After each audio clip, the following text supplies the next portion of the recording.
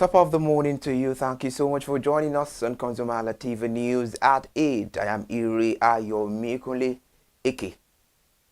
And now to the headlines. ITF reaffirms commitment to strengthen Nigeria's technical workforce.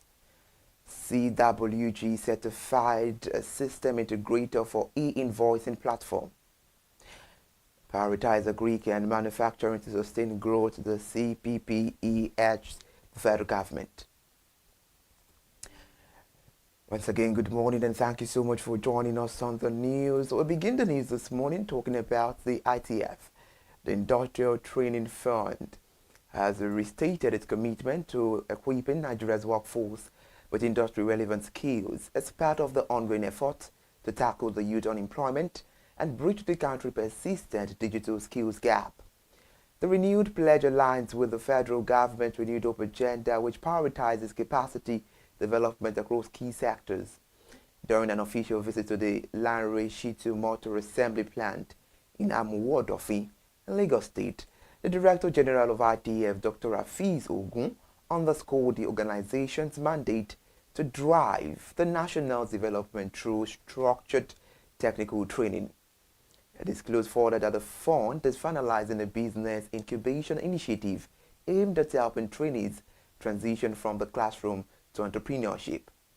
Dr. Hafiz also highlighted the skills upgrading and professional advancement initiative introduced by the federal government and implemented by the ITF as a major platform for improving the workforce competence. He noted that while starter packs support entry-level artisans, the new strategy prioritizes retaining, retooling, and certification to meet the global standard. The CWG PLC has been officially certified by the Federal Inland Revenue Service as a system integrator for Nigeria's mandatory electronic invoicing regime under the Monitoring, Billing and Settlement platform. The accreditation positions the technology company to support businesses with seamless ERP and invoicing integrations as the country transitions to automated tax compliance. With this certification, the CWG is authorized to connect enterprise resource planning, accounting, and invoicing system directly to the FIRS platform.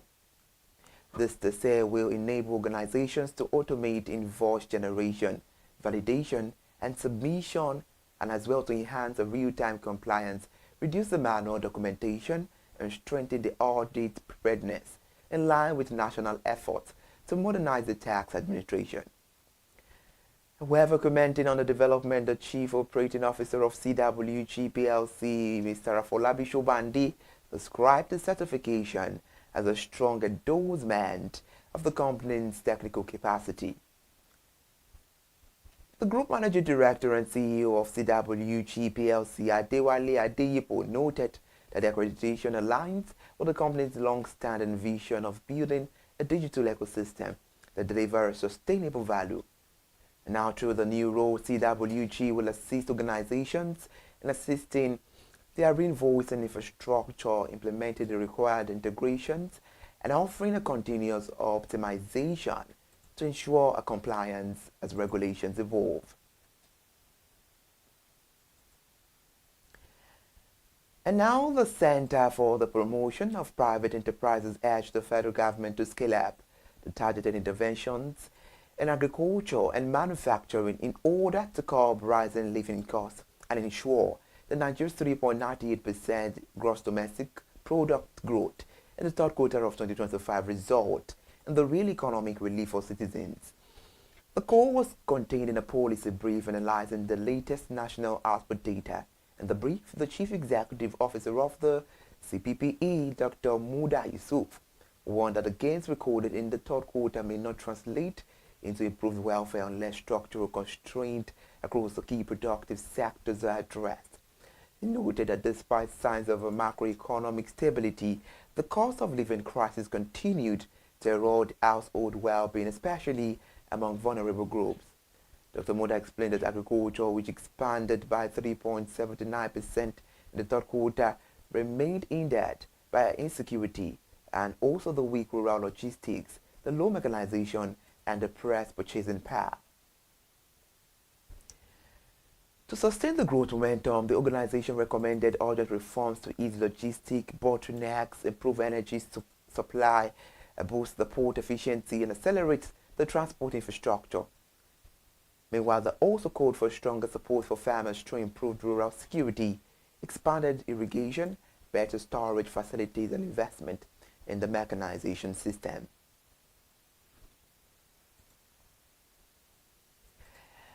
And now the DHS Bank has expressed its interest in financing the replacement and rehabilitation of two of Lagos' most critical bridges, the Qatar Bridge and the Third Mainland Bridge, as the federal government steps up its effort to attract private capital for large-scale road infrastructure projects. The DHS Bank's delegation that was led by Maurice Dunman, the managing director and global co-head of structured trade and export finance, Andres Voss, and also the chief country representative in Nigeria, met with the Minister of Works, David Umahi, in Abuja. On Tuesday, during the meeting, the delegation also reaffirmed its interest in further funding the Lagos-Calabar Coastal Highway. According to a statement by David Umahi, the special advisor on media, the bank praised the federal government commitments to upgrading the aging transport infrastructure and noted that ongoing projects such as the Lagos-Calabar Coastal Highway strengthen their confidence in Nigeria's capacity to deliver on large-scale infrastructure. The bank interest signals the growing confidence in Nigeria's infrastructure sector and reflects the government push to leverage private capital for sustainable economic growth and enhance the national productivity. The engagement underscores the federal government's renewed drive to involve reputable global financiers in closing the funding gaps for national road infrastructure, particularly in Lagos State, where critical bridges have suffered decades of wear, saltwater corrosion, and heavy traffic loads. The Corporate Affairs Commission has now issued a public alert warning Nigeria's about 15 companies operating with unregistered names and fraudulent registration numbers. The notice is intended to protect investors, businesses, and the public from potential scams after discovering that these companies' details was not found in the CAC official database. The public notice on X, the CAC cautioned the public against the failing victim to the fraudulent activities of the organization of individuals involved. The Commission also highlighted that such entity may use forged RC numbers, fake documents, and misleading invoices to mislead clients. Still talking on the news, Nigerians and businesses are advised to verify company details using the CAC online verification portal, requesting corporation documents for high-value transactions, and report any suspicious activity. We urge everyone to be careful. Now let's look into some arithmetic. On Tuesday, December 2, 2025, the Nigerian Exchange Group recovered from prior losses, with the all-share index rising by 1.20% to 144,928.36 points, and the market capitalization increasing by 1.41% to 92 trillion naira. The year-to-date return scaled to 40.81% from the 39.14% previously recorded. The rebound was driven by a strong buying interest in Dangote Cement and international breweries, offsetting the sell-offs in Ikeja Hotels and the Living Trust.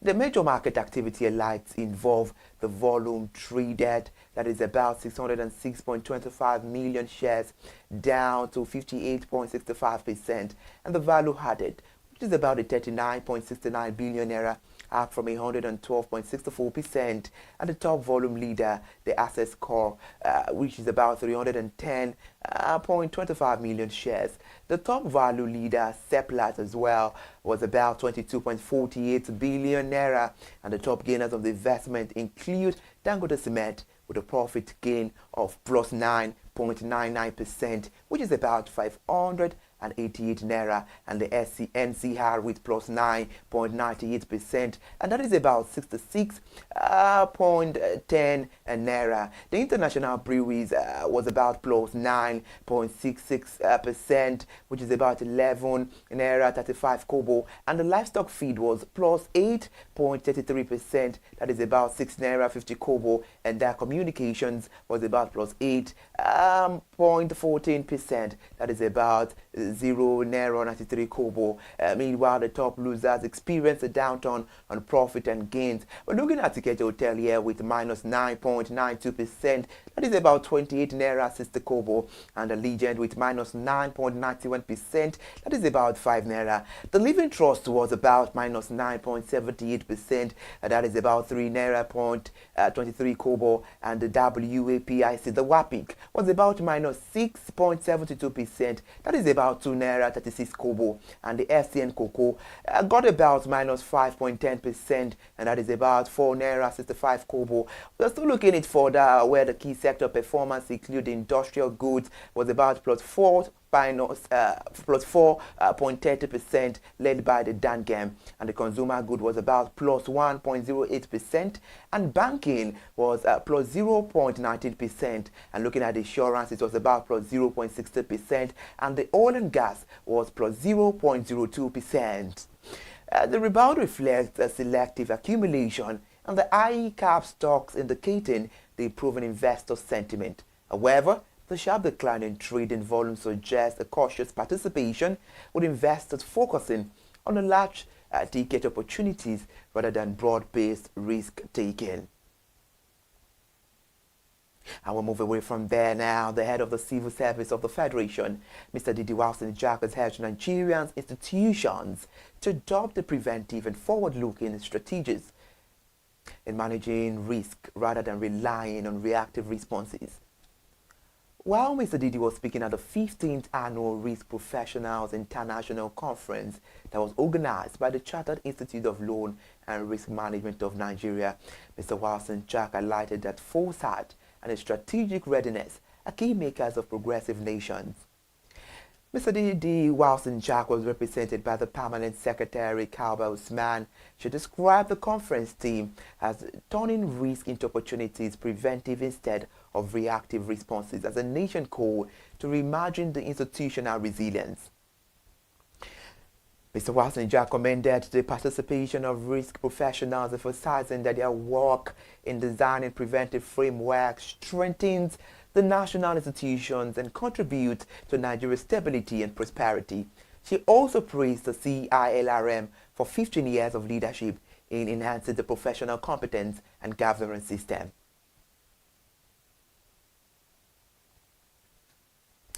As Airbus issues a global recall affecting around 6,000 A320 aircraft due to software issues, Nigerian Airlines have reassured travelers that their operations remain safe and uninterrupted ahead of the busy Xmas season.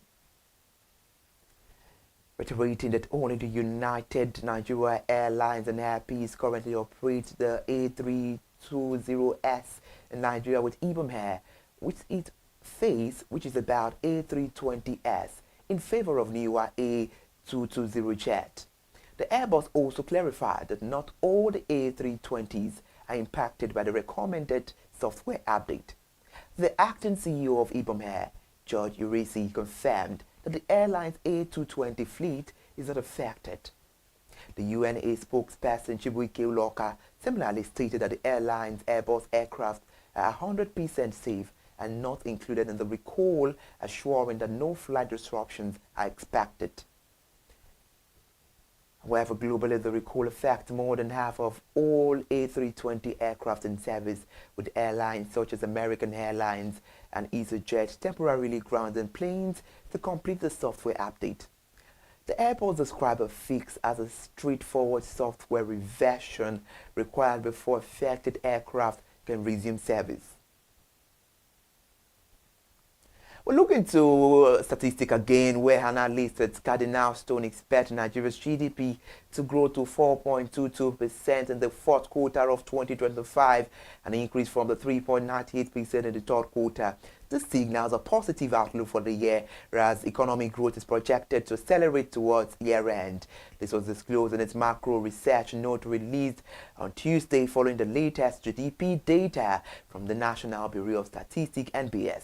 Newsman says that Nigeria's economy grew by 3.98% in the third quarter of 2025, marking a slight improvement over the 3.86% recorded in the same period of 2024, but a decline compared to the 4.23% in the second quarter of 2025. Now reacting to the economic data, Cardinal Stone said a dip in the third quarter of 2025 gross domestic product had been anticipated given softer oil output, a consequence of fading supportive base effect. The Executive Secretary of the Nigerian Content Development and Monitoring Board, Felix Ogbe, on Tuesday said the board has tightened its certification process to stop middlemen and dubious operators from assessing Nigerian content compliance document. While speaking at the Practical Nigerian Content Forum in Bayelsa State, Ms. Ogbe said the move aligns with the presidential directive and local content requirement and has already curtailed the influx of multiple and fraudulent applications for the Nigerian Content Equipment Certificate and other approvals. The NCEC is a certification issued by the NCDMB to companies in Nigeria's oil and gas industry to verify that their equipment meets the local content requirement. It is also part of the strategy to boost indigenous capacity in the sector and is required for participation in certain tenders and bids. The certification is issued to companies that assemble, manufacture, calibrate to provide equipment for the local oil and gas industry. According to Mr. Ogbe, from the 1st of January, this decision will be effective as all NCECs and similar certifications issued by the board will no longer be transferable, a measure designed to ensure that only duly certified companies participate in industry tenders. To wrap on the news this morning, we're talking about the major headlines. ITF reaffirms commitment to strengthen the Nigeria's technical workforce. The CWG certified a system integrator for re-invoicing platform. Prioritize agri and manufacturing to sustain growth. That is the CCPPE urging the federal government. Thank you so much for joining us on the news this morning. I am Ire Ayomikunle Eke. Stay with us for the rest of the day and follow us on all our social media platforms. Subscribe to our YouTube channel for you to be well informed. Bye for now.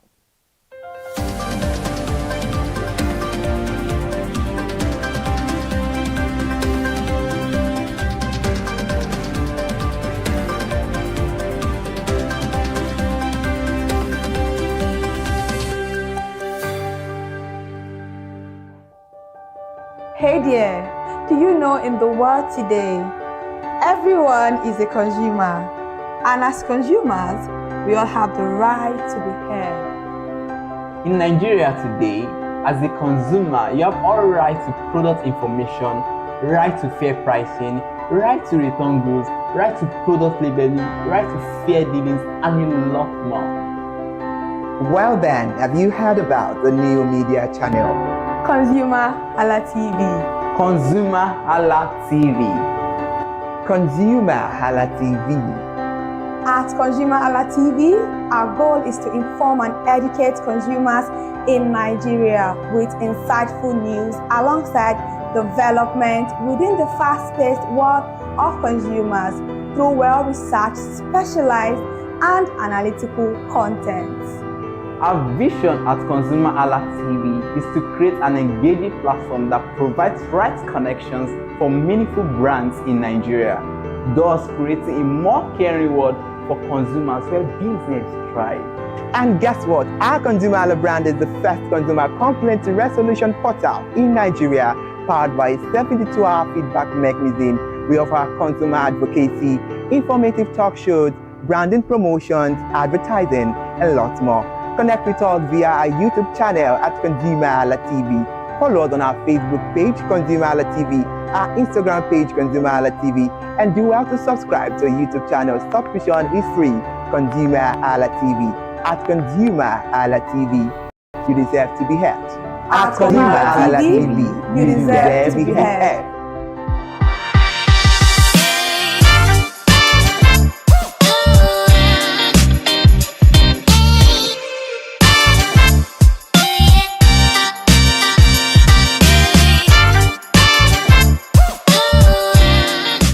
It's not a Lagos party, but it is full of people. Welcome back again, consumers. It's my favorite day of the week, and you know what that means. It is Market Today on ConsumerHallaTV. Today, we are here at the Babajide Sanwo-Olu market at Advocacy, and we are here to see what this organized marketplace has in store for us. Just like any other marketplace, this market has whatever it is that your budget can afford, ranging from food items to cosmetics to gadgets to beds and mattresses. Whatever it is you need to buy, you can find it just like any other marketplace. My name is Unwoke Peace, and you're here with me to see what the Babajide Sanwo-Olu complex has in store for us. Come with me, let's explore this market.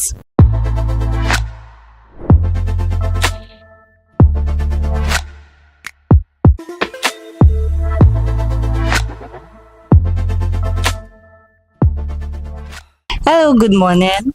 Good morning. How are you today? I'm good. Okay, can you tell me your name? My name is Sunday. Sunday. Okay, Sunday, what do you sell in this market?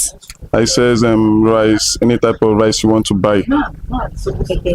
So can you walk me through the price list of the rice you sell, the quantity that you have in stock? I have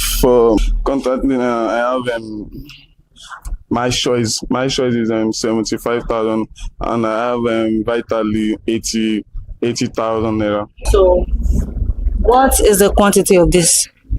It's 50 kg and it's very it's a quality. It has quality. It's a quality rice. It's rice that you cook that doesn't give stress, or is a good rice though. Okay. So do you have lower quantity, the lesser quantity, the ones that are lesser than this, maybe 25 kg, and that goes for less? Yes, I have 5 kg, 10 kg, and 25 kg.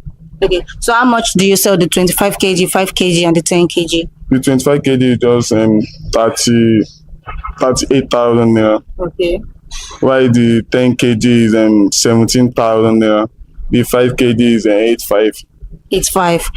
Okay, Mr. Sunday, where do you buy your produce from? Where do you get them? Like this long grain. Long grain now is from Thailand. So we have short grain, but that one is not available now. We have short grain. Short grain is 57,000, but it's not available for now. Okay. So how long have you been in this plaza? How long have you been selling in this business? Probably going to 2 years now. Wow. And when you started compared to now, do you think the pricing has changed? Yes, the price have changed. Because before, this price, this long one is actually 40 something, 50 something, but now it's 75,000 naira. While the short one is 57 and then 60,000, because we have different type of shorts. Okay. So that is all. So who are the kind of people that you sell to? We have many people that come and buy. We have people that sell, that cook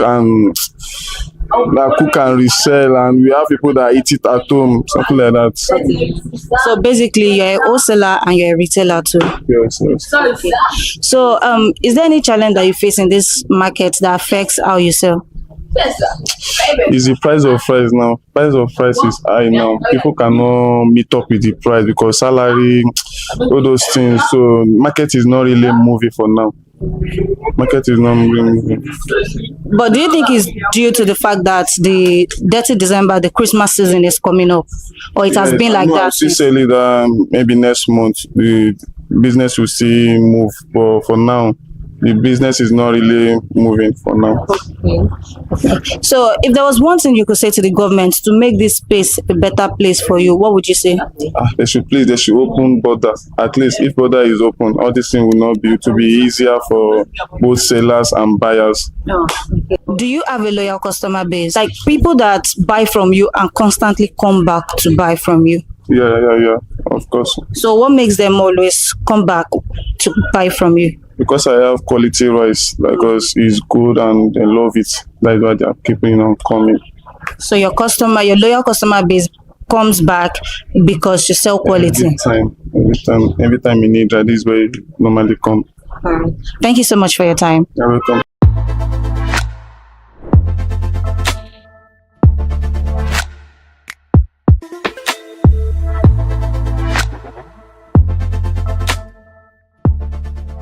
Hello, good morning, ma. Good morning. How are you? Good morning. How are you today? We're fine. We are doing fine. So, can you please tell me your names? My name is Victoria Peters. Okay. My name is Bukola Temitope. Okay. What do you sell in this market? We sell detergents, both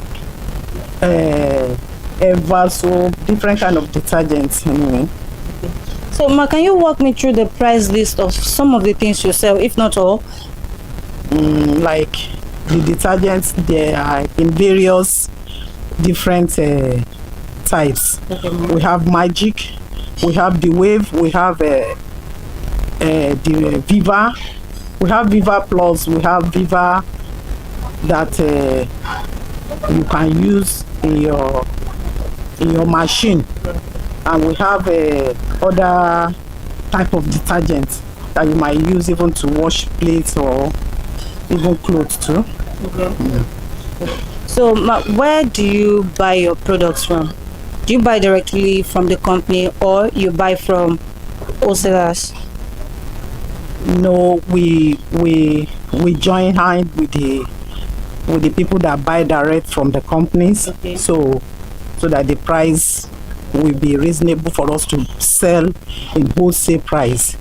So, and that is why we are able to sell on wholesale price, that people buying to resell will be able to gain properly. Okay. So, how long have you been in this plaza? How long have you been selling here? I'm not long here. I'm just about 6 months now that I've been here. And how has the business been ever since you started? God has been great. Yes. Okay. So, is there any challenge that you face in this market that affects your profitability? Yes, there was a time, because the market is a new place and people just start coming in little by little. So suddenly they just decided to bring some security people that they were collecting money from people that are coming to buy, and those people are now discouraged to come.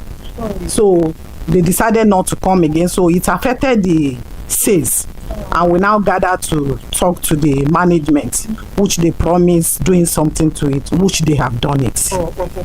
I mean, that's good that they've done something about it. So if there was one thing that you could say to the government to make this place a better place, to make your market sell better, what would you say to the government? Yes, I would like to say to the government that the money that they put in the shops is very high, on the high side. And so many people love to come to the market, to come and collect shops, but because of the high price that they put, so most people will not have the money. If they can reduce the money, I think so many people will want to come in and this place will be fuller. So I'm going to ask you, Ma, do you think, despite the fact that you're just 6 months in this place, do you think you have a customer base? Like people that will always come to buy from you every time. Do you think you have those type of people? Yes, I have. People that buy and resell daily. People that comes to buy in bulk and they go to sell in pieces. So what is that thing that you do that makes them to always come back? Good human relation, of course. Good human relation. When they come, you give them good face and you play with them, and At least you just give them face, not that you be frowning your face and say you are selling something. Nobody will come to you. So the way you react to them will make them to come back. Even some wait for me before I come. So it is the way you relate to them that will make them to come back. Yes. So do you think because of the good human relation you have with them, has it improved your sales significantly? Yes. And the price. Okay. Thank you so much for your time, ma'am. So to you, beautiful lady, what are your plans for 30 December? I don't know. Everything's all go down, to be honest. I don't know. For now, I don't know. So no plan yet? No planning. I'm just praying for more sales so that I can see money. That's all. Okay, now. Thank you so much for your time.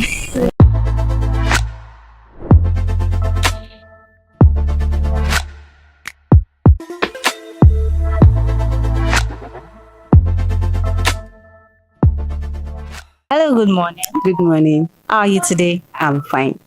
How is the market today? Fine, we bless God. Okay. So can you tell me your name and what you sell in this market? Okay, my name is Promise and we sell golden penny products, most especially. Basically golden penny products. Yes. So if we look around this store now, it's only golden penny products we'll find. Yes, except from Power Oil, because we're also a distributor. Okay. Okay, so can you walk me through the price list of what you sell and how you sell them? Sure. Okay, we have golden penny spaghetti, and it's 18.5. We are both slim and fat. They are both the same price. And we have Auntie B. They are also golden penny products, but different name. It's 14,500. We have golden penny noodles, different flavors. We have the goat meat and chicken and jollof, 7,400. We have golden penny pasta, that's twist. We have both the big and small. The big one is 18.4, while the small one is 9.2. We have golden penny soya oil. We have both 2.74 liter. We have 750 cl and we have 1 liter. Their prices. Yeah. I mean, if you don't remember the prices, okay. But No, I remember the prices. okay. Okay, the 2.75 liter is 66,000. The 1 liter is 48.6, while the 750 cl is 38.6. And we also have Power Oil. Yeah. Because we do Power Oil too. We have the 1.4 liter, we have 75 cl, we have 4.5 and 2.6. And we also have the sachet, both big and small. The 4.5 is 71,000. The 2.6 is 84,000. The sachet, the big and small, that's 45 ml and 110 ml. The 45 ml is 17.5, while the big one is 18,000. We have 1.4, 49.2. We have 75 cl, 39.5, and we also have. That's all. That's basically it. Okay, so since you're a major distributor of golden penny products, that means you buy directly from the company. Yes. Okay, so how much do you buy from the company, and do you think buying directly from the company affects your pricing? No, it does not. So you don't think it is cheaper to when you buy from the company, when you sell the rate you sell to the consumer, it's not way cheaper than other marketers? No, because it's better we buy from the company, because if we're buying from another distributor, we'll have to add a little amount and it's going to affect our price, because some customers will be like, it's too expensive.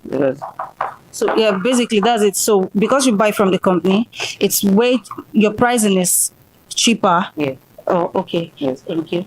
So how long have you been in this plaza? How long have you been selling in this market? A year plus. A year plus. And you've been a major distributor for golden penny throughout that period? Yes. Okay. So is there any significant change in the pricing since you started? Do you think the pricing has changed? Do you think it's still the same rate? What do you think about that? The prices has changed, because as at last year, although last year there was some difficulties in the prices, it's going high, it's coming down, but now the prices have crashed, like really crashed. It's really affecting some of the business, some of the goods, I mean. Oh, okay. Why is it affecting some of the goods? because as at last year, let's assume we're selling spaghetti at 22,000, and now it's 18,500. Meanwhile, that last year let's assume we bought it at the rate of 20 plus, but now we are going to be selling it at 18,500. So it's really, So the price is not stable. yes, not good. Okay. So do you think you have a loyal customer base? Yes, but the prices has mostly changed, most of them. Yeah. But at last year, because last year is more better than this year. Last year we have stable customer, reliable customers. Okay. Okay, so is there any challenge you face in this market that affects how you sell and to your customers and affects your price list? No. So you're okay with the condition of this market? The way it is to you, you're okay with it? I'm not okay with it. I just want the market to develop. Because once the market develops, sure, we're going to have so many customers rushing in and out. Oh, okay. So if there was one thing you could say to the government to make this space a better space for you, what would you say?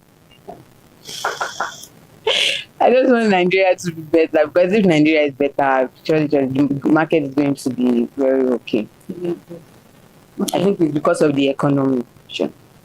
All right, we're entering into the festive season now, the Christmas season, the dirty December season. Do you think you still maintain the same price range or it's going to increase? Instead of maintaining the same price, just because it's December, we have to reduce the price so that we can sell off some goods and restock. Oh, okay. So you basically lower the prices so you can sell off a little, so you can sell off what you have in stock now to get new stock. Yeah. Okay. Thank you so much for your time. You're welcome.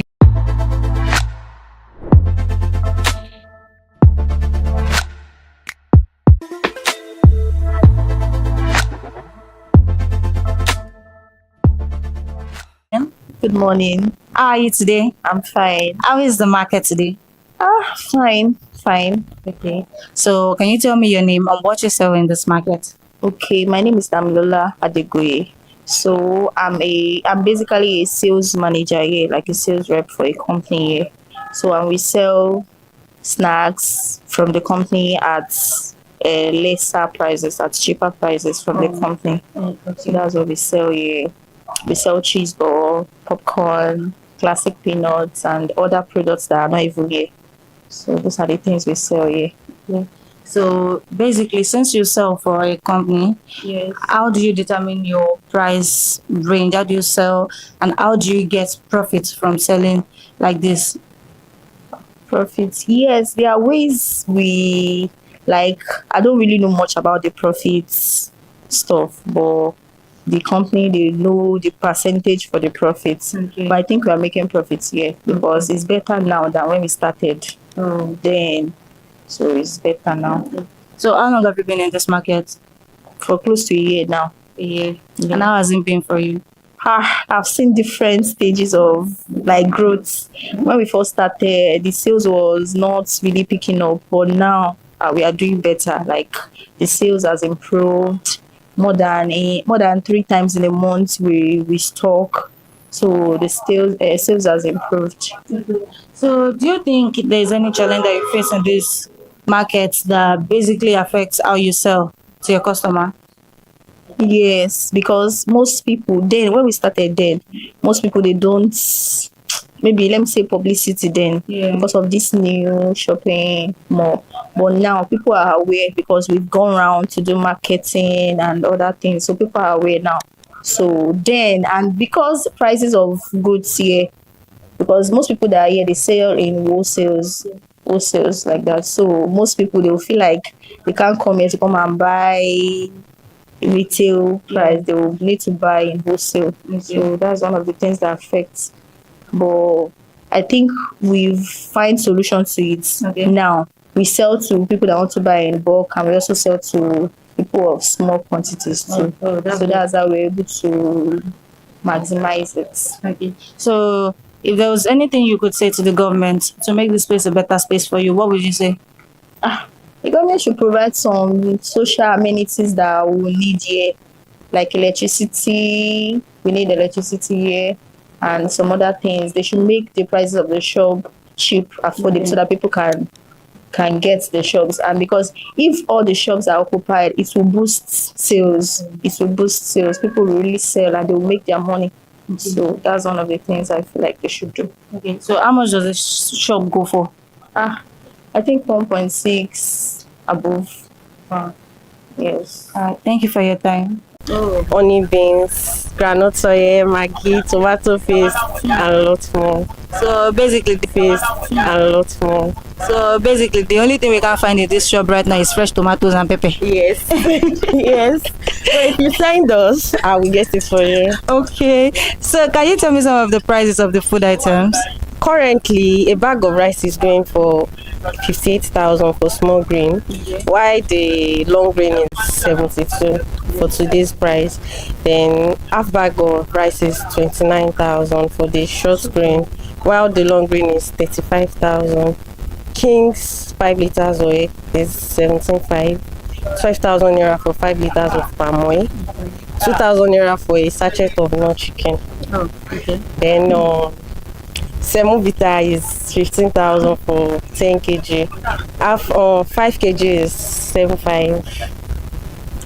So where do you basically buy your products? From the company. From the company? Yes, because this is actually a wholesale market.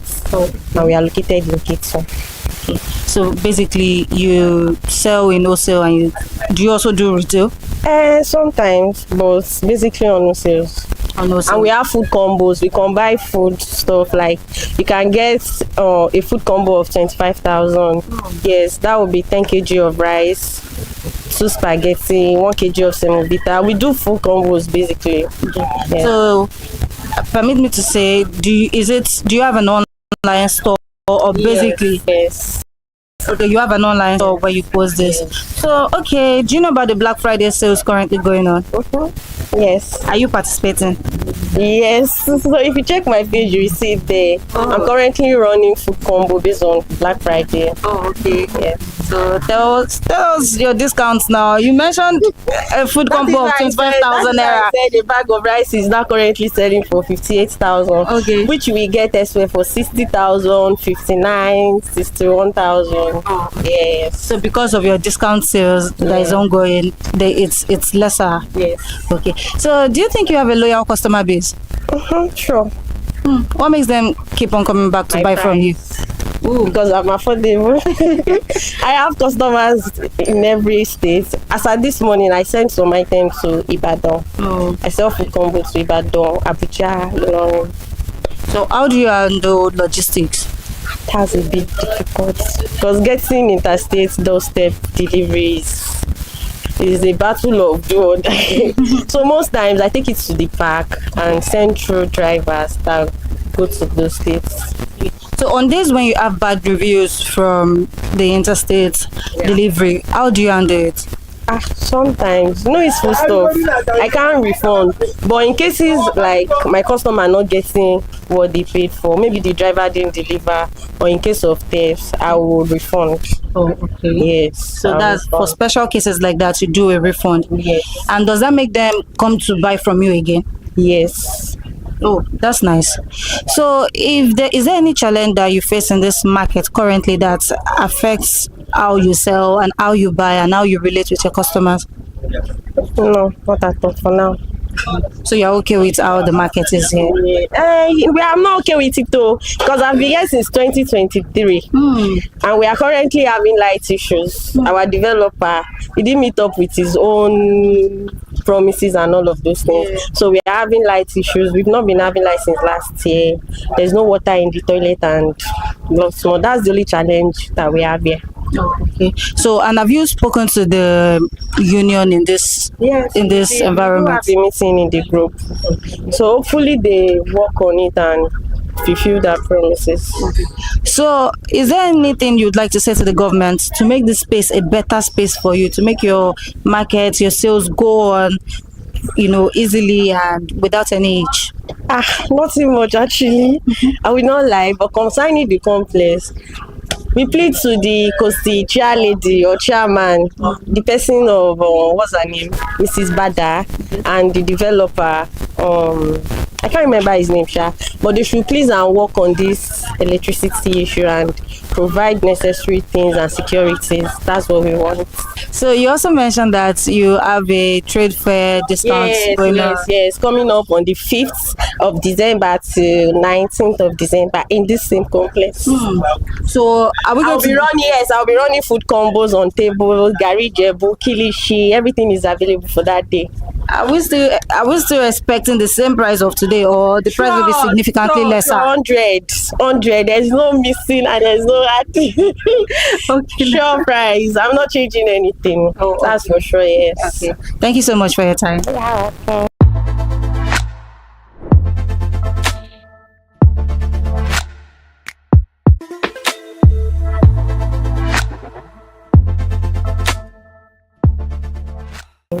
Mrs. Yetunde, what do you sell in this plaza? I sell wine, juice, wine and spirits, then juice, water. So basically, this is a drink shop. Yes. Okay. So, how long have you been in this market? Today makes it 8 days. Wow.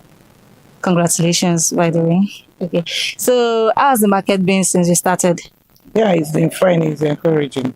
Okay. So, can you walk me through the price list of some of the products that you sell? No problem. Like, which one do you want?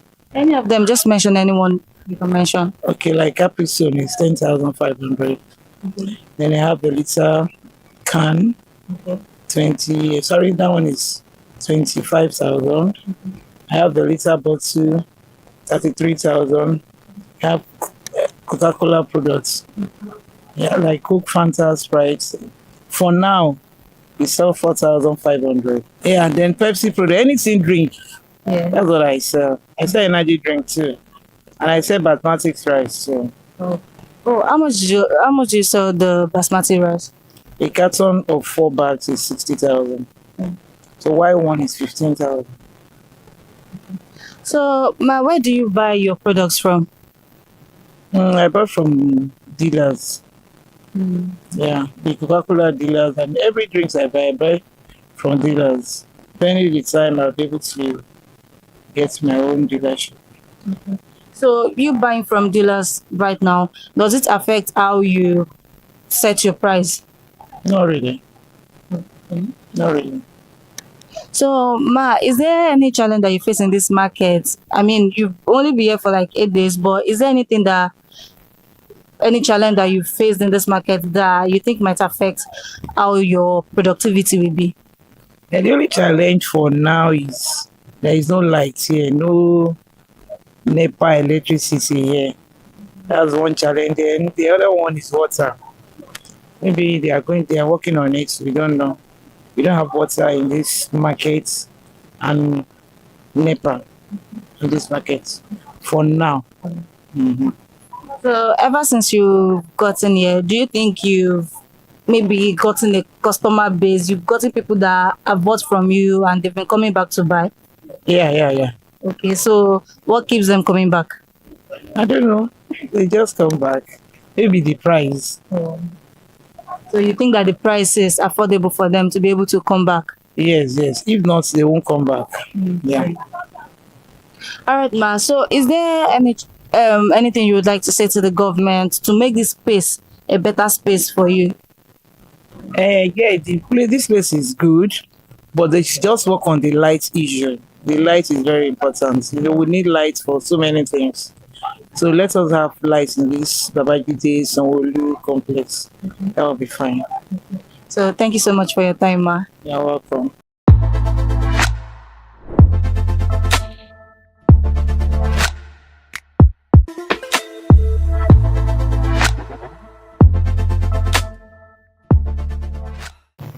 It is a marketplace, but it is void of the usual market chaos. Today, we have seen the Babajide Sanwo-Olu market at Advocacy, and we have seen what the market has in store for us.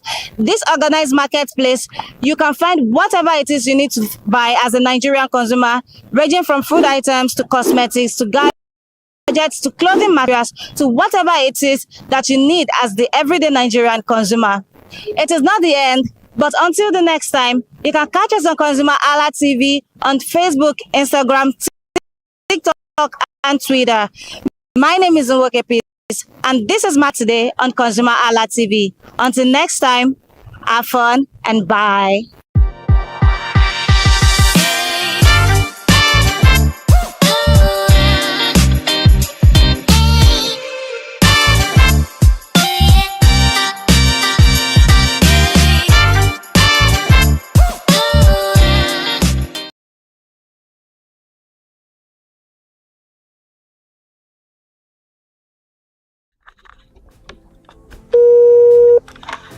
Hello consumers, you have the right to be heard, absolutely. So join us on the conversation, share your brand experience, where you tell us all your experiences about brands on the outer world via our YouTube channel every Wednesday from the hour of 4:20 to 5:20. You can watch us via our YouTube channel, ConsumerHallaTV, and subscription is free. Follow us on all our social media platforms, ConsumerHallaTV. Share your brand experience. It's about storytelling. It's about experiences. Hello consumers, you're welcome to another exciting episode of Consumer Voice on ConsumerHallaTV. I am Matilda Omenai. As you already know, Consumer Voice is a show where we'll be visiting different places in Lagos to check out people's preferences, hear what the consumers have to say about different leading brands that they make use of. Hello, it's your boy here, Iremofe Koforola, and you know what? They call me the AUF General Overseer. Every day is a blessing and it is meant to be enjoyed maximally with AUF packages that put a smile on our faces. And guess what? That is why this show AUF is for you. You can get to know about trendy market slashes, promos, offers and juicy deals that put a smile on your faces, and you can always enjoy them maximally. And you know one thing that is so interesting about this show? It is a blend of English and Pidgin. As I dey run you English, now I go dey marry am with Pidgin, make am spicy. So catch me every time on the show to enjoy more about trendy AUF packages. Peace. Public service announcement. Hello consumers, I am Kikelomo Ajibola and welcome to the Scam Alert segment on ConsumerHalla TV. Scam Alert educates viewers about various scams affecting consumers. We learn tips on how to identify fraudulent activities and provide advice on protecting our personal information. We aim to raise awareness and empower viewers to avoid falling victim to scams. We cover various topics such as phishing, identity theft, fraudulent investment schemes, and many more. You want to catch up on how these scammers invade our lives? Join us every Tuesday by 12:30 p.m. for Scam Alert on our YouTube channel at ConsumerHalla TV. Subscription is absolutely free. And in case you're not following us across all our social media platforms, follow us on Instagram, Facebook, X, TikTok at ConsumerHalla TV. Don't say I didn't do anything for you this 2025. Bye. Welcome to In the Marketplace. We are taking you on a journey behind the scene of Nigeria's most vibrant market, from the sight and sound of the market to the stories of the people who makes it thrive. We will be sharing the untold stories that brings this market to life. Join us as we explore the history, challenges, and triumphs of the market vendors. We will dive into the daily lives of the people who call market home and uncover the secret that makes this market special. You will get to see the passion, energy, and dedication that goes into making this market success. Tune in to the In the Marketplace on ConsumerHalla TV on Thursday by 11 a.m. to experience the sight and sound. Don't forget to follow us on all our social media handle on ConsumerHalla TV. I am Elizabeth Abefe. Hello fellow consumers, are you looking for a program where we give analysis about brands and a program where we project the voice of the consumer? Join my team and I on Consumer Analytics and Resolution Box by calling on the program to get your issues resolved. And in case you are wondering where Consumer Analytics and Resolution Box will be showing, please join us on our YouTube channel at ConsumerHalla TV. Subscription is free by 2 p.m. to 4 o'clock p.m. every Mondays and Wednesdays. Consumer Analytics and Resolution Box will be airing and will be here to provide you any information on brands and also issues that you have pending for us to resolve. Also follow us across all our other social media platforms, Instagram, Facebook, X, TikTok at ConsumerHalla TV. And that is why at ConsumerHalla TV, you deserve to be heard. Hi everyone, I am Iri Ayomikunle Eke. Join me live on Perspective every Mondays to Friday from the hour of 9 to 10, where we have meaningful and engaging conversations about all the burning and pressing issues making the round. issues related to our economy and consumers. It's conversing, it's relatable, it's beyond interview. We have expert analysts who gives updated analysis about all aspects of a conversation. Join the moving train by subscribing to our YouTube channel, ConsumerHallaTV, and do well to follow us on all our social media platforms, ConsumerHallaTV. Stay informed. Thank you. I am Matilda Omenai. As you already know, Market Today is the show where we visit different markets across Nigeria, Lagos, to check out the prices of different things, ranging from household items to foodstuffs to cosmetics, electronics, every other thing. In a world of hustle and bustle, entertainment keeps us alive, and that is why at ConsumerHallaTV, we ensure you enjoy all around 360-degree entertainment program. Screen Time is the show for you, where you enjoy top 5 countdown, celebrity of the week, exclusive interview, and other segments. Don't mind him, he's just a jealous person. Oh, His new movie release, update, and screen time. I'm going to enjoy myself because this is my favorite time on the program. I get to recommend good movie for you, and I'm also waiting for you to recommend movies to me also in the comment section. Screen time is not just all about entertainment, it is relaxing and also educational. So that is why we are bringing to you Screen Time on ConsumerHallaTV. And in case you're wondering where to join us every Mondays by 5:00 p.m.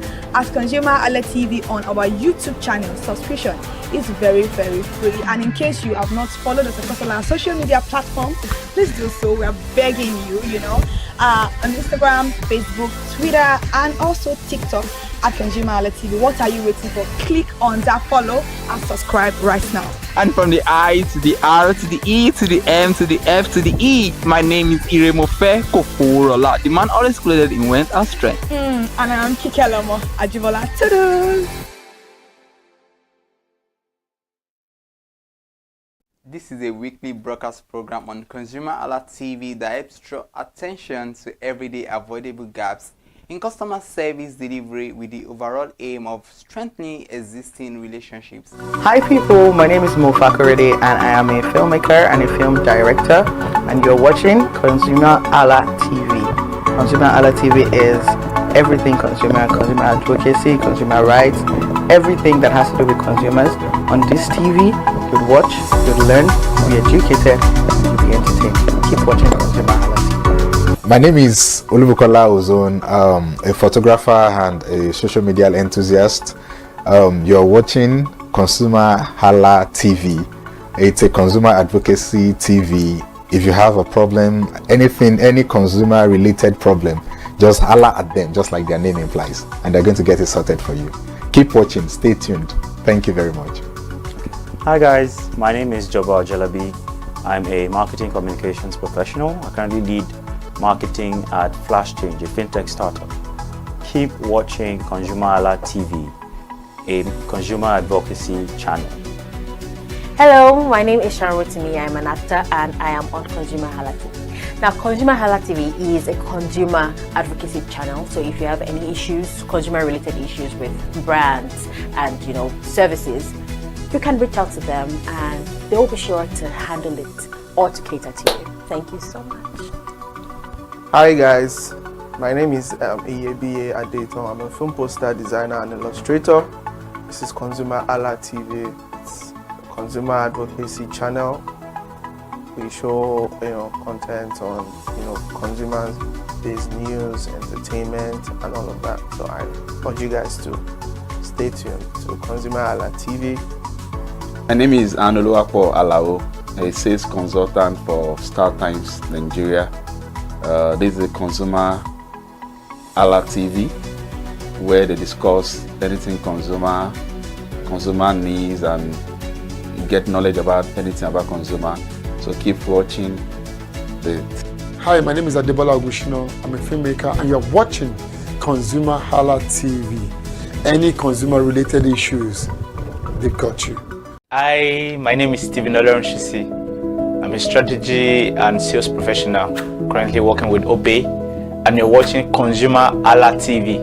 I mean, this is one of the channels that you don't want to but stay on. Consumer advocacy, brand promotion, everything consumer, what you need to learn for your business to grow. This is a channel where you learn, where you experience entertainment too, but it's good for businesses, for brands, and for an entrepreneur. If you want to know more about businesses, want to know more about brands, please stay watching. All right, thank you so much, ConsumerHalla TV. Keep watching.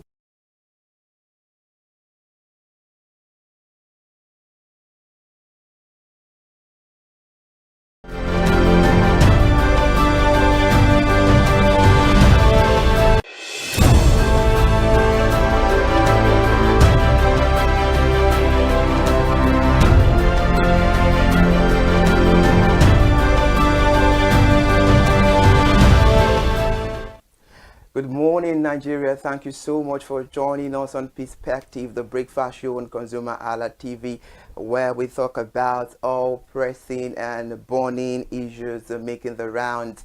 I am Ire Ayo Mikule Eke, and today will be quite special because I'm not the only one on the conversation this morning. Kike, good morning. Good morning.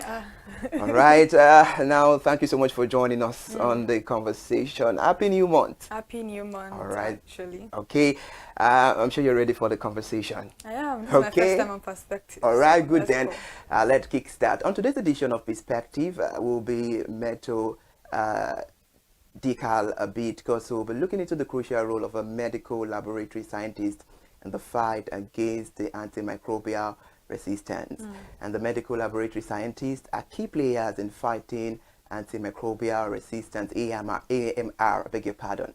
They use tests like microscopy, culture, and the susceptibility to test the identify pathogens, which are the bacterium, virus, or other microorganisms that can cause disease, and also to guide treatment and track the resistance patterns. This helps preserve the antibiotic effectiveness and protect the public health. Simple actions like seeking proper diagnosis and avoiding self-medication, which can make a big difference. And for more insight on the conversation this beautiful morning, we have Mr. Oluwafemi Peters Oladele, who will help us understand the importance of this conversation relating to our economy.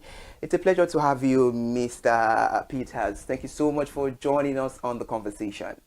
Thank you so much for having me. All right, then you look dap. Thank you. All right, are you ready for the conversation? Definitely. All right, good. Now let's get into it. What are the most common misconceptions about AMR, and how can we address them in Nigeria? So the biggest one would be the common knowledge, which we are driven by at the start of the word, which is that every ailment, every sickness is malaria or typhoid.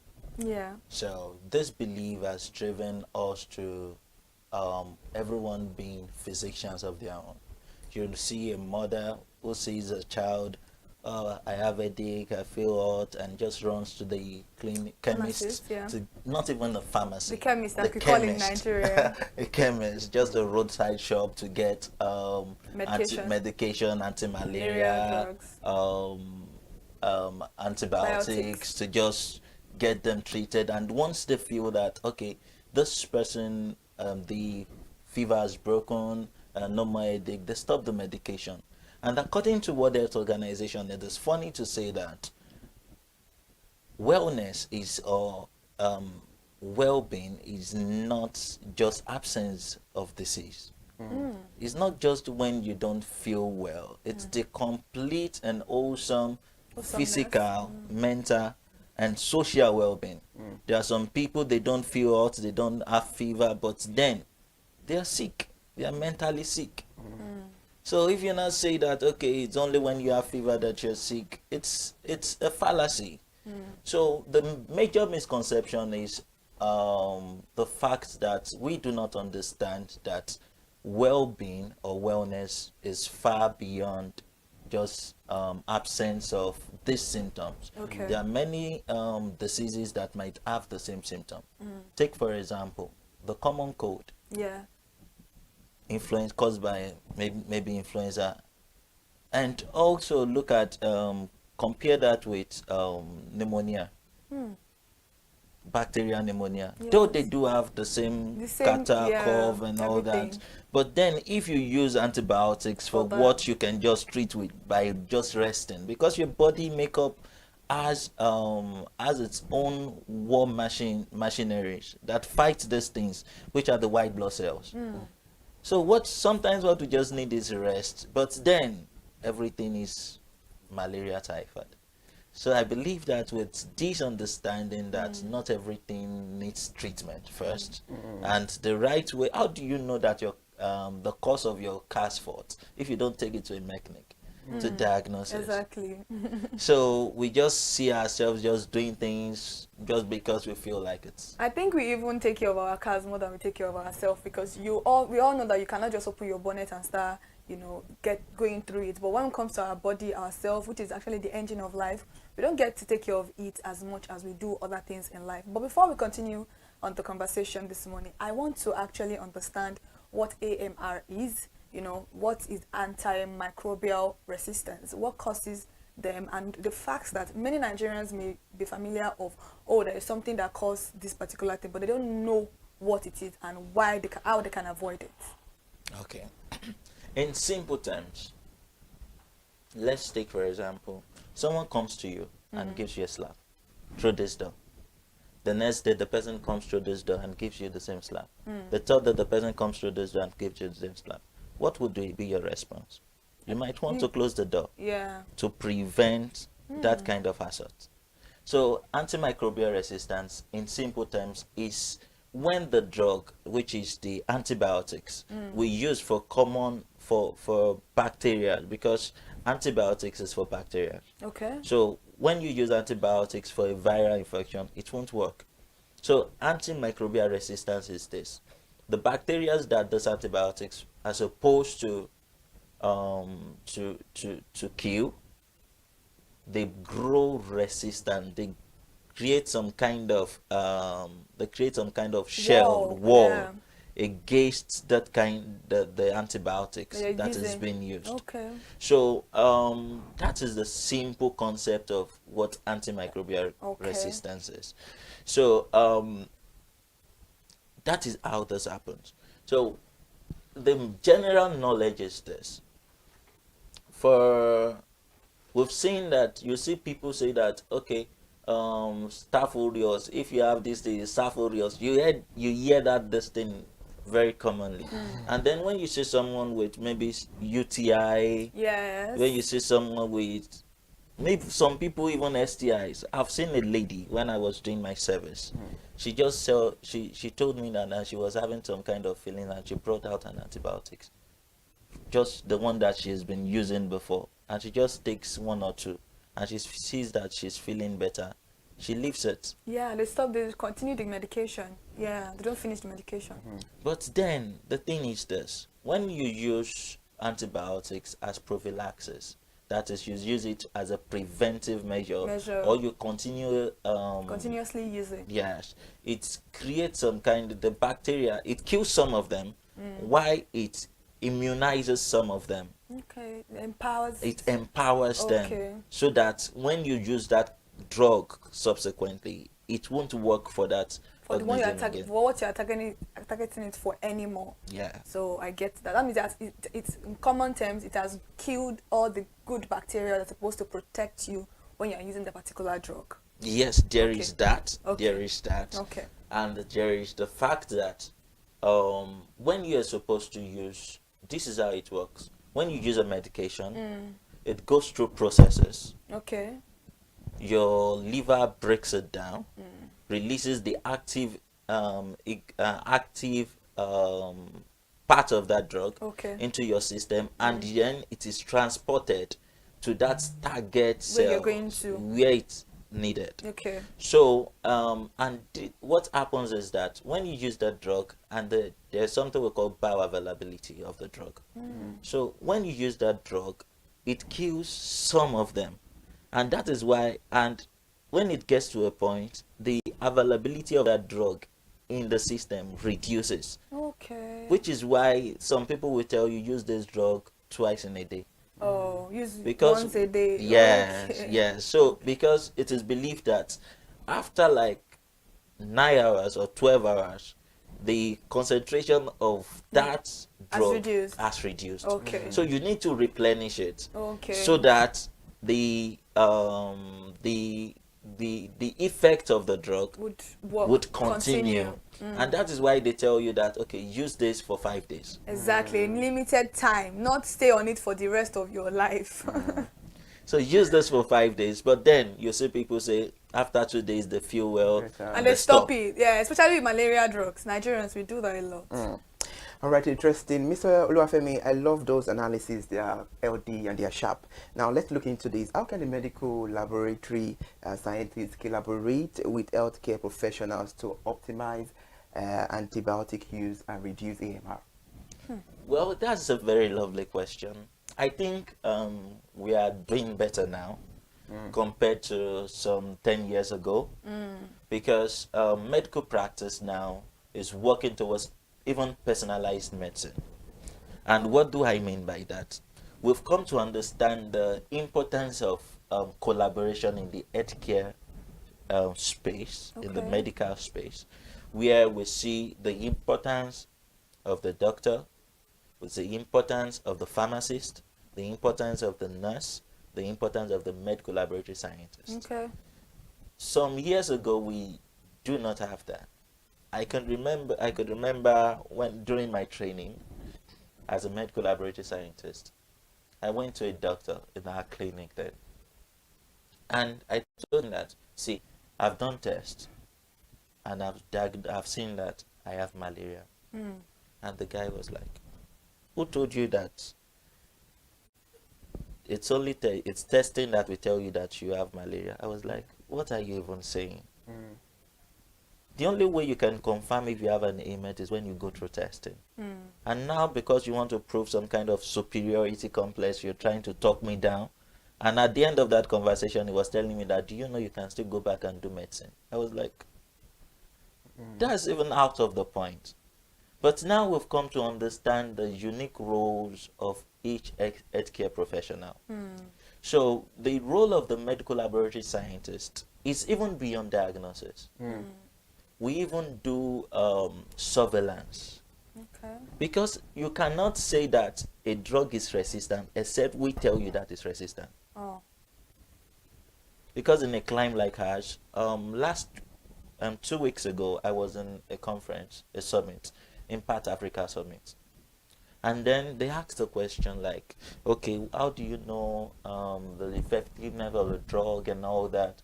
And the first thing the physician said was that, see, the first thing that comes to mind when you talk about, when you see a drug not functioning, is that you've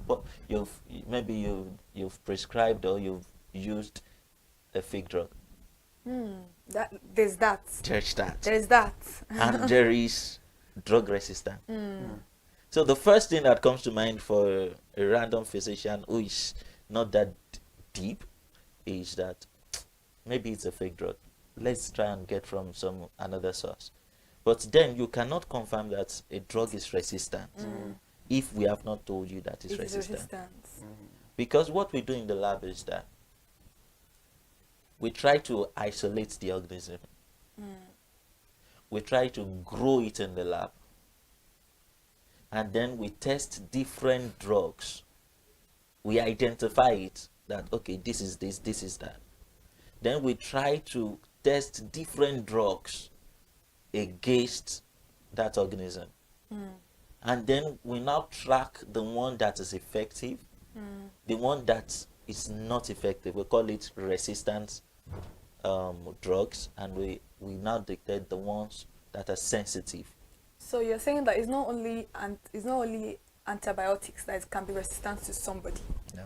There can be other drugs also that can be resistant to somebody, because I think in the last 3 years, antibiotics has been the forefront of conversations for medical practitioners about resistance, about how they will do surgeries for people and then they will try to treat some infections with antibiotics, and it doesn't work anymore. All because of the fact that the people, Nigerians, we tend to use a lot of antibiotics. I don't know who is prescribing it for us, but any little thing we're going to, just like a UTI you mentioned, most ladies will tell you, I'll use Flagyl 400 and then I'm good to go. You didn't go to the hospital to know whether you can use it. You didn't even know whether you can take injection for it, because a lot of people think a lot of people think infection is stereotype alone to sexually transmitted disease, whereas you can get UTI as a lady in a different form, but they don't know. Maybe they are shy to talk about that with their doctors. Maybe they don't want to be judged, because most of them will be like, why would I go to the hospital to go and tell a male doctor or a female doctor that I have? They'll be like, oh, maybe I am loose. You know, those are conversations that medical practitioners need to actually have with different people. They need to bring out this awareness that there's some illness that is not even associated to STI, but many people don't know that. You know, we are, according to maybe research or statistics, is common for women to actually have infection. Maybe because of where you are using your toilet, maybe the water you are using.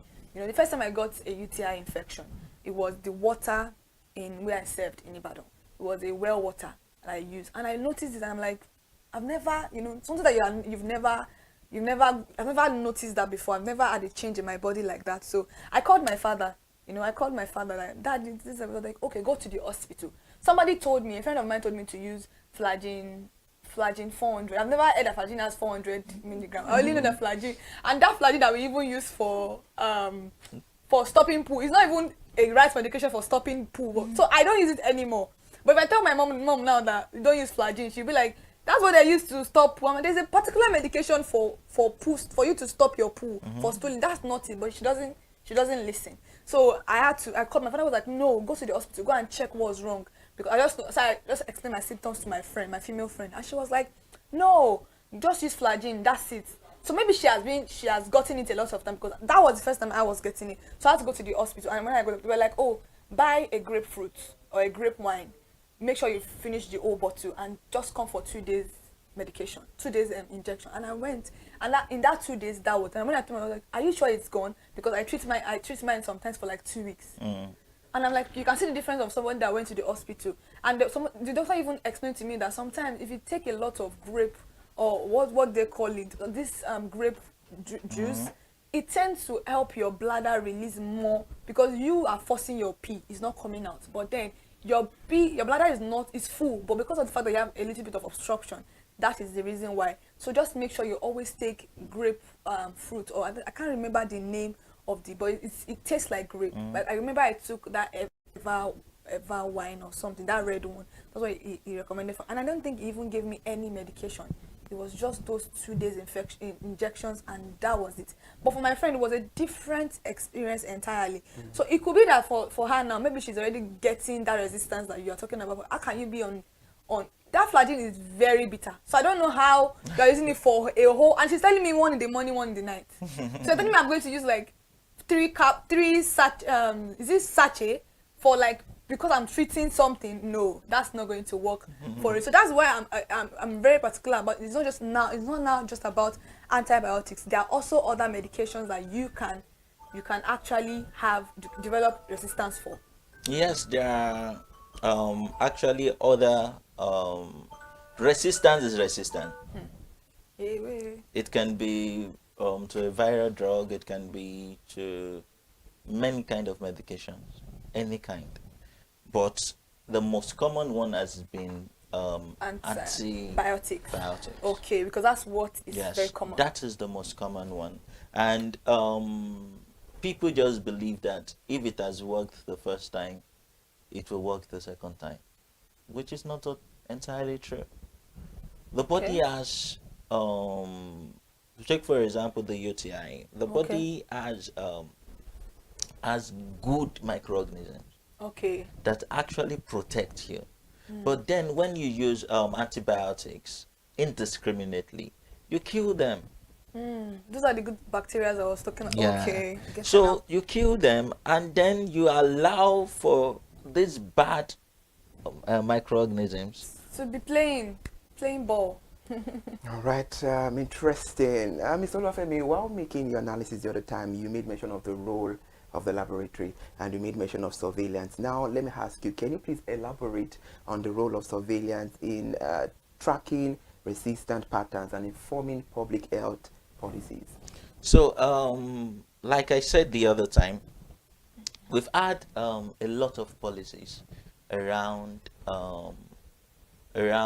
antimicrobial resistance, which has helped also in preserving and protecting higher burden on our healthcare system. Because currently, you will talk about brain drain. I saw a consultant, I think nephrologist, saying that in the current statistics for consultant nephrologists is 1 to 1, is it 1 million in Nigeria? Now imagine a situation whereby, and what happens when antimicrobial resistance occurs and we do not track it down now, is that it increased hospitalization rate. People will keep on coming back and coming back and coming back to treat the same thing.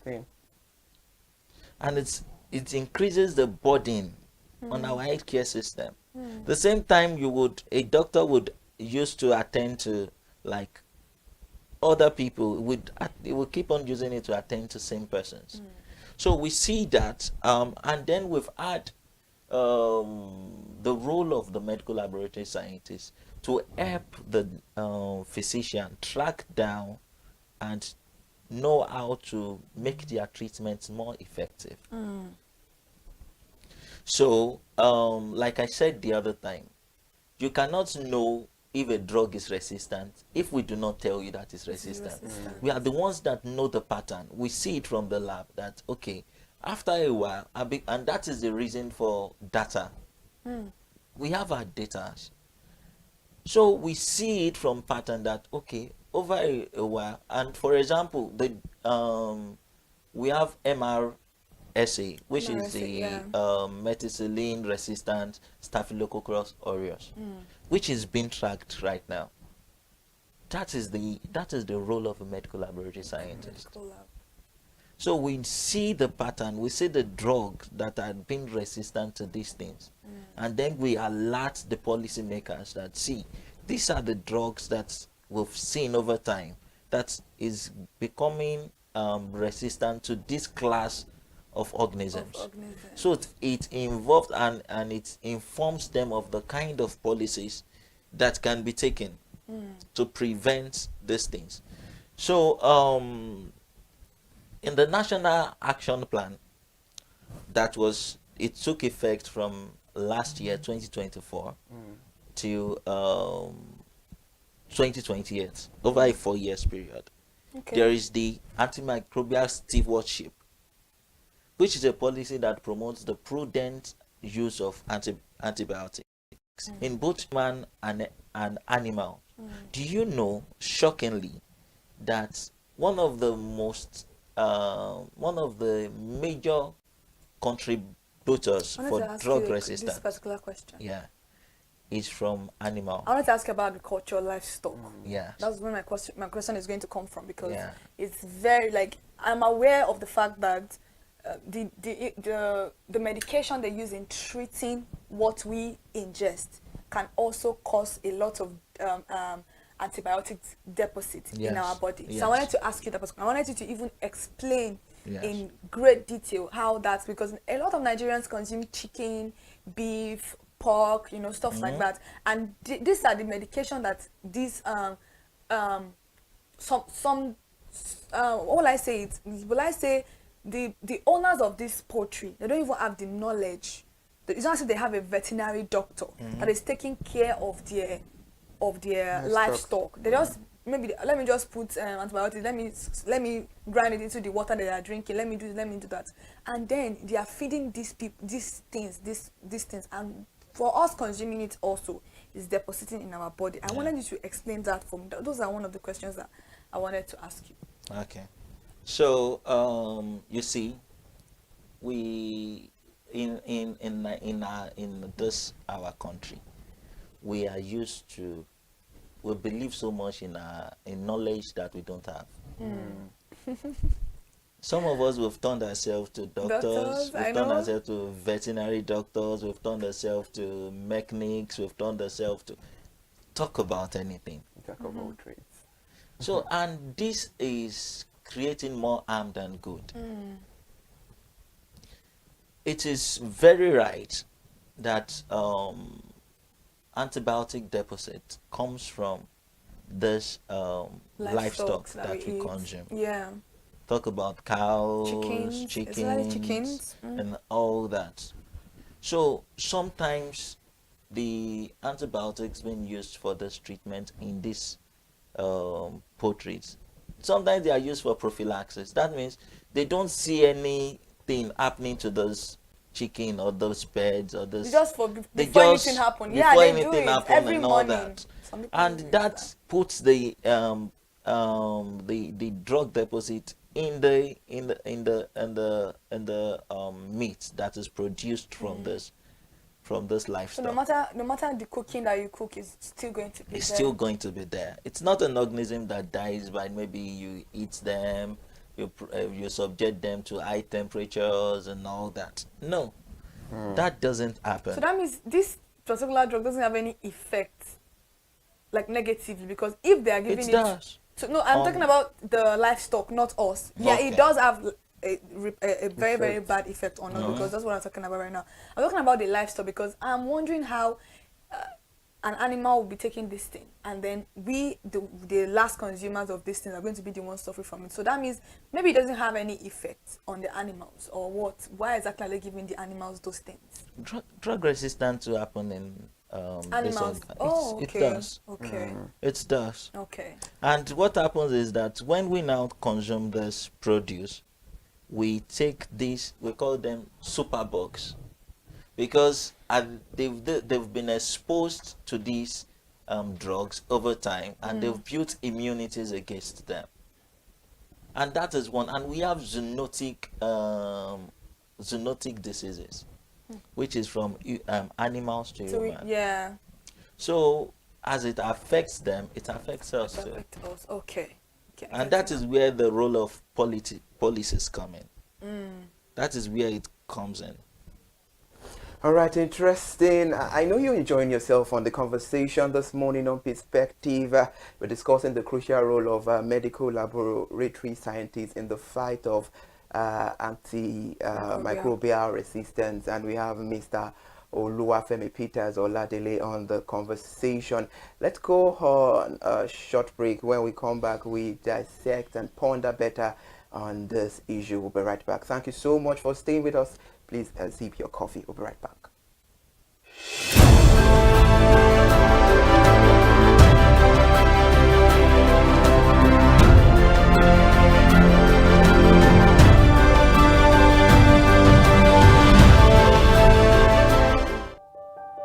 Hey there, do you know in the world today, everyone is a consumer, and as consumers, we all have the right to be heard. In Nigeria today, as a consumer, you have all right to product information, right to fair pricing, right to return goods, right to product labeling, right to fair dealings, and a lot more. Well then, have you heard about the new media channel? ConsumerHallaTV. ConsumerHallaTV. ConsumerHallaTV.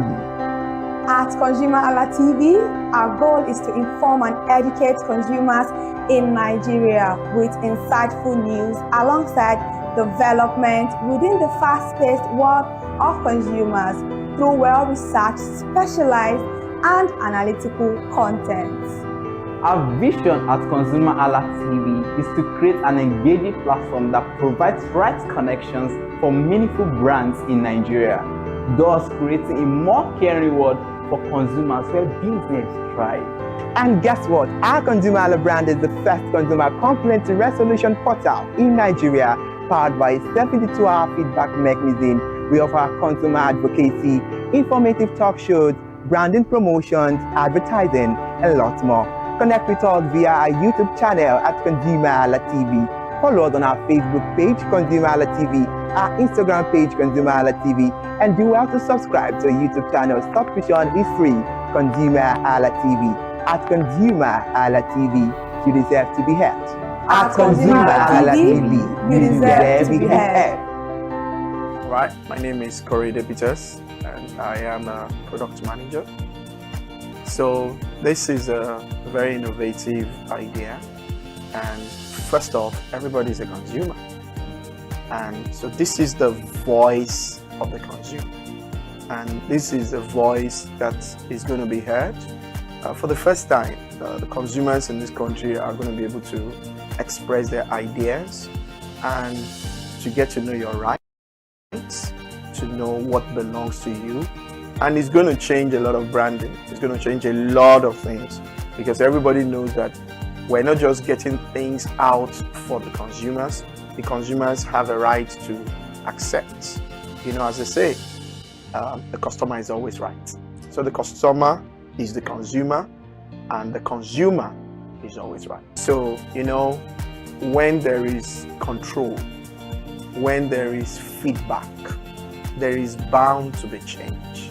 So when, so I said, I'm a product manager. When you develop products, sometimes you believe you know what the users want, and through different kinds of surveys.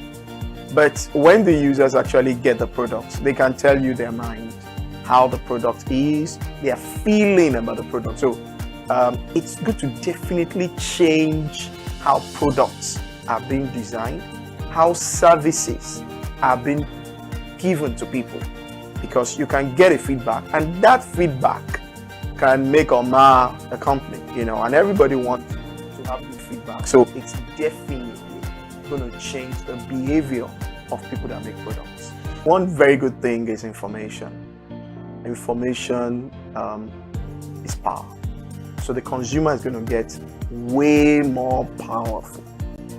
The voice of the consumer will be heard, the opinions of the consumers will be heard, and that opinion will shape how products and services will be made in this country going forward.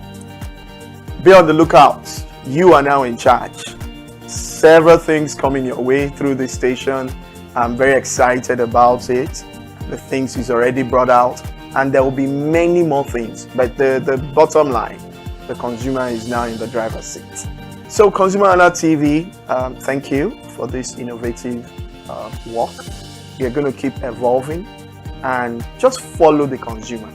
The consumers will lead you to what they want, and that's how it's supposed to be, always. They're going to have different types of consumers, and they're going to pander to the different needs, but you are going to be making consumers very, very powerful. So thumbs up, keep up the good work. My name is Korede Peters. Thank you very much.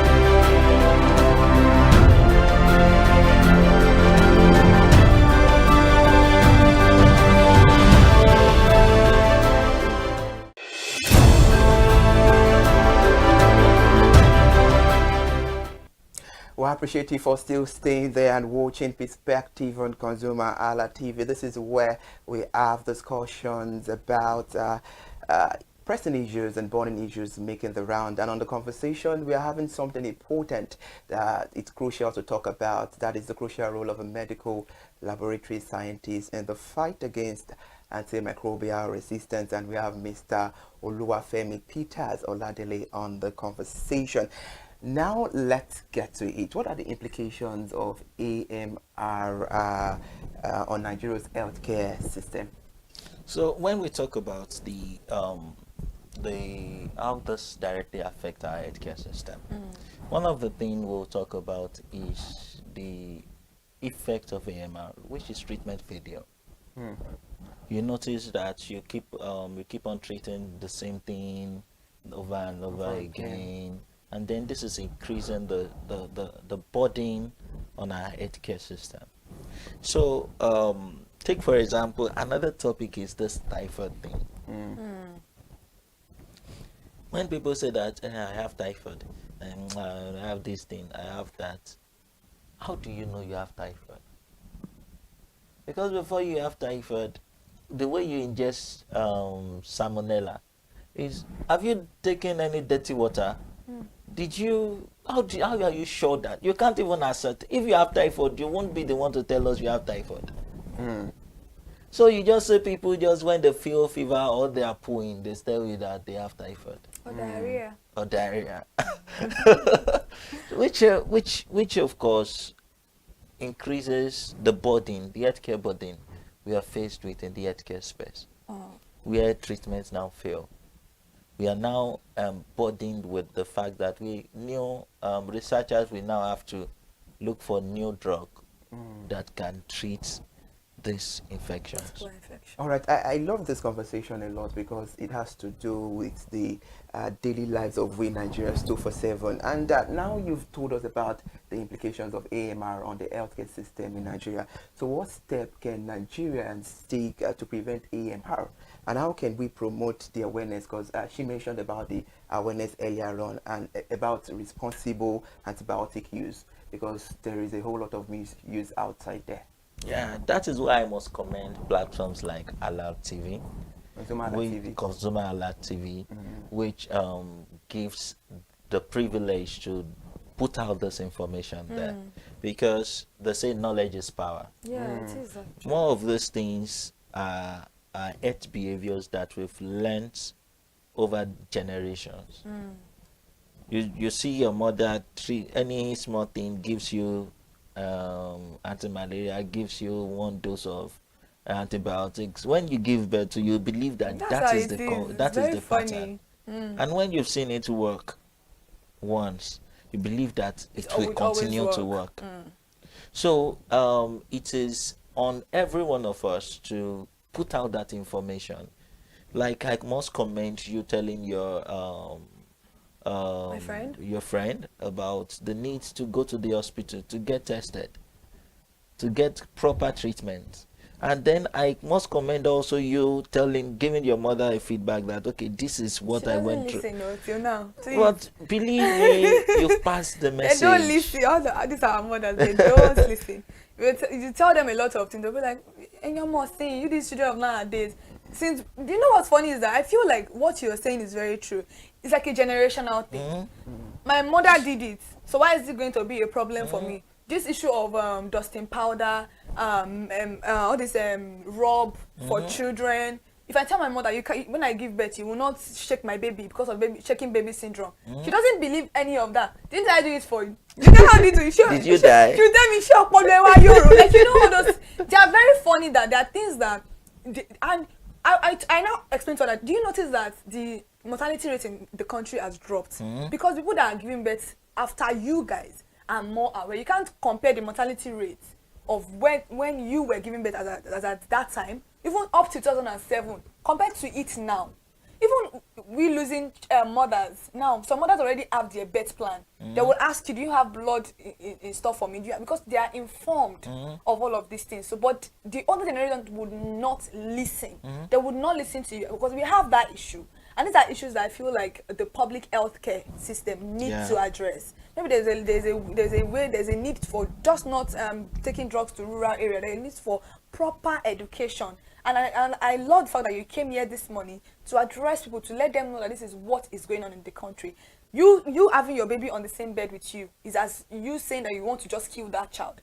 God forbid, a lot of people's children die. You just see them, we slept together yesterday, now what happened? You might have rolled, or the people might have rolled and suffocated, but they don't understand any of this because they've been doing it, and so it is very, very safe and practical, which is not always like that. Very true. All right, now, what do you think is the fears of Nigerians that make them neglect hospitals and laboratory when they are feeling ill and prefer to do self-medication? Because this is becoming alarming, and right now we need to create that awareness that what you're doing is bad, and it's high time people stop it and do the right thing at the right time.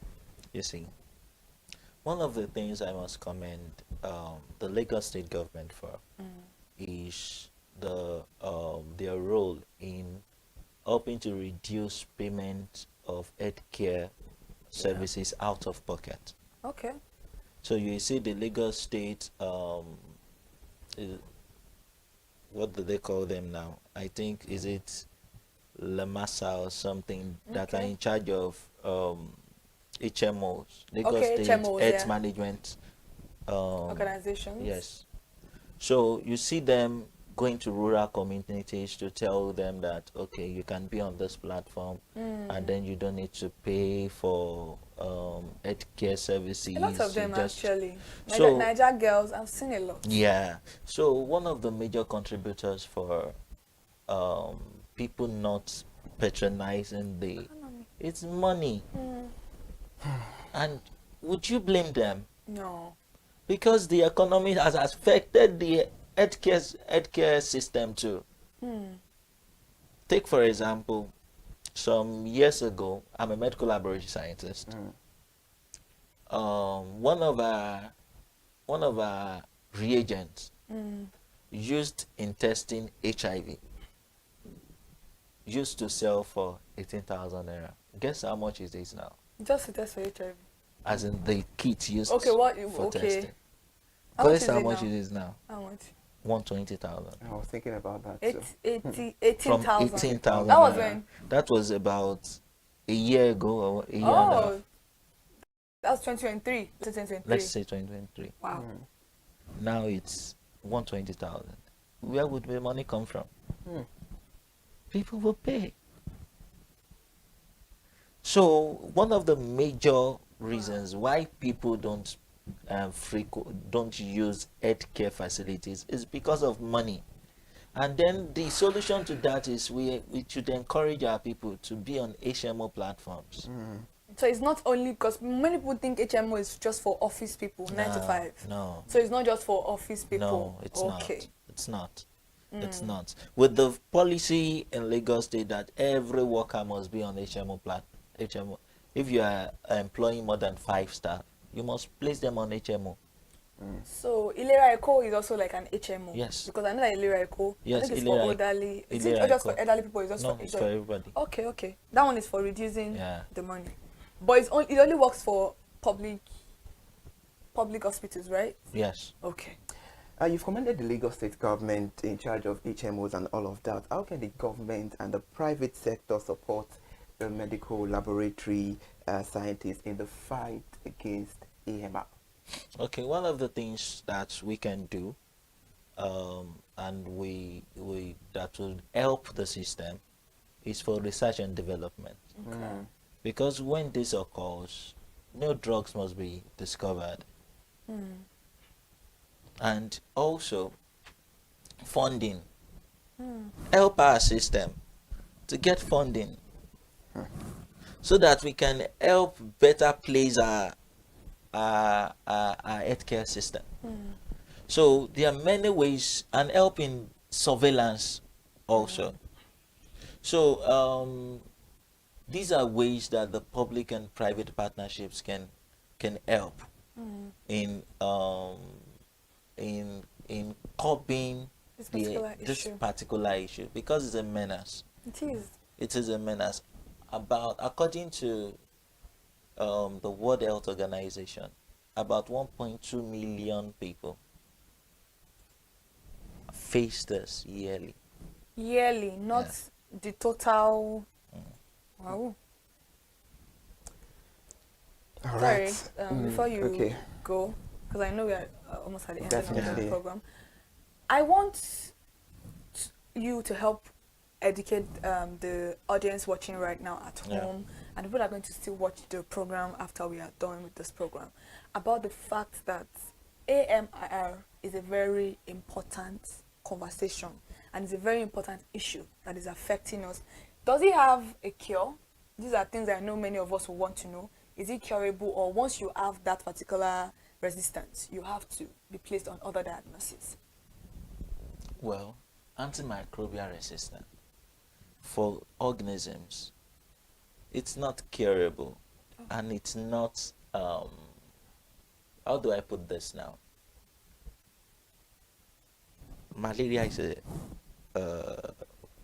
UTI is an infection, it's a disease. STIs can be diseases and all that. But for antimicrobial resistance, it can happen across board. It can happen to just anything, any disease. So if you are resistant to a drug, the thing is that we try to get other drugs that can work for you. That's what I'm talking about, the personalized medication. So, and that's a lot of money, more than the one you're supposed to avoid. The thing is that if a drug A doesn't work for you, we look for higher strength, which will cost you more money. You could have avoided that by going to the hospital or by going to a laboratory to, check on what is going on. So what we are saying is that if you develop this particular resistance, which is AMR, antimicrobial resistance, there is no cure for it. So you need, you and your medical team need to look for other medications that would work for you. And trust me, if you don't know that you have this particular issue, it is also an issue that can lead to death. Am I right? Yes, yes. Because there's some people that go for major surgeries and then they have infection from those surgeries, but you cannot treat them with antifungal or anti-malaria anymore because you're already used to that particular one and it's not working for you. And these infections can be, a facilitator of death. A lot of people have died due to this particular issue. So that's what we are talking about this morning. All right, Thank you. interesting. Now to brush things up because we have to round the conversation up this morning. What message would you like to convey to Nigerians about the importance of the medical laboratory scientists in combating AMR? What I would say to us is, beyond seeking medical attention, make sure that when you have things like UTIs, get tested. Exactly. Because that's the only way you can know what drug will work for you. That's true. Drugs is not one shoe fits all. It's not one shoe fits all. The same this infection that person A has and person B has, maybe one of the drug can treat A and not treat B. Really? So it's due to the exposures we've had over time. Okay. So the thing is, when you have you believe that you are feeling sick, seek proper medical attention. Please do. And then when you need to use antibiotics, your doctor needs to use antibiotics on you, get tested. All right, interesting. It's been a insightful and engaging conversation with the help of Mr. Oluwafemi Peters Oladele, joining us on Perspective Live in the studio this beautiful morning to talk about the crucial role of a medical laboratory scientist in the fight against antimicrobial resistance. And hopefully you've said all these things. I hope we, because I don't want to use Nigerians, because we all are Nigerians, so I hope we act swiftly to all these things, and definitely we might overcome the issue of AMR in Nigeria. It's a very beautiful conversation. Mr. Oluwafemi, thank you so much for joining us on the conversation once again. All right, we need to bring all things to an end on Perspective. Another beautiful edition of Perspective will be back tomorrow. Remember, Perspective is where we talk about all the pressing and burning issues making the round. I am Ire Ayo Mikuleke. Bye for now, and do well to enjoy the rest of your day by being productive.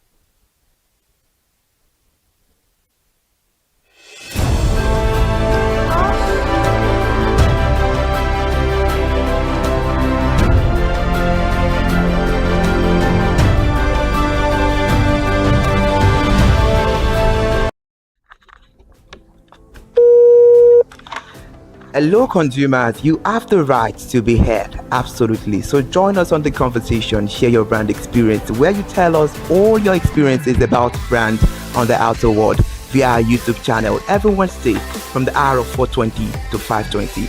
You can watch us via our YouTube channel, ConsumerHallaTV, and subscription is free. Follow us on all our social media platforms, ConsumerHallaTV. Share your brand experience. It's about storytelling. It's about experiences.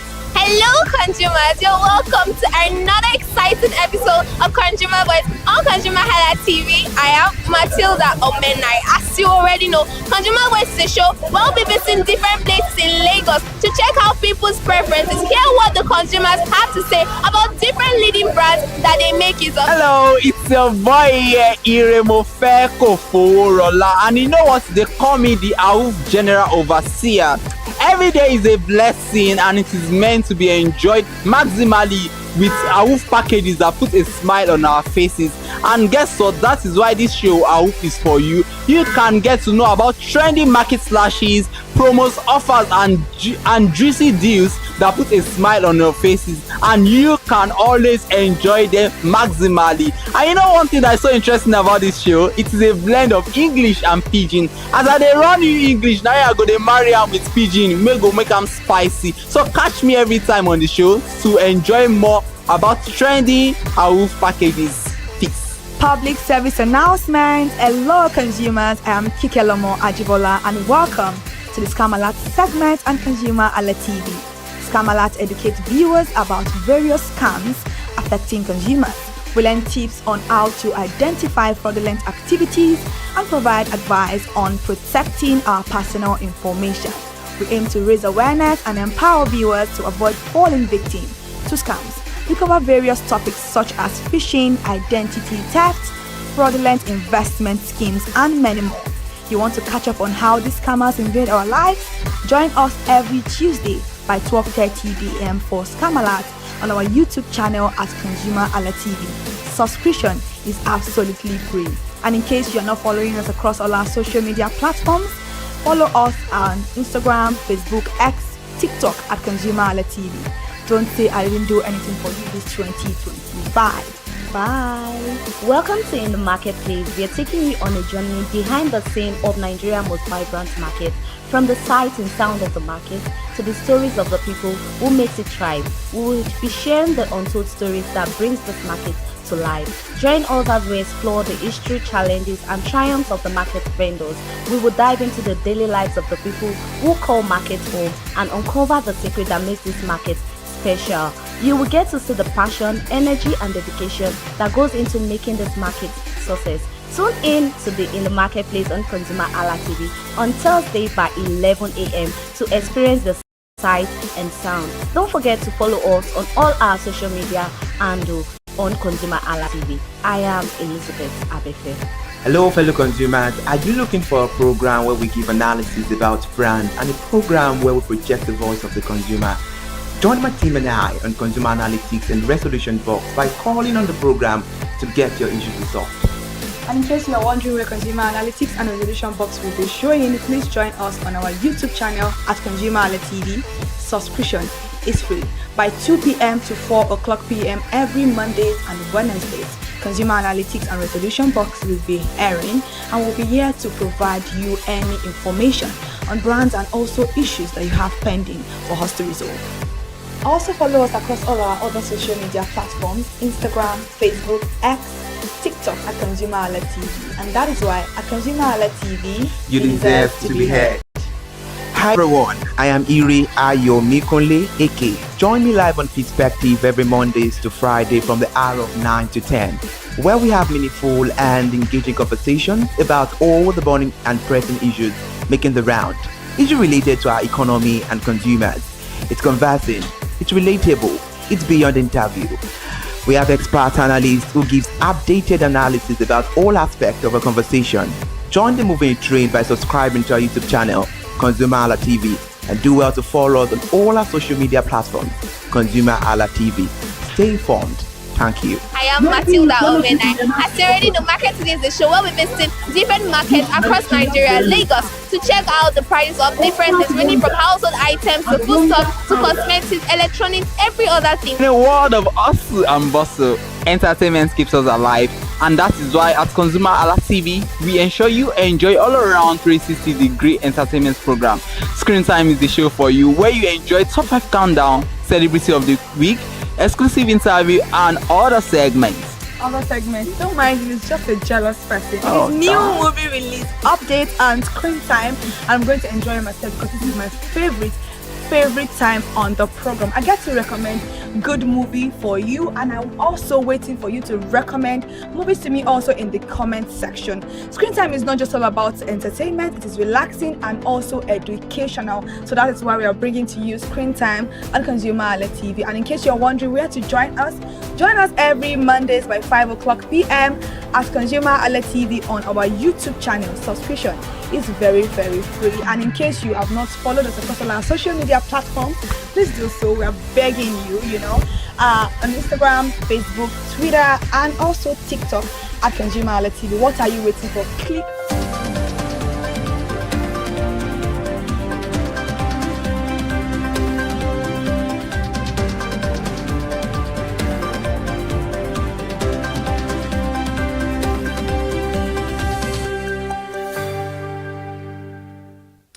Welcome you to the News at 10. I am Ire Ayomikuleke. Thank you so much for joining us. The Industrial Training Fund has restated its commitment to equipping Nigerians' workforce. The industry's relevant skills is now part of the ongoing efforts to tackle youth unemployment and bridge the country's persistent digital skills gap. The renewed pledge aligns with the federal government renewed hope agenda, which prioritizes capacity development across key sectors. During an official visit to the Lanre Motor Assembly Plant in Amuwodofe, in Lagos State, the Director General of ITF, Dr. Hafiz Ogun, underscored the organization's mandate to drive the national development through a structured technical training. It disclosed that the fund is finalizing a business incubation initiative which is aimed at helping trainees transition from the classroom to entrepreneurship. Dr. Hafiz also highlighted the skills upgrading and professional advancement initiative introduced by the federal government and implemented by the ITF as a major platform for improving the workforce competence.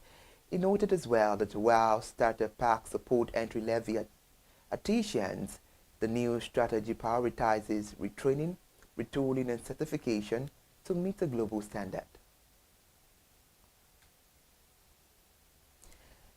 The CWG PLC has been officially certified by the Federal Inland Revenue Service as a system integrator for Nigeria's mandatory electronic invoicing regime under the monitoring, billing, and settlement platform. The accreditation positions the technology company to support businesses with a seamless ERP and invoicing integration as the country transition to automated tax compliance. And now with the certification, CWG is authorized to connect enterprise resource planning, accounting, and invoicing system directly to the FIRS platform. And this will enable organizations to automate invoice generation, validation, and submission, enhance the real-time compliance, and also to reduce the manual documentation and strengthen the adult preparedness in line with the national efforts to modernize tax administration. However, commenting on the development, the Chief Operating Officer of CWG PLC, Afolabi Shobande, described the certification as a strong endorsement of the company's technical capacity. The Group Managing Director and CEO of CWG PLC, Adewale Adeyipo, noted that the accreditation aligns with the company's long-standing vision of building the digital ecosystem that delivers a sustainable value.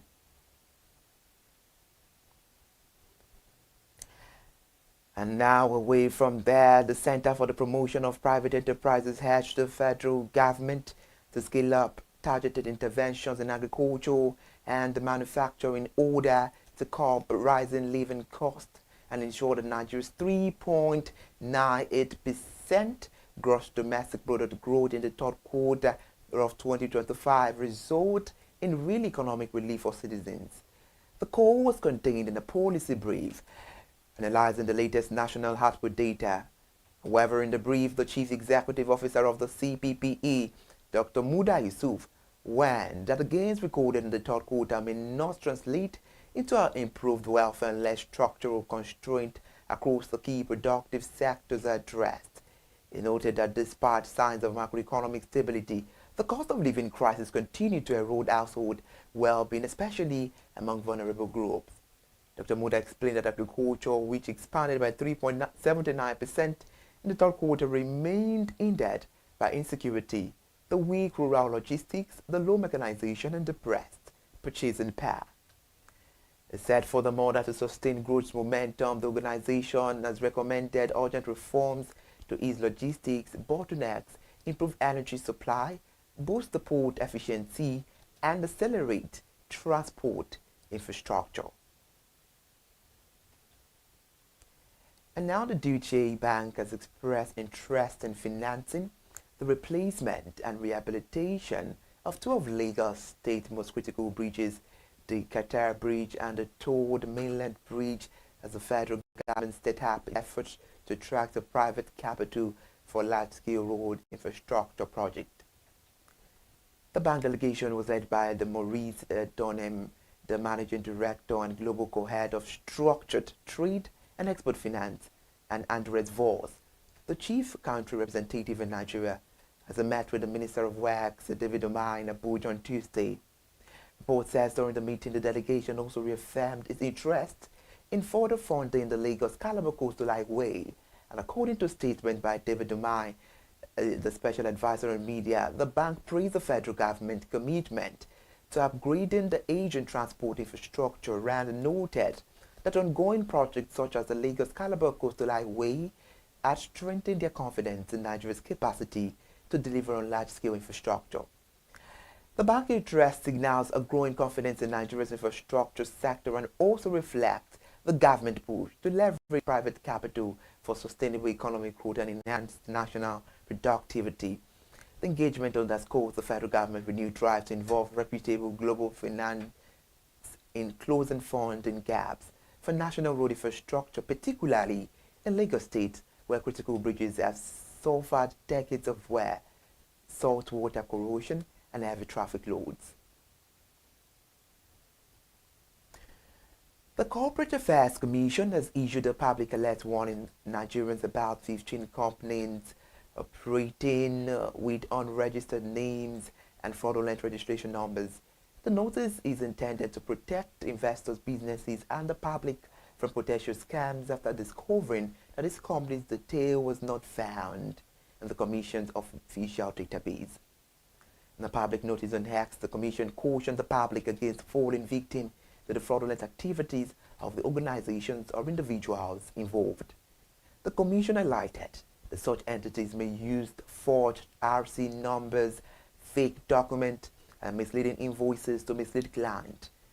However, Nigerians and businesses are advised to verify company details using the Commission's online verification portal, requesting corporation document for high-level transactions, and report any suspicious activity. Let's look into some arithmetic. On Tuesday, December the 2nd, 2025, a new report by the Nigerian Exchange Group recovered from prior losses, with the all-share index rising by 1.20% to 144,928.36 points, and market capitalization increasing by 1.41% to 92.38 trillion naira. The year-to-date return scaled to 40.81% from the 39.14% previously recorded. The rebound was driven by strong buying interest in Dangote Cement, NCR, and international breweries, offsetting the sell-off in Ikeja hotels and living trusts. The major market activity highlights involve the volume traded, which is about 606.25 million shares, down from 58.65%, and the value traded, that was about 39.69 billion naira, up from 112.64%. The top volume leaders, Assets Core, was about 310.25 million shares, and the top value leader, Seplat, was about minus 22.48 billion naira. The top gainers of the investment include Dangote Cement with a profit gain of plus 9.99%, that's about 588 naira. NCR was about plus 9.98%, and that was about 66 naira, then Kobo. The international breweries was about plus 9.66%, and that is about 11 naira 35 kobo. The livestock feed was plus 8.33%, and that is about 6 naira 50 kobo. And that communications, and that is about plus 8.14%, and that is 0 naira 93 kobo. And meanwhile, the top losers experienced a downturn on profit and gains. Looking at Ikeja Hotel with minus 9.92%, and that is about 28 naira 60 kobo. Legend minus 9.91%, and that is about 5 naira.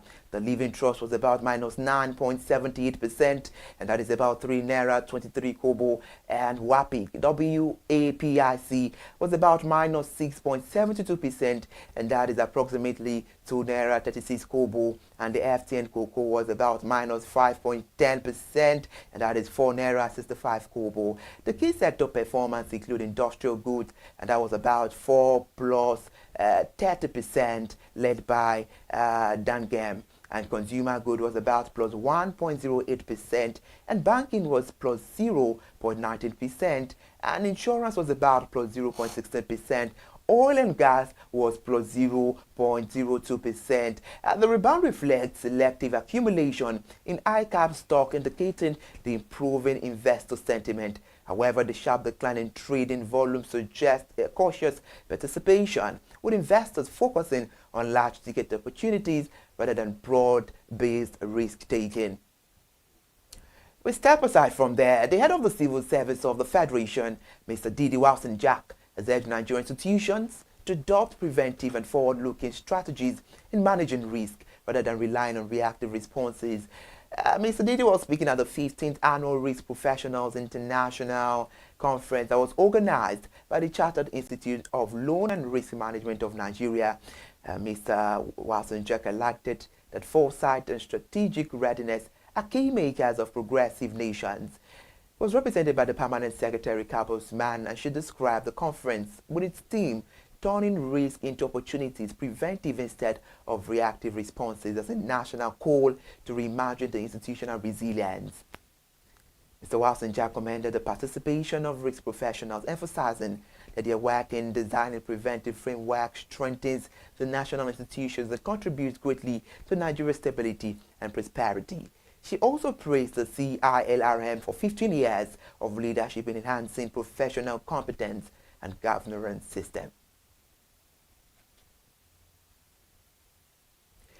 As Airbus issues a global recall affecting around 6,000 A320 aircraft due to software issues, Nigerian Airlines have reassured travelers that their operations remain safe and uninterrupted ahead of the busy season, reiterating that only the United Nigeria Airlines and Air Peace currently operate A320s in Nigeria, while Ibom Air has phased out A320s in favor of newer A220 jets. The Airbus also clarified that not all A320s are impacted by the recommended software update. The acting CEO of Ibom Air, George Urisi, confirmed that the airline's A220 fleet is unaffected, and the UNA spokesperson Chibuike Oloka similarly stated that the airline Airbus aircraft are about 100% safe and not included in the recall, assuring that no flight disruptions are expected. Globally, the recall affects more than half of all A320 aircraft in service, with airlines such as American Airlines and EasyJet temporarily grounding planes to complete the software update. Furthermore, the Airbus described the fix as a straightforward software reversion required before affected aircraft can resume service.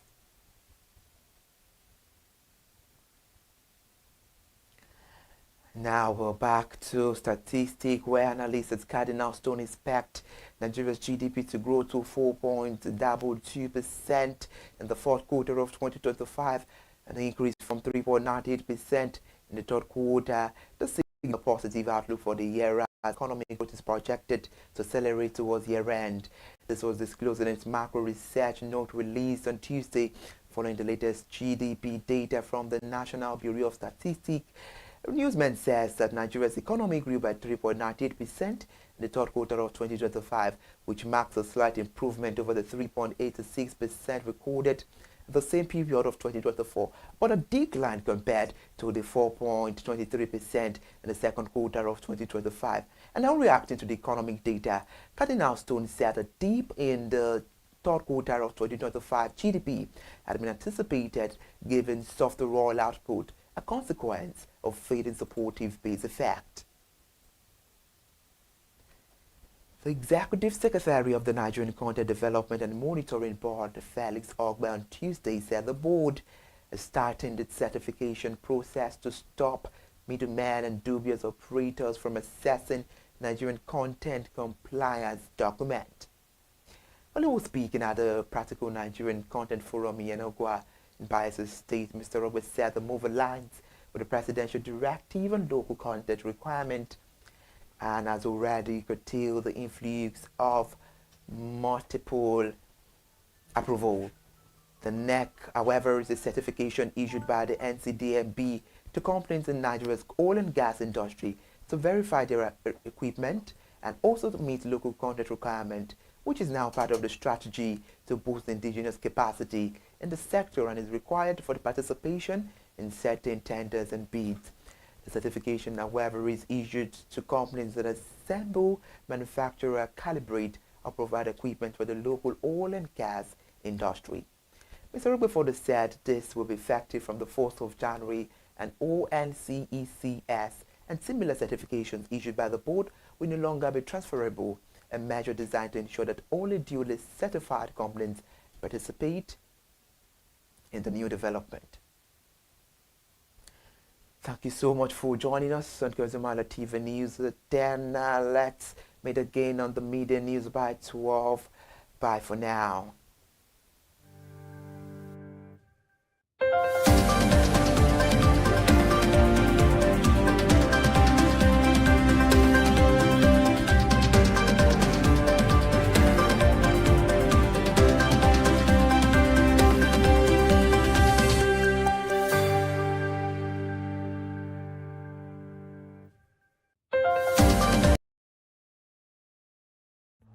My name is Tunde Olufowora.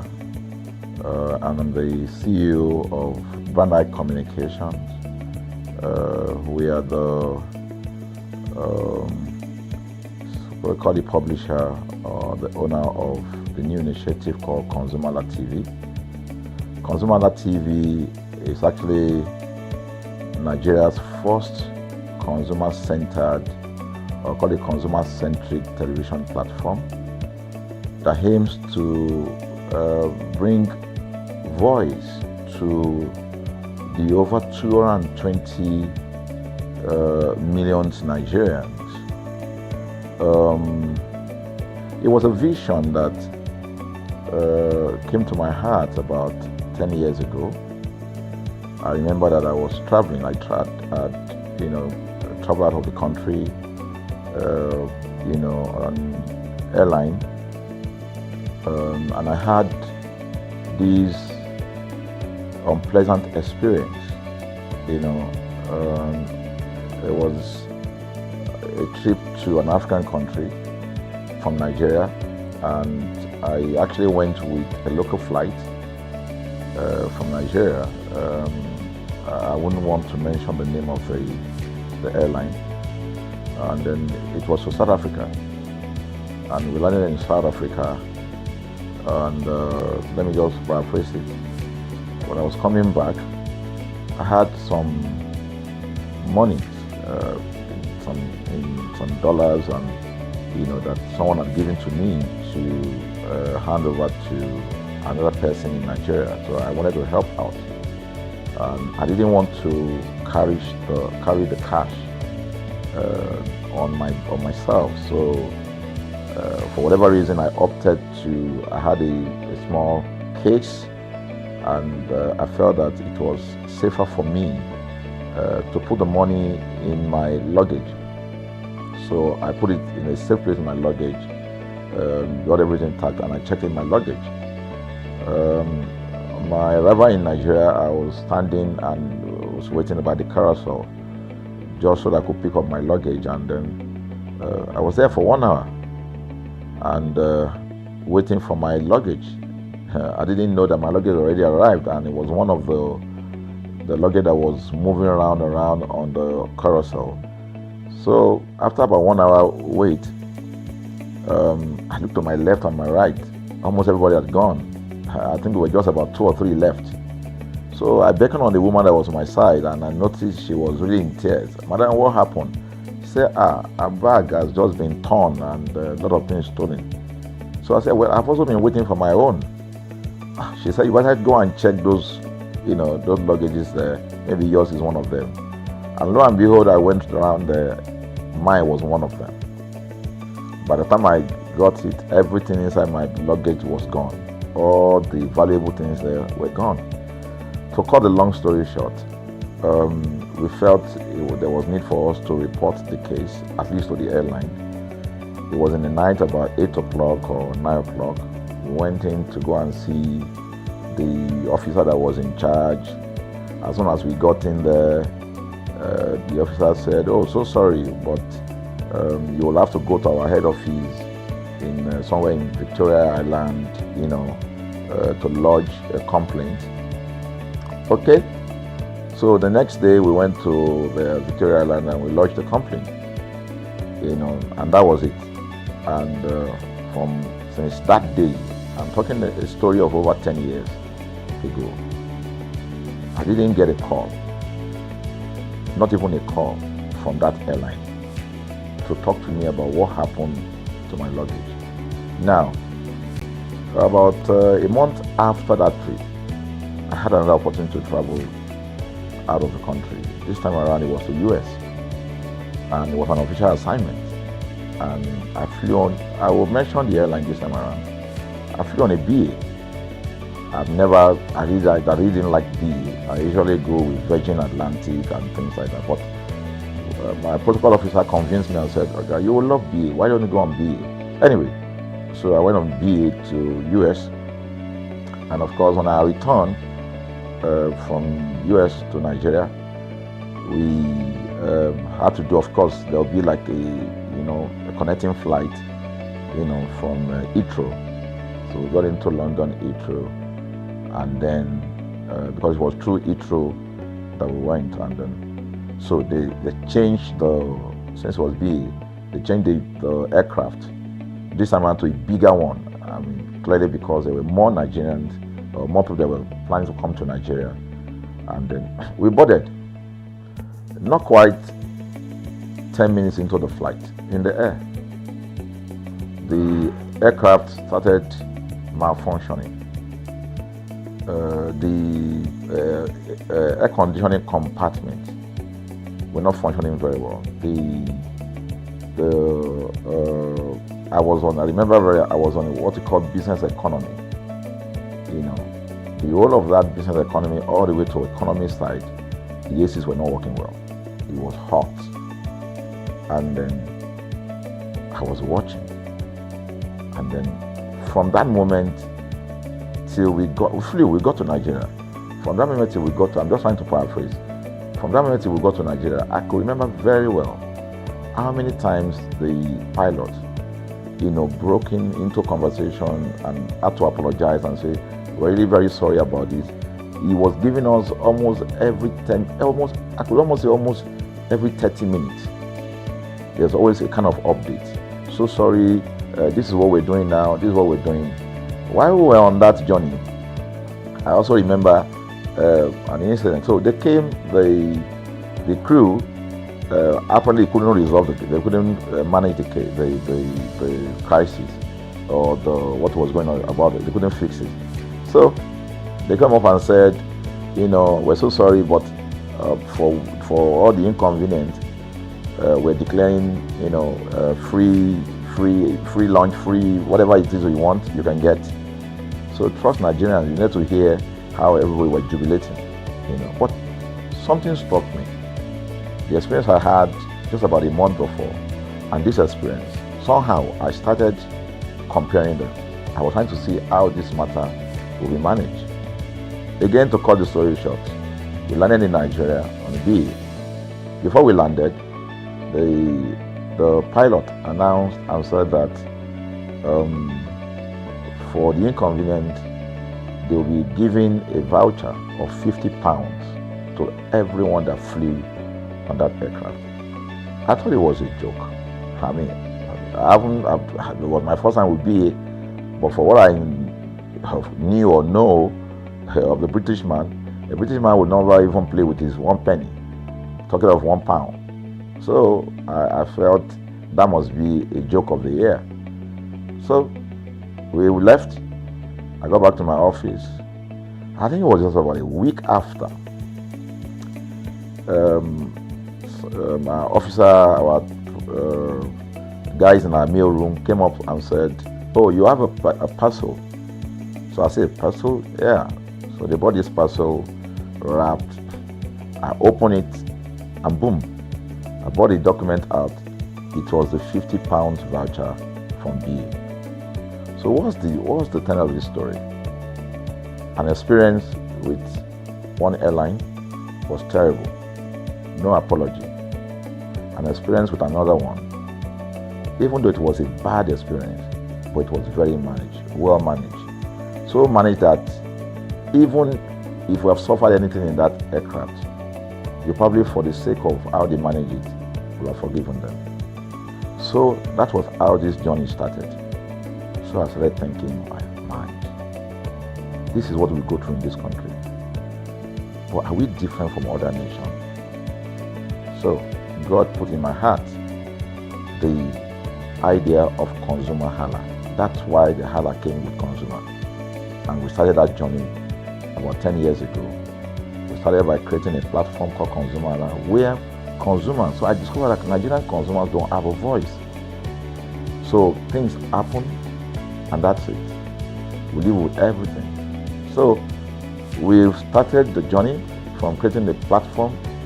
We have an app, we even have a magazine, and we thought we could move it from that to the next stage, which is the television. So the TV today, has come.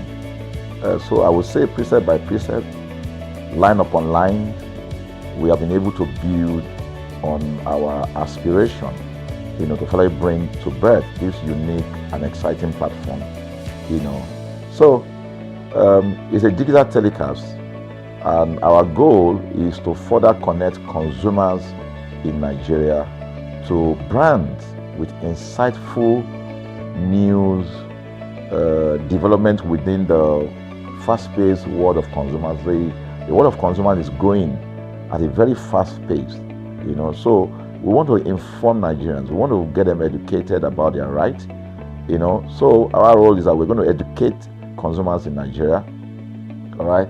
So by bringing them specialized and what you call analytical, research-based content generation that will inform, educate, sensitize the audience, So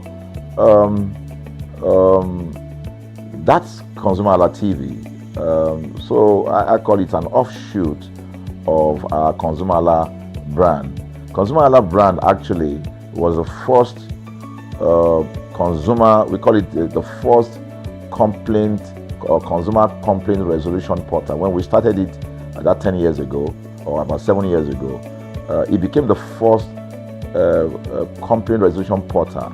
We created it so that Nigerians can actually lodge complaint on that portal. We spent a lot of resources to build a very robust platform where today, if you have any complaint, about any brand, any leading brands in Nigeria, and you go on that platform, you can actually click, just a click, you can find the brand, you can actually lodge your complaint, and once you submit it, that complaint will be routed to that organization, and within 72 hours, we will obtain feedback for you.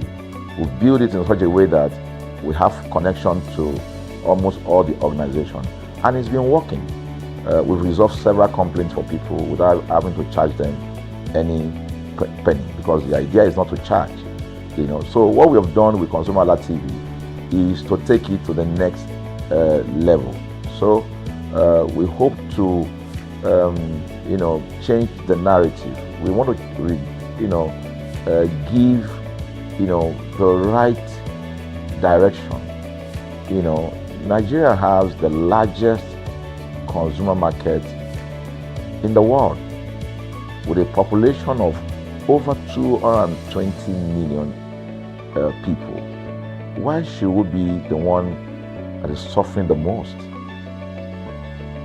Everywhere you turn to, it's as though Nigerian consumers don't have a voice. You're traveling, you buy a ticket. For whatever reason, an airline will wake up middle of the night,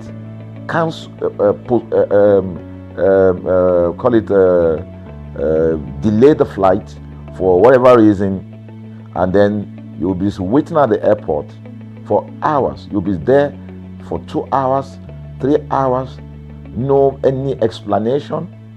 Then while you're there, they can even wake up and say, oh, flight has been cancelled. So everybody carry their luggage and go home. Nothing happened. Of course, things are changing. We must commend government because government is beginning to wake up, but there's still a lot to be done. And we believe that we can help to make, bring about those right changes. So we offer deliberately, part of what we do is that we also offer advocacy, all right? We're not just an advocacy organization, but we offer advocacy. We have a legal team, we have lawyers that are registered on our platform, all right, that can also take up cases, okay? So, and we've taken up many cases like that, and won those cases. So, ConsumerHalla is a platform to help consumers we're not fighting brands, but rather we say we're bringing about an amicable, resolution of conflict, such that it will be beneficial to the consumers and also be beneficial to the brand. I remember the word of Jeff Bezos. Bezos is the founder of Amazon. He said that the most important single thing, all right, for an organization is to focus obsessively, use the word obsessively, on the customer.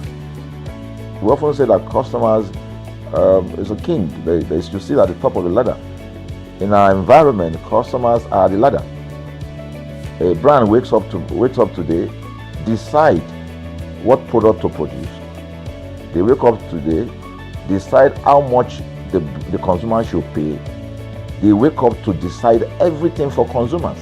So consumers are just at the receiving end, and yet they are milking the consumers. There's no price regulation in this country, none. People just wake up and fix prices. Look at the power. Government wakes up, we change policy, we wake up and we get people to pay more. We think it's time for consumers to begin to speak out. In speaking out, in engaging, we can get the brand to begin to do what is right. And of course, I know that the consumers themselves need to be educated. So our role, our vision also is to ensure that we educate consumers, we bring awareness. A lot of Nigerian consumers don't even know about their rights. You buy a product from a supermarket. I've had this experience. You buy a product from a supermarket, all right?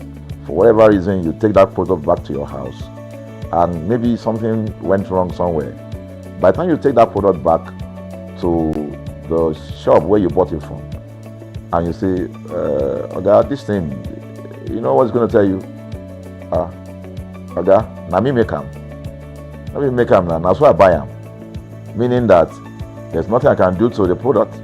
So you lose the product, then you lose your money, because the money is not refunded. The product you can't use. Only in Nigeria. Only in Nigeria. Let me give you another experience I had.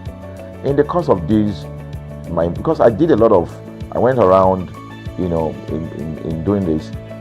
I was in US, I was in UK, I was in South Africa, I was in Germany, just because of this, to just study the environment. I was in a friend's house in UK, in London, and then what happened? We were going to go out, and he was going to dress up. So he said, oh, to me, I was seated in his sitting room. So he said, oh, wait a minute, I picked up an iron, that's the present iron, 2 days ago or so from a store.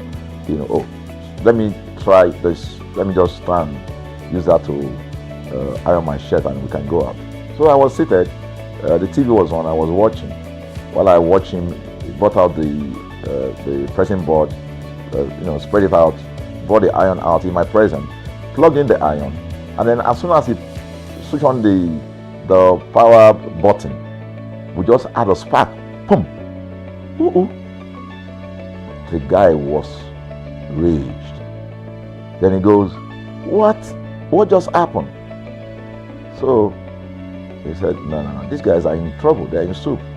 I was thinking, what are you going to do? I was trying to compare that experience to what would have happened in Nigeria.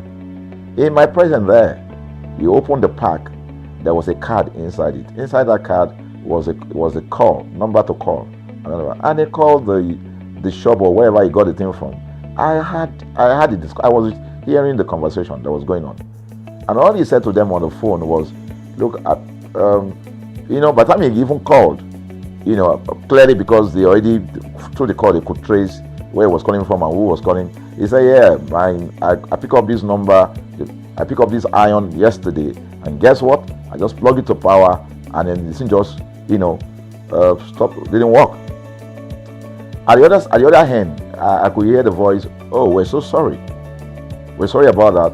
And they said, this is your address, yeah. Don't worry, we'll get you a replacement. All right. So my friend handed the call and dropped the. So I said, so what's going to happen? He said, don't worry yourself now. Shebi, we're here. They will bring a replacement. I said, they will bring a replacement. He said, yes.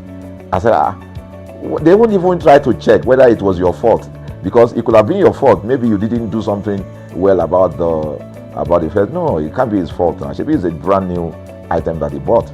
While we were still talking, in fact, I'm not even sure it was up to 30 minutes or so, we had a knock on the door.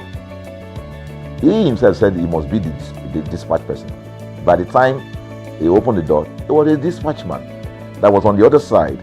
And then the dispatch man was at the door. Just watch this. Was at the door. I was seated in the sitting room. The guy was at the door to meet with the dispatch guy. The dispatch man that brought the replacement iron, I heard him say, we're so sorry. So I was so shocked. I mean, a dispatch man, this guy is a dispatch, so also apologize. I was so touched by it that even a dispatch man was so trained, to tell the guy, we are so sorry. And guess what? He brought the replacement iron. By the time my guy opened the iron, it was a bigger size iron. So they replaced with a bigger size iron. The guy never asked for the one that went bad. He didn't say, okay, where is the other one that we gave to you so that he could take it back?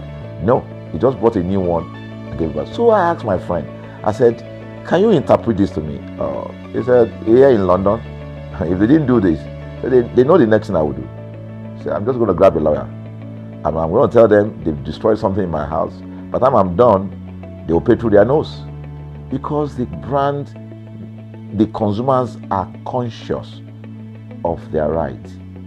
In Nigerian consumers, even those who are aware, won't even take the battle up. Everybody just go, what can we do now? Today they wake up and ban this. What can we do now? So we're going to change the narrative. We have to stand up. So the vision of ConsumerHallaTV is really to create an engagement platform that constantly mirrors the minds of consumers and provide right connections for meaningful brands in Nigeria. Thus, we believe, will be forming part of that our overall vision, of creating a more caring world of consumers where businesses thrive. Please. So I think that we'll make our impact. We ask you to join us on this journey. ConsumerHallaTV will drive engagement.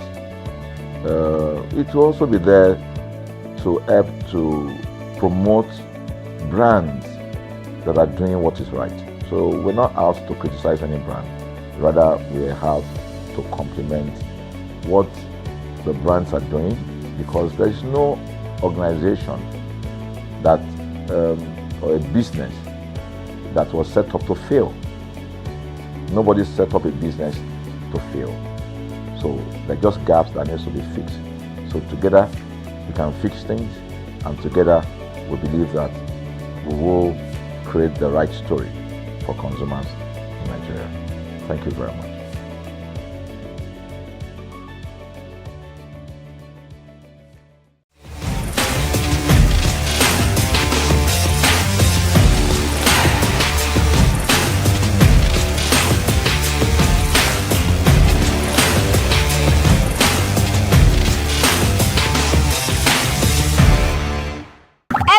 Consumers, do you know Black Friday did not actually start as a shopping holiday? Yes, you heard me right. Come closer, let me tell you how it all started.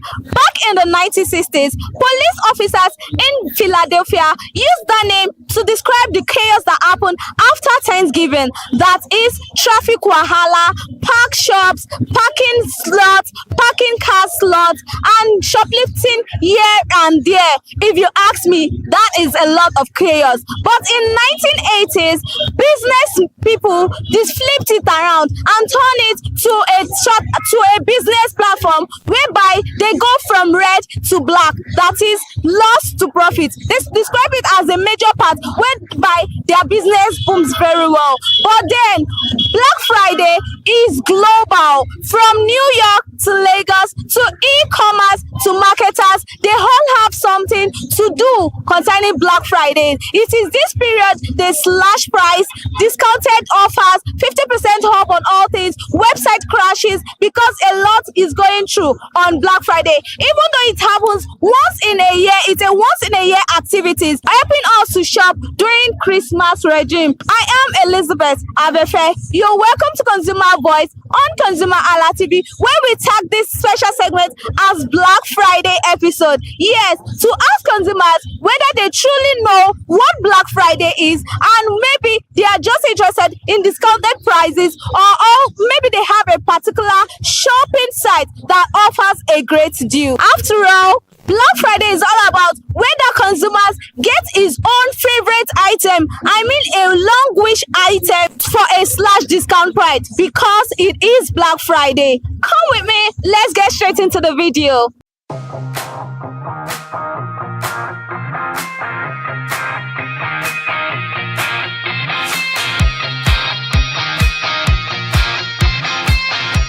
Morning, my sister. How are you? I'm good. What is your name? My name is Opemide Ashafa, CEO at Mera Fabrics. Okay, so what inspired your store to partake in this Black Friday? The reason why I partake in this Black Friday was to showcase my product, to let my product known to the public. So that was the reason why I came for this trade fair, BMP Mega Trade Fair. So, and I want to sell to people at discounted price since we are in this festive period. So I have to showcase my product so people should come out and shop discount awoof.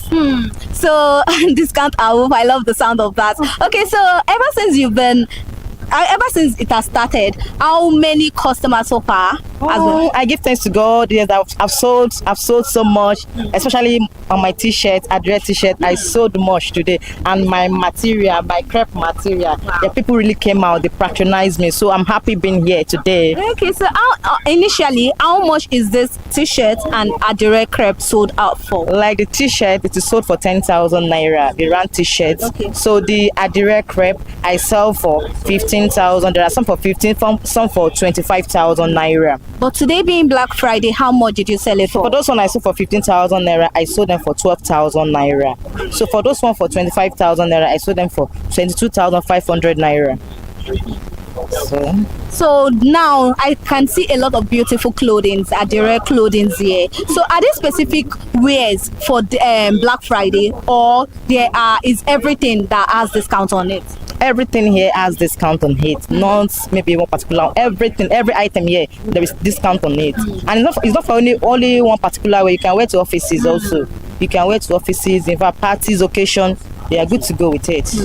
Okay, so what is your definition of Black Friday? What does Black Friday mean to you? Black Friday means showcasing your product and giving it out to people at discounted prices. Discounted prices, so people will benefit from it.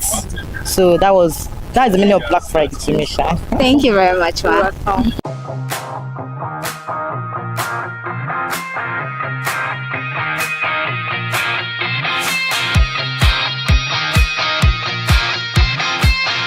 Good morning, Ma. Good morning, how are you? I'm fine. How are you? I'm fine, thank you. Okay, so what is your name? My name is Falake Lade. Okay. What do Falake Agade sell? Okay, Falake Lade actually has a company called Deal Mirror Enterprises. Okay. But one of the things we sell, or should I say major in, is sales of long reach products. Okay. I'm a long reach distributor and also a long reach stockist. Yeah. Okay, so what made your store to participate in this Black Friday this year? Okay. Black Friday sales every year is believed to be that time that everybody can get their products at discounted prices, which after the sales, the prices go back to normal. So we want people to have access to our products at discounted prices, plus get gifts. Oh. I'll just give few examples. Okay. The popular long reach toothpaste that everybody knows. The company price is 6,500. But for this Black Friday sales, we're giving it out here at 6,000 naira. 6,000 naira. Yes. Okay, so what? And the same applies to all of the products. There's discount on all of the products. So I was about asking, are there specific products that you are doing discount on? No, not at all. We're doing discounts on all of the products. Anyone you want to buy. Okay, so what is that favorite thing customers have trooped in to buy a lot today? Wow. Of course. The flagship products. This is why everybody knows long reach to produce. People have been here to buy the long reach toothpaste. And they've also bought the snake oil. Okay. And they have also bought the mouth freshener. Wow. The mouth freshener as well. Okay, how will you compare normal day sales to this Black Friday sales? What is the difference? Okay, for me, I'm a salesperson in the sense that I do a lot of volume every day. But I would say the sales today is still fair, maybe because people have not yet gotten the information that we are here. So I believe when they get that information, they will definitely come out in numbers. So we're waiting. Okay, so what does Black Friday mean to you? Time to shop and shop and shop. Time to go and buy. Under your wish that you could not afford, come to get it now. This is time to buy it. Okay. Okay, thank you very much, Ma.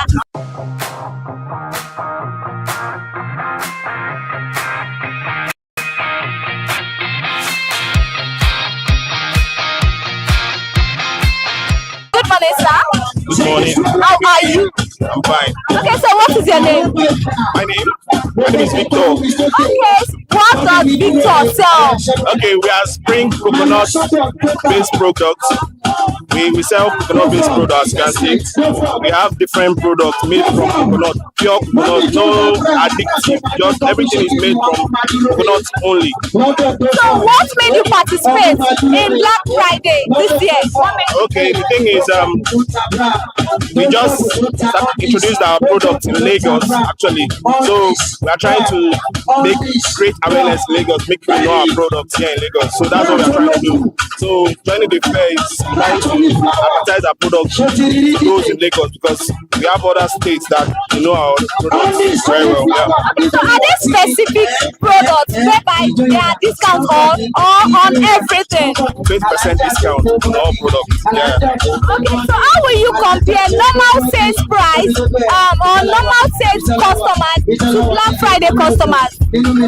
I don't understand. Please explain. Okay, how will you compare on normal day when you sell market to now, today being Black Friday, how will you compare both customers? Whatever customer I get, both now and later, I treat them the same way. Because customers are very essential to our product. So we need customers. So there's no preferential treatment. I'm talking about trooping in customers. How people are trooping in. Yeah. So compare it to normal day sales to Black Friday. You mean how customers come in now and on a normal, like today's the first day now, customers are not really much, but I believe as the day goes by, there will be more customers. On a normal, we have customers, like our customers are much, like you know why I'm here, I'm receiving DM for orders, so on a normal, we do have lots of customers. So what's that favorite thing you sold today? What's that thing that customer bought a lot today? I've not sold anything yet, but customers have come, I've given them flyers, interested customers. You know, it's not about the sale, what I sell now, it's all about the connection. So it's not about what I sell now. I might not sell now, but I believe later I'll sell enough because my products are unique. Yes. Okay. Yeah. Okay, so our customers coming to ask for prices, or they're just taking pictures, or they're buying? Of course, they're coming to ask for price because the products actually, some people are surprised when I tell them, I have coconut water. I'll be like, coconut water, are you sure it's real coconut water? You know, that kind of stuff. So people are coming to check. You know, they are surprised because the product is a kind of new product in Lagos. So people are not yet, only few people know about it. Not everybody know about this product. So what does Black Friday mean to you? Black Friday is a Friday where you think you buy things at discounted price. So, and that's why we're here. We're selling our product at a discounted price. So when you come, we sell at a 20% off. Yes. Thank you very much, sir.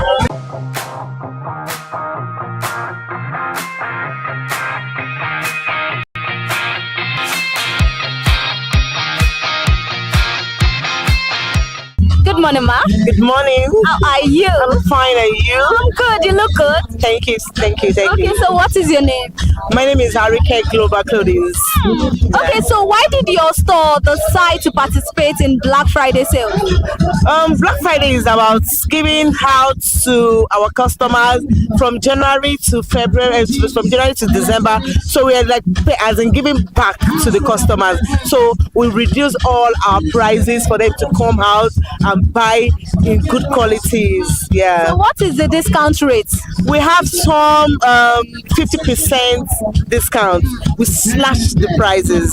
So are there a specific attire that covers the discount price or on all attires? It's on all our attires. On all our attires. Okay, so what is that favorite outfit people have been trooping in to buy today? What is that thing you sold the most? Our direct crib, our mix and match. Okay. Our mix and match adire. Oh, they bought a lot today. No. So how will you compare normal sales to these Black Friday sales? I will not lie to you. This Black Friday sales is really amazing. It's really awesome. No, some people just came in, bought 2 bags. You understand? Because we gave them at a very lower discount. You understand? So they were like, even some people that are even reselling, they even came to buy from us. But more of that adire, Ankara, we short Ankaras and a direct mix and match. Yeah. So in-store sales or online, which one work for you doing this sales? And now I think online works more than in-stores. Online works more because by the time we showcase online, we get more orders than people walk in. Because by doing online, we reach so many views. The views from everywhere, all over the country. So we get customers home and abroad. Yeah. Okay, so how do you now deal with the delivery during this period with logistic and all? Actually, I have a friend that has a logistic. So once they order, I just call them. They give me one rider, so it's very easy for me. Okay, now comparing today's sales and comparing being Black Friday, what is that? If you could sing a song, what would that song be? Oh, Jesus. Thank you, God. Oh, thank you, God. Thank you, God. I'm happy. And this is just the first, and this is just day one. Wow. And I've made the sales. Wow. So I have believe in day 2, day 3, day 4. Oh, I can't wait. Okay. I can't wait. Thank you very I'm really much. enjoying it. Yeah. Thank you very much, ma.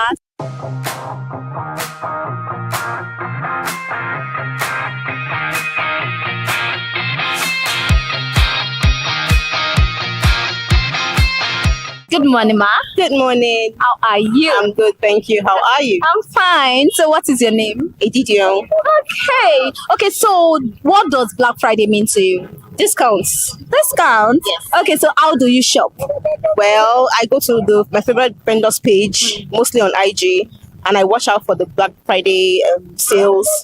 Depending on how much of a discount I'll be getting, that will determine how much I will shop. Okay. So the more the discounts, the percentages, the better, and the more shopping for me. Okay, so what is that favorite thing you've been eyeing and you can't wait that, okay, today is Black Friday, that you can't wait to get? What is that then? Skincare from Dang. Skincare from Dang. So Yes. you're the skincare type of person? Yes. Okay, so how do you shop? Is it immediately or how the money comes or how? How do you just? So usually I have a budget. Sometimes I even save up for it. So depending on what the need is at the time, that determines what exactly I'll be buying. But of course, skincare is always number one on the list. Okay, so you save ahead for Black Friday? Yes, I do. Who doesn't love discounts? Okay. Okay, so on a scale of 1 to 10, how well has Dang Skincare been doing so far? 10. Okay, so if there is one thing, you are going to say about Dang Skincare, what would that be? They should keep up with what they're doing. And of course, they should just keep getting better. I have not had a bad experience with any of the products I've been using. It's been super fantastic and affordable too. So yes. Okay, so if Black Friday should have a song right now, what song would you sing? Ooh, what song comes to mind? Big things, the more like yeah. Big awoof. Like it. Thank you very much,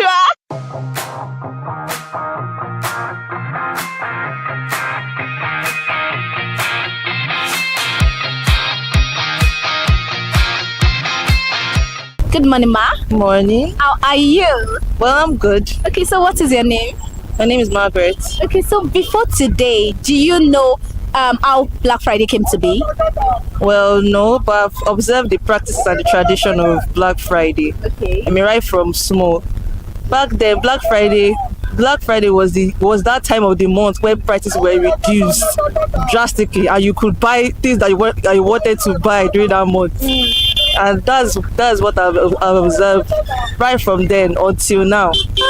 Okay, before we get to the until now, back then, before now, do you have any online shopping sites that you shop from?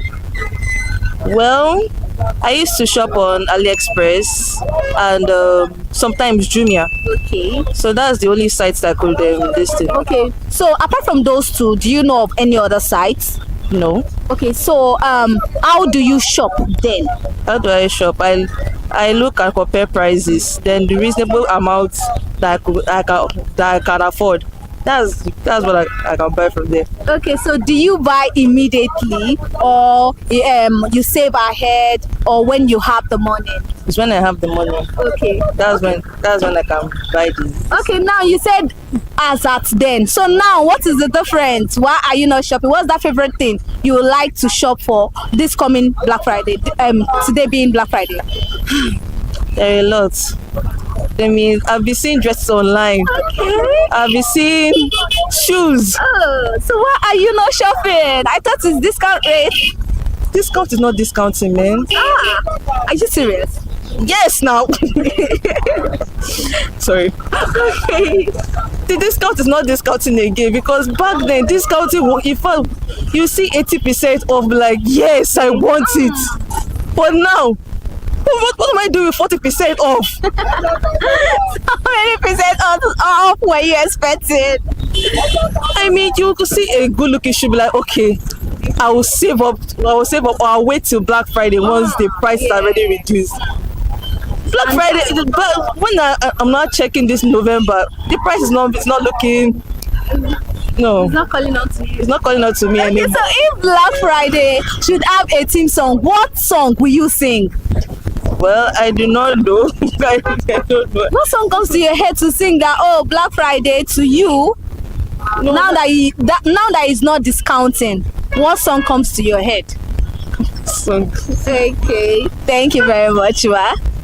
So my name is Toyin Balogun. I'm here to give a shout out to ConsumerHalla TV, #1 platform helping you to shop smart, spend wisely, and live better. Anytime you have any kind of issues with your shopping, or you want to know a very honest review, please contact ConsumerHalla TV, here to help you. And please join the community where we can all make life easy and better for all of us.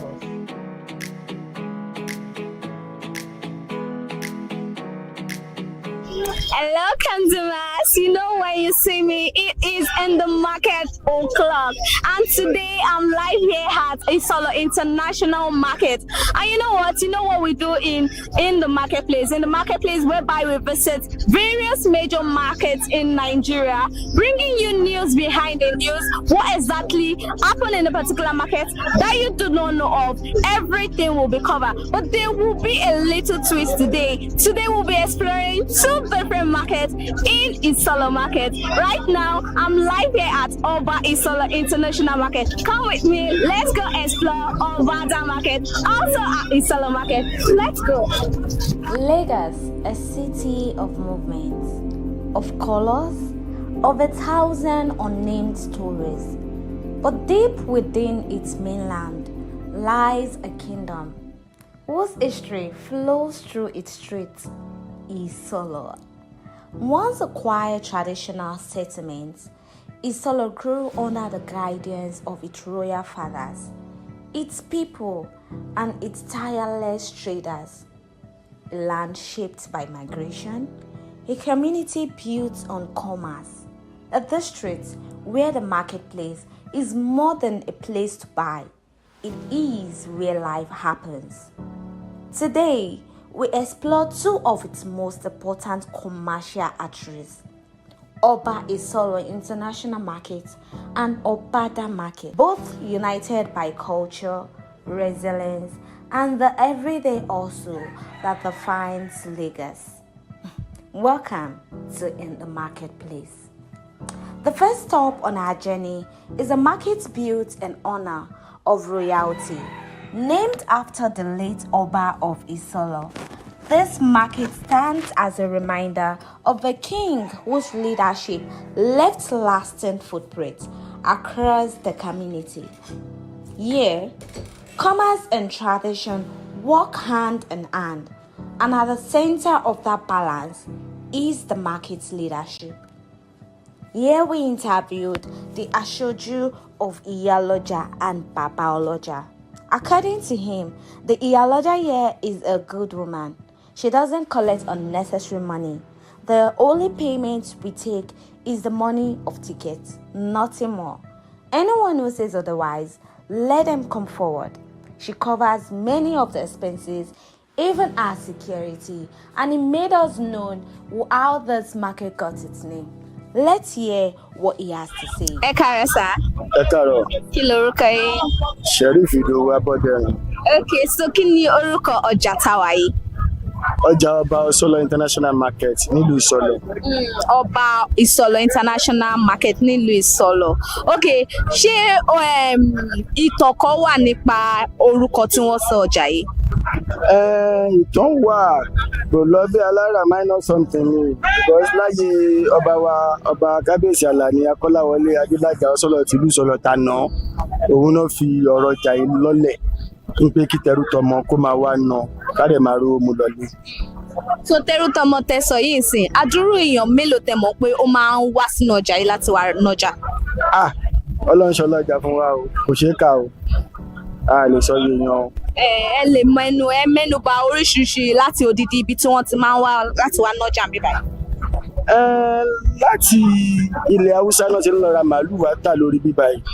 So aláwọn ọlọ́gẹ̀dẹ̀ tó ń lọ Benin, lọ Oǹdó, Ìjẹ̀bú, káàkiri ilẹ̀ Yorùbá, lọlẹ̀ Ìgbò lọ́kọ́ gẹ̀dẹ̀ wá láti wá tà. Èmi gan fúnra mi tí mo jókòó síbi, mo ń lọ Àbújá, mo lọ ń kó iṣu wá, mo ń lọ Ṣẹ́yìn, mo lọ ń kó gàrí wá, mo ń lọ Ọ̀yọ́, mo lọ ń kó gàrí wá, mo ń lọ Ṣakí, mo lọ ń kó èlùbọ́ gbódò wá, tí mo ń kanu ọjà bá sọ́dọ̀ international market.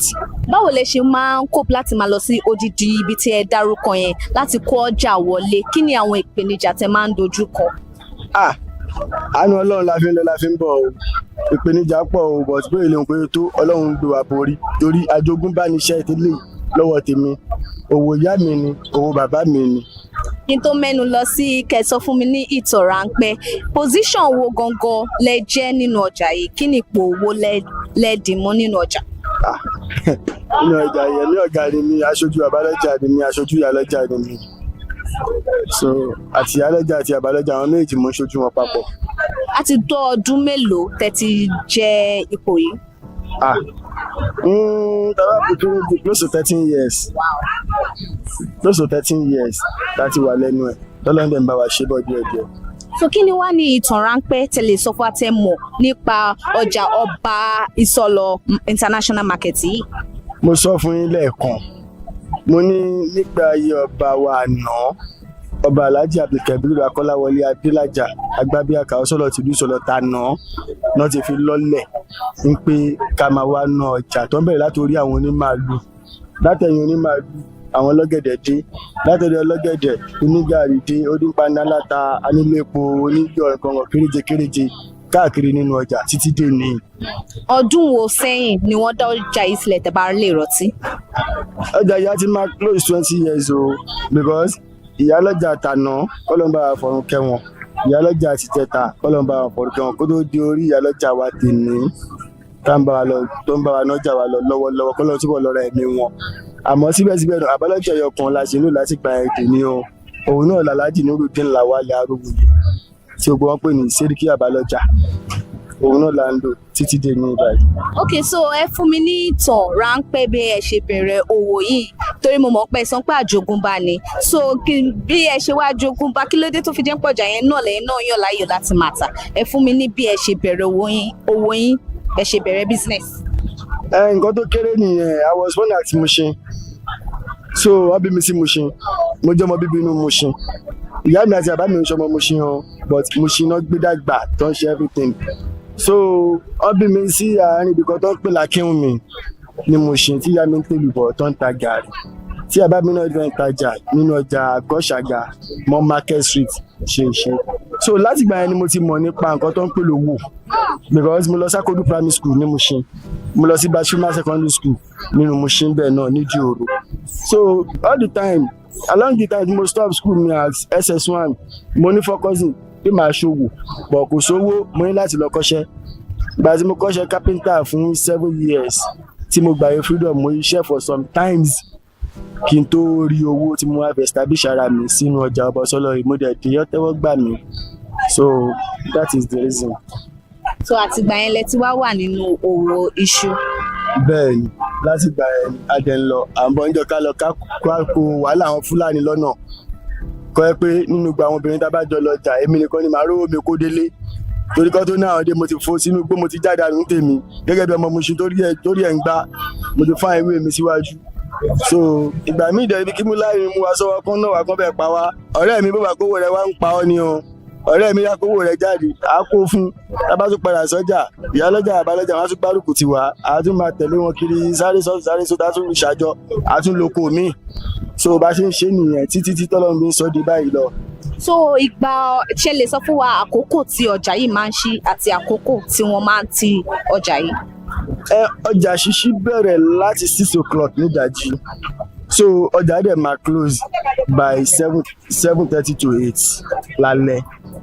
So normally àṣẹ tí alájà fi sílẹ̀ fún wa 6:30 ni, but báwọn yẹn wá ṣe nágírí tó 7:30 sí 8 lálẹ́ wọn lọ. But àwọn èèyàn wa tó bá lọ sóko wọn láǹfààní àti wọ ọjà lóru mọ́júmọ́ kan jájà láì ṣe pé palára kankan wà fún wọn, because I need security. so àbúwá ó múnádóko dáadáa ààrẹ gbajàgídíjàgan láyè torí àwọn kọ́sítọ́mà wa. So kí ni rules and regulations tó wà nínú ọjà? Kí ni nǹkan tíyàn gbọ́dọ̀ ṣe àti nǹkan tíyàn gbọ́dọ̀ ṣe ní ọjà Ọba Ìsọlọ̀ International Market yìí?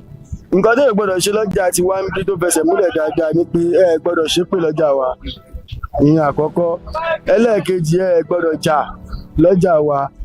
Ẹlẹ́ẹ̀kẹta tó wá jẹ́ babambari òun lẹ́fàrúmẹ́ntà. Ọ̀bùn àgbáláyè. Ìdí ẹgbà ẹ̀ẹ́dẹ̀ gbọ́dọ̀ máa gbà ní ìṣẹ́jú. So kí wá ni punishment ìjìyà tó wà fún àwọn tí wọ́n bá jà nínú ọjà? Ẹni tó bá jà nínú ọjà a máa bá wọn wí wọ̀nba náà ni ọ̀ tó dáwà nìkan lè daṣọ jà o. A máa bá wọn wí a dẹ̀ máa kìlọ̀ fún wọn. Ìyàwó dẹ̀ máa jẹ́ pé wọ́n pé wọn gbọ́dọ̀ jà mọ́. So ọ̀rọ̀ wa ni. Ìgbà wo wá ní ọjọ́ ọjà níbí báyìí? Ọjà wa bẹ̀rẹ̀ láti January December o. Ní kókó ọjọ́ ọjà o. Tó bá rẹ̀ lọ́rùn láti wá náà jẹ́ ń jọdún kò wá náà jẹ. Àmọ́ ọjọ́ kan tọ́jú àṣà ìlò tó ṣe dandan ní pé tó bá ń ṣọ sọ́lọ̀dé ìsọjà o. Ọdún ìsọlọ̀dé? Yes. Ìgbà owó nìyẹn? Àwọn aláṣẹ ìlú náà máa ń fi ọjọ́ sọ́lọ̀dé lílẹ̀. Ẹmọ ìlú ẹnìkan ò lè sọ pé jọba yìí lọ sọ́lọ̀dé but táwọn aláṣẹ ìlú bá sọ pé jọba yìí lọ sọ́lọ̀dé àwa náà sì máa gbáradì pé kálukú wa à ń lọ ṣayẹyẹ láàfin ọba ni kò sọ́jà. Ok, kí ni ohun má ní gbàgbé tí ẹ lè gbàgbé tó ti ṣẹlẹ̀ sí nínú ọjà?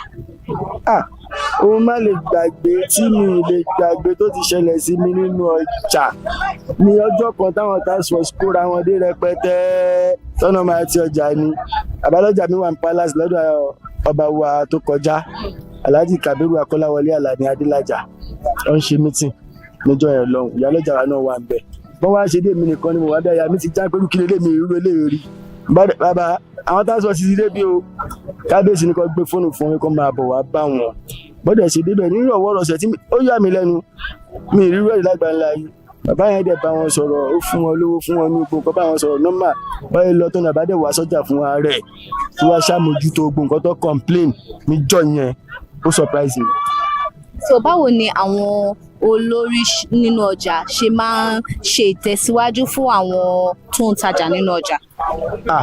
Gbogbo nǹkan làwọn olórí máa ń ṣe o gẹ́gẹ́ bí ìyálọ́jà wa ń sí tó bá rọ ọmọ ọjà tó bá kú díẹ̀ kí á tó fún á pè lóhùn kan ọmọ ọjà yẹn kan á fún lówó lápò ààrẹ lóya ní gbọ́dọ̀ gbọ́ pé òṣòwò ọ̀hún fàyè gbà pé kọ́ ọmọ ọjà kan kúrò nílé ọkọ ìyálọ́jà pé wọ́n á bá wọn sọ̀rọ̀ tútù á káńsẹ̀lì wọn á gbà wọn lámọ̀ràn ọ̀hún fàyè gbọ́ ọmọ kékeré tí ò lọ skul pé kó máa ṣe alábàárù nínú ọjà àbí bákan kò ń ṣe mẹ́rin kò ń ṣe márùn-ún èmi tí mo jókòó ìtọ́jú fún mi lówó pé kí n mú lọ sí skul kí n ra skul uniform fún àti ìwé pé ká dẹ̀ tẹ̀lé lọ lé wọn kọ́ pé ìyá àti àbẹ̀wà fáwọn bóyá nìkan wá bímọ sọ́jà tí ò ní rísì tó ń gbọ́mọ kan kiri ìyálọ́jà máa ní ká tẹ̀lé lọ bí tó ti wá kọ́ lọ fún lówó òwò tó bá fẹ́ ṣe ìyá wa máa fún lówó kó máa lọ ṣe so àwọn kan tó máa ń mójútó nìyẹn. Ok, so lẹ́yìn security tẹ mẹ́nubà ń pẹ́ máa ń san nínú ọjà ṣó tún ní nǹkan míì tẹ máa ń san láti ṣe ìtẹ̀síwájú fún ìtẹ̀síwájú ọjà?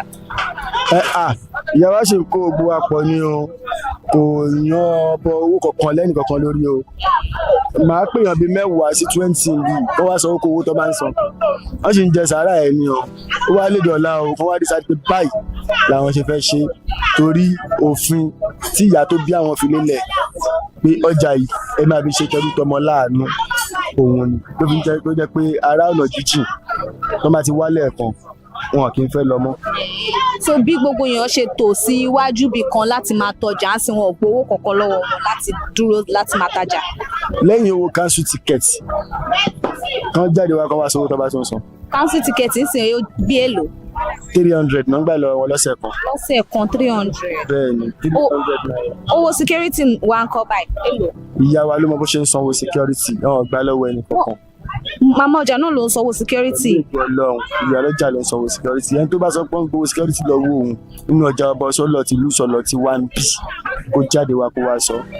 Kí ni nǹkan tẹ fẹ́ràn nípa ọjà Ọba Ìsọlọ̀ International Market yìí? Kò ń ṣe lórí ọjà nìkan lẹ́ máa béèrè ẹ béèrè yẹn lórí ọ̀rọ̀ ìlú Ìsọlọ̀ generally ni torí inú ìlú ìbá ṣe jọmọ mo ṣe tó bẹ́ẹ̀ láyé ṣe kéré nínú ìlú àbúrò bàbá mi kọ́lé sínú ìlú ẹ̀gbọ́n bàbá mi kọ́lé sínú ìlú àbúrò ìyá mi kọ́lé sínú ìlú so láti kékeré tiwa Ìsọlọ̀ jẹ́ nǹkan tó wà peaceful ogun wọn ń bọ̀ gírígírí tó bá ti ẹ̀ṣẹ̀lẹ̀ ní Mushin lọ́hùn ìṣòro ìgbọ́n làwọn gan máa ń wá forí pamọ́ sí kò sí wàhálà kò sí àwọn tá a bá ń sọ̀rọ̀ tájọ́ ń ṣe kékeré kálukú focus education so ló jẹ́ káwa náà káfí wo pé wọ́n ṣe bá ṣe so láwọn dẹ̀ máa rí lè ó ti lọ London ẹ̀bẹ̀rẹ̀ lè ó ti lọ America eléyìí wọn wá náà káà náà gbìyànjú ebi kan tí mo jókòó lọ́wọ́lọ́wọ́ báyìí sì mò ń ṣe process travel mi lọ́wọ́ so nǹkan tó ń ṣẹlẹ̀ nìyẹn. kí ni àwọn nǹkan mèremère tẹ́tí wá gbé ṣe nínú ọjà nínú òwò títà tẹ́ǹtà yìí. pẹ̀lú ògo Ọlọ́run mo ṣàbíamọ èyí àkọ́kọ́ ẹlẹ́ẹ̀kejì mo jókòó yìí ilé ara mi ni mò ń gbé mo kọ́lé mi sí nọ́mbà 18 Àyìnà Aládé street lálágbàdo kí n tó dé inú ọjà ẹni ò nílé ọ̀kan lórí ìnáwó so lẹ́nu ká ṣe wò tọrọ kọ́ bọ̀ olóògbé ara lẹ̀ síbẹ̀ nọ́mbà 18 Àyìnà Aládé street AIT road lálágbàdo ni mo kọ́.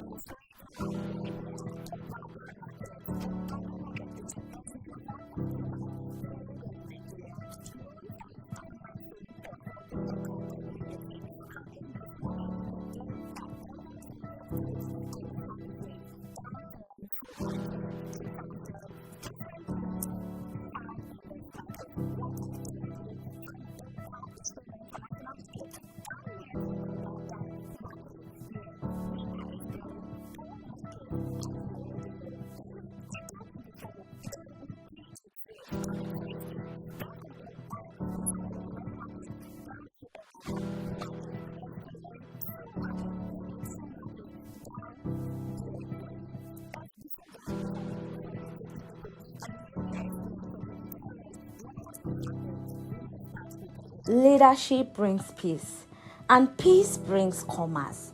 As we walk deeper into the markets, we meet a community that thrives on trust. A market where food is plentiful, where plantains stack like towers, and where traders build their lives one sales at a time. Here we found piles of plantain, tubers of yam, pineapple, watermelon, cows being delivered, traders laughing, customers bargaining. Oba Isolo markets is not just about what is sold. It is about the people who breathe life into this place. Walking along the Solo Road, not far from the palace ground, lies another powerhouse of trade, Obada Market. A place once empty until the community leaders opened its gates to commerce. Today, it stands as one of Isolo's busiest markets, diverse, vibrant, and full of ancient and modern stories woven together. Here, we were opportune to speak with the Iyoloja. She said, "This market started many years ago. I have been the Iyoloja for a long time, and we run this place with discipline. No fighting, no trouble. We keep peace here." And peace is the secret to Obada's expansion. From fabrics to grain to household essential to smoked fish, meat, fresh produce, Obada is a universe of its own. Here we're also opportune to speak with two meat sellers. According to the first man, he said, "Our challenge here is that there is no cold room. Where we get meat from is far. If we had a cold room, work would be easier. Every market has its battles, and here, cold storage is one of them." Let's listen to what he has to say.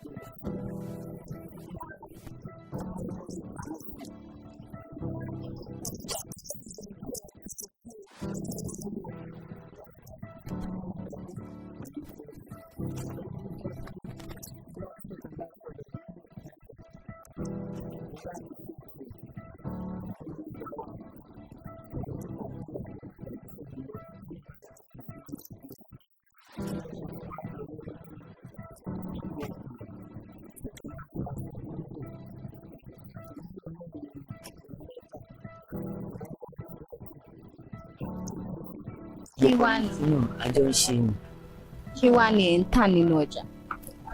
èmi ń ta ẹja, ìtakùté, táítọ́ọ̀sì, ọ̀wẹ̀rẹ̀, panla, mo dẹ̀ ń tepo, mo ń tòró, mo ń ta wholesale price, mo ń ta dúrọ́mù, ògidì dẹ̀ ni mo ń tà, àti láàrò mo ti ń gbé epo mi wá, ògidì ni mo ń tà. So. Drum yín sìn fún epo àbóròró èlò ni. Tàbá fẹ́ ẹ̀rọ ìsìn ó ń lọ sókè ń lọ sílẹ̀, a lè tí sọ pé nǹkan báyìí. Nísìnyí owó tí ń wálẹ̀ díẹ̀ díẹ̀ sí. Owó tí ń wálẹ̀ díẹ̀. Mo mọ̀ pé ọjà tó bá jẹ́jà tó ń gbé wá látòkè a máa lọ sókè a máa lọ sílẹ̀. Ìlà àrùn náà lọ tí ń bèmí náà gbé epo mi wá torí mi kì í epo yíbò. Ògidì ni mo ń tà. So epo ní àsìkò ìlànà gbogbo àsìkò yìí a mọ̀ pé epo máa ń wọ́n torí ọyẹ́ ti máa dé, so ó ń lọ sókè ó ń lọ lẹ́yìn. Báwo ni o ṣe lè dá epo gidi yàtọ̀ sí èyí tí ò ń ṣe gidi? Tí n bá fẹ́ mọ epo gidi, tí n bá fẹ́ mọ epo gidi, epo àfẹsẹ̀nu kò ní rálẹ̀ nù. Tó bá dẹ̀ fi sebẹ̀, ògiri ẹ̀ máa yọ gẹ́rẹ́gẹ́rẹ́ ni, ọbẹ̀ yẹn máa yọ ni, ọbẹ̀ yẹn máa yọ. Ẹ fẹ́ kó 200 sí báyìí, ó máa yọ, ó máa ṣe lólólóló. Ṣùgbọ́n epo tí ò dáa tẹ́ bá ti ṣí wò báyìí, òun ẹ̀ máa pò yín. Èjì ẹ̀ ni mo ṣe connect lọ sí Laro Sẹ́mẹ̀, kó máa bá mi gbé wá ní ọjà ọjọ́ márùn-ún. Ọjà márùn-ún lẹ ti máa ń gbé láti Sẹ́mẹ̀. Báwo lẹ ṣe wá ń ṣe transport láti odidi bẹ́ẹ̀ débí báyìí? Ọlọ́run ṣàánú mi, èèyàn mi bí ẹni bí èèyàn ló connect mi mọ́ ọkùnrin nìkan, Abdulaziz, ó ń wa mọ́tò mi, so òun ló máa ń supply epo fún mi, ó máa ń supply epo fún mi, so sísá mi kan ló ń bá mi ránṣọ léjìgbò, òun ló máa ń lọ ọjà Ìlàró mi, òun ló wá connect mi mọ́ pa. Ọkùnrin yìí ó máa ń gbé epo káàkiri dé Èkó, dé Ìjọra, dé Mùṣín, epo gidi ló máa ń tà. Wọ́n á ní bọ̀dà ẹ̀ka sùn ní ẹ̀jọ̀ báwo mo ṣe máa rí epo gidi tà torí epo ń rìn mí tà, ṣùgbọ́n wọ́n máa ní epo kan ò da ìkan da, ó wá lókè tá bá tẹ̀sí epo rìn. Ọjọ́ yẹn náà lọ́hùn ó dẹ̀ kọ́kọ́ fún mi ní kẹ́ẹ̀gì 5 láì fún ní kọ́bọ̀ pé kí n lọ tà, ó bá ṣe wá rí kí n kówó fún un. Ìgbà tí mo dẹ̀ rà tí mo rí pé táwọn èèyàn wá olóúnjẹ wá bá mi rà láti gbà yẹn ni máa ti máa ń gbé pé wá fún mi. Ọjà ọjọ́ 5 ní ìsìn ọjọ́ Jímọ̀ ló máa bọ́ sí, àwa dé níjọ́ Sátọ̀dé, ìgbà mi ò ń dé ń dajì, ìgbà mi ò ń dé láago 3 ọ̀rẹ́. Tó bá dẹ̀ dé ilé mi wà ní òpópónà Mọ́ṣáláṣí street ní Àgẹ̀dẹ̀gbùdù. Tó bá ti dé ọjà ìlú yìí jẹ́ ìlú tó dáa, ìlú abínibí mi ni, ìlú bàbá tó bí mi lọ́mọ ni, so bẹ́ẹ̀ bá jáde lóru kò sábúrú, kò sí nǹkan kan tó máa pàdé yín. Tẹ́ bá dẹ̀ wọnú ọjà a ní ọlọ́dẹ lọ́jà, so tá bá ti pè wọ́n pé à ń bọ̀ wá já ọjà, lọ́dẹ máa dúró tì wá, a dẹ̀ já ọjà síbẹ̀, a dẹ̀ ti ṣọ́ọ̀bù wọn, a ní fẹ́ gbé wá nílẹ̀, a dẹ̀ jọ ọjà mi fún mi, a pé pérépéré tí n bá wọ̀n sórí mi ike ó máa pé. So láti gbà yẹn mo ti ń bá ara ọjà, mo ti ń bá ara jà. Ọjà epo ń sìn òróró 5 litre ń sìn, èló lòróró 5 litre? 11,000. Àwọn mi ń ta 12, ìrìn àjẹpajúdé kò dáa fọmọlúwàbí. Ọlọ́run ló èèyàn ló pín iṣẹ́, Ọlọ́run ló ń pa àlùbáríkà. 11,000 èmi ń ta o, lóòótọ́ ló ń lọ sókè ń lọlẹ̀, àti ta 12,500, àti ta 12,000, àti ta 11,800, ṣùgbọ́n lọ́wọ́lọ́wọ́ báyìí 11,000 ni. Kò ṣe pé báà náà máa rí tiwa, òbíntí à ń rí tiwa. Epo náà dẹ̀ ní à ń ta 11,000, à ń ta 11,500. Bàbá ṣe rí aláṣìíra bá ṣe ń ta mọ́ra wọn ni, nítorí pé ẹ lè fi epo tí ò dáa, àwọn mìíràn tẹ epo 12,000, 12,500, ṣùgbọ́n lèmi ò mọ kankan síkùn.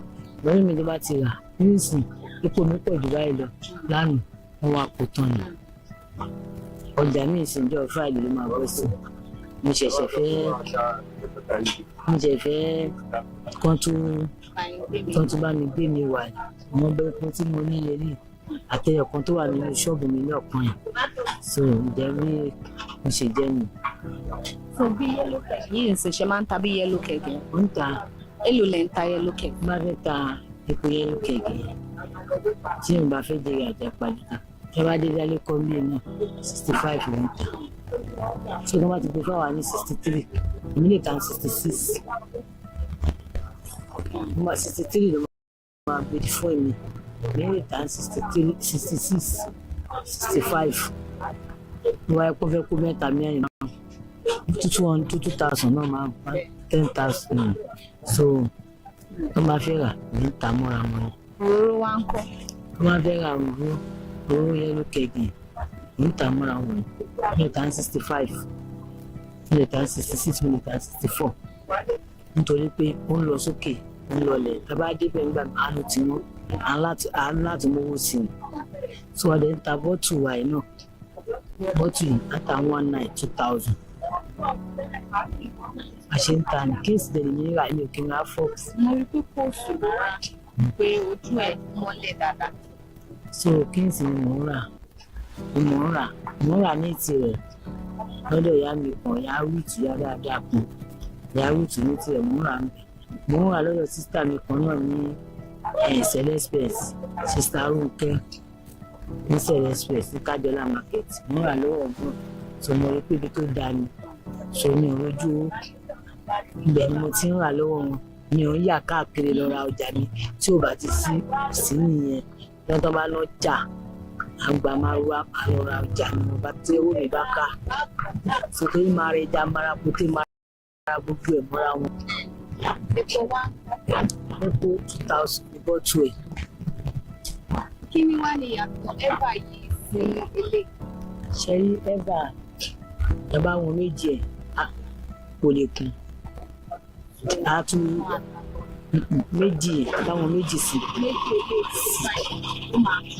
ó máa kú díẹ̀ kó tún bí sáìsì bí oní 300 200 ó tó kún pẹ̀tẹ́lẹ̀ mi tó wá fẹ́ ra ilé méjì ó pìfà kó ra ẹ̀fà yẹn èèyàn tó ẹ̀fà yẹn pè ẹ̀fà yẹn náà mo ń ta 39 4,000 mi ò kí ń parọ́ ọjà ti tèmi ṣe tí mo ń ta ni mo ń sọ fún yín àtàmọ́ lọ́jà gbogbo aládé wa Nàìjíríà mọ bí ìlú ṣe rí àjọ tà mọ́ra wọn nígbà tí gbé ìṣòro lé nígbà tí dé wọn bá ti rọ́ àgbé ìṣòro lé àti calculation tó bá ti lé wọn bá owó tí máa fi jẹun pẹ̀lú àwọn ọmọ mi lọ́ọ̀ fà lè parí kà sí. Báwo lẹ ṣe máa ń ṣe calculation tí ẹ fi wá máa mọ̀ pé iye báyìí ló yẹ kí n ṣe tajà? Nígbà mo lọ rà lánàá abdul lágbára mi ká lánàá mo rà lánàá mo dẹ̀ ti gbé báàfù mo dẹ̀ ti dà á sí mo ti kókè mo ti rọ nígbà mo rọ kí n tó rọ kalẹ̀ mo ti kà mo ti mú fóònù mi bí n tẹ̀ ká mo kàwé mẹ́wàá tó máa gbé ìṣòro rẹ pé ṣé ń bá tà báyìí ṣé ó máa gbọ́nlẹ̀ ó máa tún ṣe báyìí ṣó máa tún ṣe tó wọn bá ìyá pàjùdé ní ọjà Ọlọ́run fa àlùbáríkà sí máa tó ṣe pé òun nìkan ni mò ń tà so mò ń tà ẹni bá dé bá ní pé ẹ̀ẹ́dẹ̀ta fún mi 1,900 mo wà ní ọ̀dẹ̀ débi tó rà ní 2,000 déédéé ni so bá ṣe ń bí mi ṣe máa fi kó tí ẹja tí mo rà láàárọ̀ yìí náà làjì pálí ni mo kún mo ra protein làjì pálí níwọ̀nba protein ra mi ń ra pálípálí mo ra bọ̀kọ̀ ra làjì pálí ẹ̀ jẹ́ kí n rà mo dẹ̀ ti tà á tán so mo ti calculation nígbà mo tà á tán tí mo ti tẹ̀lé 3,000 àwọn ọmọ mi tí wọ́n máa jẹun òun náà máa jẹun máa gbọ́ tẹbí máa gbọ́ ta máa gbọ́ tẹbí máa gbọ́ tẹ family ọ̀rẹ́ mi máa gbọ́ tọ̀rẹ́ so nígbà àti òun yẹn ṣe kóhun nìkan ni mò ń tà so bí mo ṣe máa ń ṣe ọjà mi ní ibi ìtajà kí n má fi calculator ṣí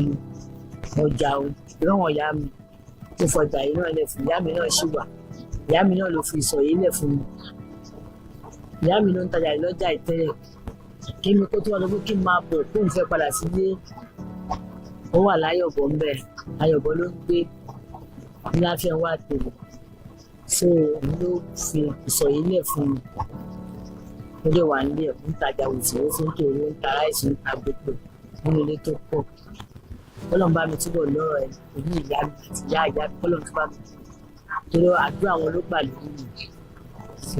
Nínú ohun má ní gbàgbé tẹ́lẹ̀ gbàgbé tó ti ṣẹlẹ̀ sí inú ọjà. Pé kí ni ohun má lè gbàgbé tó ti ṣẹlẹ̀ sí nínú ọjà bí nínú òwò ṣíṣe? Má lè gbàgbé púpọ̀ rẹpẹtẹ. Ṣé mo pé ọjà ni bí ẹlòmíì á rí ẹ báyìí á wù ẹ́ bí tí ìgbà wa ta dé lórí ọ̀pọ̀ sùúrù la máa ṣe. Àwọn Àwórì máa ń pe èdè kan ní òpónú sùúrù. Òpónú sùúrù ni wọ́n máa ń ṣe. Ẹlòmíì lóòótọ́ àwọn ọ̀pọ̀lọpọ̀ kó mo sọ fún yín lẹ́ẹ̀kan sí pé tán bá ń pè ní 30 years ago ó lè pọn mọ́. Ṣùgbọ́n irun lóye àkọọ́lẹ̀ ìdálẹ̀ ti dúró. Mo ṣe kówó ni mo gbówó fún àlà ní Kàbírù Adélájà. Omi ò gbówó fún un. Mi ò dẹ̀ fún láṣọ rí mi ìpínlẹ̀ sí fún un. Ṣùgbọ́n ó wò pé ọmọ EDG náà fi ń pè. Ọmọ ìpínlẹ̀ ṣèmi nìkan ni mo jẹ́ ọmọ ìlú yìí tí mo wà ní ọjà yìí. Wọ́n kádàrá ti dúró. Ó dẹ̀ wá wò pa gbogbo participate tí mi ò bá ṣe ṣe lálẹ́ àkókò. Mo bá pè bí bó ṣe máa ń ṣe bóyá kán tó pè wọ́n ti débẹ̀. Ìyẹn jẹ́ number 1 tó máa wò. Ilé ẹbí tí mo lè tún wá jáde, ilé ẹbí Jagun Àlùkò ní ìlú Ìsọlọ̀, àwọn ẹbí tó dáa ni. Isolo's market stand as testimonies of community strength. Here, traders grow businesses, families rise from nothing, leaders protect their people, and history continues, not in books, not in museum, but in the daily rhythm of buying and selling. In Isolo, the marketplace is not just where commerce happens, it is where lessons are learned, where cultures blend, where hope is traded, and where the heartbeat of Lagos never slows. This is in the marketplace, and I am Elizabeth Abefe, bringing you news upon news of different markets. Do not forget to like, subscribe, share, follow us on all our social media handle at ConsumerHallaTV.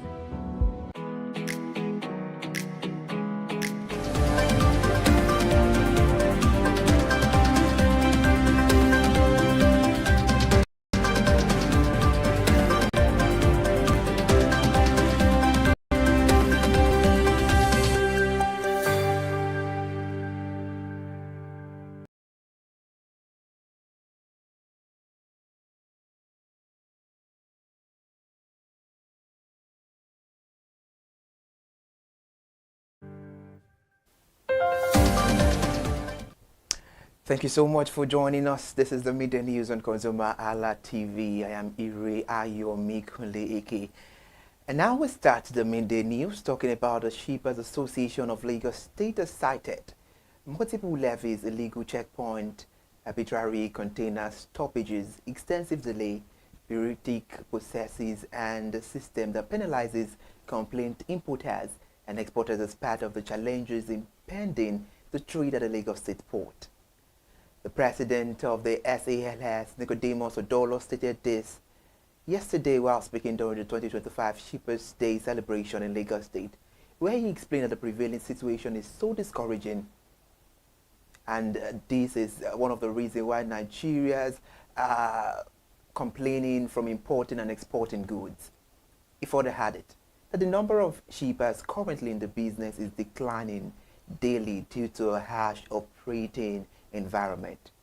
The event, which was themed Challenges Between Revenue Generation and Trade Facilitation, also featured presentations from the Nigeria Customs Service. Away from that, the Minister of Budget and Economic Planning, Senator Abubakar Bagudu, said most Nigerians remain trapped in poverty because their economic returns are limited. This was according to a press statement issued by the ministry yesterday following the visit of the World Bank Regional Manager for Social Protection and Labor for West and Central Africa, Mr. Robert Chase, to the minister at the FCT. According to the statement, the federal government and the World Bank reaffirmed their commitment to expand the social protection and widen the economic opportunities for poor and vulnerable citizens.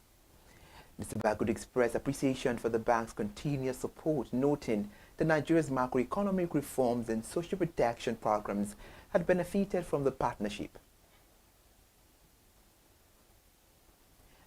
And now the Industrial Training Fund has restated its commitment to equipping Nigeria's workforce with industry-relevant skills as part of the ongoing effort to tackle youth unemployment and bridge the country's persistent digital skills gap.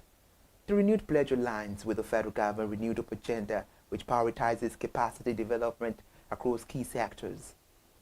During an official visit to the Lanre Motor Assembly Plant in Amuwodofin in Lagos State, the Director General of RTF, Dr. Hafiz Ogun, underscored the organization's mandate to drive national development through structured technical training. It disclosed that the fund is finalizing a business incubation initiative which is aimed at helping trainees transition from the classrooms to entrepreneurship. Dr. Hafiz also highlighted the skills upgrading and professional advancement initiative introduced by the federal government and implemented by the ITF as a major platform for improving workforce competence. It noted that while starter packs support entry-level artisans, the new strategy prioritizes retaining, retooling, and certification to meet the global standard.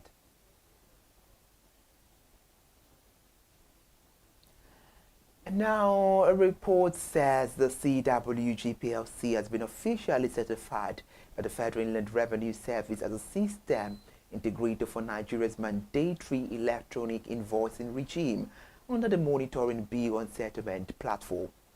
The accreditation positions the technology company to support businesses with seamless ERP and invoicing integration as the country transitions to automated tax compliance.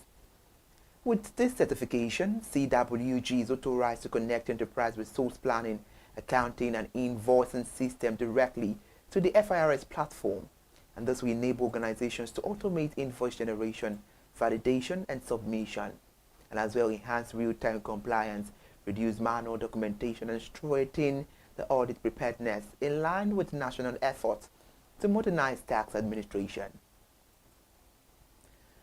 However, commenting on the development, the Chief Operating Officer of CWG PLC, Afolabi Shobande, described the certification as a strong endorsement of the company's technical capacity. He said the firm is committed to ensuring a seamless transition for organizations navigating the new compliance requirement and also to enable them to remain focused on the core business operations. The Center for the Promotion of Private Enterprises urged the federal government to scale up targeted interventions in agriculture and manufacturing in order to curb rising living costs and ensure that Nigeria's 3.98% GDP growth in the third quarter of 2025 result in a real economic relief for citizens. The call was contained in a policy brief analyzing the latest national output data. Meanwhile, in the brief, the Chief Executive Officer of the CPPE, Dr. Muda Yusuf, warned that the gains recorded in the third quarter may not translate into improved welfare unless structural constraint, which is across the key sector. He noted that despite the signs of macroeconomic stability, the cost of living crisis continued to erode household well-being, especially among vulnerable groups. Dr. Muda explained that agriculture, which expanded by 3.79% in the third quarter, remained hindered by insecurity, weak rural logistics, low mechanization, and depressed purchasing power. To sustain the growth momentum, the organization recommended some urgent reforms to ease logistic bottleneck and improve the energy supply, and as well to boost the port efficiency and to accelerate the transport infrastructure. It also called for stronger support for farmers through improved rural security, expanded irrigation, better storage facilities, and investment in mechanization. The Deutsche Bank now has expressed interest in financing the replacement and rehabilitation of two of Lagos' most critical bridges, the Keita Bridge and the Third Mainland Bridge, as the federal government steps up its efforts to attract a private capital for large-scale road infrastructure project. The bank delegation, led by Maurice Dunman, the Manager Director and Global Co-Head of Structured Trade and Export Finance, and Andres Voss, the chief country representative in Nigeria, has met with Minister of Works Mr. David Umahi in Abuja on Tuesday. Newsman says during the meeting the delegation also reaffirmed its interest in further funding the Lagos-Calabar Coastal Highway. According to a statement by David Umahi, special advisor on media, the bank praised the federal government commitment to upgrading aging transport infrastructure and noted that the ongoing projects such as the Lagos-Calabar Coastal Highway has strengthened their confidence in Nigeria's capacity to deliver on large-scale infrastructure. The bank's interest, however, signals the growing confidence in Nigeria's infrastructure sector and reflects the government push to leverage private capital for sustainable economic growth and enhance national productivity. The engagement underscores the federal government's renewed drive to involve reputable global finance in closing funding gaps for national road infrastructure, particularly in Lagos State, where critical bridges have suffered decades of wear, salt water, and heavy traffic loads. The Corporate Affairs Commission has now issued a public alert warning Nigerians about 15 companies operating with unregistered names and fraudulent registration numbers. The notice is intended to protect investors, businesses, and the public from potential scams after discovering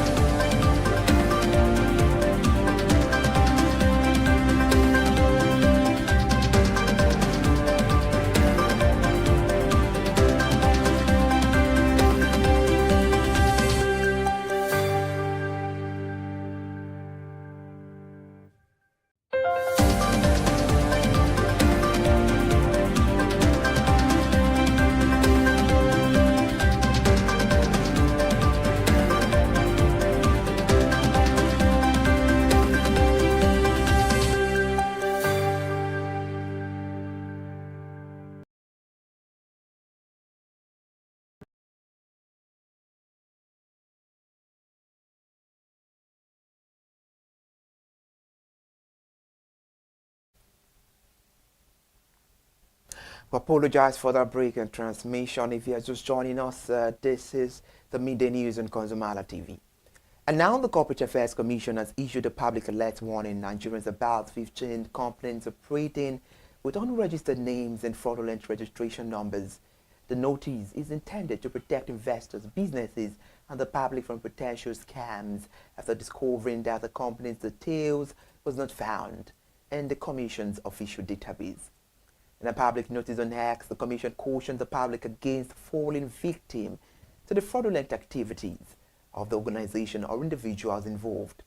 The Commission highlighted that such entities may use forged RC numbers, fake documents, and misleading invoices to mislead clients.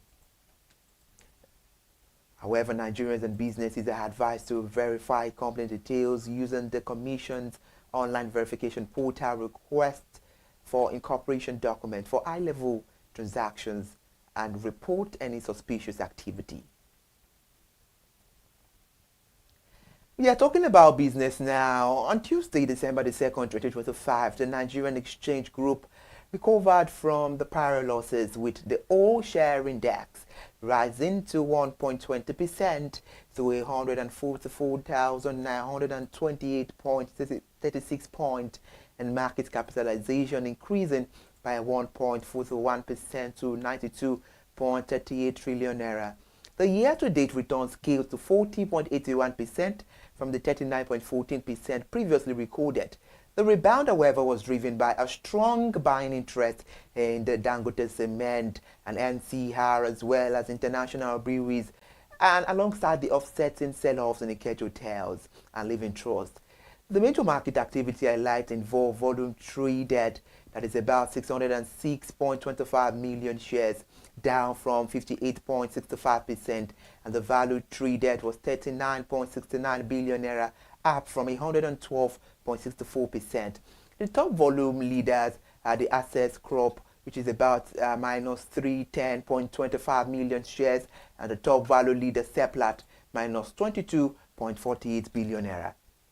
The top gainers of the investment include Dangote Cement with a profit gain of plus 9.99%, and that is about 588 naira, with the NCR with plus 9.98%, and that is about 66 naira 10 kobo. The international breweries was about plus 9.66%, and that is about 11 naira 35 kobo. The livestock feed was plus 8.83%, and that is about 6 naira 50 kobo. And their communications was plus 8.14%, and that is about 0 naira 93 kobo. The top losers experienced a downturn on profit and gains. Ikeja Hotel was about minus 9.92%, and that is about 28 naira 60 kobo. Legend with minus 9.91%, that is about 5 naira. Living Trust minus 9.78%, and that is about 3 naira 23 kobo. And the WAPIC WAPIC was minus 6.72%, and that is about 2 naira 36 kobo, with FTN Cocoa minus 5.10%, and that is about 4 naira 65 kobo.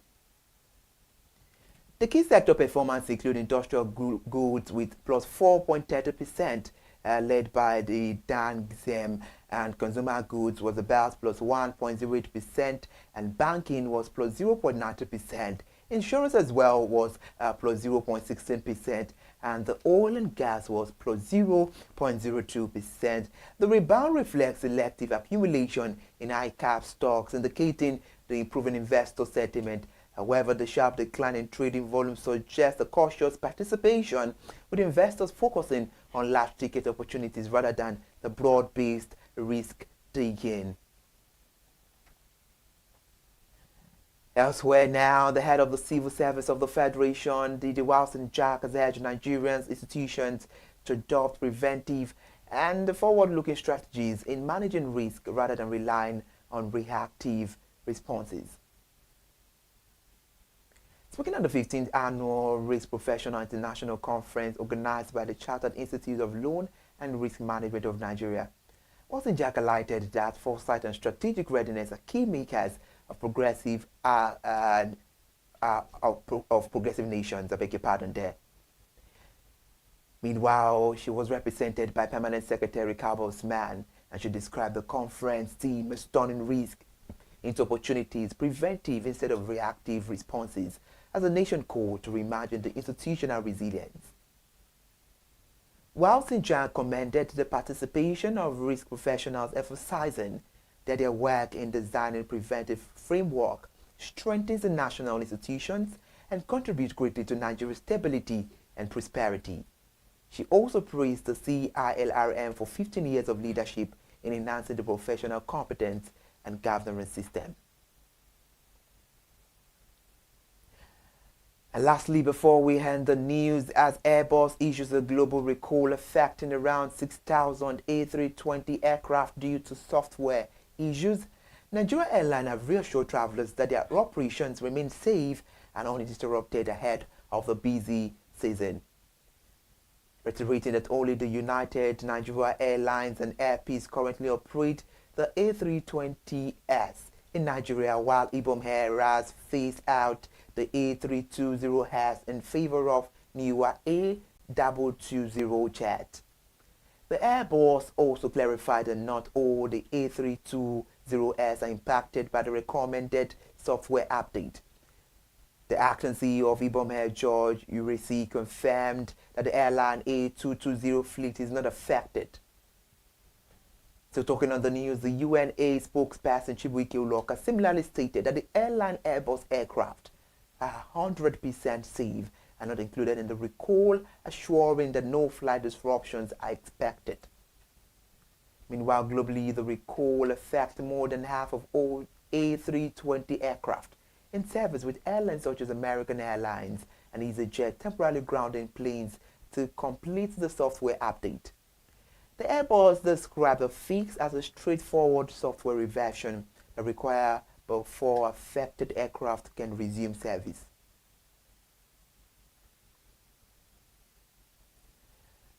Thank you so much for joining us on the Midday News on ConsumerHallaTV. I am Ire Ayomikunle Eke. Enjoy the rest of your day. Bye for now.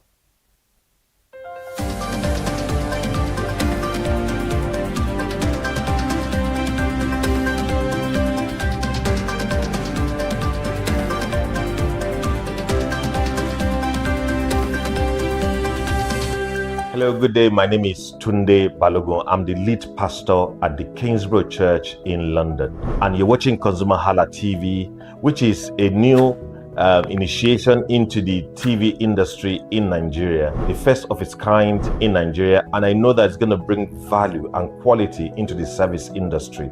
ConsumerHallaTV is here to offer value to the service industry, to give a voice to consumers, bring awareness to the brand industry, and also bring education to what it is to have quality for what you paid for. I know that through ConsumerHallaTV, you are going to be able to get what you have paid for quality-wise, and also give a voice to you in wherever it is that you do. I am here to support and give a shout out to say that keep watching ConsumerHallaTV and we'll have a better quality for value in Nigeria and in the global space. Please continue to watch ConsumerHallaTV because it is here to make things work better for you. It is on this note that I would like to say a big congratulations to the chairman and CEO of ConsumerHallaTV, Pastor Tunde Olufowora, and all the staffs of this great organization. Thank you for what you do. You are making things happen for us, and I pray that God bless you. Thank you. Hello, my name is Toyin Balogun. I'm here to give a shout out to ConsumerHallaTV, #1 platform helping you to shop smart, spend wisely, and live better. Anytime you have any kind of issues with your shopping, or you want to know a very honest review, please contact ConsumerHallaTV, here to help you.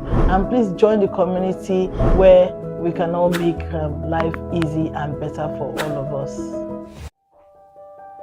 Hey there, do you know in the world today, everyone is a consumer. And as consumers, we all have the right to be heard. In Nigeria today, as a consumer, you have all right to product information, right to fair pricing, right to return goods, right to product labeling, right to fair dealings, and a lot more. Well then, have you heard about the new media channel? ConsumerHallaTV. ConsumerHallaTV. ConsumerHallaTV.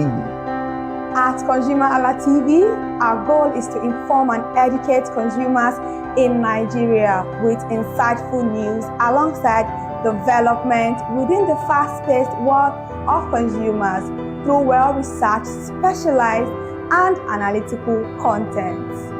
Our vision at ConsumerHallaTV is to create an engaging platform that provides right connections for meaningful brands in Nigeria, thus creating a more caring world for consumers where business thrive. And guess what? Our ConsumerHalla brand is the first consumer complaint resolution portal in Nigeria, powered by a 72-hour feedback mechanism. We offer consumer advocacy, informative talk shows, branding promotions, advertising, and lots more. Connect with us via our YouTube channel at ConsumerHallaTV.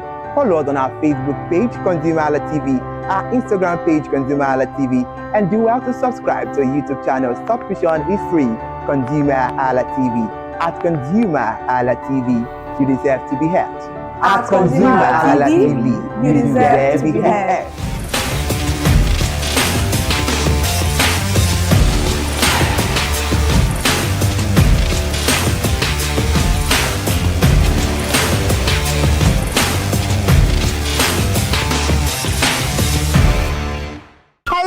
Consumers, as the temperature rises, so does the population of mosquitoes. This tiny creature may seem harmless, but then they transmit a lot of diseases to the body, like malaria, Zika virus, and lots more. According to World Health Organization, these mosquitoes are responsible for numerous deaths each year. Yes, millions of deaths have been recorded each year by these tiny insects. But then, do not let them ruin your outdoor fun. We are here for you, because we'll be asking consumers which insecticide do they use to navigate this.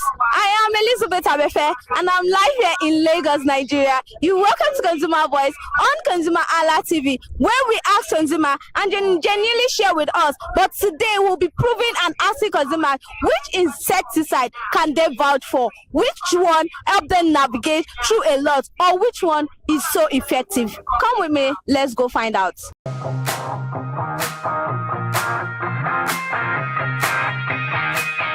Good morning, ma. Good morning. How are you? I'm fine. How are you? I'm fine. So, which brand of insecticide do you make use of?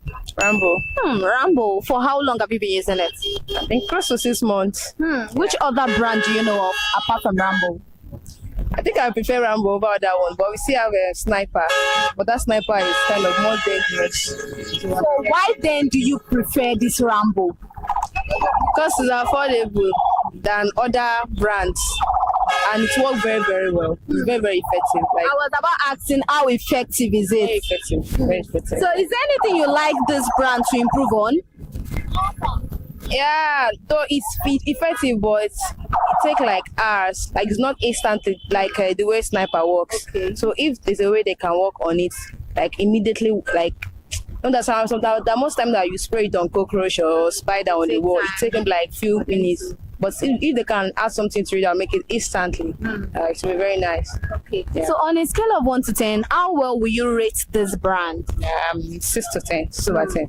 Okay. Is there a reason why you prefer? You already make mention of it being affordable. Yeah. But what do you look out for whenever you want to buy insecticide now? What do you look out for?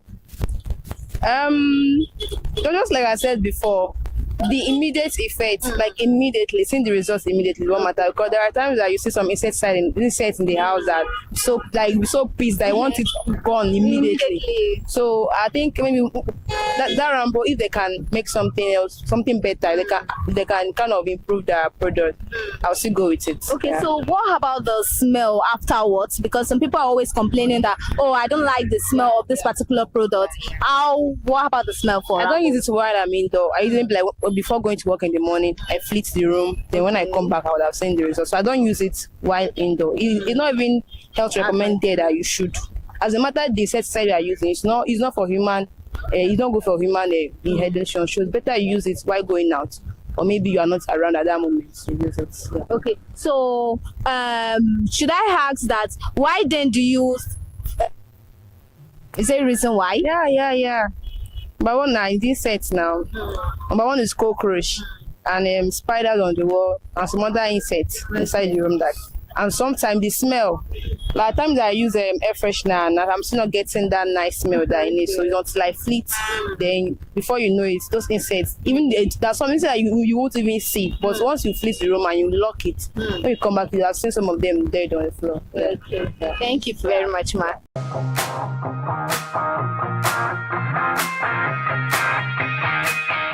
Good morning, ma.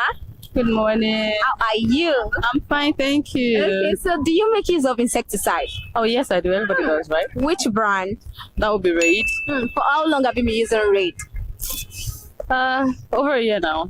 Yeah, over a year. Okay, so can you tell us how effective this Raid is? On a scale of 1 to 10, I did say 8, but it's been effective. I'll just say it's been effective. I mean, good. Okay, so is there a reason why you got an insecticide? Of course now. You don't get mosquito for your house. Mosquitoes, and also the fact that I hate the sight of cockroaches and some, I've forgotten the name, but there's some things I hate the sight of, so I had to just get the insecticide. So after making use of this insecticide, what type of other do you go for? The one that has fragrance free, or because most consumers complain of the smell aftermath. So how is the smell aftermath for Raid? For Raid, I would just say it's there, not like there, but it just does not give you this choky smell, this aftermath smell that makes you feel like you're uncomfortable in your space. That's why I stuck with Raid. I used to use there's this one that has this color green. Bacon, yes. I used to use it before, but whenever it is I spray it in the room, I have this choky feeling. I'm like, no, I have to just stop this. So I was about asking you what other type of insecticide do you make use of, but then you've already mentioned of bacon. I was about asking why then do you prefer this, but you already made mention of the choking stuff. Okay. So is there anything you like this brand to improve on? Which of them? The Raid. Number one, I beg. Even now they watch me, so the money it was with this. I beg. How expensive is it? Not really. I think it is very, very economical. But as a Nigerian now and the economy, I beg. And I like the fact that I would like them to improve on the effectiveness. Like I said, it's an 8. There's always a room for improvement, right? So I mean, they should improve on the long-lasting effect of the insecticides on the mosquitoes. And I want it to be a situation where if I should spray them, it should take a long while before they come back. Not like every 2, 3, 4 days I'm spraying. And that would be all for me. Okay, so what about bacon? Is there anything you like them? Bacon. I love bacon, no, honestly. But that smell. I beg. No, I improve on the smell. I will go back. I can't even be mixing the two of you. I don't mind. Look at this. Is like you want to be cheating between what's right. I don't mind, honestly. That would be for me. Okay. Thank you very much.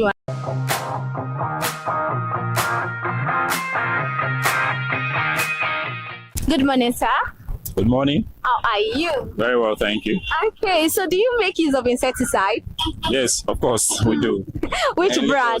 We are in Nigeria, so there is, in as much as you try to fumigate, there is still during the time of rainy season and gushy water from your neighbors and all that. So you must have incense as well.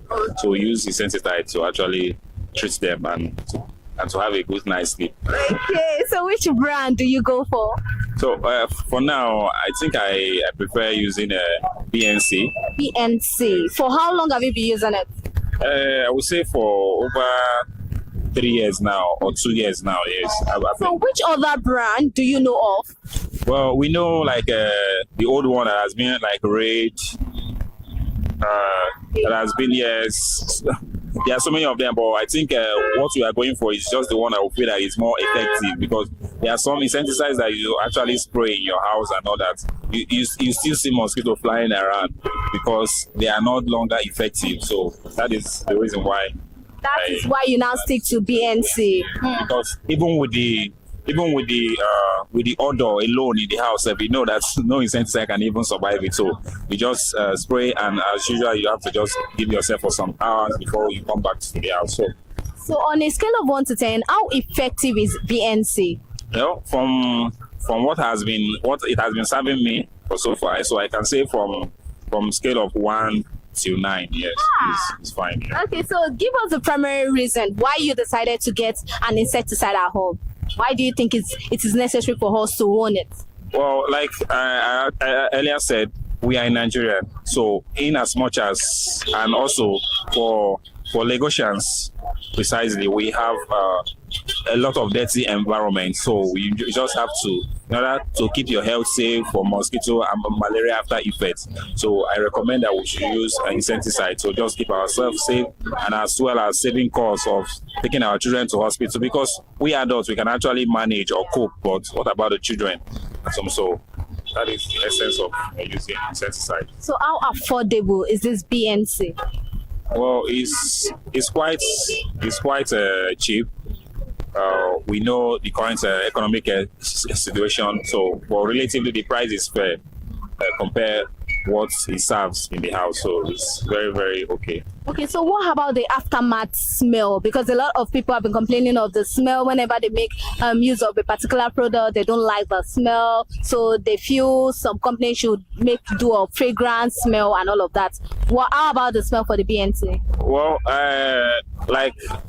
I'm trying to remember the name of one that I know that is also red. Oh. You use it, it sounds like you are using like a perfume in the house. Okay. Because we feel that is conducive for you to actually spray it and use it and stay in the same place, but it's not effective. So I feel sometimes that strong smell also helps in killing because they cannot withstand it. So it also gives that effect to it. So I believe that for insecticide, you are not supposed to spray it and also stay in that place. At the same time, you just have to excuse yourself, either a period of just 1 hour or just 30 minutes or so or thereabouts, just for you to actually let the thing do its own work before you actually come into the house. Even after you have done that, even till the next day, you can also see the effect of what it has done to the insects at home that are disturbing you. I know you've made mention of effectiveness in the product. What other thing do you look out for whenever you want to get or go for a particular insecticide brand? Well, apart from that, I have to get value for what I'm paying for, so that is the basic thing. So, and also something that you can actually get in nearby stores, something that you can get. It's not something that you just use once and before you get it, you have to travel all the way from a different mine. So I think that is also what we can also see, because we have it in all our stores, which is because it's more affordable. So it's there for everybody to use. So is there anything you like this brand to improve on?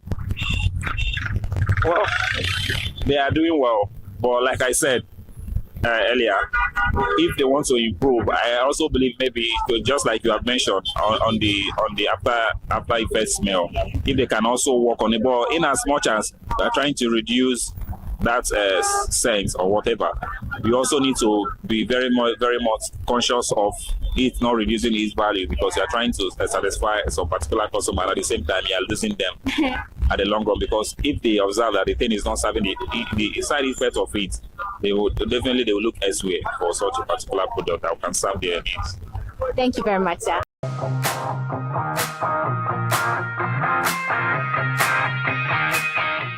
Good morning, ma. Hi, good morning. How are you? I'm doing very well. Okay, so do you make use of insecticide? Okay, not really. So we do fumigation at home, but my baby uses mosquito nets, so we use that too. That's what we use basically. We try as much as possible not to expose our home to pests or insects generally. Okay, so when you fumigate your house now, how long does it take for you to fumigate it again?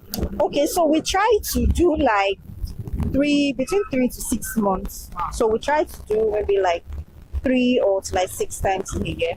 So 3 times a year mostly. But if say my neighbor maybe fumigate, the insects, some of them might escape and still come into the apartment. So that is when we like just between 3 to 6 times in a year basically. How effective has that been ever since you've been doing that? Okay, so it's actually been effective. And we have like a policy in my home where we treat like malaria every 3 months. Wow. So we barely fall sick. We barely catch malaria. So the baby net that you use for your baby, how often do you now say, okay, baby should make use of baby mosquito nets and all of that? Okay, so the baby uses mosquito nets So I ensure each morning when I go to our room to wake her up, the net is still there. I don't take it off. So the only time I take it off is when I'm taking her out of the bed. And even during the day when she wants to lie down, I still take her to the room.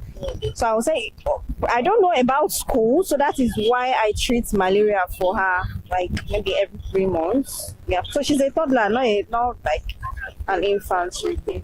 Yeah, so that's what I do. Ever since you've been doing this fumigative process, you've been insecticide free. Yes, I'll say that. Okay, on a scale of 1 to 10, how well will you rate this fumigation process? I would say a 9 over 10 for me, because it really works. It really works in my home. It really works, and we try as much as possible not to bring in things like unnecessary cans. And when I go to the mall, I prefer to go with my bag, or when I come back and I have a lot of nylons, things that would attract insects and mosquitoes, I just trash them. I don't keep them around. So we've been keeping to that. Okay, so to you now, you're going to say you prefer this fumigation to insecticide, fleet or so? Yes, I actually do. I do, because I feel like it's safer for me, because I have a baby and I might not be so careful than, not to expose her to the content from the insecticide. So for me, I don't know about someone else. So for me, maybe if there's, because I feel like insecticide, probably when I was single, I usually do insecticide, and I feel like it wasn't as effective as fumigation. So that's just because you've tasted that one and this one, so now you're saying this one works better for you. Yeah, it works better for me.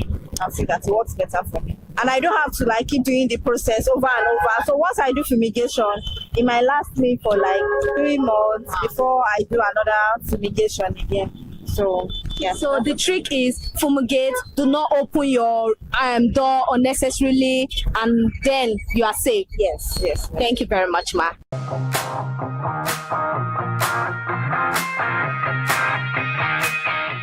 Good morning, sir. Good morning. How are you? I'm doing great. Okay, so do you make use of insecticide? Yes, everybody do. Which brand? Okay, I use the green one, Baygon. For how long have you been using Baygon? Sincerely, close to 3-4 years now. Wow.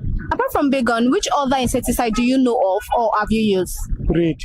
Why then do you prefer or do you stick to Baygon? Because one, they've been in the business for long and their product is amazing. I don't want to tell lies. So how effective have this product been? Can I use 101? 101%? Yes. Okay, so how is the aftermath smell? Because most people complain of the brand smell and all of that. For Baygon, for you now, how is the aftermath smell? Okay, it depends on how they apply it. You understand? Some people buy, they don't go through it before applying. You understand? So whatever product you are buying, you go through the instruction first. Then, do you understand? Some people most of them will come to just spoil the name of your brand or business. Do you understand? So, but to others, it's not like that, I think. So how have you been using this Baygon insecticide? I have been using them, and if as God is providing, I'll continue to use them because mosquito is not our friend. Do you understand? So is there anything you like this brand to improve on? Yes. You should bring down their price. How expensive is this brand? It's quite expensive. So what is that primary reason why you think we need to have insecticide in our home? Mosquito can cause a lot of harm in the body. You understand?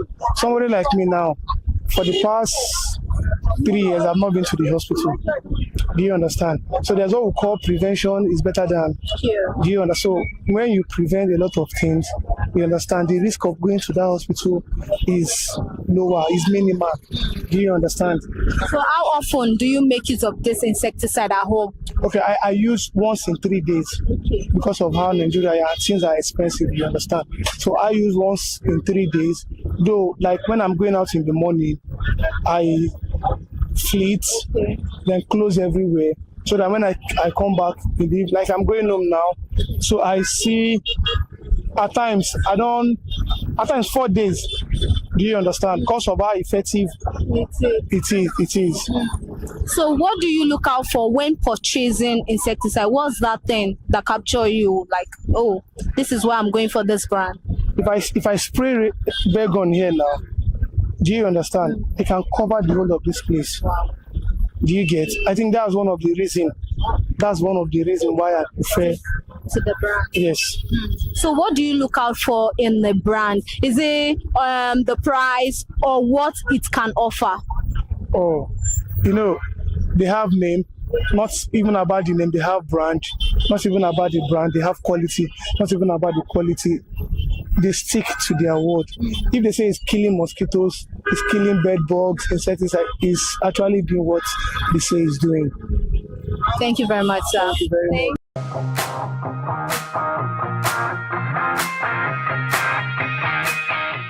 Good morning, sir. Yeah, good morning. How are you? I'm fine. Okay, so which insecticide brand do you make use of? Rambo. For how long have you been using it? For over, should I say more than 5 years now. So which other brand do you know of apart from Rambo? There are several others my wife do get, but I don't really commit it to mine like that. But I know that Rambo definitely because of the work it does in the kitchen. I was about asking, why then do you prefer Rambo? But then you said because of the work. So how effective is it on a scale of 1 to 10? How will you rate the effectiveness of Rambo? 10%, 100 over 100. 100 over 100. Okay, is there anything you like this brand to improve on? Yes, I think what I really want the brand to really is its effectiveness in terms of usage. Then how often you can use it, and how often do you want to get it again, and how the lasting period, the effective period. Is it what you keep using, or you use it once in a day, and so once in a week or something? It's just the effectiveness. Okay, so what is the primary reason why you think it is necessary for us to have insecticide at home? Yes, because of it's for basically pest control. For pest control, cockroaches, mosquitoes, and the like. Thank you very much, sir. Enjoy the rest of the evening. Thank you very much.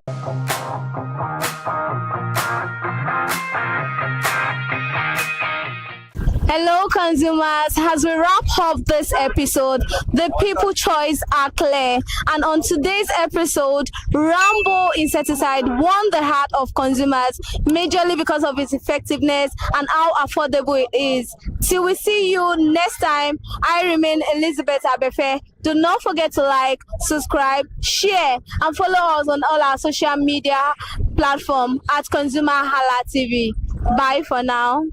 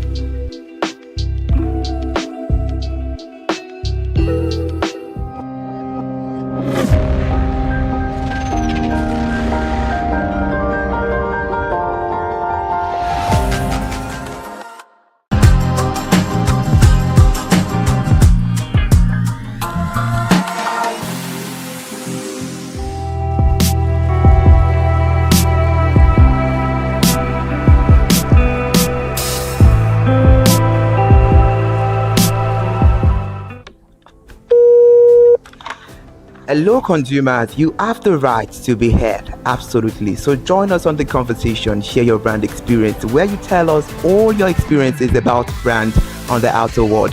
via our YouTube channel every Wednesday from the hour of 4:20 to 5:20. You can watch us via our YouTube channel, ConsumerHallaTV, and subscription is free. Follow us on all our social media platforms, ConsumerHallaTV. Share your brand experience. It's about storytelling. It's about experiences. Hello, consumers. You're welcome to another exciting episode of Consumer Voice on ConsumerHallaTV. I am Matilda Omenai. As you already know, Consumer Voice is a show where we'll be visiting different places in Lagos to check out people's preferences, hear what the consumers have to say about different leading brands that they make use of. Hello, it's your boy here, Iremofe Koforola, and you know what? They call me the AWUF General Overseer. Every day is a blessing and it is meant to be enjoyed maximally with AWUF packages that put a smile on our faces. And guess what? That is why this show AWUF is for you. You can get to know about trending market slashes, promos, offers, and juicy deals that put a smile on your faces, and you can always enjoy them maximally. And you know one thing that's so interesting about this show? It is a blend of English and Pidgin. As I dey run you English, now I go dey marry am with Pidgin, make am spicy. So catch me every time on the show to enjoy more about trendy AWUF packages. Peace. Public service announcement. Hello consumers, I am Kikelomo Ajibola and welcome to the Scam Alert segment on ConsumerHallaTV. Scam Alert educates viewers about various scams affecting consumers. We learn tips on how to identify fraudulent activities and provide advice on protecting our personal information. We aim to raise awareness and empower viewers to avoid falling victim to scams. We cover various topics such as phishing, identity theft, fraudulent investment schemes, and many more. You want to catch up on how these scammers invade our lives? Join us every Tuesday by 12:30 p.m. for Scam Alert on our YouTube channel at ConsumerHallaTV. Subscription is absolutely free. And in case you're not following us across all our social media platforms, follow us on Instagram, Facebook, X, TikTok at ConsumerHallaTV. Don't say I didn't do anything for you this 2025. Bye.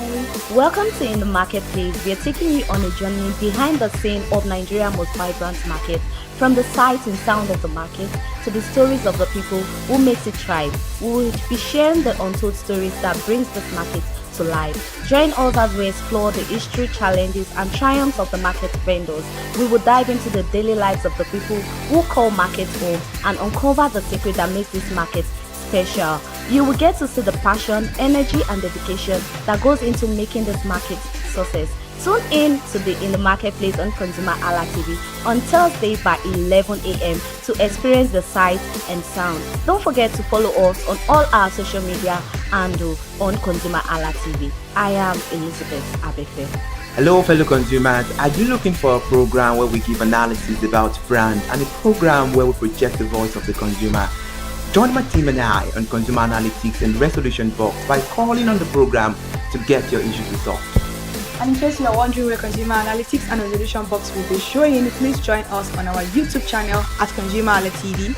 Subscription is free by 2 p.m. to 4 o'clock p.m. every Mondays and Wednesdays. Consumer Analytics and Resolution Box will be airing and will be here to provide you any information on brands and also issues that you have pending for us to resolve. Also follow us across all our other social media platforms, Instagram, Facebook, X, TikTok at ConsumerHallaTV. And that is why at ConsumerHallaTV, you deserve to be heard. Hi everyone, I am Iri Ayomikunle Eke. Join me live on Perspective every Mondays to Friday from the hour of 9 to 10, where we have meaningful and engaging conversations about all the burning and pressing issues making the round. Issues related to our economy and consumers. It's conversing, it's relatable, it's beyond interview. We have expert analysts who gives updated analysis about all aspects of a conversation. Join the moving train by subscribing to our YouTube channel, ConsumerHallaTV, and do well to follow us on all our social media platforms, ConsumerHallaTV. Stay informed. Thank you. I am Matilda Omenai. As you already know, Market Today is the show where we visit different markets across Nigeria, links to check out the prices of different things, ranging from household items to foodstuffs, cosmetics, electronics, every other thing. In a world of hustle and bustle, entertainment keeps us alive. And that is why at ConsumerHalla TV, we ensure you enjoy all around 360-degree entertainment program. Screen Time is the show for you, where you enjoy top 5 countdown, celebrity of the week, exclusive interview, and other segments. Don't mind him, he's just a jealous person. Oh, His new damn. movie release, update, and screen time.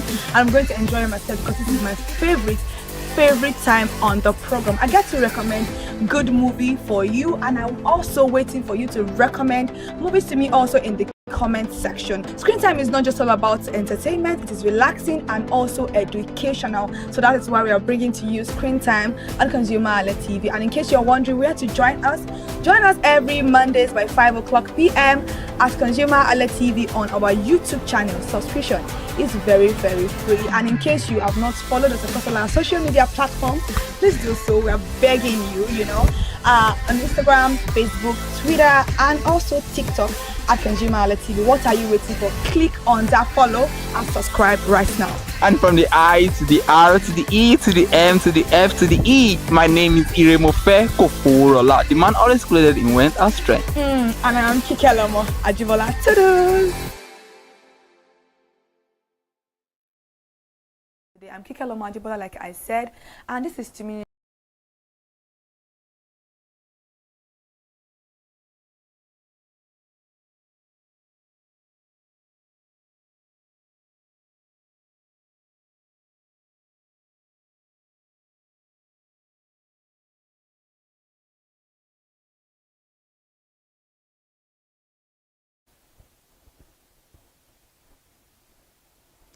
Alright guys, welcome to Healthy Living this morning on ConsumerHalla TV. I am Kikelomo Ajibola, and I want to make an announcement this morning that she will go today, she'll come back tomorrow. But right now she's the staple person. She's my co-host for Healthy Living on the program. Whenever we have the program Healthy Living, trust me, Timini will be here to actually have a conversation with us. And if you're just joining us today, I'm Kikelomo Ajibola, like I said, and this is Timini Olufora. She's a nutritionist, so she's better qualified to talk about anything that has to do with dietary, nutrition, and what have you that concerns that aspect. So I'm just here to be the anchor, to be the host of the program, while she sits beautifully as my co-host. And this morning we'll be talking about fruit and health. Fruits, we all know fruits and health goes hand in hand, but today we'll be buttressing on some particular fruits, explaining them and why we need them in our daily activities. Sometimes it's not just about the medication that we take into our system, it's about the fruits and also how they help with their benefit to our body system. But before we go into the fruits that we have listed today, and I feel like this is going to be a series just like we did the monsters that live in our home. So we have like 5 fruits that we're going to be talking about today, and some fruits are classified in a particular range because of the fact that they all look alike, they function alike. Thank you very much. So what are fruits, Timinu? I would like to know. I mean, I don't think there's a particular definition to fruits, but then, found on trees. But what we call fruits is those things that you have seeds. Okay. There are some products that you will not feel like, oh, these ones are fruits. Like, you'll be like, no, these are vegetables. Like, that's how normal it is. But then in real life, they're like actually fruits. Like tomatoes, they're actually fruits because they have seeds in them. But then we leave you to classify your tomato and your pepper as your vegetable. As vegetables. So when we talk about fruit and health, how does this thing go hand in hand? We all know that it does go hand in hand, but we want to have a better understanding on that. I mean, for months now, we've been talking about health. Diet. In the beginning, when we were talking about carbohydrates, protein, fats, how these things play an important role in the body. And then now when we're talking about fruits, from those classes that we talked about, fruit falls under the vitamins and minerals section. Okay. The amount of vitamins and minerals you can get from just eating one fruit is something else. So yeah, they go hand in hand in health because they boost immune systems, they help your digestive system, they help you to digest food so well. Like, there are so many things that you will not even believe that this fruit does that it does. Okay. Yeah. So fruit sometimes you don't need to actually start gulping down medicine. No. Sometimes your fruit also can help with your immune system. That's what we are talking about this morning. I want to ask you a very simple question. People tend to take it differently. Are we supposed to take fruit before meal or after meal? Okay. So, in real life, fruit is a starter. Yes. Okay. Oh. It's a starter. You say in real life, not in your own life. In real life, oh, that word is very, very important. It's a starter. It's meant to be taken before meal. Eating. Yeah. And then when you're taking it before eating, you're not going to pack a whole fruit and just eat it down. No, you get filled up. That's why it can also be used as a dessert. Because if you use fruit salad, or it will help you to stop eating. So it is also used as a dessert. Are there some particular fruits that you should not eat on an empty stomach? I mean, it depends on health conditions. Like now, citrus fruits for people who have ulcers and all those things. Like, you will still see some people with ulcer eating those fruits, but they would dare not eat it on an empty stomach. So I feel like it depends on your medical condition. Yeah, so they personalize something. Yeah. Doesn't mean that you cannot take citrus on an empty stomach. Doesn't mean that. But at least if you are taking citrus, eat immediately. Don't just eat it and then move on with your day. Eat after you're done. So I want to ask you a question also. Are there some fruits that you should not eat immediately you're going to bed? Oh, yeah. I think there should be some fruits like that. I mean, like we say, even though everything has benefit, it also has their own disadvantage. disadvantage. You cannot say, oh, I want to eat what fruit now? Let me think of one. There are fruits that are they're filling. Yeah. You know, there are some fruits that are very filling, and then you'll be like, you're eating a whole meal. Yeah, some fruits are like that. Fruits are like that. Some fruits are like that. I don't know. I haven't really eaten beetroots, like eating beetroots. Do they eat beetroots? Yeah, I know people that eat beetroots. Like, I don't know how you do it, but I know people that eat it. I haven't eaten it before, so I can't say whether it's filling or not. But I know as smoothie you can take it in the morning, the night, any time of the day. But then, as I don't know. I'm not sure about beetroots. Yeah. So now talking about beetroots, we're going to be beetroots is one of the first fruits we're going to be talking about this morning because a lot of people don't know. I wouldn't say a lot of people don't actually buy beetroots in their home. Who really buys it? Only maybe you want to use it for food coloring. I know the only thing I know about beetroots is that they use it for food coloring. Some people use it to dye their hair.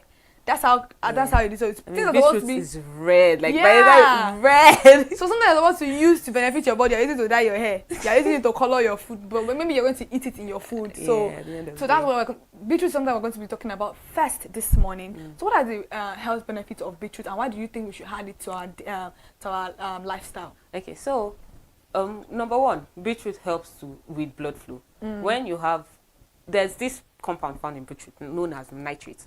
And nitrate helps to open the blood vessels so that when blood flows, it flows freely.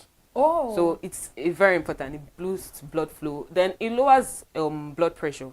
Okay. People that have hypertension, diabetes, you see them, their doctors will tell them, oh, eat beetroot at least once in a week or twice in a week. It's good that you put it in because it helps to bring down those high blood pressure and stuff like that. Yeah. Then it also helps with stamina. You see that when you eat, I'm not saying that if you eat it immediately you start jumping up and down. No, that's not what I'm saying. We're not doing kinetics here. We're just talking about beetroot. I'm saying that it helps you feel a boost of energy. So instead of you now drinking a lot of energy drinks that is not good you for can your body blend system, your beetroot. You can blend your beetroot and drink it in the morning. Drink it. Yeah. And then it helps with inflammation. Like I think I know about all that. those health conditions that you say, oh, this person will get inflamed. No, beetroot helps to reduce that.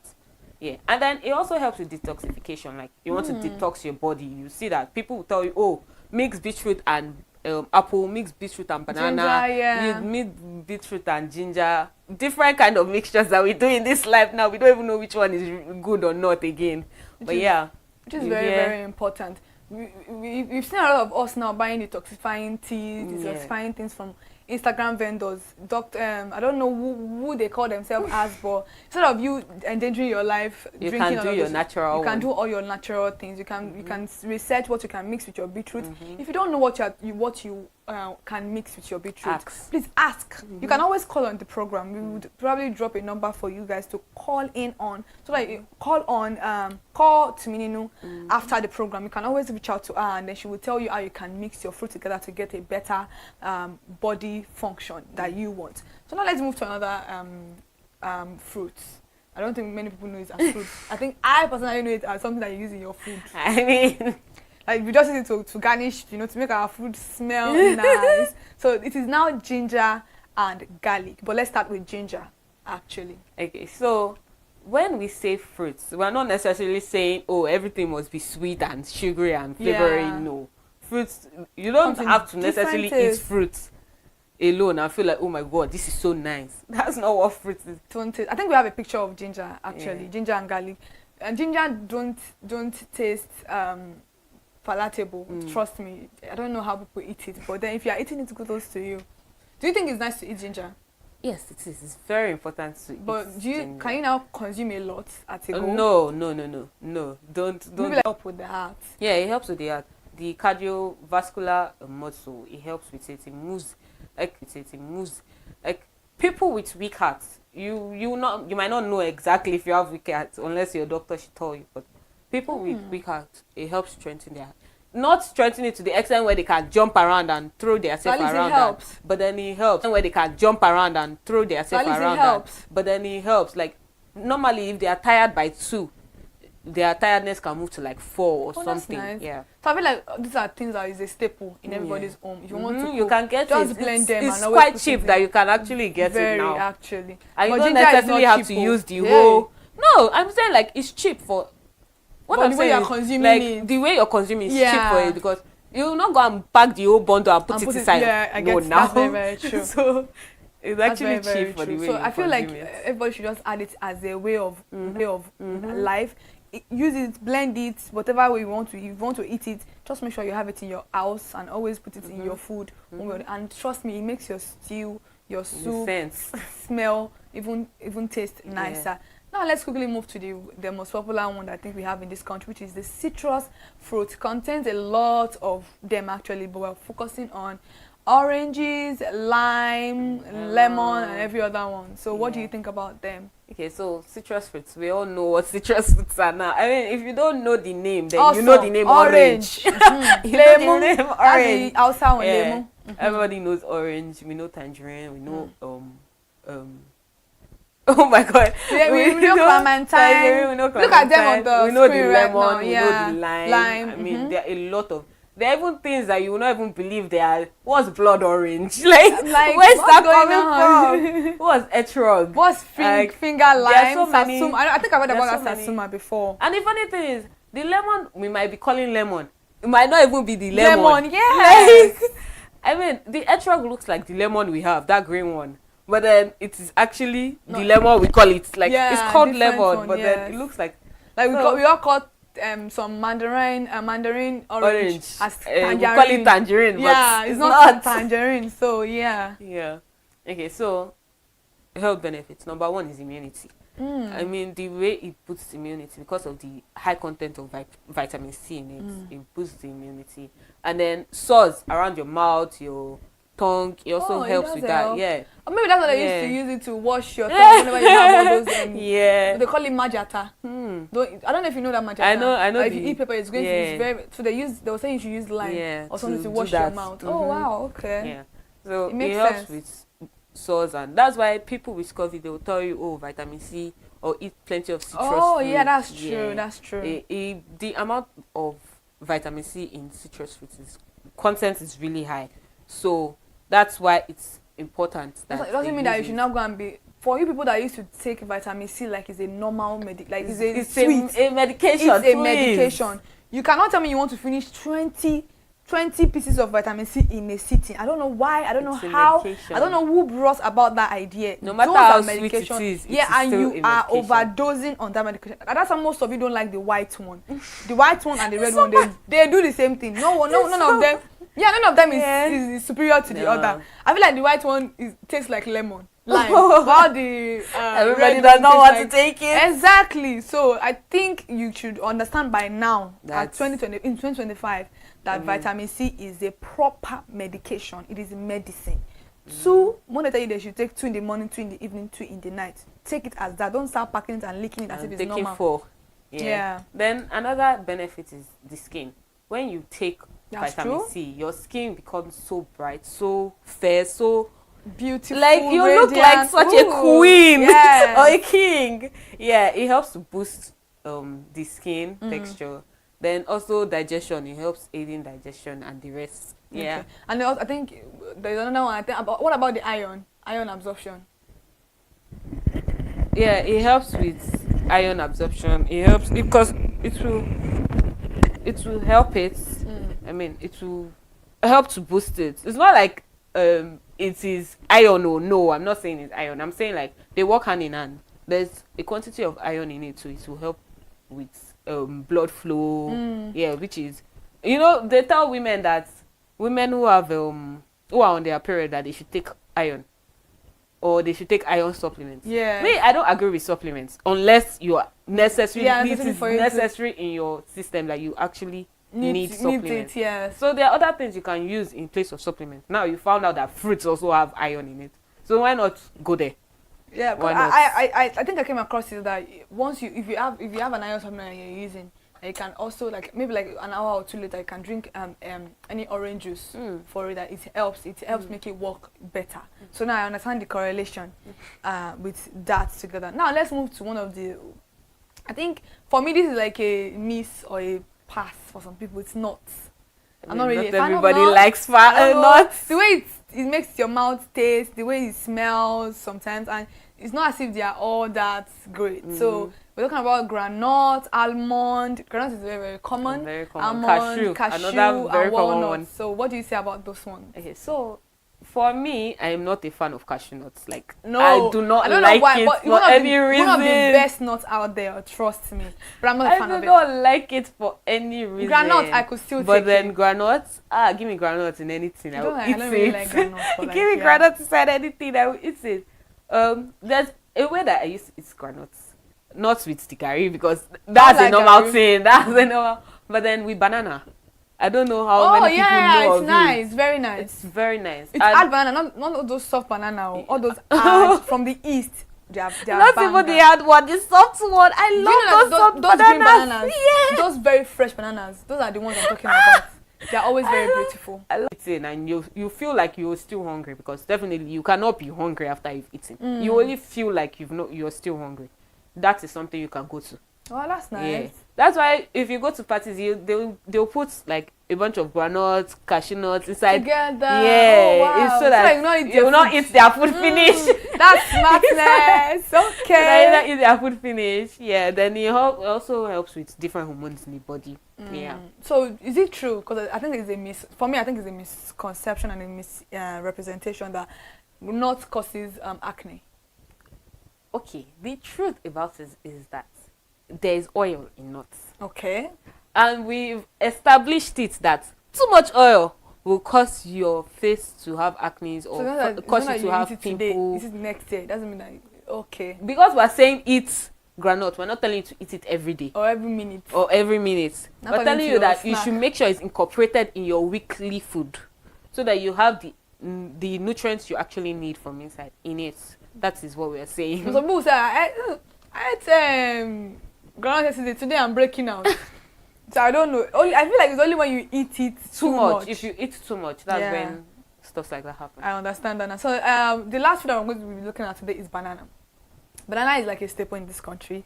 It's a very easily accessible fruit, and we cannot overemphasize the need for banana. The reason why people should eat banana.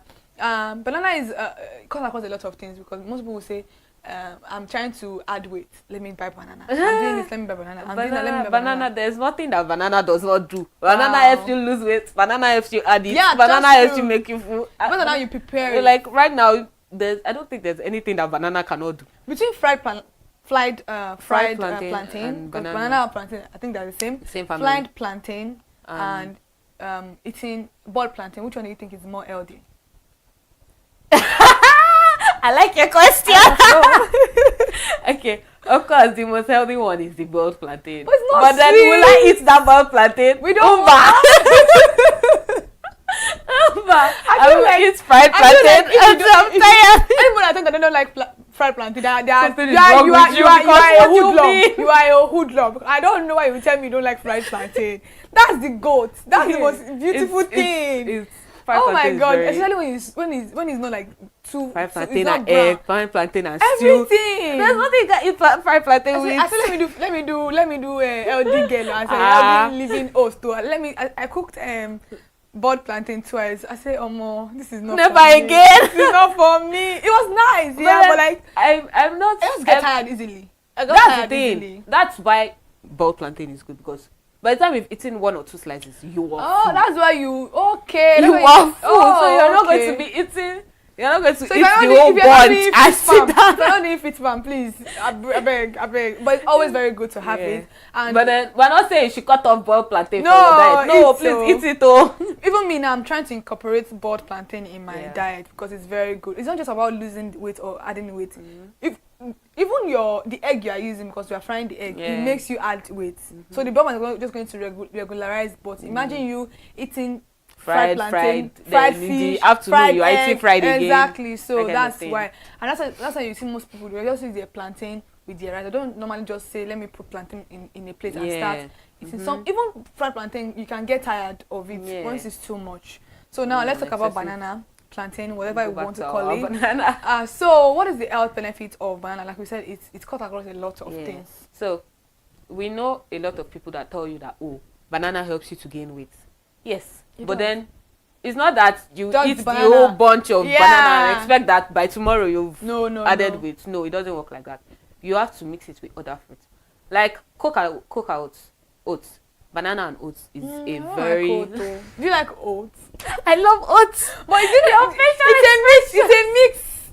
It's always a mix for people. Yeah, some people if you don't like oats, it's just going to be a mix. If you don't like it's oats, the smell for me. It's the smell and the look. I'm so sorry. It looks like it looks like puke.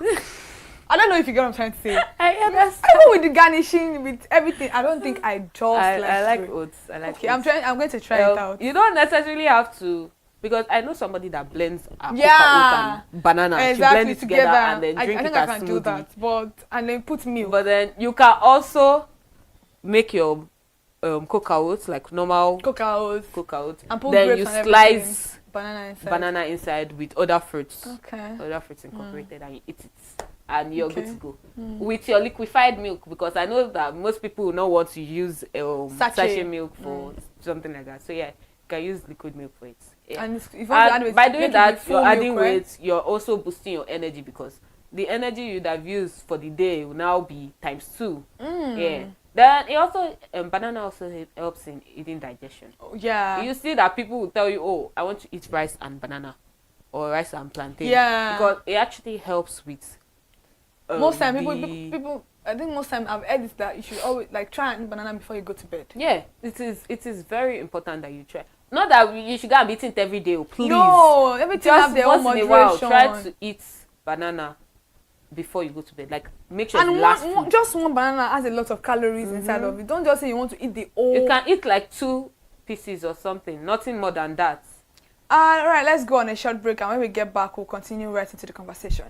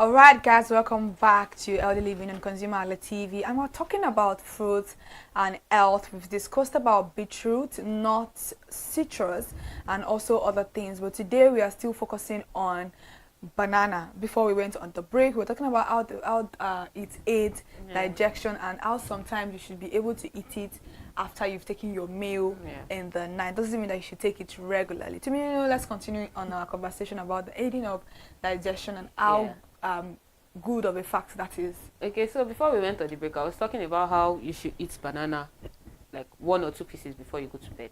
I'm not saying, what we're saying is you should not eat it every day. Like now, because Tuesday, Monday, that's what you're doing. As much as everything is good, everything is also bad. Exactly. So you can take like 2 pieces after you've eaten not the very bunch. last food you've eaten.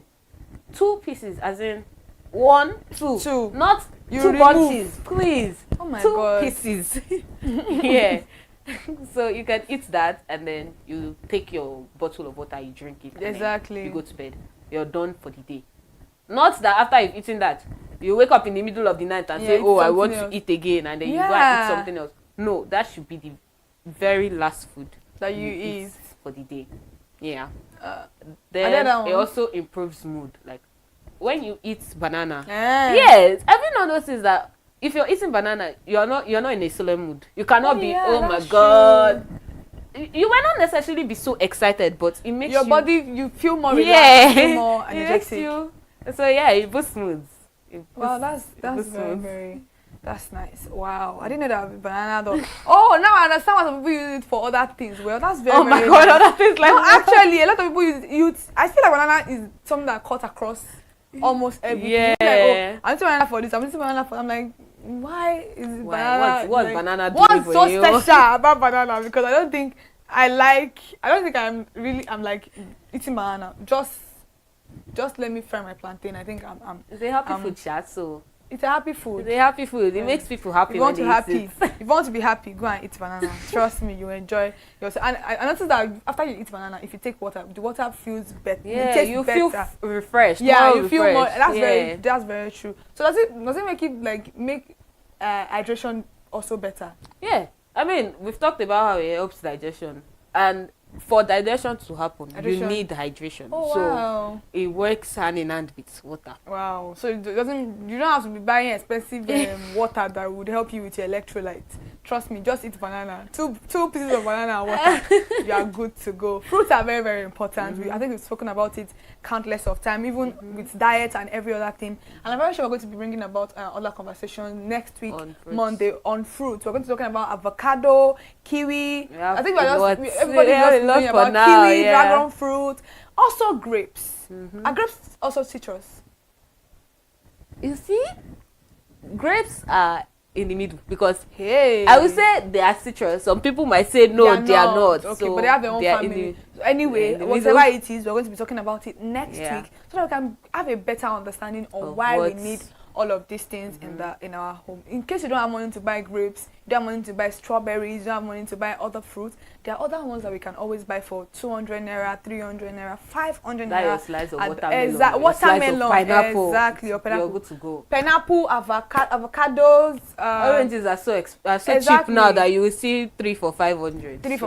That is one of the most cheapest thing ever. So that's what we're going to be talking about next week on the program for Elder Living. Still going to be about fruit and health. Thank you so much for joining us on the program, and with me in the studio, Timini Olufora, who have been helpful, always helpful. Thank you so much for always bringing your knowledge into the studio. And I'm Kike Lomo Ajibola, and we are done for the program this morning. Thank you so much for joining us once again. Goodbye. See you next time.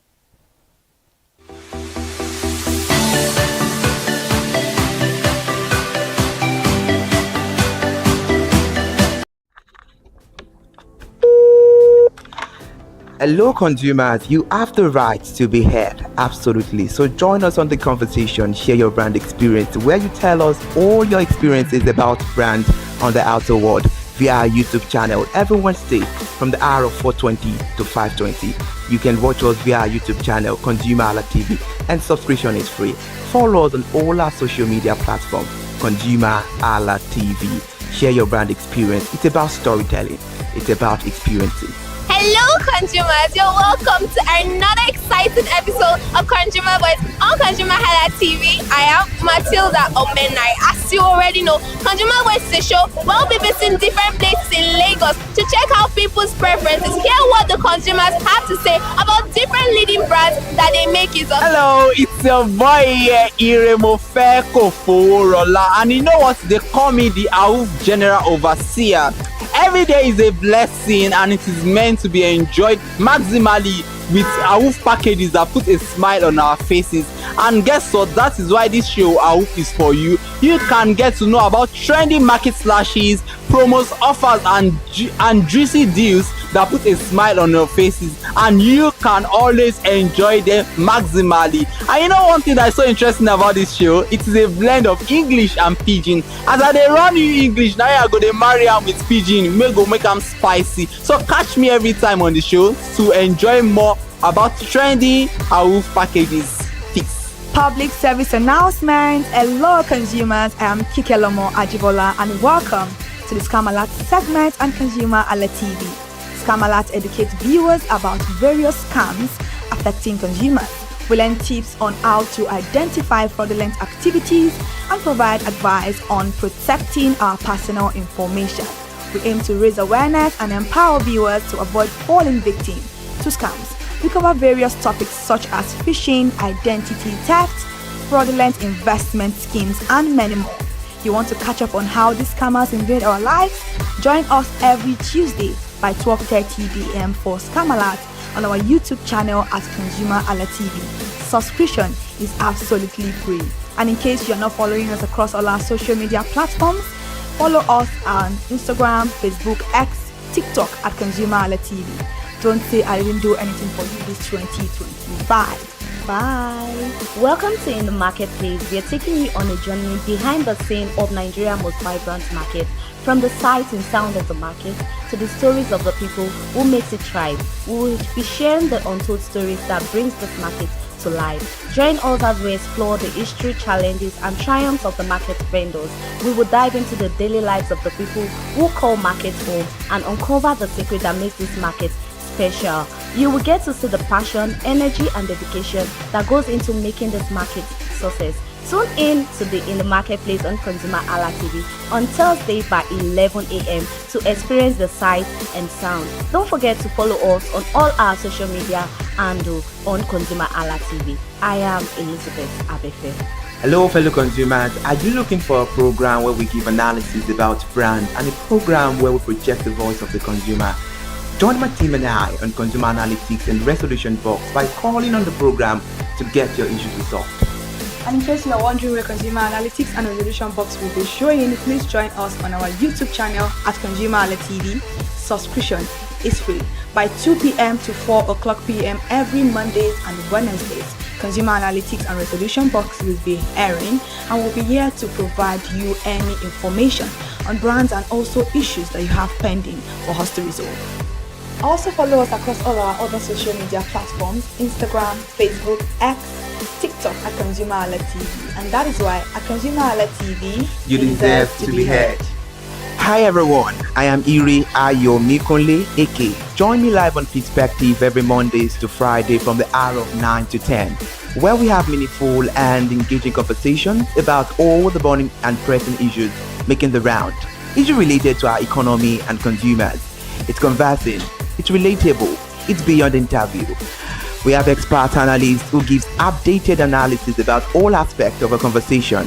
Join the moving train by subscribing to our YouTube channel, ConsumerHallaTV, and do well to follow us on all our social media platforms, ConsumerHallaTV. Stay informed. Thank you. I am Matilda Omenai. As you already know, Market Today is the show where we visit different markets across Nigeria, Lagos, to check out the prices of different things, ranging from household items to foodstuffs to cosmetics, electronics, every other thing. In a world of hustle and bustle, entertainment keeps us alive, and that is why at ConsumerHallaTV, we ensure you enjoy all around 360-degree entertainment program.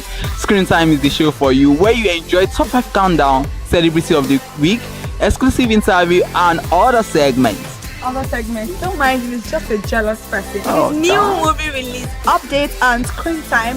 I'm going to enjoy myself because this is my favorite favorite time on the program. I get to recommend good movie for you, and I'm also waiting for you to recommend movies to me also in the comment section. Screen time is not just all about entertainment, it is relaxing and also educational. So that is why we are bringing to you Screen Time on ConsumerHallaTV. And in case you're wondering where to join us every Mondays by 5 o'clock p.m.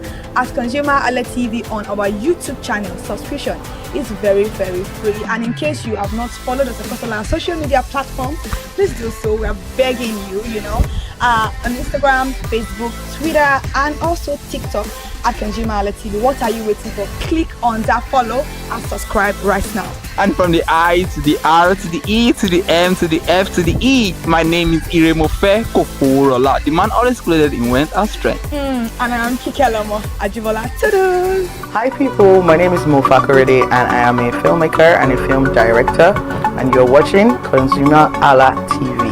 ConsumerHallaTV is everything consumer advocacy, consumer rights, everything that has to do with consumers. On this TV, you'd watch, you'd learn, be educated, and you'll be entertained. Keep watching ConsumerHalla. My name is Olubukola Ozone, a photographer and a social media enthusiast. You're watching ConsumerHallaTV. It's a consumer advocacy TV. If you have a problem, any consumer related problem, just holla at them, just like their name implies, and they're going to get it sorted for you. Keep watching, stay tuned. Thank you very much.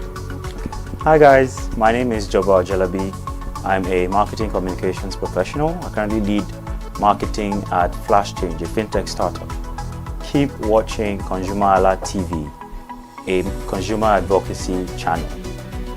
Hello, my name is Sharon Rotimi. I'm an actor and I am on ConsumerHallaTV. Now, ConsumerHallaTV is a consumer advocacy channel. So if you have any issues, consumer-related issues with brands and services, you can reach out to them and they'll be sure to handle it or to cater to you. Thank you so much.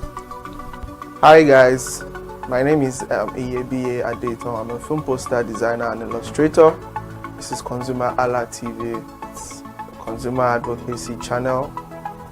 We show content on consumers-based news, entertainment, and all of that. So I urge you guys to stay tuned to ConsumerHallaTV. My name is Anoluwapo Alao, a sales consultant for Star Times Nigeria. This is a ConsumerHallaTV where they discuss anything consumer needs and get knowledge about anything about consumer. So keep watching it. Hi, my name is Adebola Ogushino. I'm a filmmaker and you're watching ConsumerHallaTV.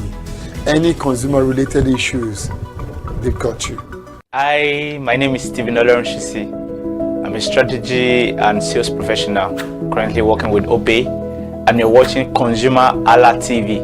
I mean, this is one of the channels that you don't want to but stay on. Consumer advocacy, brand promotion, everything consumer, what you need to learn for your business to grow. This is a channel where you learn, where you experience entertainment too, but it's good for businesses, for brands, and for an entrepreneur. If you want to know more about businesses, want to know more about brands, please stay watching. Alright, thank you so much, ConsumerHalla.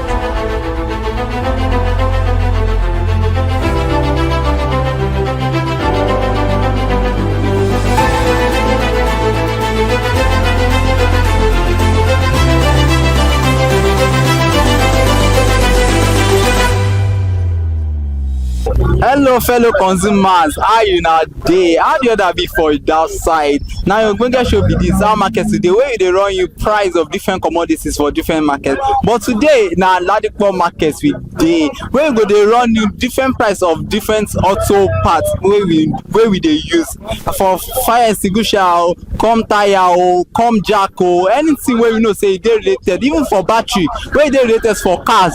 Now this Ladipo market if you get time now the biggest market for auto parts for Lagos State.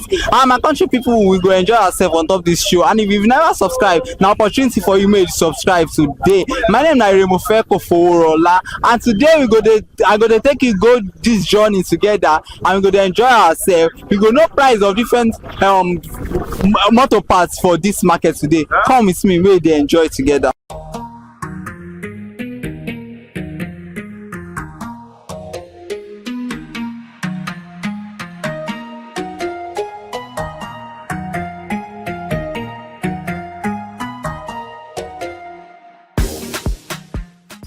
Good morning, sir. What's your name? Good morning, sir. My name is Emiro. How are you doing today? I'm very, very good. I'm fine. So, what's your step for that market? I said Tokumba battery, very sound good Tokumba battery. Any car of Tokumba battery, I sell it. Okay, so you said Tokumba battery for cars? Yes. Is there any particular kind of car where we say they sell the battery for? No, not particular. I sell BMW battery cars. I sell Mercedes-Benz. I sell Toyota. Any kind of cars. Any kind of car, I sell it. But now only Tokumba battery they sell. I do sell new one too. Okay. So I want to know now why we say you choose this kind of business to the sell battery. Battery business is very good business. Because when I went to warehouse to go and buy battery, so the bad one I used to sell it. The good one too I need to sell it. So no more shortage on the bad side. On the good ones, yes, profits a month. That is why I like battery business. If I hear you now, you say the good battery and the bad battery, no difference there. Yeah, I used to sell them. I sell the bad one to the company used to come and buy the bad one from my hand. So the good one I used to sell it to people. So that means if you don't say that bad battery, as if you see sell all those condemned battery too. Condemn, yes, I said condemn. When the bad one is condemned battery, so company used to come and buy that one in my hand. So the good battery I sell it for people. Okay, now let me talk about the good battery where they say now. Now how much with the battery and which battery be this one? This one is interstate American battery, as you can see.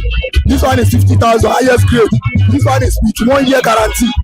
So in new ones, I'm selling new ones to you. I will not give you 1 year guarantee. I would rather give you 2 weeks guarantee. But in Tokumbo, if I'm giving you the first grade battery, I will give you 1 year guarantee. In Tokumbo, not the new one. So I want to say why we say new one now like 2 weeks guarantee and Tokumbo one and 1 year. Why? We have new one in original, but people don't know. If you want to buy new one in my hand, you tell me original, but if I tell you the price, people will say it's too cost. So we used to give them China one. So that one is 55,000, 60,000. So that one will not last to them, will not lie. But if they want to buy new one in original, that one is starting from 80,000, like Korea, made in Korea. But all this China is Korea tech. That one will not last long. You understand? So I rather tell people that let me give you the Kumbo, very sound one. But if you have money for new one original, I will give you like 80-something thousand. But some people will not afford the money. I'm not telling them, okay, no worry. Let me give you Tokumbo, the one of 50,000. I will give you 1 year guarantee. So they will not say, okay, no problem, let me see. And I will give them, it's going to last for them. Because all these new ones you are seeing it too, most of them are expired. But I will not say such in this place. But Tokumbo, you will see the date. Like we have 2024, like this one now. This one is 2024 battery. That is last year battery. But all this new one, they are doing it back years back. So you understand? But this one is like car. As car year 2024, we have 2025 too. So that one is better than the new one. But people don't know. But it's a secret something, we can't talk it here. You understand? So now this one, you say now 2024. That means they just do this one now. Yes. Like you know Moto used to have here. Like 2023 cars, 2024 cars, 2025. So this one is 2024. Like it's new battery. Buying this one now in my hand, it's like they're buying new battery. It's like they're going to America to go and buy new battery. So that is this one. So in this new one, because the date has passed. But all this China, you can see date like 2025. The other one, the China one. So now if I want to buy battery for your hand, and I come to you and say I want to buy battery, and I tell you it's okay, I want good one, but I don't to get money where we say like the one we talk say na 80,000 naira old. So you go sell that China one for me, or if you go first advise me the one where I go buy. People don't, you know, in this Nigeria, people don't like truth. So when you tell them that we have new battery, sometimes you know, as you are my friend now, I come to buy new battery. I buy like 60,000, 55,000. When I reach, I will tell you, sir, this battery is new one. I buy it 55,000. So if you come, if I want to convince you, you say no, my friend I buy 55,000. So why are you telling me 80,000? So I will now keep short. And after you say, okay, no problem, bring money, let me give you battery. But if you want to listen to me to give you original one, I will tell you the truth, and I will give you original one. You understand? So that China battery now, for how long did they last for people? That's why people used to complain. I will not lie to you. People have it here. Many people bring it here and come and collect Tokumbo from my hand. If they come here, they will tell you that this battery doesn't use 6 months. So if they now bring it, I'll now give them original Tokumbo. They will thank me later. Okay, that China own and the Korean way you talk, then be Tokumbo or na new one? No, it's new one. So that China own is Korea Tech, it's China, but the new one is made in Korea. Even the new one made in Korea, you can't talk it here. It will not last than this one. Even the original one, new one made in Korea, it's not going to last than this one. Never, because this one is 2024 model. Last year battery. That one they are doing it. They like 10 years back. The stock battery, you understand? Battery that is stock in warehouse, and any per year the battery will be dropping. So that so this one where they do for 2024, you better pass that one. I swear to God, 100. Because this one is latest model, not stock battery. You know, sometimes in America, motor used to get accident, so they remove the battery, they sell it for us. You understand? That is how we get the battery. Oh, now let's look at this battery business wey we dey do so. What will be the challenge wey we say they face for the business? Challenge too much. You know, sometimes when I go to warehouse, we used to buy battery clearance price, so we can't sell it. So sometimes we put aside this battery I'm buying is very good. I can buy like 80 pieces of battery. Sometimes we see like 30 pieces. The main 50 will be condemned, so we are going to lose. But sometimes we buy 80 pieces, you will see almost like 70 good one. So that is our luck. I will even that day sef, I will even go to club, go and celebrate. I buy battery like 80 pieces, I see 70 pieces of battery, so I will be happy. Okay, now may you look how person fit know the battery wey good if they wan buy battery? If you want to buy battery, so if you want to come to me, there are some people, if they come to me, they will say, I need battery, Tokumbo battery, so date. You know, we are in 2025. Some people will say I need 2025 battery, but that one is hard to see. But you can see 2024 battery and 2023. So when customer is coming, they will say, I need battery, do you have 2024 battery? I will say yes. They will say, okay, let me see it, and I will show them, they will confirm. So I will say for them. Okay, now may I come out to say which battery dey last well? When we say, you know, say if person buy am, you go last, you go take. When you say you go use your money for the battery. This American battery, I can't lie for you. If you come to me now, if I want to give you advice, I will tell you to buy American battery. So that is 2024 model, or 2023 model, or even 2025 model. So what will be the lowest amount of battery wey person fit buy for your hand? If I want buy battery, what will be the lowest amount? And I know say depend on the car wey you dey buy too. Yes, lowest price is 35,000 battery. 35,000, and that one no be China. No be China, it's Tokumbo. Okay, what we say e dey okay. Yes. So let me look at the price. You say 35,000 naira, and some batteries, some fit be like 80,000. Like the one wey you talk say, the price dey go up or e dey come down?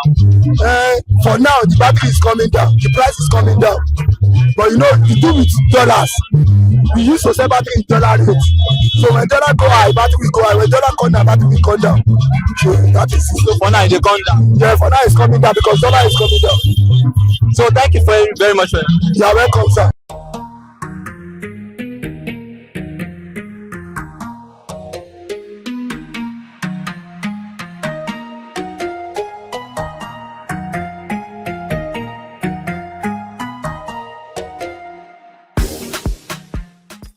Good morning, what's be the name? My name is Mr. Kenechukwu Valentine Uheru. How you doing today? I'm fine today. How markets be for this side? We thank God. Okay, I want to know what they sell for this side for market. This is what I'm selling. Jack, sequence on fire extinguisher sequence. Some of them are not here, but this is what we are dealing on. Okay, so maybe you talk about the Jack wey they say na new one or na Tokumbo? We do sell new one, we do sell Tokumbo. If you look around, you go see new one around. We deal on Tokumbo. But you know, some people will come around and ask you about new one. Okay, so between the new one and the Tokumbo, what will be the difference? Okay, new one. You know, there are some people that mostly believe in new one because they believe they are the one that tear it. But mostly Tokumbo, some of the Tokumbo is bigger, is more stronger than the new one because some of the Tokumbo come from Germany, some come from Japan, some come from Australia because their quality and the quality of the new one our people used to book in China is not the same thing. But not that China is not, I'm not saying that China is not doing the good quality, but the quality that we used to do, they get A class, B class, depends on the one you want. China will do it for you, but we will specialize on tokumbo quality. So like how much should they sell the jack, the new one and the tokumbo one? Okay, in pumping jack, the new one, we get 5 tons, we get 10 tons. The 10 tons we sell it on 15,000 naira. The tokumbo of the 10 ton, the original Japan 10 ton, we sell it on 15,000 naira. 17, some if na Germany products, then we sell it on 20,000 naira. So I want the price, did they come down, or if you compare them with 5 years ago and now? We will not even think of going down because everything is going high to Nigeria today and is affecting us. People that is coming from other places and buy from us, then and circulate it to all over Nigeria. But we will buy from here. Only except the new one, we'll buy from our Aspanda. You buy it from where? From our Aspanda. Sometimes we'll call it trade fair. Okay. So now, who be the people? Maybe somebody that offload outside the market. But if he doesn't have connection with here, it will not be easy for him to sell. That's it. Sometimes we buy outside warehouse. Okay, so who you can't sell for? But normally, the people that make us to eat, the retailers, the people that sell all over Lagos State and all over the Nigeria. Okay, so you talk say the price will go up. Why is it say the price will go up? You know they come down. Sometimes say me, I never reach the level of importation, so I cannot tell you what is the major problem. But everybody carry it to our government because once the economy is going up and everything, both the food you eat is high, then you need to increase your own so that you can be able to meet up. So we don't talk about jack now. When we talk about fire extinguisher, how much should they sell fire extinguisher? A fire extinguisher is a new pass. Normally, it's come from new pass, except the one that maybe you want to refill. That you can go for road safety on the stations that used to refill. For fire extinguisher, mostly we base on new one. That one is from China. It's a China product. That one that comes down. It's steady. You will get steady supply. Like now, we are selling 6,000 naira. You understand? It doesn't mean that we will still increase it because we are heading season. The season they will increase it there and we will increase our own. So what's it gonna be the challenge way they face for this market? My man, it plenty. You know, before in this market, you know how we used to sell. We are happy people. For past 2 governments now, let me just say half of the past governments till now. Mama, we are struggling to make it.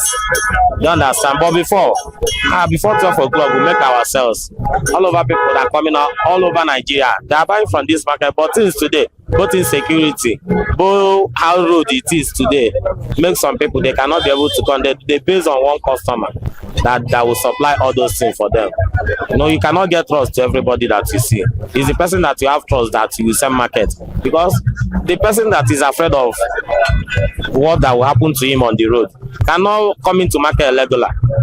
Like people from Burkina Faso, people from Niger, people from all these outside countries that used to come to this place and buy. Normally, we are not seeing them because they are hearing that Nigeria is not secure, So they prefer that you do way big to them than to come to market. So that thing, it messes up our business because when they come, if they buy that one, they make them come. They will see another thing that they need to support in their business for our business to grow. But we are not seeing them again because of the insecurity. And that is insecurity. Let me just put it insecurity.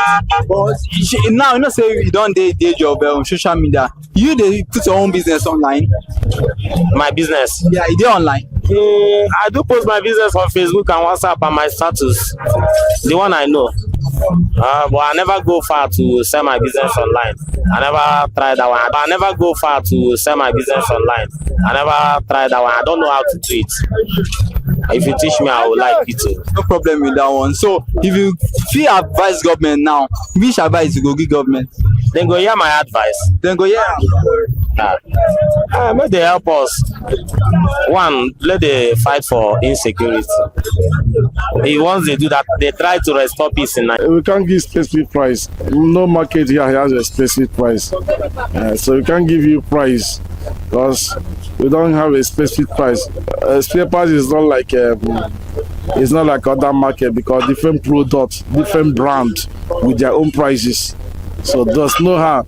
If I say this chocolate is 50,000, so we can get this a different brand for 30,000. So that's why we don't give specific prices. So this is what we said.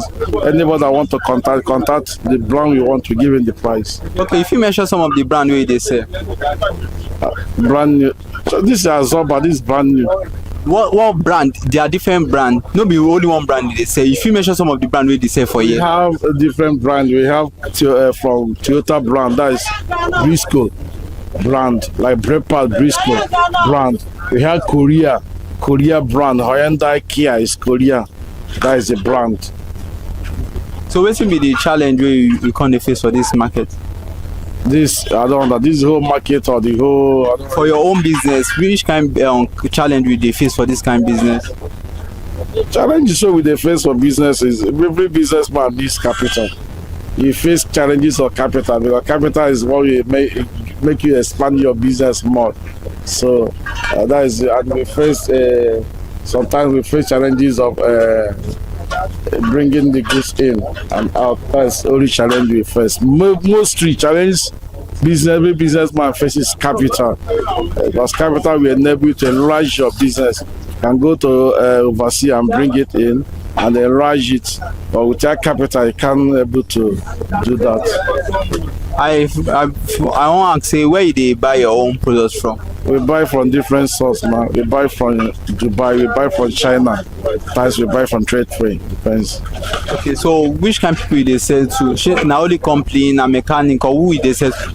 We are vendors, we sell to companies now. Some companies come, we sell to them.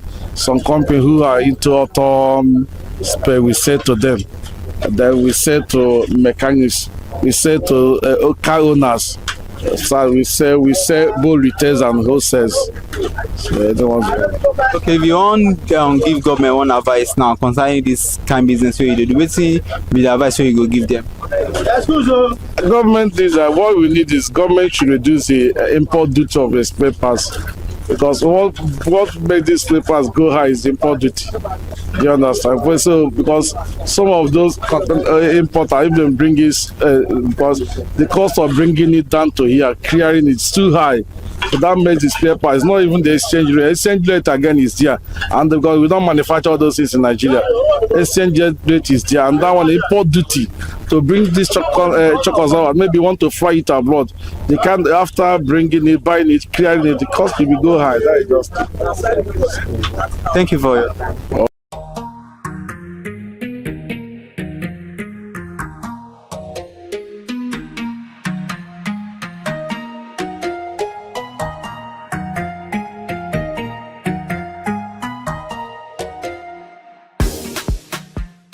My country people, I don't run you the price of different spare parts today for Ladipo markets. You don't see the price of battery, you don't see the price of jack, you don't see the price of fire extinguisher. And if you want buy anything, maybe say no, say na trusted auto parts now for this market if you buy them. And you know one thing, may you know they miss any episode of our market today because now this verified show, if you get any price of any commodity or products or any service where you need for any part of Nigeria. My name is Naremofeko Forola, and if you never subscribe, do us to subscribe to our channel. Follow us across all social media platforms for X or for Instagram or for Facebook or for YouTube. We did here. See that come your screen the next edition. You know one thing, may they drive safe and ensure say they check your car and the parts very well. Thank you.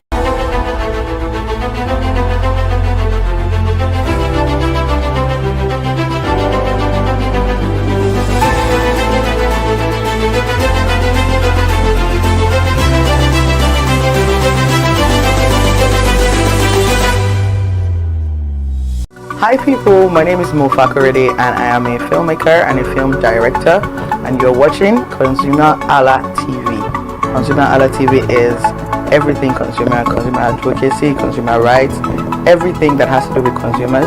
On this TV, you'll watch, you'll learn, you'll be educated, and you'll be entertained. Keep watching ConsumerHalla. My name is Olubukola Ozone, a photographer and a social media enthusiast. You're watching ConsumerHallaTV. It's a consumer advocacy TV. If you have a problem, any consumer related problem, just holla at them, just like their name implies, and they're going to get it sorted for you. Keep watching, stay tuned. Thank you very much. Hi guys, my name is Joba Jalabi. I'm a marketing communications professional. I currently lead marketing at Flash Change, a fintech startup. Keep watching ConsumerHalla TV, a consumer advocacy channel. Hello, my name is Rotimi. I'm an actor and I am on ConsumerHalla TV. Now, ConsumerHalla TV is a consumer advocacy channel. So if you have any issues, consumer-related issues with brands and services, you can reach out to them and they'll be sure to handle it or to cater to you. Thank you so much. Hi guys, my name is Iyebiye Adeton. I'm a film poster designer and illustrator. This is ConsumerHalla TV. It's a consumer advocacy channel. We show content on consumers-based news, entertainment, and all of that. So I urge you guys to stay tuned to ConsumerHalla TV. My name is Anoluwapo Alao, a sales consultant for Star Times Nigeria. This is a ConsumerHalla TV, where they discuss anything consumer needs and get knowledge about anything about consumer. So keep watching. Hi, my name is Adebola Ogushino. I'm a filmmaker and you're watching ConsumerHalla TV. Any consumer related issues, they've got you. Hi, my name is Stephen Olorunshisi.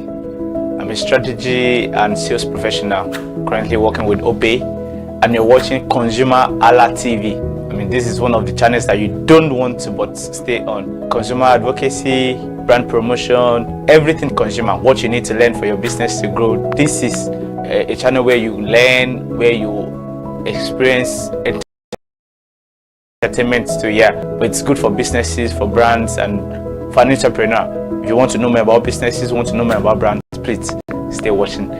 Alright, thank you so much, ConsumerHalla TV. Keep watching. Hello, good day. My name is Tunde Balogun. I'm the lead pastor at the Kingsborough Church in London. And you're watching ConsumerHalla TV, which is a new initiation into the TV industry in Nigeria, the first of its kind in Nigeria. And I know that it's going to bring value and quality into the service industry. ConsumerHalla TV is here to offer value to service industry and to give a voice to consumers, bring awareness to the brand industry, and also bring education to what it is to have quality for what you paid for. I know that through ConsumerHalla TV, you are going to be able to get what you have paid for quality-wise and also give a voice to you in wherever it is that you do. I am here to support and give a shout out to say that keep watching ConsumerHalla TV and we'll have a better quality for value in Nigeria and in the global space. Please continue to watch ConsumerHalla TV because it is here to make things work better for you. It is on this note that I would like to say a big congratulations to the chairman and CEO of ConsumerHalla TV, Pastor Tunde Olufowora, and all the staffs of this great organization. Thank you for what you do. You are making things happen for us, and I pray that God.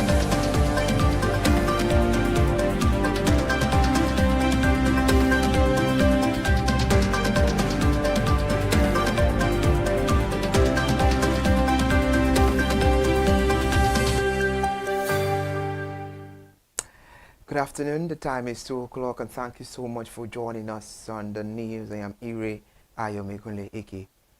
The Shippers Association of Lagos State has cited multiple levies, illegal checkpoint, arbitrary container stoppages, extensive delay, and also some processes and a system that penalizes the complaint importers and exporters as part of the challenges impeding the trade at the Lagos port.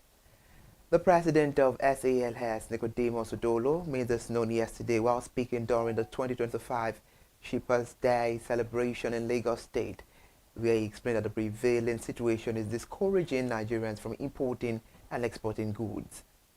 He added that the number of shippers currently in the business is declining daily due to a harsh operating environment. Meanwhile, the event was themed challenges between revenue generation and trade facilitation and also featured presentations from the Nigeria Customs Service. The Minister of Budget and Economic Planning, Senator Abubakar Bagudu, said most Nigerians remain trapped in poverty because their economic returns are limited. This was made known according to a press statement issued by the ministry yesterday following the visit of the World Bank Regional Manager for Social Protection and Labor for West and Central Africa, Mr. Robert Chase, to the minister in Abuja. According to the statement, the federal government and the World Bank reaffirmed their commitment to expand the social protection system and widen the economic opportunities for poor and vulnerable citizens. The minister expressed appreciation for the bank's continued support, noting that Nigeria's macroeconomic reforms and social protection programs that benefited from the partnership. And now we're focused talking about the Industrial Training Fund, as the fund has restated its commitment to equip Nigeria's workforce with industry relevant skills as part of the ongoing effort to tackle the youth unemployment and bridge the country's persistent digital skills gap. The renewed pledge aligns with the federal government Renewed Hope agenda, which prioritizes capacity development across key sectors. During an official visit to the Larishitu Motor Assembly Plant in Amuwodofi in Lagos State, the Director General of ITF, Dr. Hafiz Ogun, underscored the organization's mandate to drive a national development through a structured technical training. It disclosed that the fund is finalizing a business incubation initiative, which is aimed at helping trainees transition from the classroom to entrepreneurship. Dr. Hafiz, however, also highlighted the skills upgrading and professional advancement initiative introduced by the federal government and implemented by the ITF as a major platform for improving the workforce competence. The CWG PLC has been officially certified by the Federal Inland Revenue Service as a system integrator for Nigeria's mandatory electronic invoicing regime under the Monitoring Bill and Settlement platform. The accreditation positions the technology company to support businesses with seamless ERP and invoicing integrations as the country transitions to automated tax compliance. Newsmen say with the certification, CWG is authorized to connect enterprise resource planning, accounting and invoicing systems directly to the FIRS platform, and thus will enable organizations to automate invoice generation, validation and submission, as well as enhance real-time compliance, reduce the manual documentation, and strengthen the audit preparedness in line with national efforts to modernize the tax administration.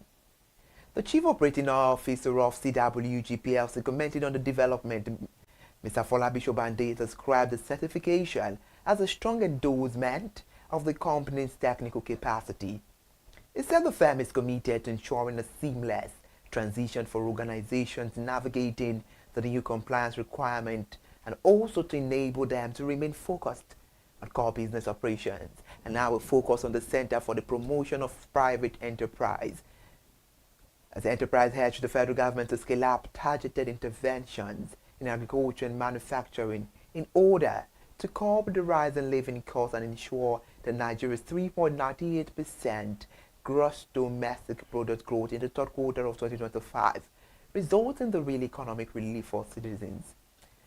The call was contained in a policy brief analyzing the latest national output data.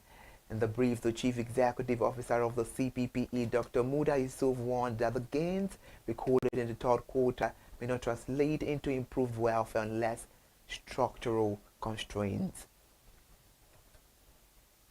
He further noted that despite signs of macroeconomic stability, the cost of living crisis continued to erode household well-being, especially among vulnerable groups. Dr. Muda further said that the agriculture, which expanded by 3.79% in the third quarter, remained hindered by insecurity, weak rural logistics, low mechanization, and depressed purchasing power. If you're just joining us on the news, this is ConsumerHallaTV News 2. Now, the Duties Bank has expressed interest in financing the replacement and rehabilitation of two of Lagos' most critical bridges. the Keter Bridge and the Third Mainland Bridge as the federal government step up its effort to attract private capital for the large-scale road infrastructure project. The bank delegation that was led by Maurice Doneman, the Managing Director and Global Co-Head of Structured Trade and Export Finance, and Andres Voss, the Chief Country Representative in Nigeria, met with the Minister of Works, David Umahi, in Abuja on Tuesday. However, during the meeting, the delegation also reaffirmed its interest in further funding the Lagos-Calabar Coastal Highway. In reference to a statement by David Umahi, Special Advisor on Media, it was made known that the bank praised the federal government commitment to upgrading the aging transport infrastructure and noted that the ongoing projects such as the Lagos-Calabar Coastal Highway have strengthened their confidence in Nigeria's capacity to deliver on the large-scale infrastructure.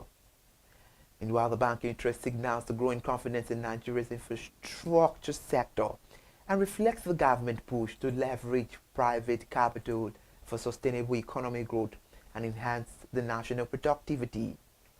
The engagement underscores the federal government's renewed drive to involve a reputable global finance in closing the funding gaps for national road infrastructure, particularly in Lagos State, where critical bridges have suffered decades of wear, salt water corrosion, and heavy traffic loads. The latest from the Corporate Affairs Commission says it has issued a public alert warning Nigerians about 15 companies operating with unregistered names and fraudulent registration numbers. The notice is intended to protect investors, businesses, and the public from potential scams after discovering that this company's details was not found in the Commission's official database. In a public notice on X, the Commission cautioned the public against falling victim to the fraudulent activities of the organizations or individuals involved. The Commission highlighted that such entity may use forged RC numbers, fake documents, and misleading invoices to mislead clients. However, Nigerians and businesses are advised to verify company details using the Commission online verification portal requests for high-value transactions and report any suspicious activity. The Nigerian Exchange Group on Tuesday says that the all-share index has risen by 1.20% to 144,928 points, and the market capitalization increased as well by 1.41% to 92.38 trillion naira. Further report says the year-to-date return scaled to 40.81% from the 39.14% that was previously recorded.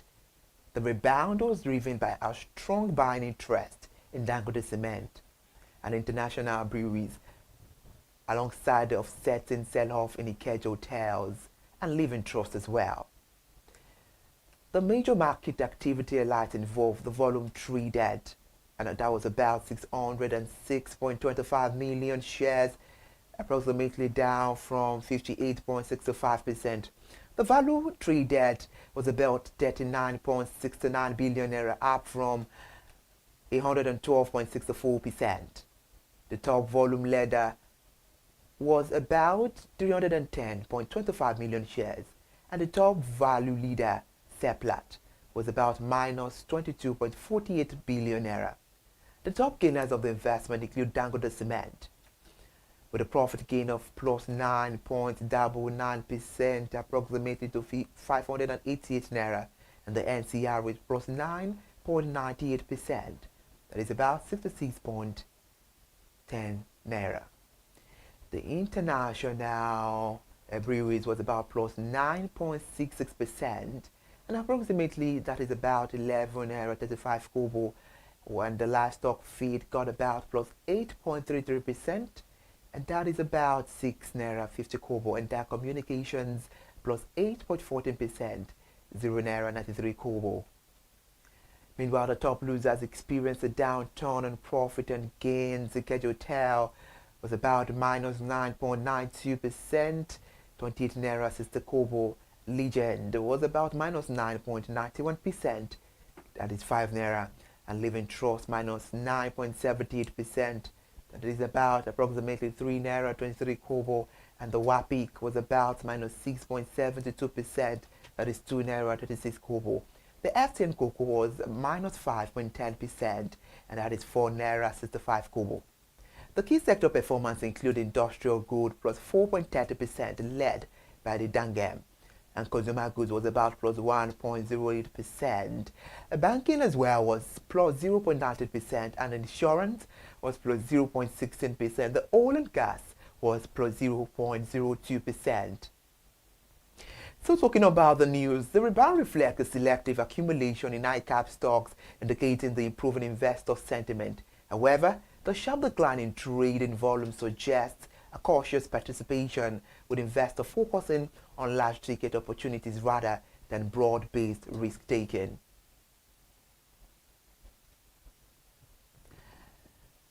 Moving the news on, the head of the Civil Service of the Federation, D.D. Wilson-Jack, has urged Nigerian institutions to adopt preventive and forward-looking strategies in managing risk rather than relying on reactive responses. She was speaking at the 15th Annual Risk Professionals International Conference organized by the Chartered Institute of Loan and Risk Management of Nigeria. Mrs. Wilson-Jack highlighted that foresight and strategic readiness are key makers of progressive nations.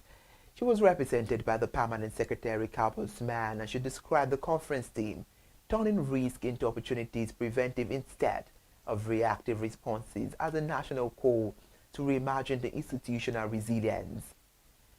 Mrs. Wilson-Jack commended the participation of risk professionals, emphasizing that their work in designing preventive framework strengthens the national institutions and contribute greatly to Nigeria's stability and prosperity. She also praised the CILRM for 15 years of leadership in enhancing the professional competence and the governance system.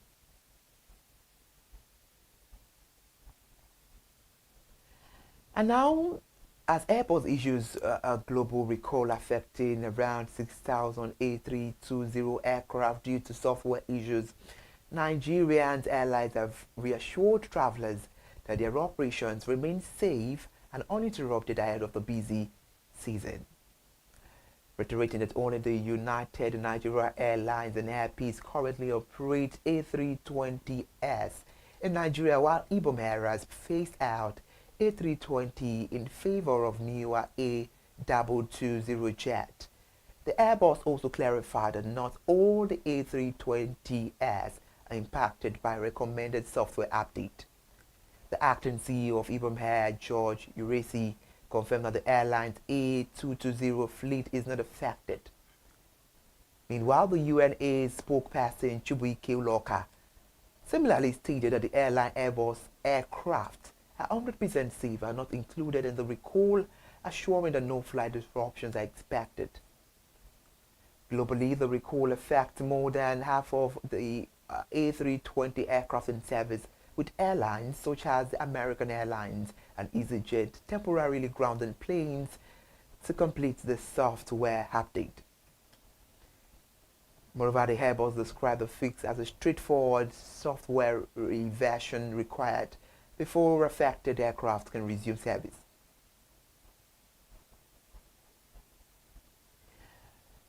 Thank you so much for joining us on ConsumerHallaTV News. To stay with us via all social media platforms and subscribe to our YouTube channel. I am Iri Ayo Mikuleke. Bye for now. Let's meet at 4 for ConsumerHallaTV News at 4, where we'll bring you another latest update. Bye for now.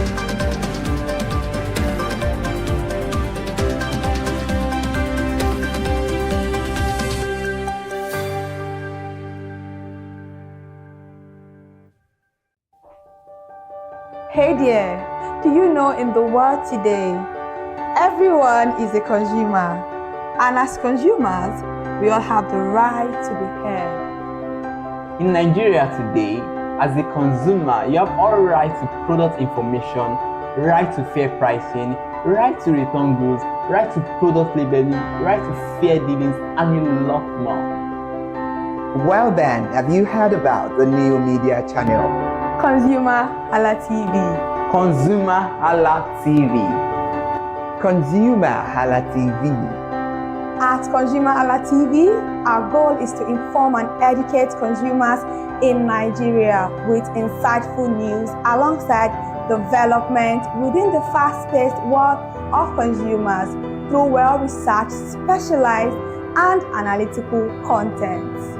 Our vision at ConsumerHalla TV is to create an engaging platform that provides right connections for meaningful brands in Nigeria, thus creating a more caring world for consumers where business thrive. And guess what? Our ConsumerHalla brand is the first consumer complaint resolution portal. Welcome to another exciting edition of our WOOF, your #1 show on ConsumerHalla TV, where you get to know about exciting deals, mouth-watering deals, market slashes, and every juicy offers you can think of. I am Iremufe Koforola, and one thing about this show that it is a pure blend of English and Pidgin. That one means say as I speak English, I go to yarn you Pidgin too. And no mind my Lagos boy, I just try for my Pidgin, and I know say you go just assess me in the eyes I be, but beyond all those ones, this show you go to enjoy every kind of deal you want to know about. As country people, you know, say every day na blessing for us, and we supposed to enjoy every deal we think of. Yes, and on top of this show, now you go to know. But you know one thing, if you never subscribe to our channel, now opportunity for you be this. May you just click on that subscription button, and you go there get notification for all the content so they come to your screen on ConsumerHalla TV. But you know something can dey more exciting, be say you go to know about our packages from different sectors. As they do our package for tech, you go to do for healthcare, even if they for even if courts decide say they want to do our today, you go here on top of this program, and that one are just on a lighter note. So if you want to know about any of these deals, you can know. And if you've not subscribed on our channel across all social media platforms, on X, on Facebook, on Instagram, on TikTok as ConsumerHalla, you surely get to see us there. We are always available 247. Like I talked earlier, my name is Iremufe Koforola, picking where your mama like where. So today's show is going to be different because it's not the usual. Yeah, it's going to be different in every sense of the word, because you know we are getting close to the end of the year, and I'm super excited. What are you most grateful for? 2025 has been a year of a roller coaster of different emotions.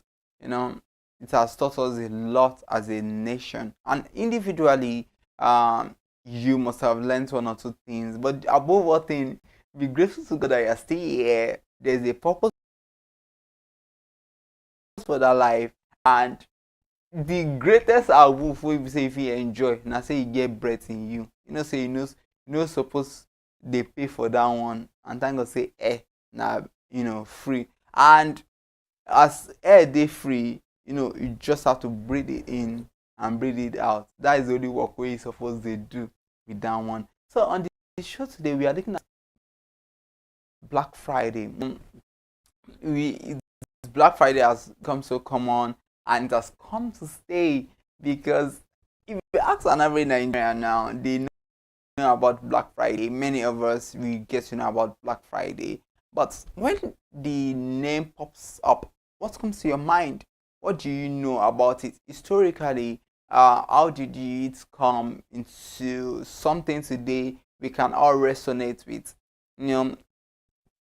Some people don't even know how Black Friday came into being. So we are looking at Black Friday today, the historical aspect of it, what you can get to enjoy during Black Friday, and what are the surprises for Black Friday? That means a lot has to, a lot comes in place. And as the years gradually come to an end, there are a lot of exciting activities, and Black Friday is one of it. As a Nigerian, come on, I am always excited to partake in this. So let us look at the historical aspect of Black Friday. The thing where they talk to them, one look how Black Friday is, the way we say it begins starts. Not be saying that something we say it just starts. You get history, and all these important dates like this, they may important me, and now why this show they important for you, say you go know about all this kind of thing. So may I just take you through the history. So Black Friday didn't start as fun shopping day. Today we know that now it's all about fun, it's all about discounts, it's all about market slashes, one or two things like that. But it didn't start like that. Sometimes people feel things say, just some people say from the beginning, shopping day they do not be say like that it be. And when exactly this thing starts, I know we say it starts 2005. No, be something we start 1998. Some people they never even born there in that time. That one a lighter one. So it didn't just start as a fun shopping day. In the early 1960s, Philadelphia police came up with the name to describe the heavy traffic, huge crowds, and shoplifting problems that hit the city the day after Thanksgiving. So that means the whole thing started in the 1960s, and the name came as a result of what the Philadelphia police, what they observed during that time, during that period in the 1960s. How there was usually Thanksgiving. So they observed that there were some peculiar activities that always happened during the Thanksgiving, after the Thanksgiving, that sometimes there were usually heavy traffic, shoplifting, and also huge crowds. So they're like, oh, it's something black, for all those kind of activities to happen. Then the attempts to rename it Big Friday and Big Saturday in 1961 didn't catch on, and the terms slowly stuck. They made attempt to rename Big Friday and Big Saturday, but it didn't work because already Big Friday, Black Friday, I beg your pardon there, has come into place already. Yeah, what I mean is that they tried renaming it, yes, Big Friday, then Big Saturday also, but it didn't work. It didn't work, and all they just had to do is the name got stuck, Black Friday, instead of Big Friday, Big Saturday. So the name got stuck.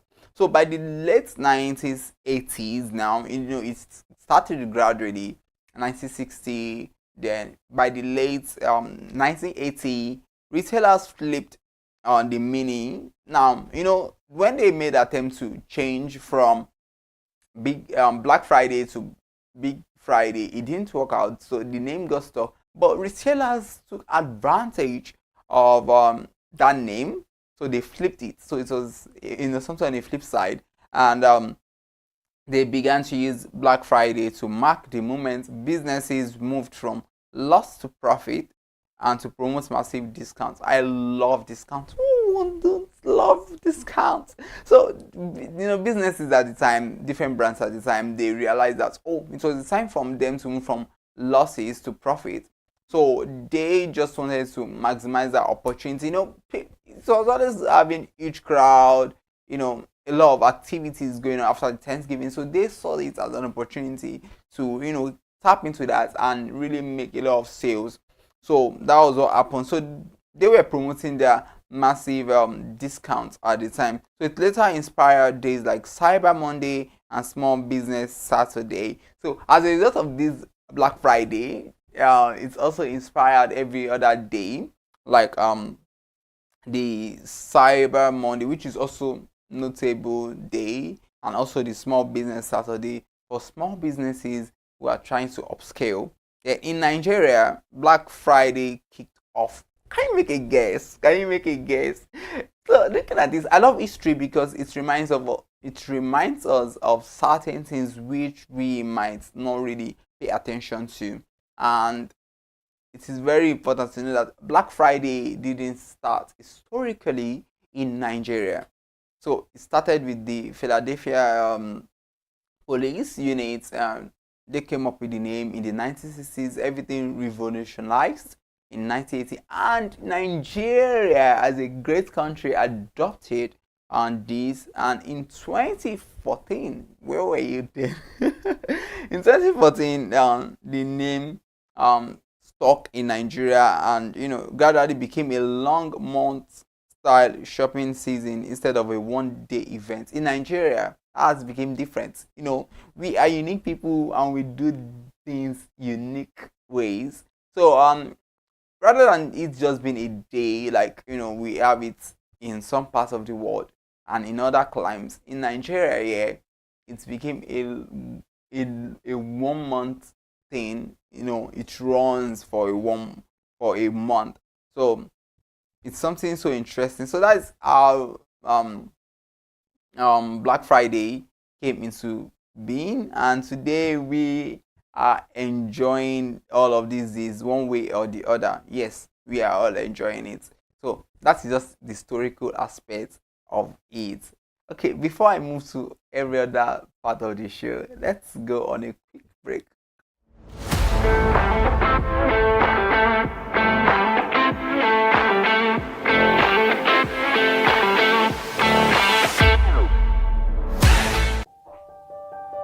Hey there, do you know in the world today, everyone is a consumer, and as consumers, we all have the right to be heard. In Nigeria today, as a consumer, you have all right to product information, right to fair pricing, right to return goods, right to product labeling, right to fair dealings, and a lot more. Well then, have you heard about the new media channel? ConsumerHallaTV. ConsumerHallaTV. ConsumerHallaTV. At ConsumerHallaTV, our goal is to inform and educate consumers in Nigeria with insightful news alongside development within the fast-paced world of consumers through well-researched, specialized, and analytical content. Our vision at ConsumerHallaTV is to create an engaging platform that provides right connections for meaningful brands in Nigeria, thus creating a more caring world for consumers where business thrive. And guess what? Our ConsumerHalla brand is the first consumer complaint resolution portal in Nigeria, powered by a 72-hour feedback mechanism. We offer consumer advocacy, informative talk shows, branding promotions, advertising, and lots more. Connect with us via our YouTube channel at ConsumerHallaTV. Follow us on our Facebook page, ConsumerHallaTV, our Instagram page, ConsumerHallaTV, and do well to subscribe to our YouTube channel. Subscription is free. ConsumerHallaTV. At ConsumerHallaTV, you deserve to be heard. At ConsumerHallaTV, you deserve to be heard.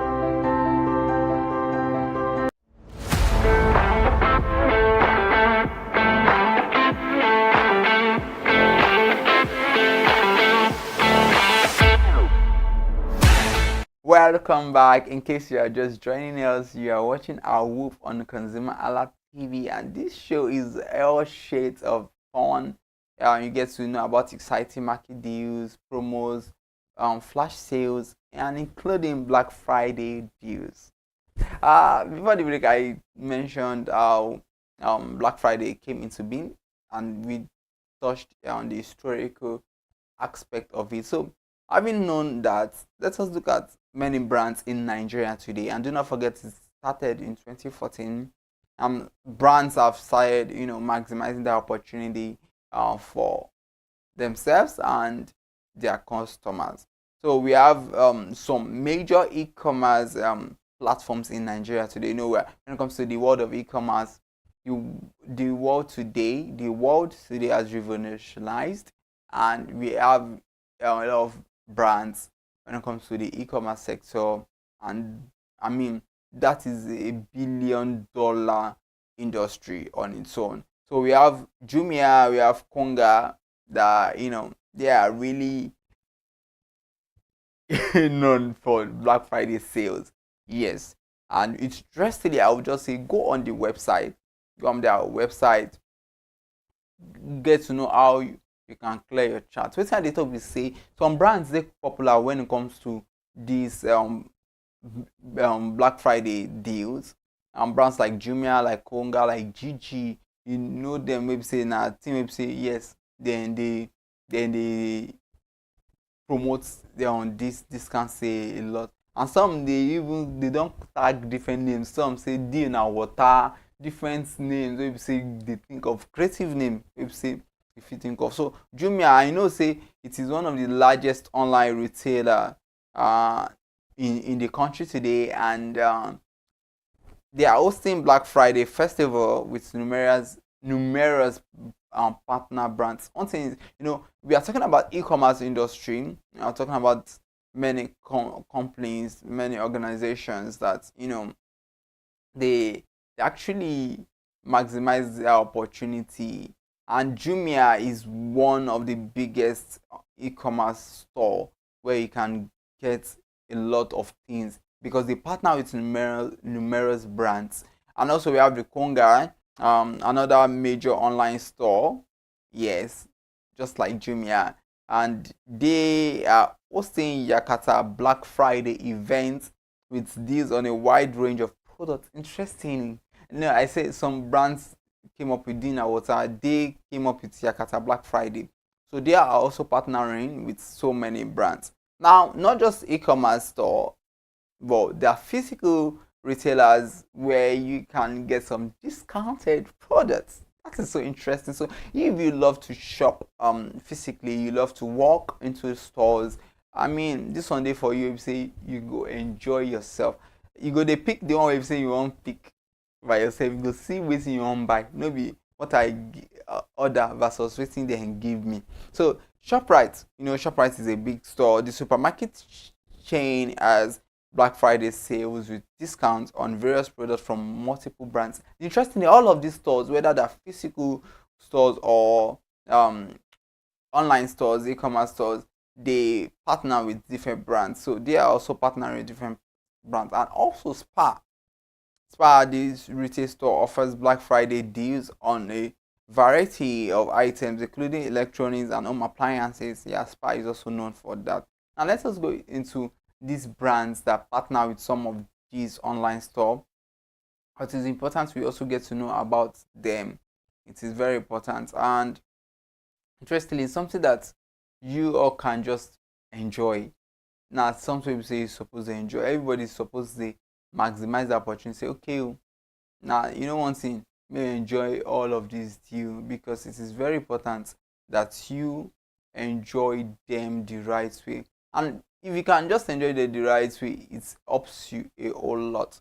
So you just have to know about all of this. Then let us look at this brand. Like I said earlier on, the main reason I laid emphasis on this is because sometimes people don't get to enjoy these things the way they should enjoy. So it's for you. You have everything that the brand, they've done all they need to do to make sure that you enjoy this. So let us look at the consumer brands that are notable for partnering with all of these online stores and retail and physical retailers as well. Let's look at Infinix. It's a popular brand, and this brand has a specific Black Friday fiesta, which with deals available at its authorized stores. Like I said, every brand, when it comes to technology, when it comes to phones, when it comes to gadgets, they have their authorized stores. So note this. The main reason is because you can't get all of their products anywhere, but they have authorized stores whereby they partner with where you can get it, and they have what's called Black Friday Fiesta. You just be enjoying Infinix products because they discount for you. Then Samsung devices are heavily discounted on both online and physical store for the Black Friday promotions. Yes, Samsung products, they also have a lot of discount for you online and offline. They have that presence, let me put it that way. Then Xiaomi is the platform partner for Jumia's Black Friday and has its own deals. You can also get all of those products there. Yes, you can get any of the product because it's just the platform partner for Jumia's Black Friday. And another brand we say they come on, we say you self if you enjoy their deal now Oraimo. You know, say Oraimo they popular. I mean, every side they endorse one brand or the other. I just say no, give you notification say if you want to enjoy all of this Black Friday, you get where you say yes, you fit enjoy them. Oraimo self they do partner with some retail stores. If say you say if you enjoy, so any accessory you want get related to phones, to your gadgets, different phones, you can also get it for the Black Friday sales. Then Techno and Itel, another brand, I'm smiling if only you know why. So Techno and Itel also, they have deals for you as their customers, and you can get these numerous deals on e-commerce platforms and retail stores as well. Then Livier, not be only tech or gadgets or all this phone accessory if you get this period. Also your skin, you're supposed to take care of your skin. You want a glow?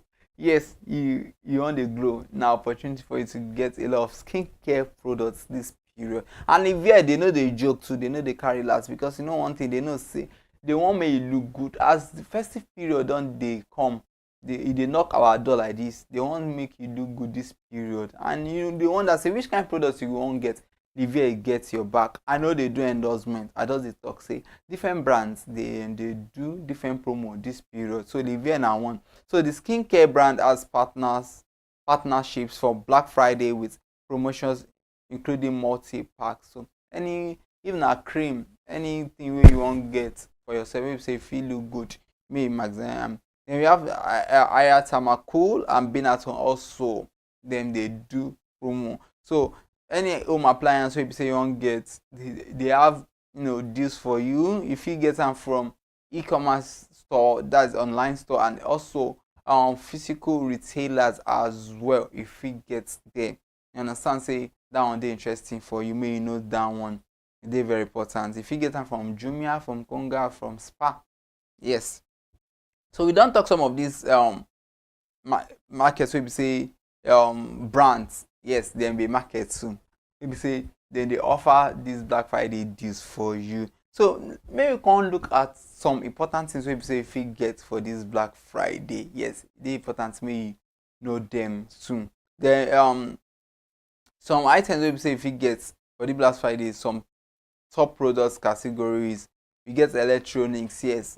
Electronics this time they get a lot of discounts, at least up to 8.8% discount depending on the one we want get. And now different brands they offer this opportunity for you for electronics, for furniture, for a lot of furniture. You can get different discounts. You can get that. Then cosmetics, I just talk about skincare the other time, and Livier I mentioned, and also other brands as well. Then you have toys, yes. So that means a lot of, if you are a fashion person, you can get a lot of fashion apparels, a lot of accessories, a lot of interesting things to buy this period. Electronics, gadgets, anything. Just all you have to do is visit all their websites and you get to know more about all of these discounted deals. And also there are many stores out there that are offering discount this period. Even bed-made furniture, they're also offering, like I said, you could get furniture this period, and a lot of interesting deals this period. Now we've talked about the Black Friday deals for you. So which of these actually catches your fancy the most? Which one puts that spotlight and like, oh, I need to shop and all that. So Black Friday is not just for adults, it's also for children. If you have babies, a lot of brands are offering deals for your babies this period. So do not be selfish, Yeah, and let other people enjoy this too. And also, one interesting thing about Black Friday is that it's always the time of the year to shop for not just yourself, also loved ones. Do you have that lover? Do you have that friend? Do you have your parents? You want to surprise people this period? Why not just use that opportunity to surprise them? Let them know that they are loved. So there are many ways you can enjoy Black Friday. One of it is that you visit all of these brands, all of these various sectors that are running discount this period. Visit their website to know about it, and do not just basically verify, because they always have their different carts where you can pick all the items from. So when you visit their websites, you see the products that are available for discount, and they also always explain the percent the slash that is that you can enjoy. If it is just a 1% discount, if it is 4%, if it's 8%, some go as far as 10%, 15% discount, depending on the product itself. So verify every product you want to buy, and ensure that when you want to order online, it is from a verified e-commerce store. And if it is physical, walk into the store, get whatever you want to get, and ensure that you enjoy it. So this is all we can have on today's edition of AWUV, and we've talked about Black Friday, and it's a yearly thing now. And I mentioned earlier how it started historically. Here we are today. We are all enjoying something that started decades ago, and it's still strong. So you as a brand, you can begin to prepare your mind how you can run things next year. Are you a brand? You want us to know about your discounts as well? It's an opportunity for you to reach out to us. We are always here for you. Trust me, we've got no other thing to do. So as I talk earlier, I say this program now blend of English and Pidgin. I be like say my English don't too much. I talk say one of the ways we be say if you enjoy this Black Friday, say may you visit the website of all these stores where say you want know about the promo wey they do. Black Friday is not showing a promo, now discount sales, now market slash, So visit their website and verify every piece of information before you pay. And also no be say may you just enjoy them yourself. Now opportunity to show your loved ones say you care for them, say they truly matter. So now all of these things in now just the simple steps and simple way say if you enjoy all of these Black Friday sales. My name na Iremofe Kofoworola. I know one thing, I always dey here for you. I hope na show say supposed to watch every time, because you go to enjoy different juicy offer. If you never subscribe on to all any of our if you never subscribe to our channel, an opportunity for you, may subscribe, and may not just subscribe on YouTube below. Like our comment, like, comment and share. Like, comment and share, and follow us across all social media platforms. Till I grace your screen next edition. Bye.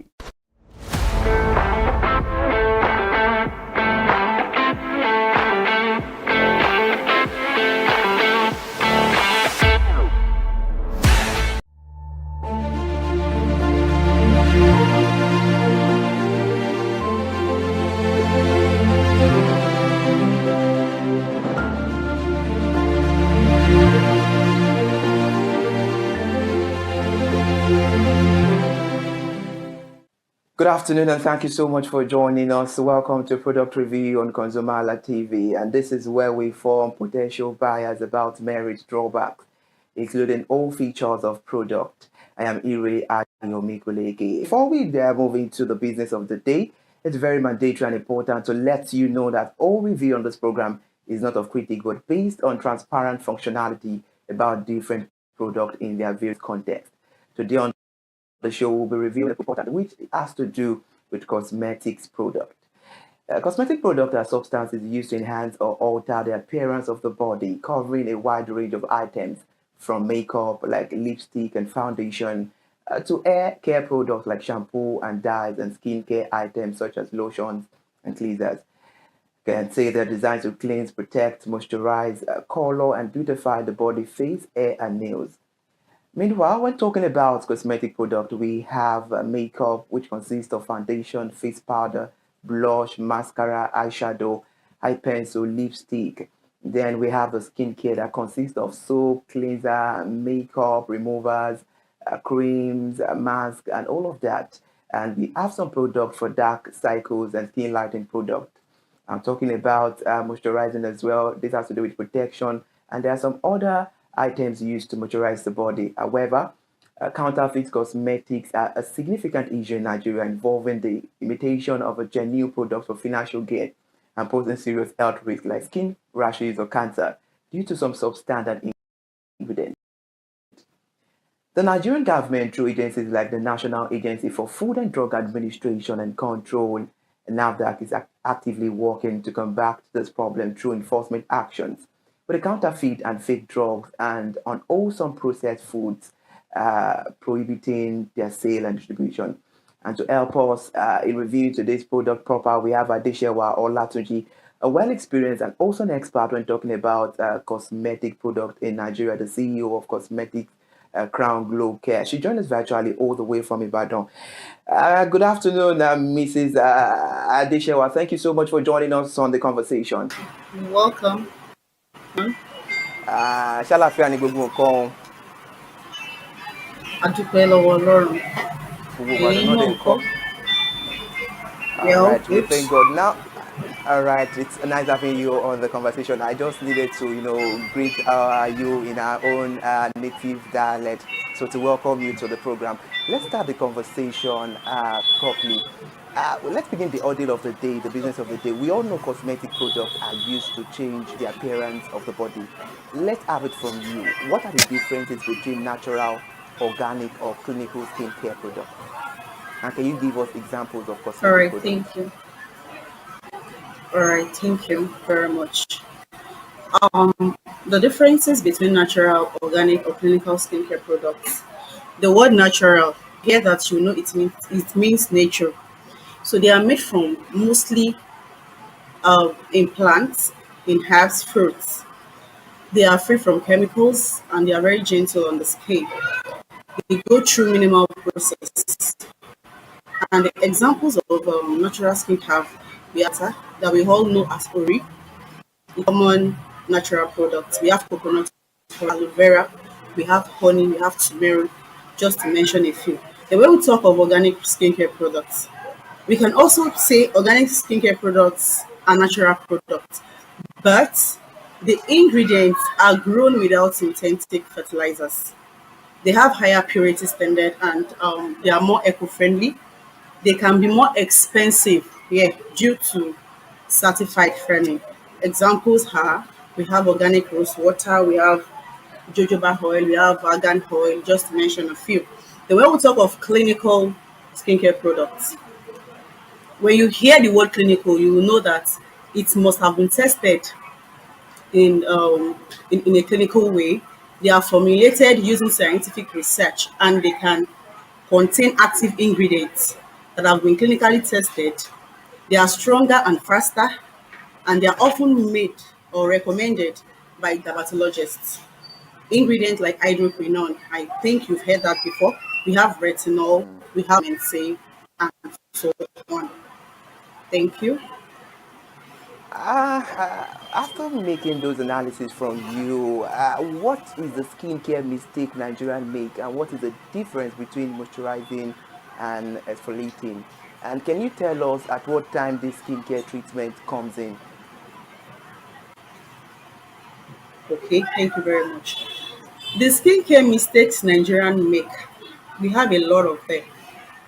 But to start with, firstly, people like to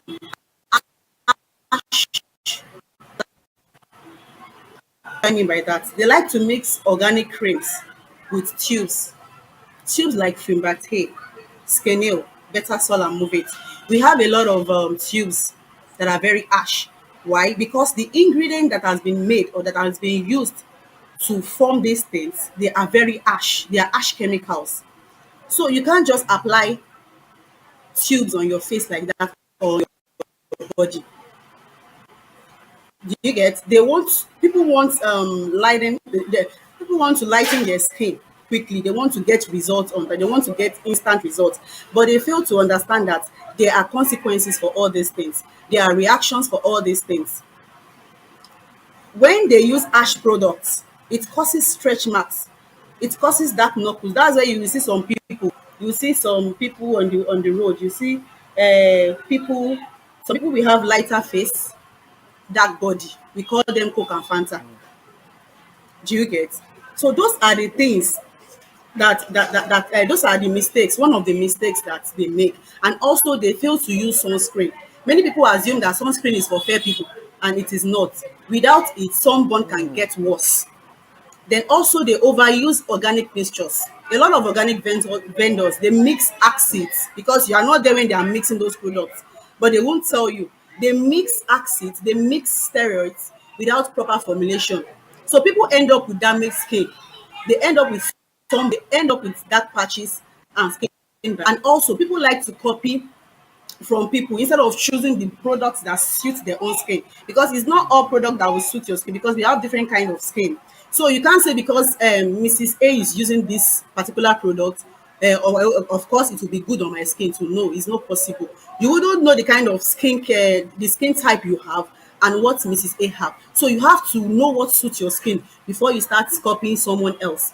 What works for someone with dry skin won't work for oily skin. So many people buy products because they are trending, not because they are suitable. And also, one of the mistakes they make, they sleep with makeup on. Some people, when they go to parties, when they come back, instead of them to remove the makeup they wore since morning, no, they will leave it like that. They will sleep over like that. Those kind of things, they will cause sunburn or skin reaction. And also they ignore ingredients. That is, many people only look at the organic whitening because everybody wants to be fair in complexion now. I want to be fair, I want to be like Oyibo. They don't look at what ingredients they use in mixing those cream. They don't know if the chemicals are strong or not. They just want to, what they want to see is whitening glowing skin cream or lightening glowing cream. They don't want to check for strong chemicals like mercury. They don't want to check strong chemicals like steroids, like hydroquinone. No, these are ash chemicals which they fail to understand. And also there is what we call do it yourself.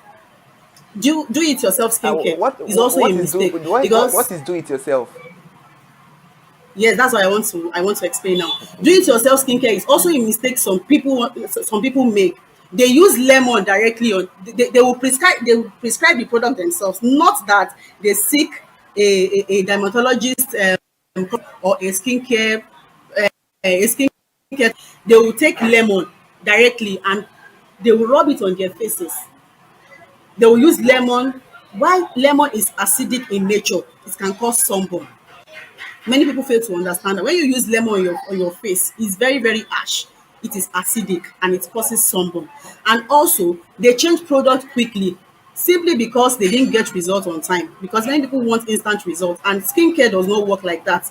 It takes time. Even if a particular product is not working on your skin, at least you should wait for like 6 to 8 weeks before you can say, okay, let me change to another product. But people want to get instant results, and as a result of that, you start seeing rashes on their faces, on their skin. You see irritation, you see sunburn, you see dark knuckles, and all and so on. Then above all, they don't address internal factors. What do I mean by that? Many people have poor diets. The fact that you use cream on your skin does not mean that you should eat well, not feed well. You cannot rule out. Have a good diet, Okay. feed well. Are you listening? Please go on. Yeah, go on. So the internal factor I'm talking about, you have good diet. Whatever you eat, if you eat well, definitely your skin will glow. If you don't feed well, my brother, you cannot see a glowing skin. Yes, the fact that you use a good product, if you don't feed well, if you don't drink good water, if you stress yourself too much, the product you are using will not work well on your skin. In fact, you can even rule out skincare products. You can just make sure you eat well. Let your diet be good. Let what you take, what you put inside of you, let it be healthy. So then you will get results. Many people fail to Interesting. understand that. They don't focus on that. They only focus on lifestyle care. That's interesting. You've mentioned so many areas, Mrs. Adeshewa. But while making your analysis the other time, you make mention of skin type. But now let's quickly talk about skin type. How many types of skin type do we have, and how can individuals, I mean the consumers, identify their skin types? Okay, thank you very much. We have different kinds of skin type. One, we have the oily skin, we have dry skin. Do you get? For oily skin, they need moisturizer because when you have an oily skin, it makes your skin smooth. It makes you stay healthy. Then, if you are the type that has dry skin, you need a moisturizer to stay hydrated. It is very very important because at times when a dry skin consumer, if the person did not use moisturizer, you just notice that there are some pores that will be coming out of the person's skin due to lack of hydration because water is not able to enter that particular skin due to lack of moisturizing cream. And we have different moisturizing cream. Nivea product is one of the best. I'm not trying to advocate for them or I'm not trying to advertise for them, but I know Nivea is one of the best moisturizing cream. You can use Nivea product. You can use shea butter, like I said. Uri is a natural product. You can use it as a moisturizer at your skin. So whatever you use on your skin, whatever moisturizer you use on your skin, definitely is going to work well, and you will come out fine. You will glow. You will glow the best way you're supposed to glow. And also for oily skin, for the fact that you have an oily skin does not mean that you don't need a moisturizer. You cannot rule out moisturizer in everything you do. Make sure you have a moisturizing cream and apply on you. All right, interesting. Now let's be realistic, Madam Adeshewa, because we hear a whole lot of speculations about people that are in your industry, most especially the cosmetic products. We hear these people just sell all these things; they don't use it on their skin. So now, let me put this question to you: do you test cosmetics on your skin before buying, or you bank on reviews? And what is your biggest skin trouble experience you've ever had with any consumer, whether with dryness, hyper pigmentation, and all of that? All right, thank you. Talking about testing cosmetics on my skin before buying or any other thing. Firstly, research. Yes, whatever you want to do, you make research, and first you get people's review. Review gives you other people's experience. It makes you learn about reactions. It makes you learn about irritation.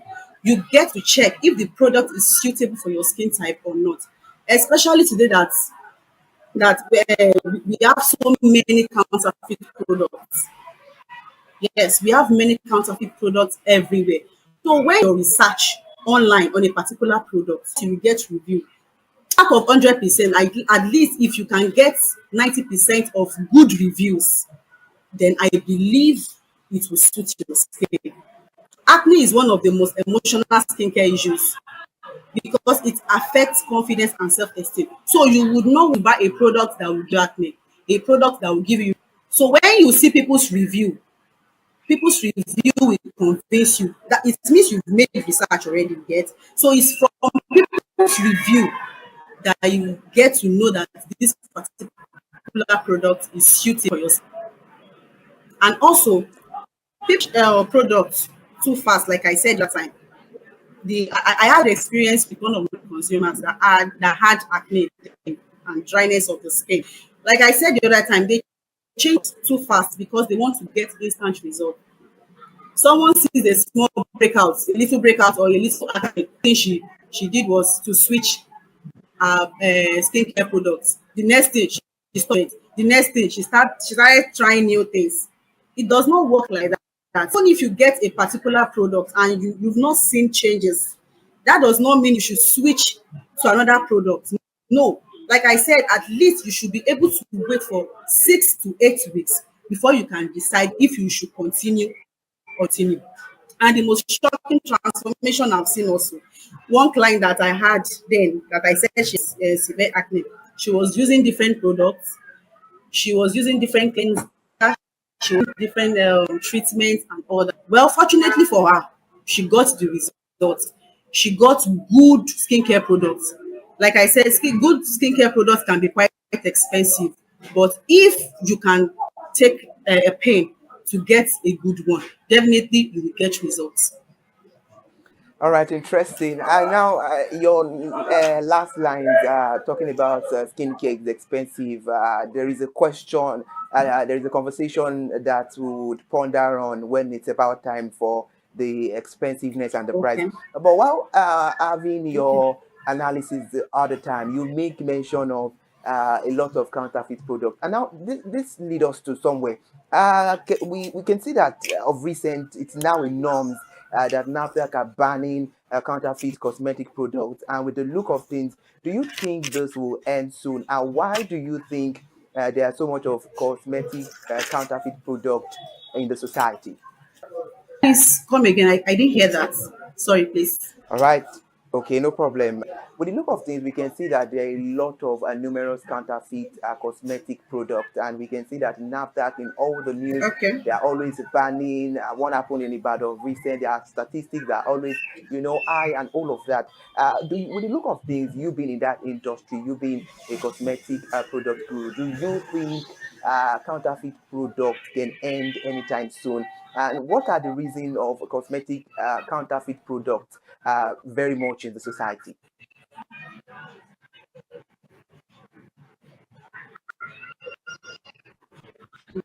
Okay, thank you.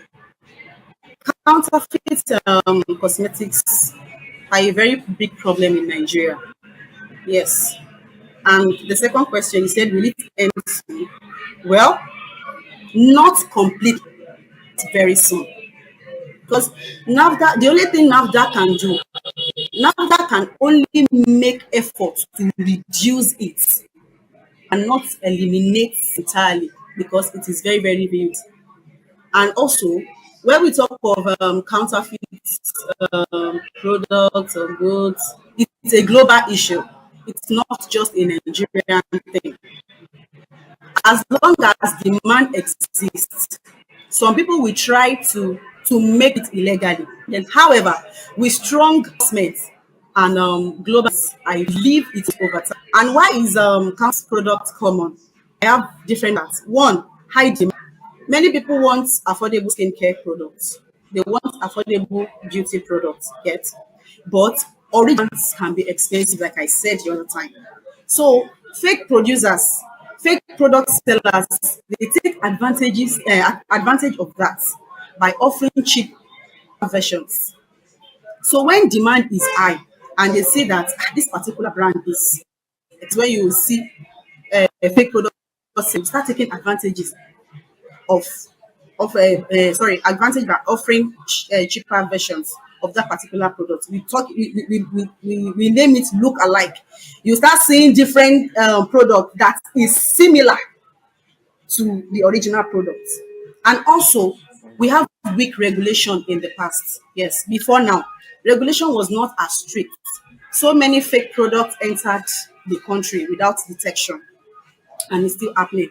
And also, we have high products for counterfeiters. What do I mean by that? The profit margin for fake cosmetic is very, very huge. I've been in this system. It's very, very huge because profits are high. Then counterfeit products or counterfeiters keep pushing more products into the market. Then also, lack of consumer awareness. Some people to identify real and fake products, especially when it looks so simple. Packaging can be like which is fake, which one is original because of the similarity. And also, social media has done more harm. I won't say that. Social media sales, ground, Facebook, TikTok, they have become the major selling point now for fake cosmetics because many sellers they hide their identity. Shebi is someone that you see that you complain to. If you not see the person, someone you've not seen before, you want it online. Ah, come and buy my this, come and buy my product. Is the person online? So if you have any complaint, you won't be able to trace the particular person. And also, the person is possible she might not have license. No licensing is required. Then sellers they hide their identity due to the fact that you cannot reach them because they say. Then also we have poor penalties for offenders. What do I mean? In many cases, when counterfeit sellers when they sell bad drugs, they are not punished strong in Nigeria. Everybody knows that in Nigeria, they are not strongly punished enough. So this reduces the fear of engaging in illegal because even when if they um eventually get a counterfeiter, now there is bribery and corruption. If the person tips them and out and all that, it will end there. So there's no strong punishment regulations for illegal trade. You get that is what happens. Madam Adeshewa, I must say I love your analysis. They are very sharp, straightforward, and of course we can see a whole lot of settlement of truth in everything you're saying. But you've been an expert on certified cosmetic product. How can Nigerians verify cosmetic, the original cosmetic product that are NAFDAC approved and from the counterfeit regular products that we have? Okay. Firstly, you check for a valid NAFDAC registration number. Of course, if your product is registered, definitely it will have a number. So you check for a valid NAFDAC registration number on the packaging. You check the packaging very well. If there is NAFDAC number, it's always there. Then also, if you are not sure, then you can use the official page of NAFDAC to search for such product or brand. And also, after searching for the products, make sure you inspect the packaging carefully. That one is very, very important because at times real products typically, of course, they have professionally printed labels, manufacturing dates, they have expiry dates as required under NAFDAC. But mistakes such as misspelled words, when you start saying that this word is not spelled very well, or maybe the print is faded on the products, those are common signs of fake products. Then Those are also the red you flags. buy only yes, these are the red flags. And also you buy only from trusted supply, trusted sellers. You purchase from authorized source, or you can also go to pharmacies. Of course, pharmacies, I can't say they buy fake products. No, pharmacies don't. You can go to a pharmacy, you can go to a cosmetic shop, and not from all these unverified street vendors that you just see them. Some people will be selling Coke and Fanta, and they will still be selling cosmetics. They will be selling. You get what I'm saying? They will shall I add everything understand. together. We have them. It's We have better you them go. Okay, everywhere they are everywhere. on the They are roadside. everywhere. So you get you get it. Thank you. So you get from authorized distributors and not from unverified street vendors, like I said. And also be skeptical of prices that are too good to be true. You see, there are some products that when you hear their prices, you'll be like, is this possible? This thing is too cheap. Oh. They are too good to be true. Maybe a product you expect that okay, they should be selling like 20K, and you got to a seller and she said 1,000, or she tells you that it's 5,000. You'll be like, how is this? So be skeptical of prices that are too good to be true. If a brand name cosmetic is far below the retail price, that is a red. Then also you check the product itself. At times when you use a particular product, the look of the product, the smell of the product, the texture of the product is very, very important. There's no way you will not notice something. You will feel something that this thing is not right. This thing is good. The texture is bad. The look is not okay. The smell is not okay. So those are the things that we need to take. And also how counterfeit cosmetics can impact our skin. Like I said, when you use fake cosmetics products, it's not just that. It's not just about getting poor results. It can also pose serious health issues and safety risk. Yes, when you use bad products, when you use counterfeit products, it can pose a serious health and safety risk. It can damage your skin. Thereby, you start having rashes on your skin, start having irritation, start having burns, and all wrinkles, dark knuckles. Those are skin damages. And also, it can cause eye infection. Yes, it can. Because when you use a counterfeit product, definitely, if your skin is allergic to something there, of course, it can cause eye infection. And also, it can cause a disrupted skin for you. So it's you look out. There are so many things to know before you start using a particular product. Interesting. This is an odd shade of awareness, I must say, and because if you are looking into one product that consumers are using, cosmetic product are one of the major products consumers consume so well in Nigeria. Talking about statistics now, you spoke slightly about price. We're about to delve into that aspect. Let's talk about value and brand. What factors influence the price point of cosmetic products? And why is it a worthwhile investment for the consumer? Okay, thank you. Cosmetics are price based on value, yes, on quality and on safety. One, the ingredients, quality, and the potency. Yes, when you want to get a particular product, you check if it is a quality and how potent it is.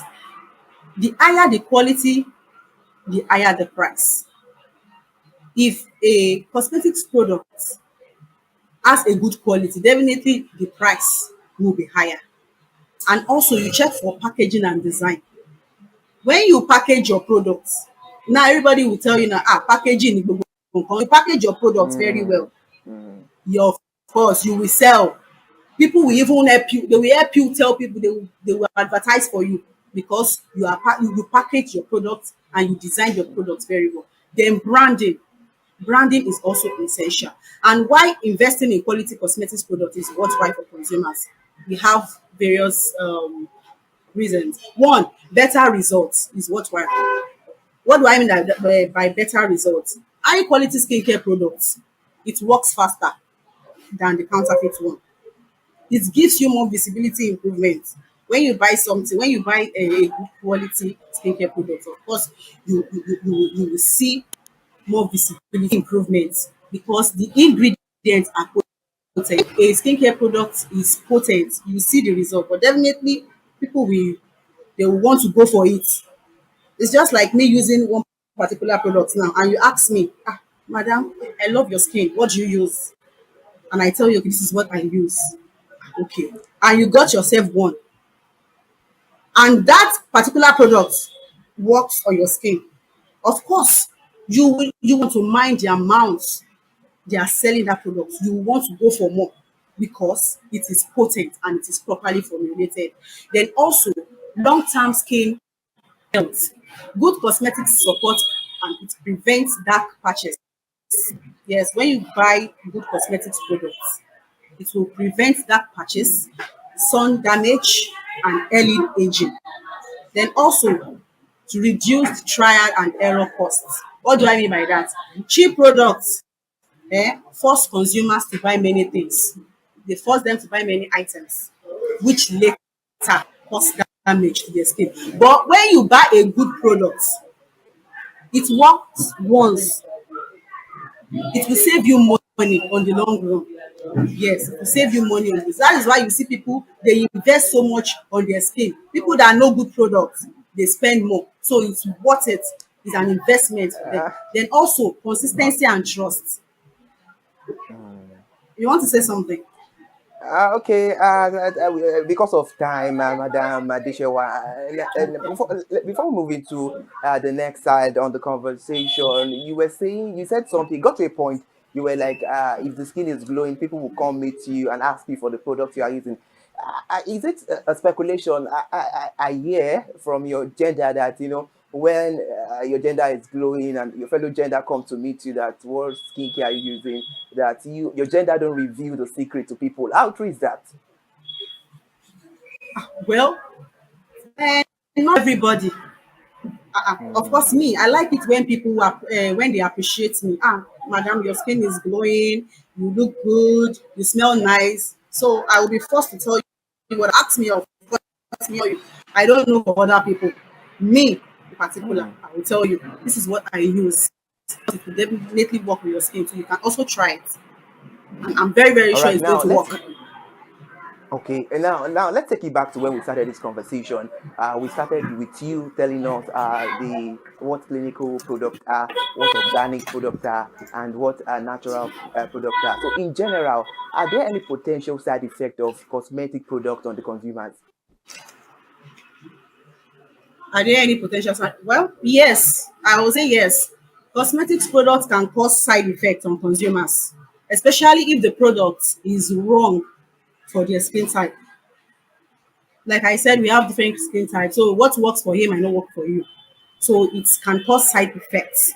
But when you use a correct product, of course, there's no side effect. But generally, it can cause side effects if you use it wrongly, you use it incorrectly.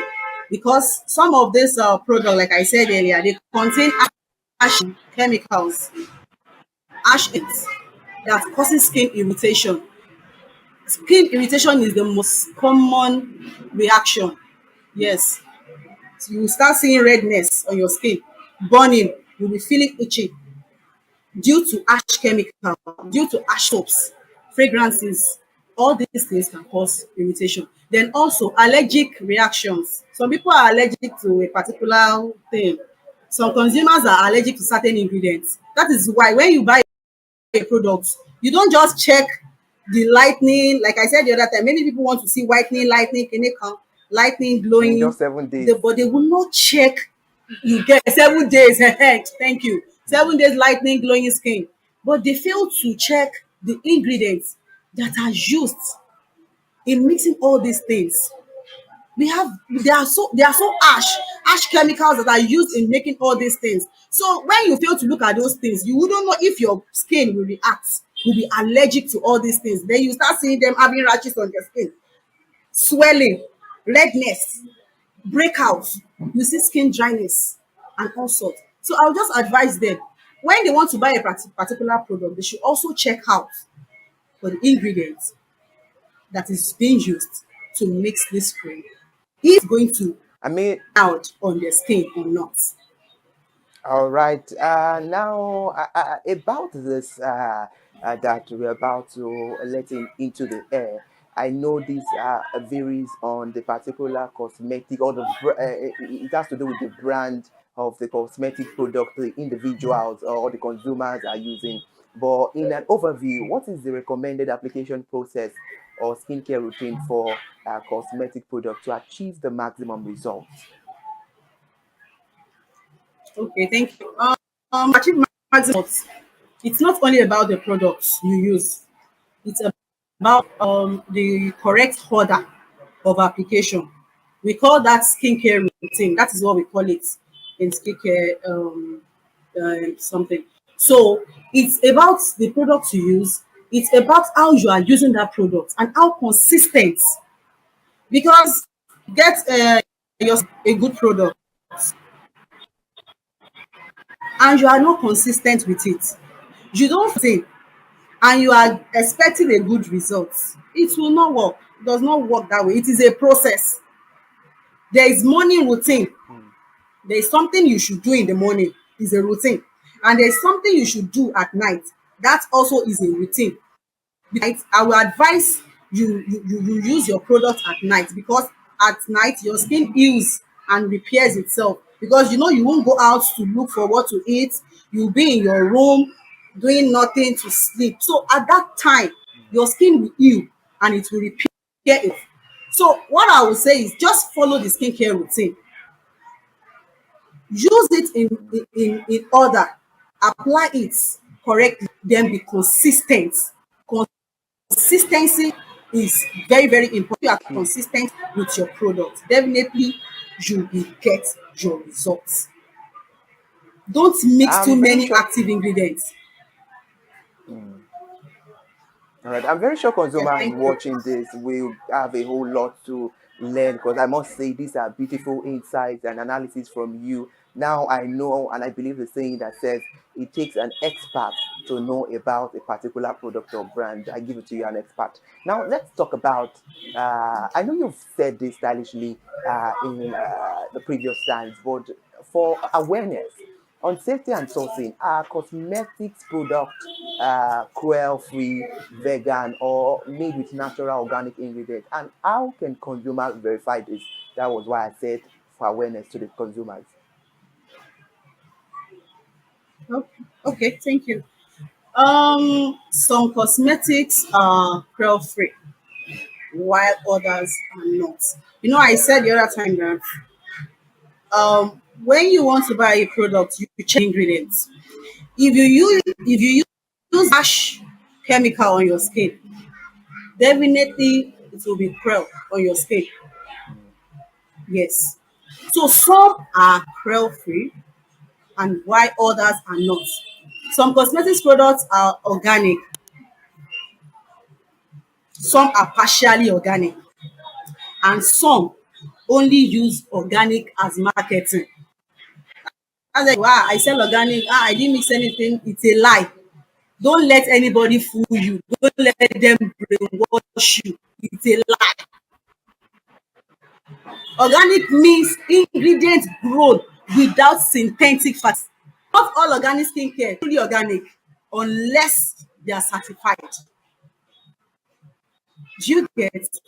So if someone is telling you that I didn't put anything, I didn't add anything, it's a lie. No organic free is chemical free. I will not lie to you. So you look for official logos. A real certification logo should appear on website and product labels. Legitimate brand display ingredients. Like I said the other time, they display transparency and details. And you can buy through app, go through their website, use sales, use the products that are cruelty free and some are not, like I said. Avoid red flag. And use phrase chemical free. Like I said, nothing is chemical free.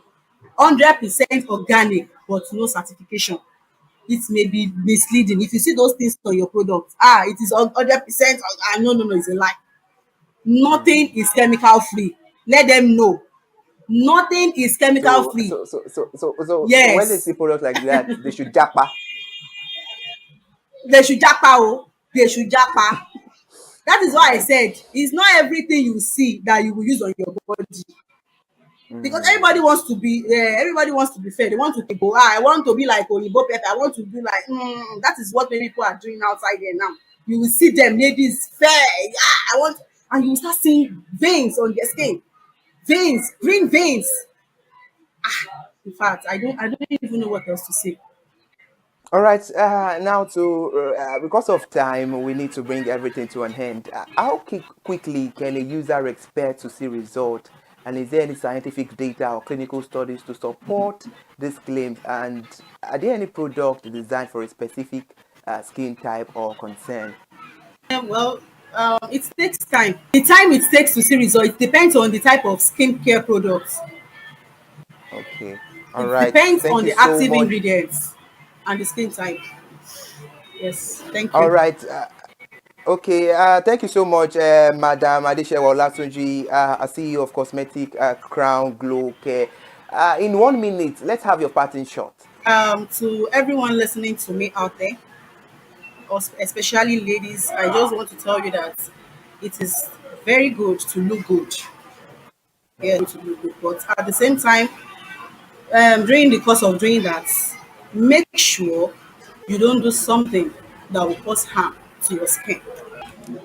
All right, thank you so much for joining us on the conversation, Mrs. Adeshewa Olatunji, the CEO of Cosmetic Crown You're Glow Care. welcome. I can tell you that all your insights and your analysis are very, very beautiful. And I know a lot of consumers will get more than one, more than two to learn from and to be very careful because, of course, you're absolutely right.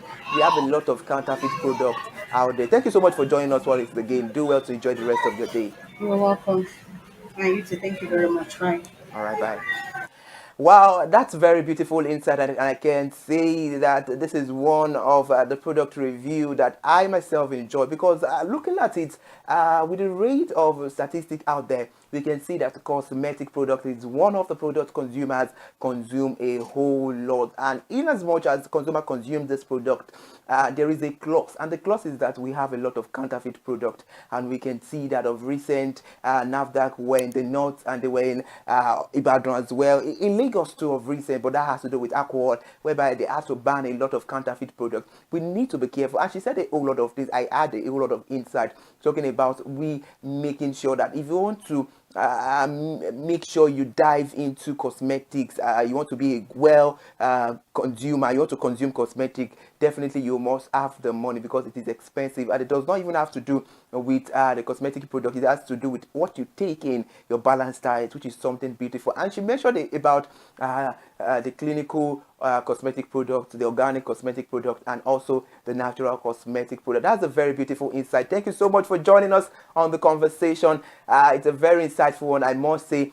Join me next week for another insightful product review whereby we review another product. It's very compulsory to let you know that all review on this program is not based on critics, but based on the transparent functionality that the product we are reviewing consists of. I am Ire Ayomikunle Eke. Good afternoon, Nigeria, and do well to enjoy the rest of your day.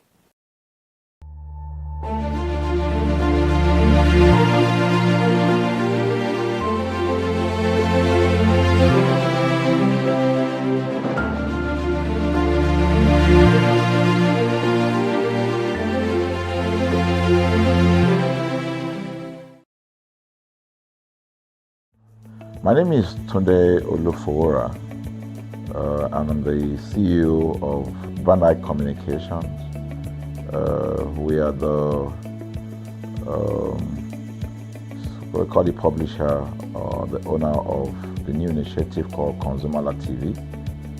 ConsumerHallaTV is actually Nigeria's first consumer-centered, or call it consumer-centric television platform that aims to bring voice to the over 220 million Nigerians. It was a vision that came to my heart about 10 years ago. I remember that I was traveling. I traveled out of the country, on airline. And I had this unpleasant experience. It was a trip to an African country from Nigeria, and I actually went with a local flight from Nigeria. I wouldn't want to mention the name of the airline. And then it was to South Africa, and we landed in South Africa. And let me just paraphrase it. When I was coming back, I had some money, some dollars, and that someone had given to me to hand over to another person in Nigeria. So I wanted to help out. I didn't want to carry the cash on myself. So for whatever reason, I had a small case, and I felt that it was safer for me to put the money in my luggage. So I put it in a safe place in my luggage, got everything intact, and I checked in my luggage. My arrival in Nigeria, I was standing, and was waiting by the carousel just so that I could pick up my luggage, and then I was there for 1 hour and waiting for my luggage. I didn't know that my luggage already arrived, and it was one of the luggage that was moving around on the carousel. So after about 1 hour wait, I looked to my left and my right. Almost everybody had gone. I think there were just about 2 or 3 left. So I beckoned on the woman that was on my side, and I noticed she was really in tears. Madam, what happened?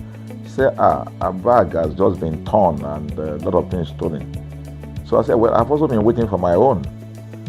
She said, you better go and check those, those luggages there. Maybe yours is one of them. And lo and behold, I went around there. Mine was one of them. By the time I got it, everything inside my luggage was gone. All the valuable things there were gone. To cut the long story short, we felt there was need for us to report the case, at least to the airline. It was in the night, about 8 o'clock or 9 o'clock. We went in to go and see the officer that was in charge. As soon as we got in there, the officer said, oh, so sorry, but you will have to go to our head office in somewhere in Victoria Island, to lodge a complaint. Okay. So the next day we went to the Victoria Island and we lodged a complaint, and that was it. And since that day, I'm talking a story of over 10 years ago, I didn't get a call, not even a call from that airline to talk to me about what happened to my luggage. Now, about a month after that trip, I had another opportunity to travel out of the country. This time around it was to the US, and it was an official assignment. And I flew on, I will mention the airline this time around. I flew on a BA. I really didn't like BA. I usually go with Virgin Atlantic and things like that. But my protocol officer convinced me and said, okay, you will love BA. Why don't you go on BA? Anyway, so I went on BA to US. And of course, when I returned from US to Nigeria, we had to do, of course, there'll be like a connecting flight, from Heathrow. So we got into London Heathrow, and then because it was through Heathrow that we went, and then so they changed since it was BA, they changed the aircraft this time around to a bigger one. I mean, clearly because there were more Nigerians, or more people that were planning to come to Nigeria, and then we boarded. Not quite 10 minutes into the flight, in the air, the aircraft started malfunctioning. The air conditioning compartment were not functioning very well. I was on what you call business economy. The whole of that business economy all the way to economy side, the ACs were not working well. It was hot. And then I was watching. And then from that moment till we got to Nigeria. From that moment till we got to, I'm just trying to paraphrase.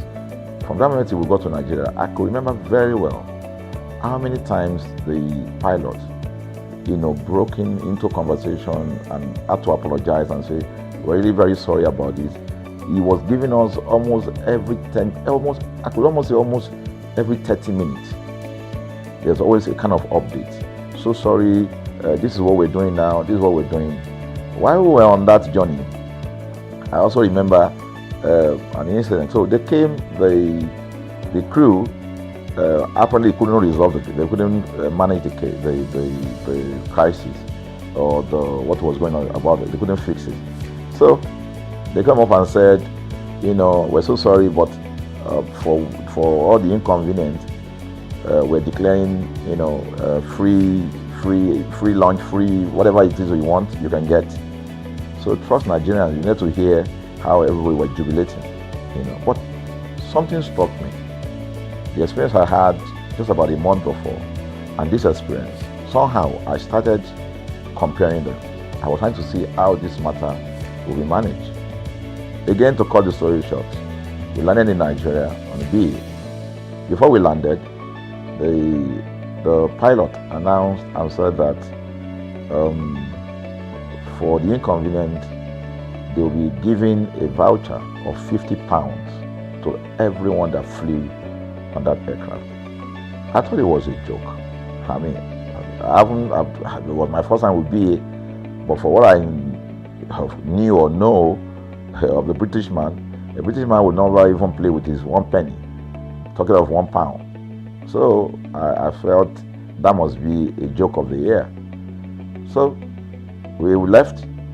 I got back to my office. I think it was just about a week after. Our officer, our guys in our mail room came up and said, "Oh, you have a parcel." So I said, "Parcel? Yeah." So they bought this parcel, wrapped. I opened it, and boom, I bought the document out. It was the £50 voucher from BA. So what's the tenor of this story? An experience with one airline was terrible, no apology. An experience with another one, even though it was a bad experience, but it was very managed, well managed. So managed that even if we have suffered anything in that aircraft, you probably, for the sake of how they manage it, will have forgiven them. So that was how this journey started. So I started thinking, my mind, this is what we go through in this country. But are we different from other nations? So God put in my heart the idea of ConsumerHalla. That's why the Halla came with consumer. And we started that journey about 10 years ago. We started by creating a platform called ConsumerHalla, where consumers, so I discovered that Nigerian consumers don't have a voice. So things happen, and that's it. We live with everything. So we've started the journey from creating the platform. We have an app, we even have a magazine, and we thought we could move it from that to the next stage, which is the television. So the TV today, has come. So I would say precept by precept, line upon line, we have been able to build on our aspiration, to finally bring to birth this unique and exciting platform, So it's a digital telecast, and our goal is to further connect consumers in Nigeria to brands with insightful news, development within the fast-paced world of consumers. The world of consumers is growing at a very fast pace, So we want to inform Nigerians. We want to get them educated about their rights, So our role is that we're going to educate consumers in Nigeria, all right? So by bringing them specialized and what you call analytical, research-based content generation that will inform, educate, sensitize the audience, So that's ConsumerHallaTV. So I call it an offshoot of our ConsumerHalla brand. ConsumerHalla brand actually was the first we call it the first complaint or consumer complaint resolution portal. When we started it about 10 years ago, or about 7 years ago, it became the first complaint resolution portal. We created it so that Nigerians can actually lodge complaint on that portal. We spent a lot of resources to build a very robust platform where today, if you have any complaint, about any brand, any leading brands in Nigeria, and you go on that platform, you can actually click, just a click, you can find the brand, you can actually lodge your complaint, and once you submit it, that complaint will be routed to that organization, and within 72 hours, we will obtain feedback for you. We build it in such a way that we have connection to almost all the organizations, and it's been working. We've resolved several complaints for people without having to charge them any penny, because the idea is not to charge. So what we have done with ConsumerHallaTV is to take it to the next level. So we hope to change the narrative. We want to give the right direction. Nigeria has the largest consumer market in the world, with a population of over 220 million people. Why should we be the one that is suffering the most? Everywhere you turn to, it's as though Nigerian consumers don't have a voice.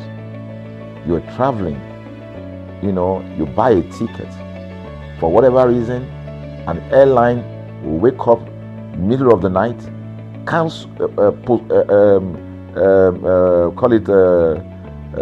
delay the flight for whatever reason, and then you'll be waiting at the airport for hours. You'll be there for 2 hours, 3 hours, no any explanation.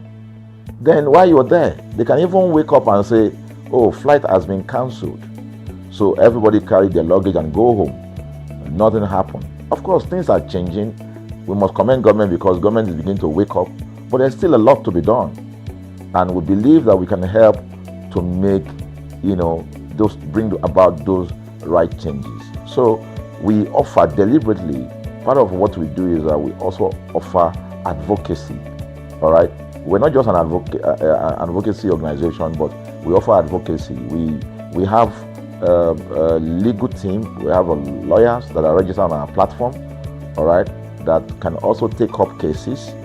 Okay. So, and we've taken up many cases like that, and won those cases. So ConsumerHalla is a platform to help consumers to, we're not fighting brands, but rather we say we're bringing about an amicable, resolution of conflict, such that it will be beneficial to the consumers and also be beneficial to the brand. I remember the word of Jeff Bezos. Bezos is the founder of Amazon.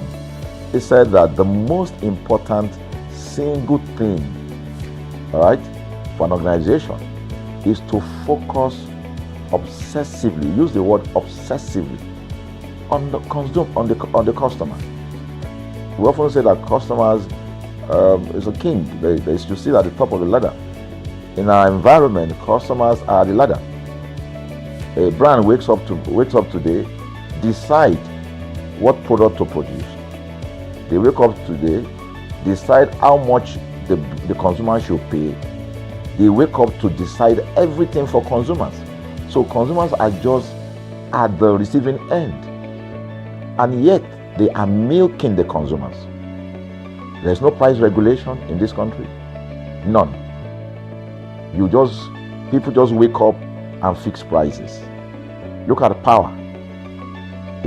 Government wakes up, we change policy, we wake up and we get people to pay more. We think it's time for consumers to begin to speak out. In speaking out, in engaging, we can get the brand to begin to do what is right. And of course, I know that the consumers themselves need to be educated. So our role, our vision also is to ensure that we educate consumers, we bring awareness. A lot of Nigerian consumers don't even know about their rights. You buy a product from a supermarket. I've had this experience. You buy a product from a supermarket, all right? For whatever reason, you take that product back to your house, and maybe something went wrong somewhere. By the time you take that product back to the shop where you bought it from, and you say, okay, this thing, you know what's going to tell you? Okay, now me make them. Let me make them now. That's why I buy them. Meaning that there's nothing I can do to the product. So you lose the product, then you lose your money, because the money is not refunded. The product you can't use. Only in Nigeria. Only in Nigeria. Let me give you another experience I had. In the course of this, because I did a lot of, I went around, in doing this. I was in US, I was in UK, I was in South Africa, I was in Germany, just because of this, to just study the environment.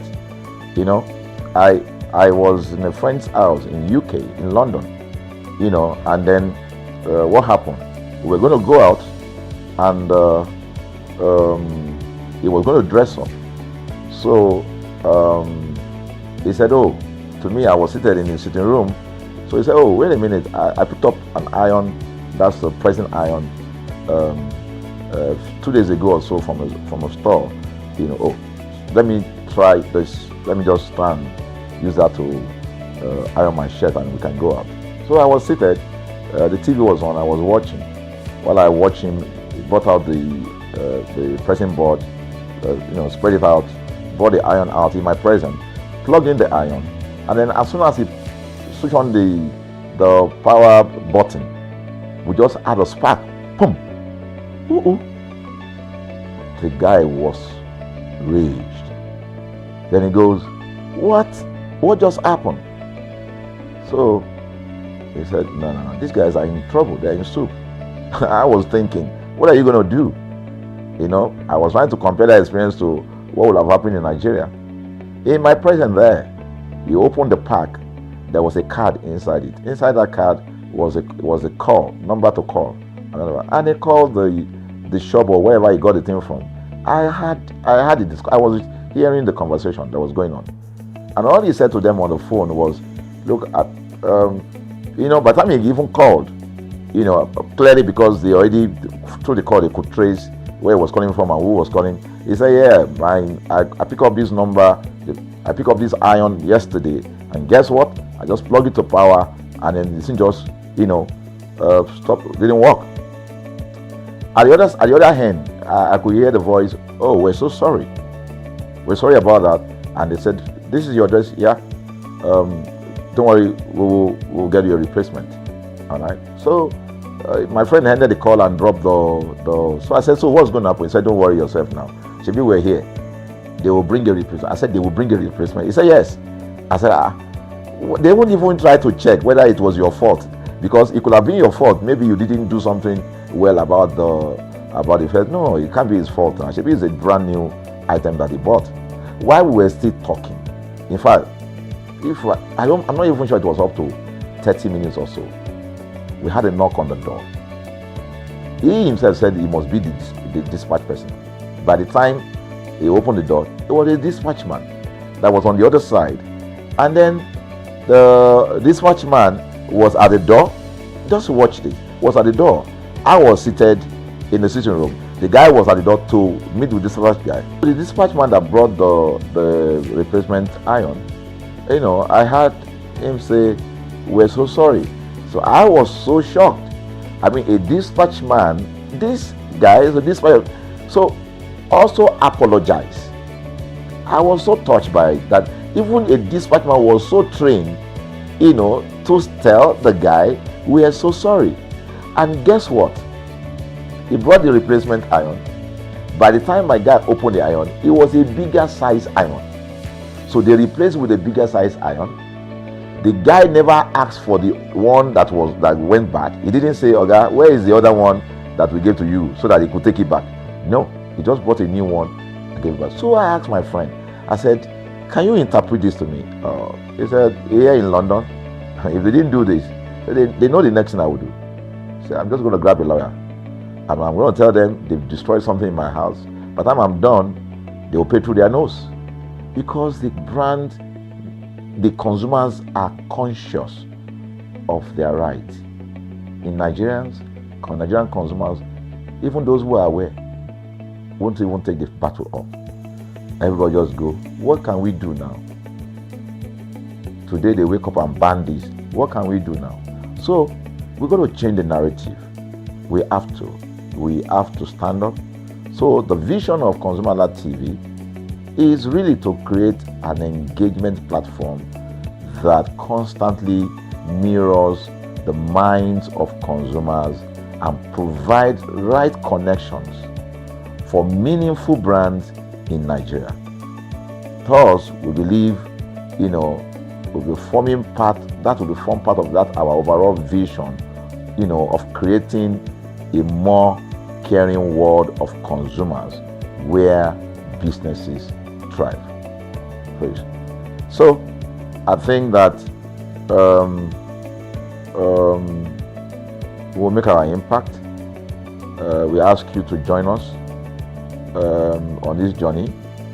ConsumerHallaTV will drive engagement. It will also be there to help to promote brands that are doing what is right.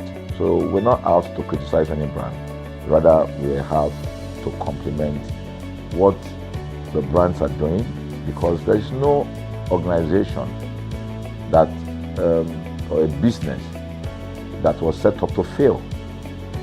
Nobody set up a business to fail. So there are just gaps that needs to be fixed.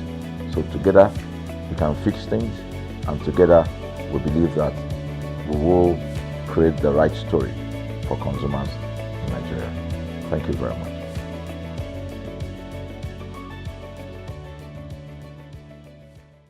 Hi people, my name is Mofakorede and I am a filmmaker and a film director, and you're watching ConsumerHalla TV.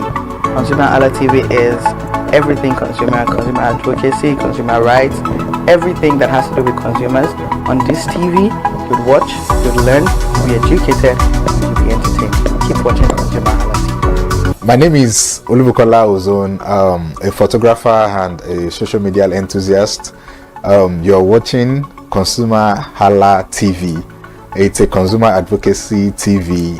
If you have a problem, any consumer related problem, just holla at them, just like their name implies, and they're going to get it sorted for you. Keep watching, stay tuned. Thank you very much. Hi guys, my name is Jobba Jalabi. I'm a marketing communications professional. I currently lead marketing at FlashChange, a fintech startup. Keep watching ConsumerHalla TV, a consumer advocacy channel. Hello, my name is Rotimi. I'm an actor and I am on ConsumerHalla TV. Now, ConsumerHalla TV is a consumer advocacy channel. So if you have any issues, consumer-related issues with brands and services, you can reach out to them and they'll be sure to handle it or to cater to you. Thank you so much. Hi guys, my name is Iyebiye Adeton. I'm a film poster designer and illustrator. This is ConsumerHalla TV. It's a consumer advocacy channel. We show content on consumers-based news, entertainment, and all of that. So I urge you guys to stay tuned to ConsumerHalla TV. My name is Anoluwapo Alao, a sales consultant for Star Times Nigeria. This is a ConsumerHalla TV, where they discuss anything consumer needs and get knowledge about anything about consumer. So keep watching it. Hi, my name is Adebola Ogushino. I'm a filmmaker and you're watching ConsumerHalla TV. Any consumer related issues, they've got you. Hi, my name is Stephen Olorunshisi.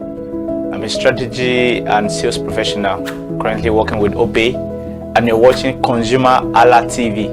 I mean, this is one of the channels that you don't want to but stay on. Consumer advocacy, brand promotion, everything consumer, what you need to learn for your business to grow. This is a channel where you learn, where you experience entertainment to but it's good for businesses, for brands, and for an entrepreneur. If you want to know more about businesses, want to know more about brands, please stay watching. Alright, thank you so much, ConsumerHalla TV. Keep watching. Hello, good day. My name is Tunde Balogun. I'm the lead pastor at the Kingsborough Church in London. And you're watching ConsumerHalla TV, which is a new initiation into the TV industry in Nigeria, the first of its kind in Nigeria. And I know that it's going to bring value and quality into the service industry.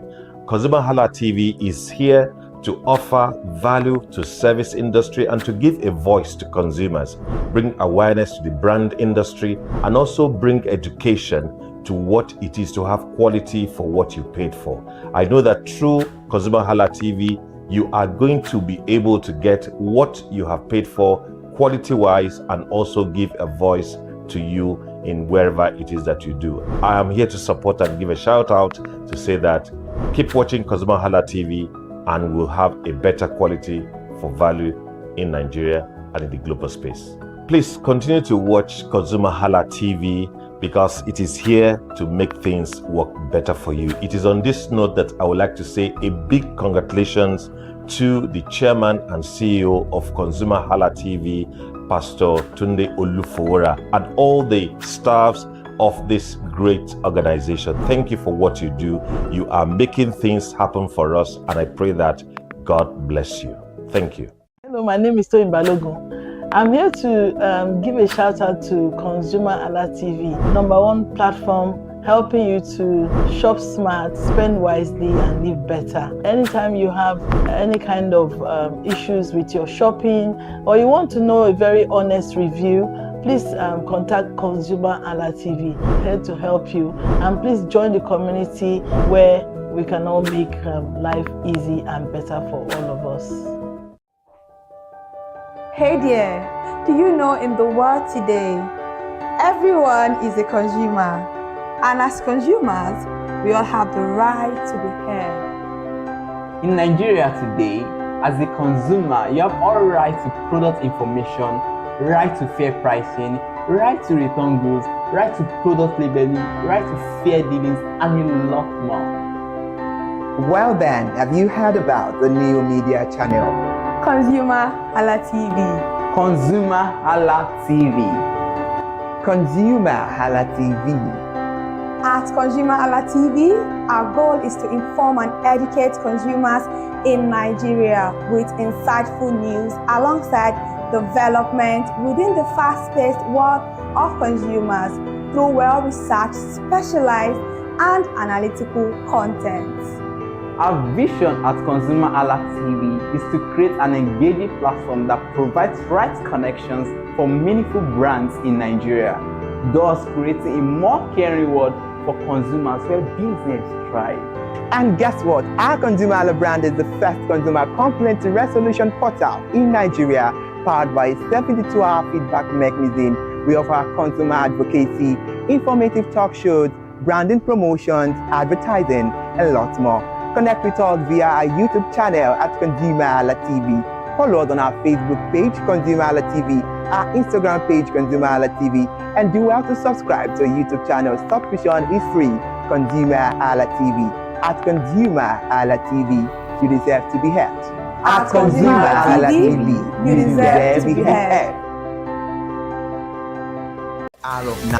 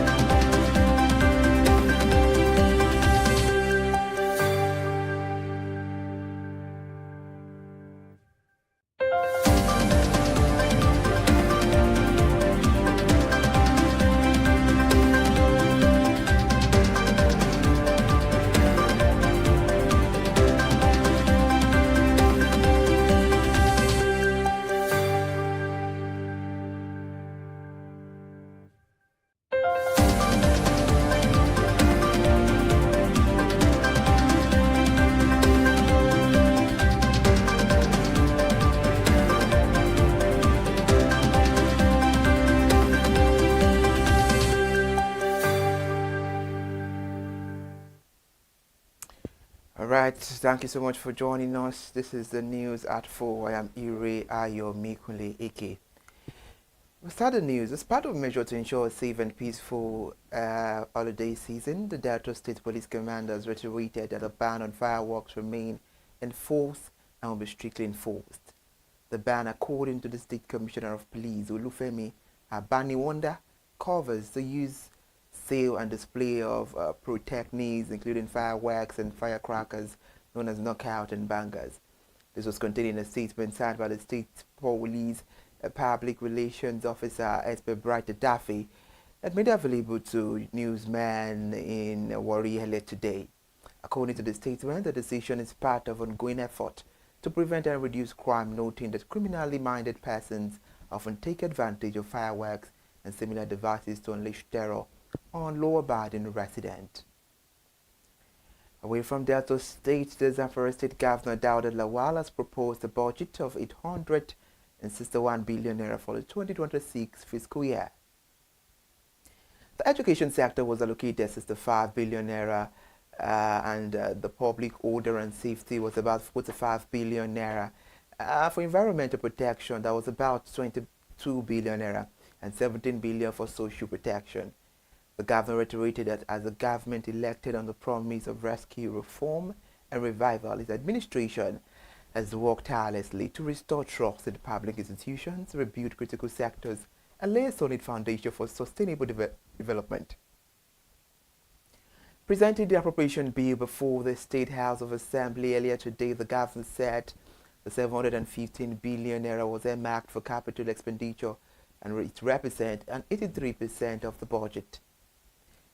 Mr. Lawal added that 147.2 billion naira represent the 70% that was allocated for current expenditure, and the health sector received the highest allocation of 87 billion naira, followed by agriculture, which also got 87 billion naira. The Shapers Association of Lagos State cited multiple levies, illegal checkpoint, arbitrary container stoppages, extensive delays, and a system that penalizes complaint importers and exporters as part of the challenges impeding the trade at the Lagos port. The president of SALS, Nicodemus Odolo, stated this yesterday while speaking during the 2025 Shapers Day celebration in the state. He explained that the prevailing situation is discouraging Nigerians from importing and exporting goods. He added that the number of shippers currently in the business is declining daily due to a harsh operating environment. The event, which was themed Challenges Between Revenue Generation and Trade Facilitation, also featured presentation from the Nigeria Customs Service, the Nigerian Shippers Council and other operators at the Lagos State Port. We have it now that the Minister of Budget and Economic Planning, Senator Abubakar Bagudu, said most Nigerians remain trapped in poverty because their economic returns are limited. This was made known according to a press statement issued by the ministry yesterday following the visit of the World Bank Regional Manager for Social Protection and Labour for West and Central Africa, Mr. Robert Chase, to the minister in Abuja. According to the statement, the federal government and the World Bank reaffirmed their commitment to expand the social protection system and widen the economic opportunities for poor and vulnerable citizens. Mr. Bagudu expressed appreciation for the bank's continued support, noting that Nigeria's macroeconomic reforms and the social protection programs had benefited from the partnership. And moving the news away from there, the Industrial Training Fund has restated its commitment to equipping Nigeria's workforce with industrial relevant skills as part of the ongoing effort to tackle the youth unemployment and bridge the country's persistent digital skills gap.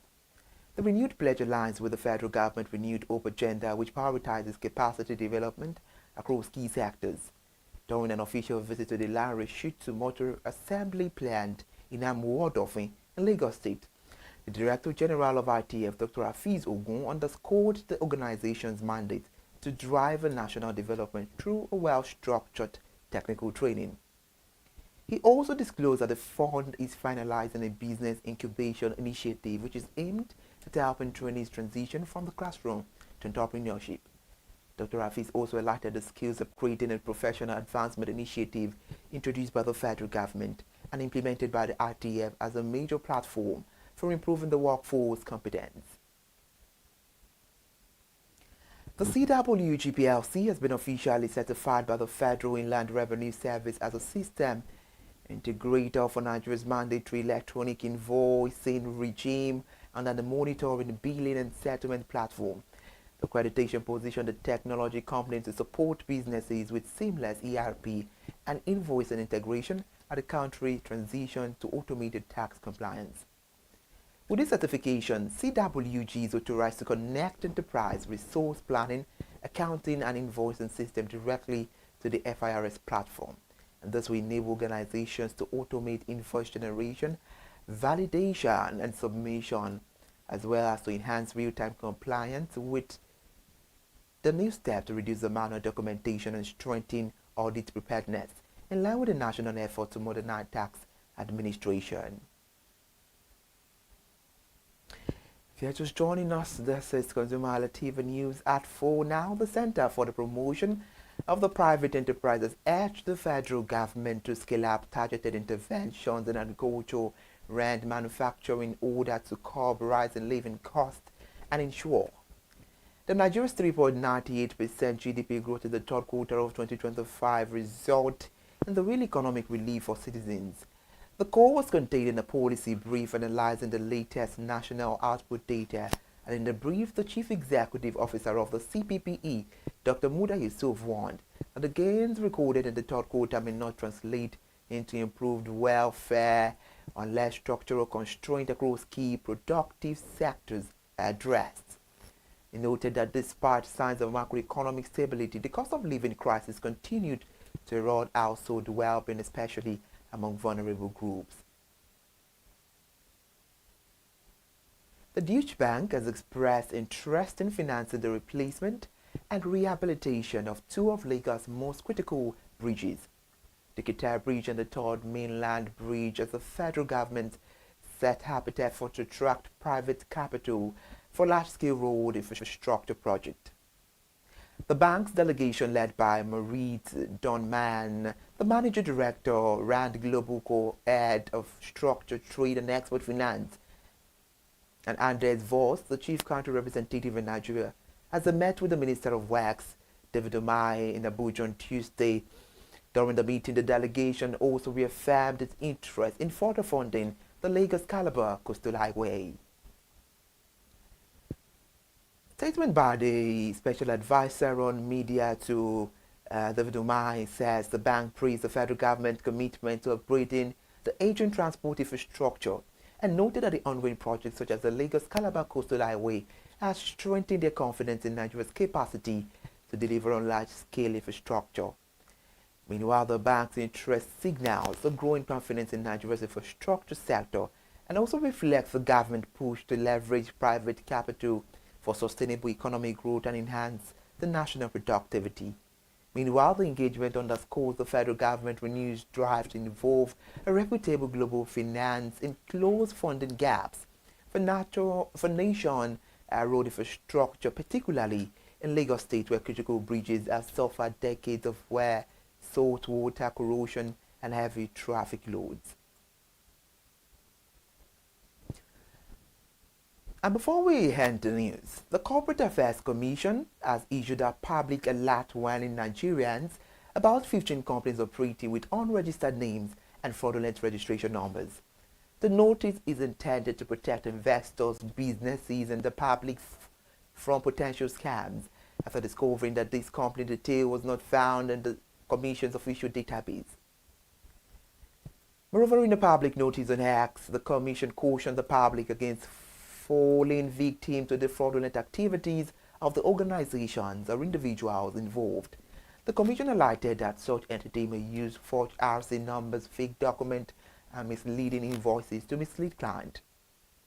They thereby warned Nigerians and businesses to verify company details using the Commission online verification portal, request the incorporation document for high value transaction, and report any suspicious activity.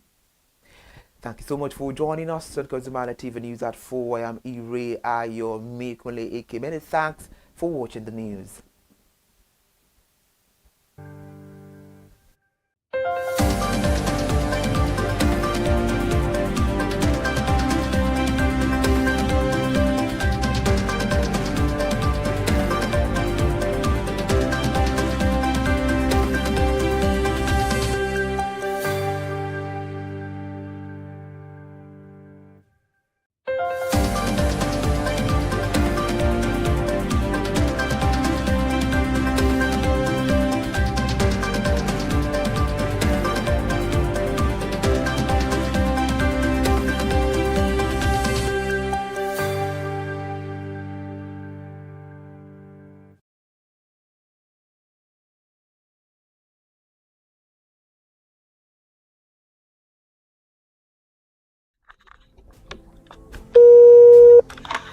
Hello consumers, you have the right to be heard, absolutely. So join us on the conversation, share your brand experience, where you tell us all your experiences about brands on the outer world via our YouTube channel every Wednesday from the hour of 4:20 to 5:20.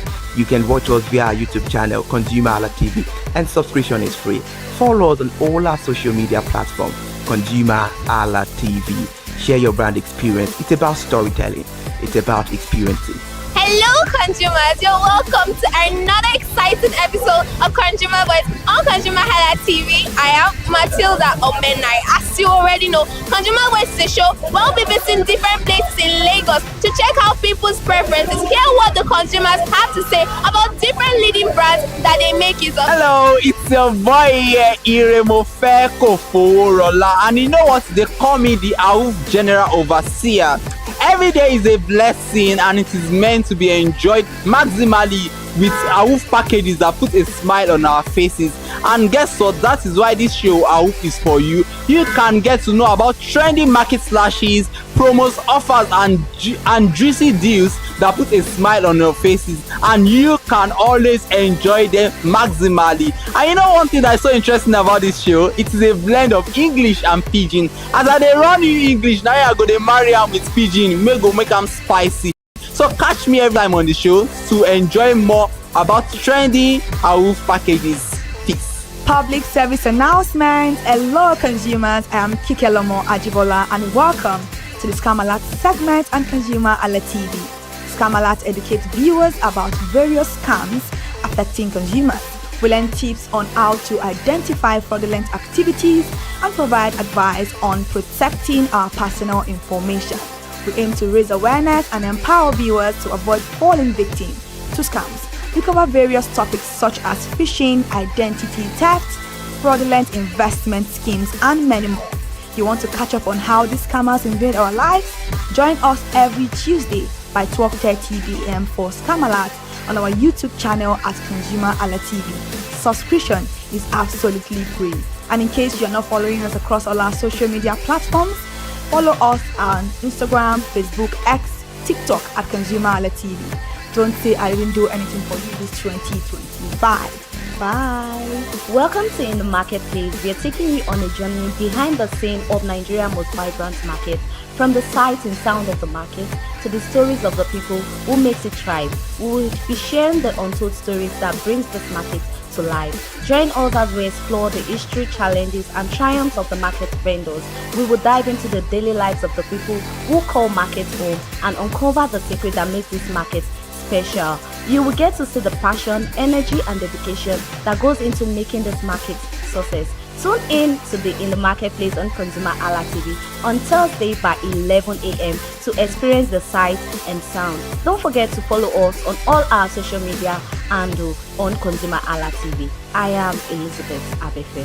Hello fellow consumers, are you looking for a program where we give analysis about brands and a program where we project the voice of the consumer? Join my team and I on Consumer Analytics and Resolution Box by calling on the program to get your issues resolved. And in case you are wondering where Consumer Analytics and Resolution Box will be showing, please join us on our YouTube channel at ConsumerHallaTV. Subscription is free by 2 p.m. to 4 o'clock p.m. every Mondays and Wednesdays. Consumer Analytics and Resolution Box will be airing and will be here to provide you any information on brands and also issues that you have pending for us to resolve. Also follow us across all our other social media platforms, Instagram, Facebook, X, TikTok at ConsumerHallaTV. And that is why at ConsumerHallaTV, you deserve to be heard. Hi everyone, I am Iri Ayomikunle Eke. Join me live on Perspective every Mondays to Friday from the hour of 9 to 10, where we have meaningful and engaging conversations about all the burning and pressing issues making the round. Issues related to our economy and consumers. It's conversing, it's relatable, it's beyond interview.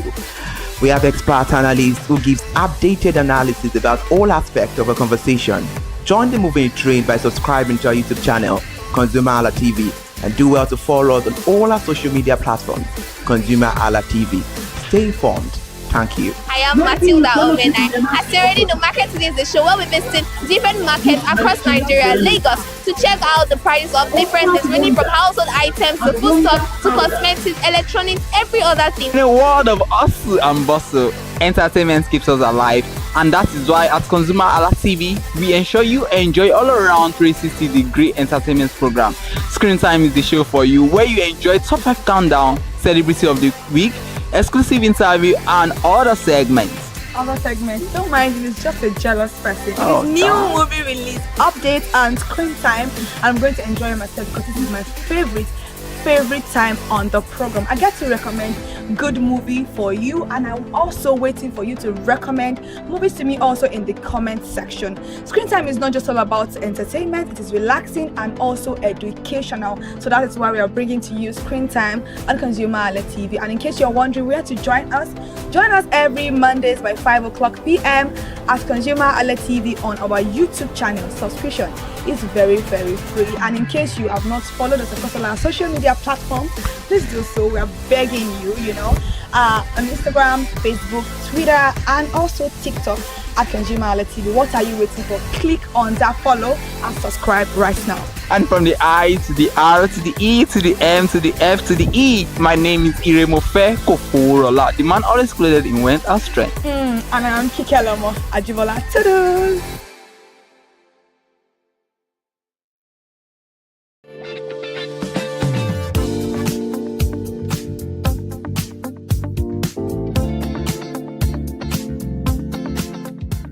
Hello and welcome to a special program, My School and Tech, where we juxtapose both happenings in academic institution called school against the skill set environment, where we'll be focusing on tech skills to be specific. So my name is Olanite Abidemi Adesina, and I'll be leading you on this juxtapositional and comparison of the two endeavors. So today, I'm not the only one that will be discussing this buzzword, a Nigerian graduate employable or not. I have a co-host with me that also be sharing more light on specifics and the tendency and the benefits associated with the comparison. Please welcome to the show. Thank you so much for joining us on the show today. My name is Iremufe Koforola and you are watching My School and Tech. An interesting topic we are looking at today, and I'm really interested in this, and as you take the lead on this discussion, I'm quite sure many people would get to understand more and talk about what it truly means to be educated and what it means to have some skill sets. Thank you very much. So today we will focus more on that discussion. Are Nigerian graduates employable or not? It's a very big question out there. That's a lot of discussion have been happening around that topic. How are we going to go about that? We'll look at who a Nigerian graduate happens to be. A Nigerian graduate is someone that has gone through the Nigerian academic system, from the preschool to the high school and to the tertiary level. And he or she has come out with the requirements, ranging from first class to 2-1, depending on the grades that he has achieved. And he has been bestowed upon a certificate from the university or polytechnic or any other applicable higher institution, and most likely proceeded to serve and do the NYSC accordingly. So at the end of the day, the judgment will now be by the employer or the proposed employer to look at the candidate and say, what have you brought to this organization, or what will you bring to this organization? Are you just coming with academic skill sets, or are you bringing in other non-academic skill sets, e.g. tech skill set? And these are what we'll be looking at today on My School and Tech.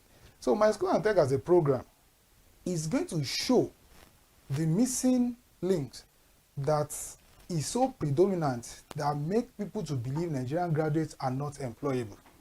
What are those things that a typical graduate should have known as he climbs the ladder of academic journey from preschool to high school to the university level, as I've suggested? What are those skill sets? We'll be discussing that and we'll benchmark them against each certificate he or she gets as he continues to move on. So some of those skill sets that we have, there are a lot of them, but to be super specific, we have data science, we have web tech and app technology, we have computer UI UX, we have digital marketing, which is into social media marketing now, we have Internet of Things, cloud computing, and cloud technology at large, we have AI workflow and automation, we have machine and deep learning, we have cyber security, we have virtual reality, and a host of them, including hardware and networking, plus media and digital technology. But these skill sets, can we say they are fully imbibed into the education curriculum? The answer will be no. Yes. Even though they are imbibed in the education curriculum in Nigeria, to what depth do students get to be taught some of these skill sets in school? The answer still remains, it is very shallow. Because from statistics, an average Nigerian graduate may get to the point of writing projects before he realizes he needs to know how to use some softwares to do some simulation. Absolutely true. I'm talking from experience. Yeah. When I was in the university, I never knew some of the software application until I had to start running around when I was close to my dissertation or to my thesis and to my project and all of that. And these are things that if you compare with other clients like US, UK, and some other developed countries, someone in the elementary school, which is equivalent to our own primary school here, they can do some of those things I'm running around to learn, to do, as at the university level. So what are the things that consumers that happen to be the students? Because if you look at it from a holistic perspective, the schools themselves, they are rendering services. So there stand to be brands here because there's a competition out there. A school that can render the best service will have the highest number of students. While the students, alongside with the sponsor and the parents, are the ones bringing in the money, paying the tuition, and they are entitled to get the best of service from this brand. So can we say that there's a consumer brand relationship Yes, I would say we can say that because we have each entity assuming different position. Parent on one side with a student that they are expectant of to go to school and come out with both academic skill and tech skill or any other skill so that they can be marketable to employers. And on the other side, universities that are expected to deliver quality service so that they have enough students enrolling for their annual or their yearly academic session. So what can we do to synergize that gap and reduce that gap, and as a brand or as a school owner to market your school? These are the things we'll be discussing on this show, My School and Tech. The first thing is, as you move from class to class, the way you have curricula from primary to secondary to university, can we have a structured curricula whereby all these tech skills and career path I've mentioned earlier can be strategically imputed or added to the academic education and will be regularly updated based on the industrial requirement, so that if you move from primary school, by the time you are done with your primary school and you are giving your primary living certificate, there should be a list of tech skills that you have acquired, consequence of spending 5 or 6 years in primary school. That's so true. That is one of those things that we'll be advising brand as school owners to look into, and we'll be guiding them accordingly on My School and Tech, or what are the specific skill sets that can be bucketed for a primary school goer as a student to juxtapose alongside with the primary 1 to primary 5 or basic 1 to basic 5 course curriculum. And there will be a balance of academic and tech skill requirements so that such child comes out with double-edged influence and deliver on value adding and go into the high school or the equivalent of secondary school we have here with a readiness, not just academic readiness, both academic and tech skill readiness for another ladder that is also going to be dual in such a way that as he's moving and is preparing for both junior WAEC, the senior WAEC, NECO, and all of you, he or she also has the ability to write professional exams. So that as he's writing the WAEC and getting certificate from WAEC, he's also getting different certificates for multinationals, from multinationals like Google, Microsoft, Amazon, and all of that, that he can use to equip himself or herself for the future before even going to the university. These are the things we'll be sharing on My School and Tech as a program, so that brands such as school owners can reach out and follow those guidelines and make their service better and give better utility to their consumers out there, hence have more students enrolling and stand out from their competitors. Then finally, the university system is very massive, but tech is applicable across board. If you look at all the career paths we've mentioned, you will agree with me that AI, web technology are already on our hand device. Our handhelds on a daily, we interact with some of these tools. And the way we interact, that's also how employer of labor look out for people that have those skill sets, because their business also interacts with it. So how can the university system have an immersive outline that also align very well with academic curriculum from year 1 to year 4 for a 4-year course, or from year 1 to year 5 for a 5-year course, in such a way that there will be a balance. So anybody graduating from the university will have those skill sets in their toolbox or in their skill box and be ready for the future and become very attractive to any employer. So we'll be looking at all of that, and we'll continue to communicate the procedure on My School and Tech as a program. Then the next thing I also want to discuss, as sweet as this thing sounds and as prospective and as promising as it may be, it comes with its challenges, and we'll discuss the way around those challenges on My School and Tech. What are the challenges? We all know that for you to acquire digital skill, you need the hardwares. Yes, definitely. The hardwares by default range from mobile phone to laptops to even internet, not an hardware though, but a supportive way for hardware, because you can have your hardware and you don't have access to the internet. And the internet itself comes from hardware, e.g. your modem, your phone, which you can share the hotspot and all of that. So how do we manage these challenges? First of all, can government come into that space so that they can subsidize the costs, consequence of the high exchange rate, for everybody to have access to these hardware? If you look at the global developed countries and all of that, in other climates, things are readily available. And you don't even need to cash out on huge thousands of dollars or naira to buy these hardware. You can just buy them and you pay in installments. And this payment will be spread over a number of years, or some of them, they give the tools to you at the point you are enrolling into a school, and over time, the parent or the sponsor just gradually pay. Some are even so flexible that it is when you graduate and you start working that you start paying. I know there's a scheme like a student loan that is ongoing. Can there be transparency and ease of access to this student loan in Nigeria so that these skill sets can be attainable? Because some of the challenge from this university, even coming from my own experience, was where is the fund? I remember in my university days, some of these hardwares, we the students need to even contribute to even repair the ones that we have. Some that does not need to repair, we need to contribute sometimes to buy data to make them functional. So sometimes it's not even the fault of the branch, the schools, but the insufficient and the state of things in the country can be a challenge. Because while some parents are still struggling to complete paying the tuition, how do you not tell them to bring additional money because you want to give them tech skill? Obviously they are going to default. So some of the way around, as I've mentioned, is subsidy. Another one is we are now in the era of digitalizing things. A lot of things can be done online.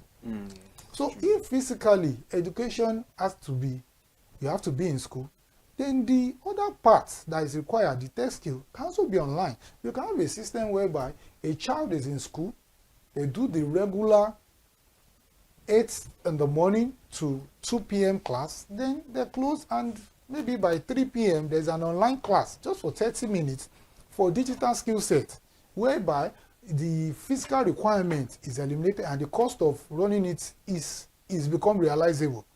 That's another option. Then the final option I also suggest is we can have recorded trainings. We can have tech skills whereby there can be a video that is made, is recorded, and is shared.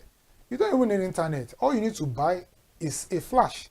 You copy the flash, or you have your phone, which is one of those things that everybody carry now, and you have it on your phone, and when you get to your parents' house, your sponsor's house, you go over that, and gradually the tech skill is being developed and all of that. So may I know if there are other questions that you want me to still share more light to with respect to the challenges that I've mentioned and the solution that I've proposed?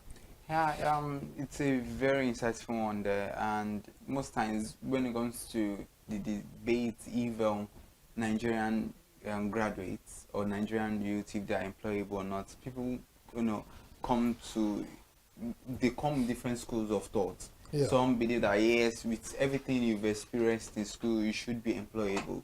But we've come to the age whereby with technology now, everything has really evolved. It has evolved. And if you do not have the soft skills that are necessary, like you have mentioned so many earlier, if you do not have any of these skills, there are chances that you might not get the job. I've experienced it personally. I've experienced it, and I used to be so lazy personally with learning all these skills, and I realized that no matter what, gone are the days whereby everything was traditional. Yes. Now it is digital. Digital, and if you do not fit in, yes, you will just be swept away.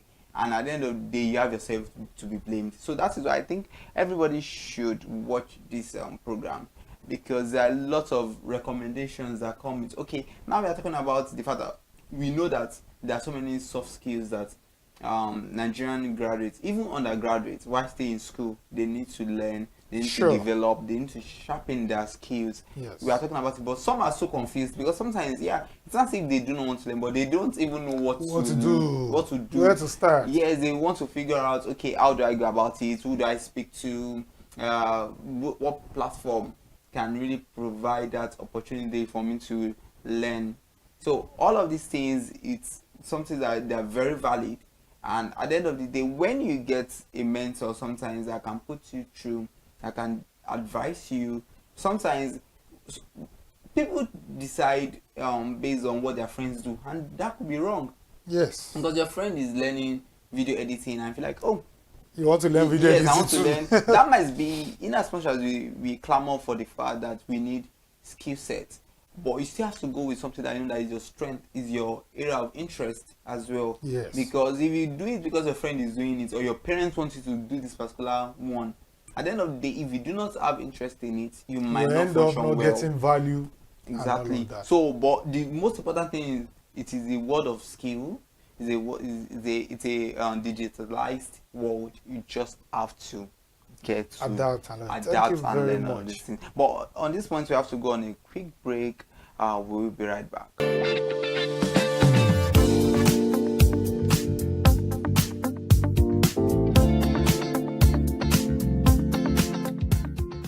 Welcome back. In case you are just joining us, you are watching My School and Tech, and this is a show you shouldn't miss.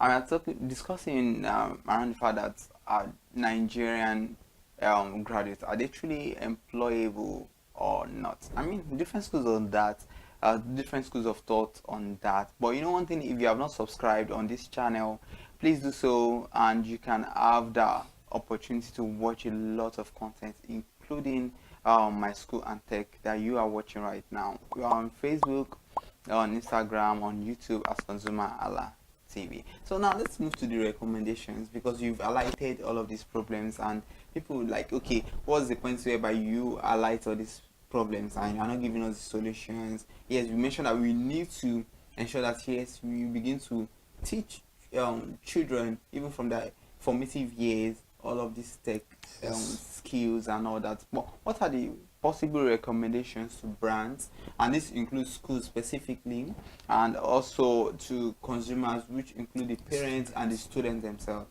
Thank you very much. So I'll go about that, talking on how schools that happen to be the brand can render their service and balancing between academic service they are rendering, which they sign a contract with the parents, and enhancing with the digital skills such as the tech skills we are talking about. First of all, we should know that these tech skills generally are broadly classified into scripting skills. These are the ones that involve coding, and not scripting skills that involve non-coding.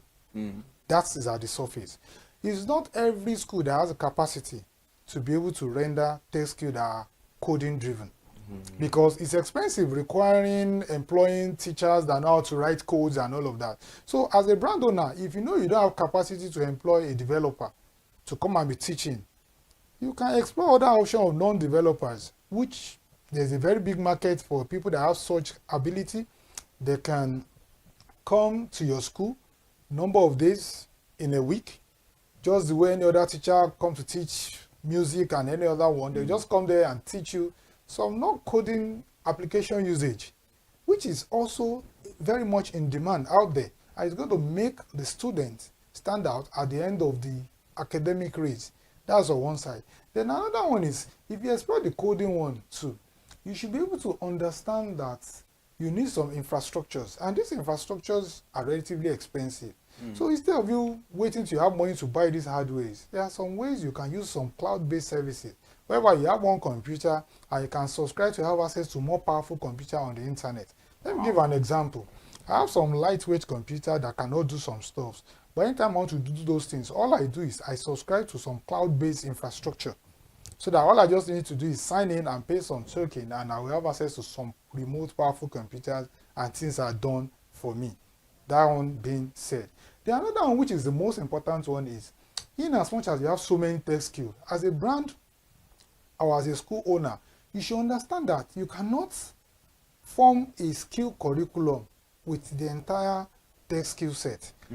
First of all, look at what the market demands.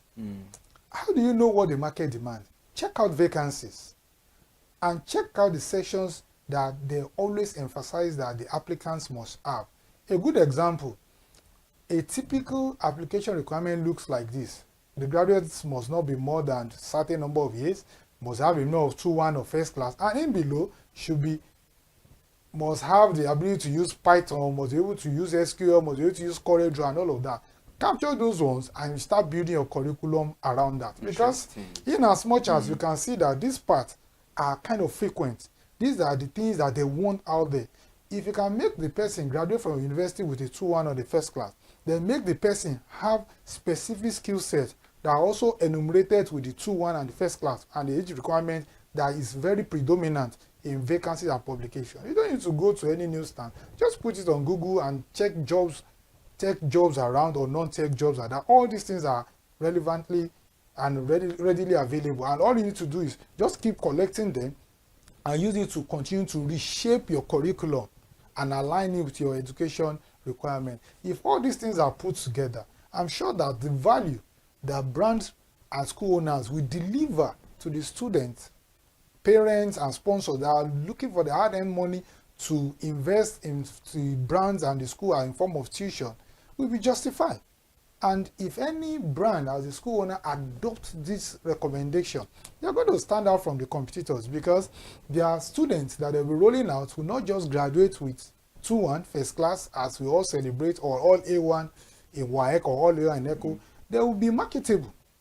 So when there's a publication that say the minimum requirement is 2-1 and 2,000 people show up, you are showing up with your 2-1. I also showing up with something that will stand you out because you are coming with 2-1 or a first class or 2-2 or whatever the grade may be that is required, and every other thing that other people are not bringing to the table. So at this point, I would say it's very easy, but once the will is there, all you need to do is follow this guideline and stay tuned to My School and Tech. We'll continue to share more details on how the synergy between brand and consumer that happen to be the school owner and the student will continue to foster very well so that we can get that relationship. And the assumption that Nigerian graduates are not employable, they don't do well, but by the time they travel overseas, you see another thing. A Nigerian graduate that cannot do very well here, get to Europe and be the best, because there is a practice we are recommending on this My School and Tech program that is already in existence there, from the grassroots education level to the postgraduate education level. So if you follow this recommendation, I'm sure that you will always stand out with your brand as a school owner, and will continue to give and guide you on subsequent episode of this program. Interesting one. I mean, you've given so many schools or brands that arc they need to ensure that yes, their students do not just come out as high-flying students, but they have the soft skill that can make them become marketable. Because in the final scheme of things, there is nobody that doesn't want to get the job, because it is when you get the job that you have the bag, you have the money. I get a return of investment, all the tuition paid. In fact, let me quickly interject. If you look at it, this is a question we should ask ourselves. As I've said earlier, 4 or 2 years in preschool plus 5 years in elementary school, which is primary school, that's like 7 years altogether minimum, plus 6 years in the 3 secondary school education student, that is the junior school and the senior school. If you add that 7 plus 6, that's 13.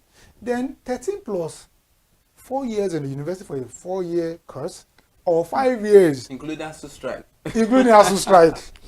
And other strike that are not even ASU. So internal strike, just wake up today, everybody go home, you get back to you and all of academic that. Stuff All sort of ASU, ASU, ISU, all of that. So if you add all of that, minimum 20 years and beyond has been invested. Can we say that it is justified to say, how many certificates are we getting? You get one for primary living, you get for secondary, that is in form of, let's say, junior WAEC. They even give you any statement of result and all of that from the junior WAEC written. Then we get one again as the school certification WAEC and itself. And you get one as, okay, I'm done, I'm not a graduate and all of that. Can we say investing those years, that's all you can get?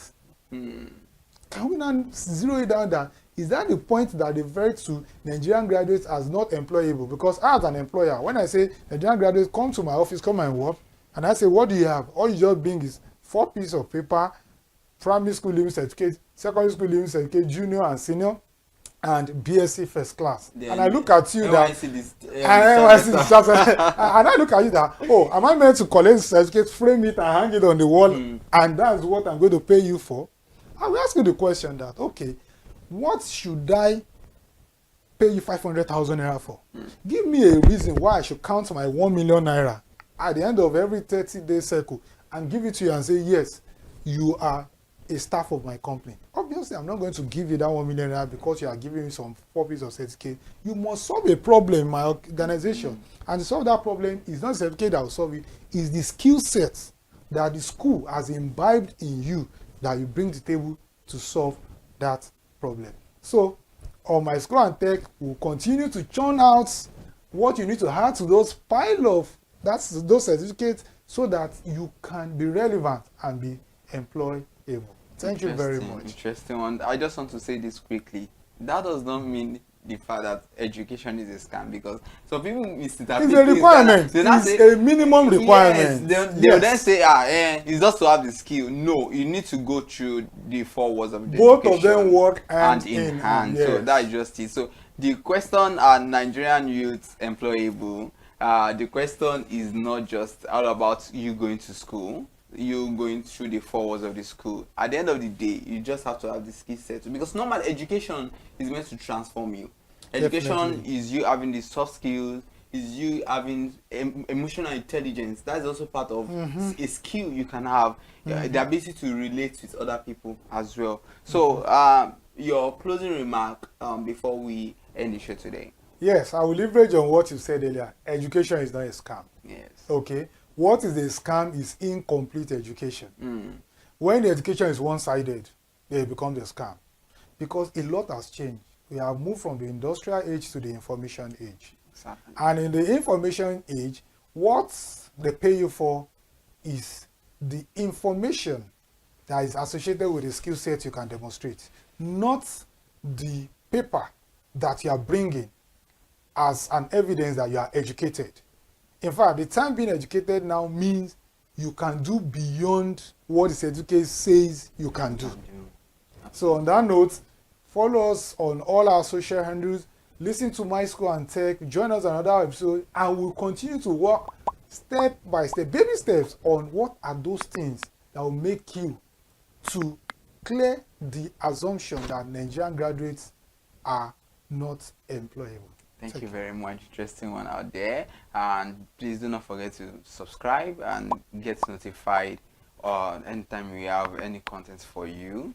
And you can follow us across all social media platforms at ConsumerHallaTV. I am Iremofe Kuforola, and thank you for watching today. Thank you very much.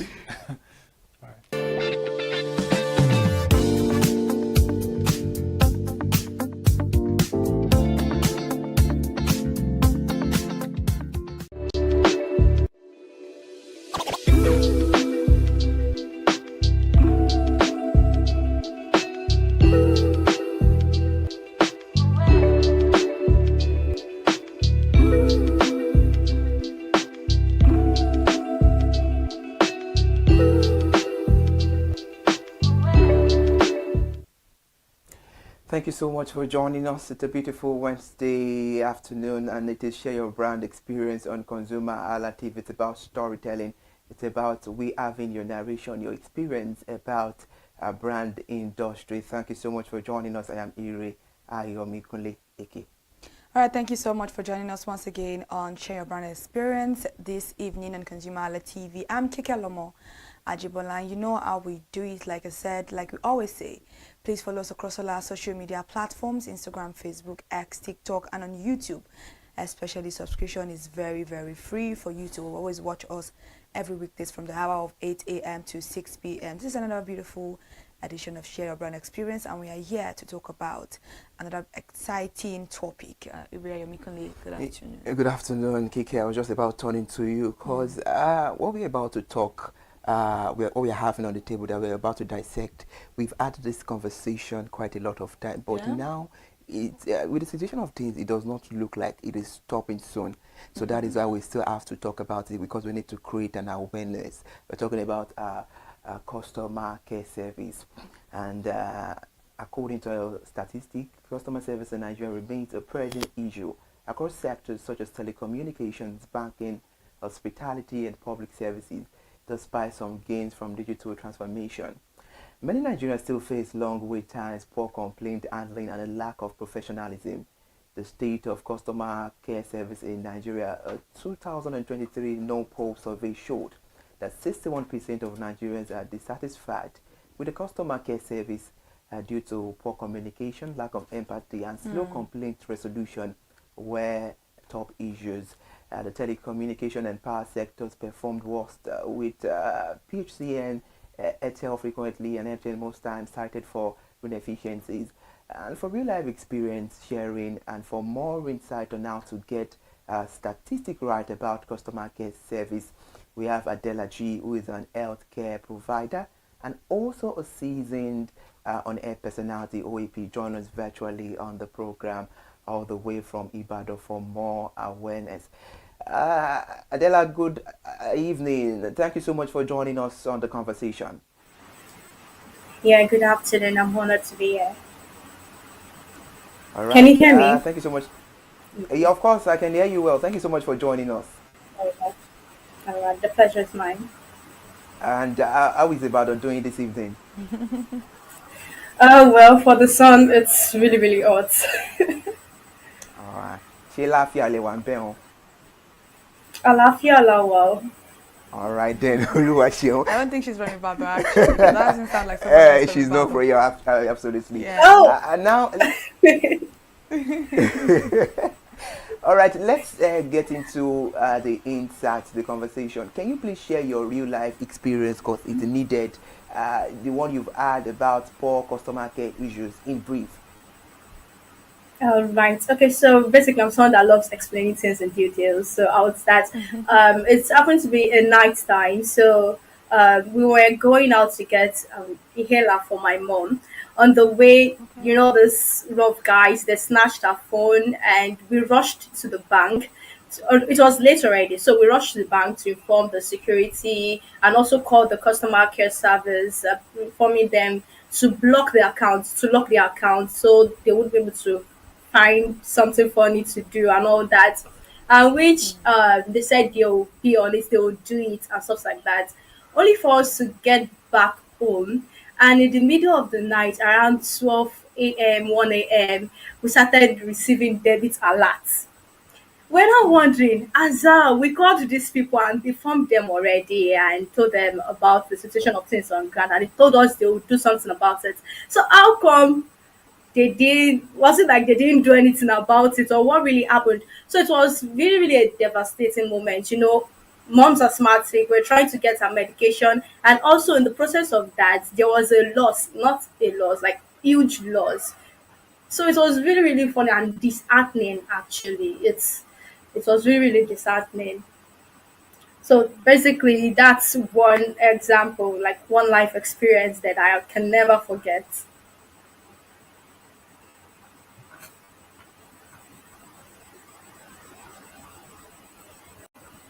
Hello?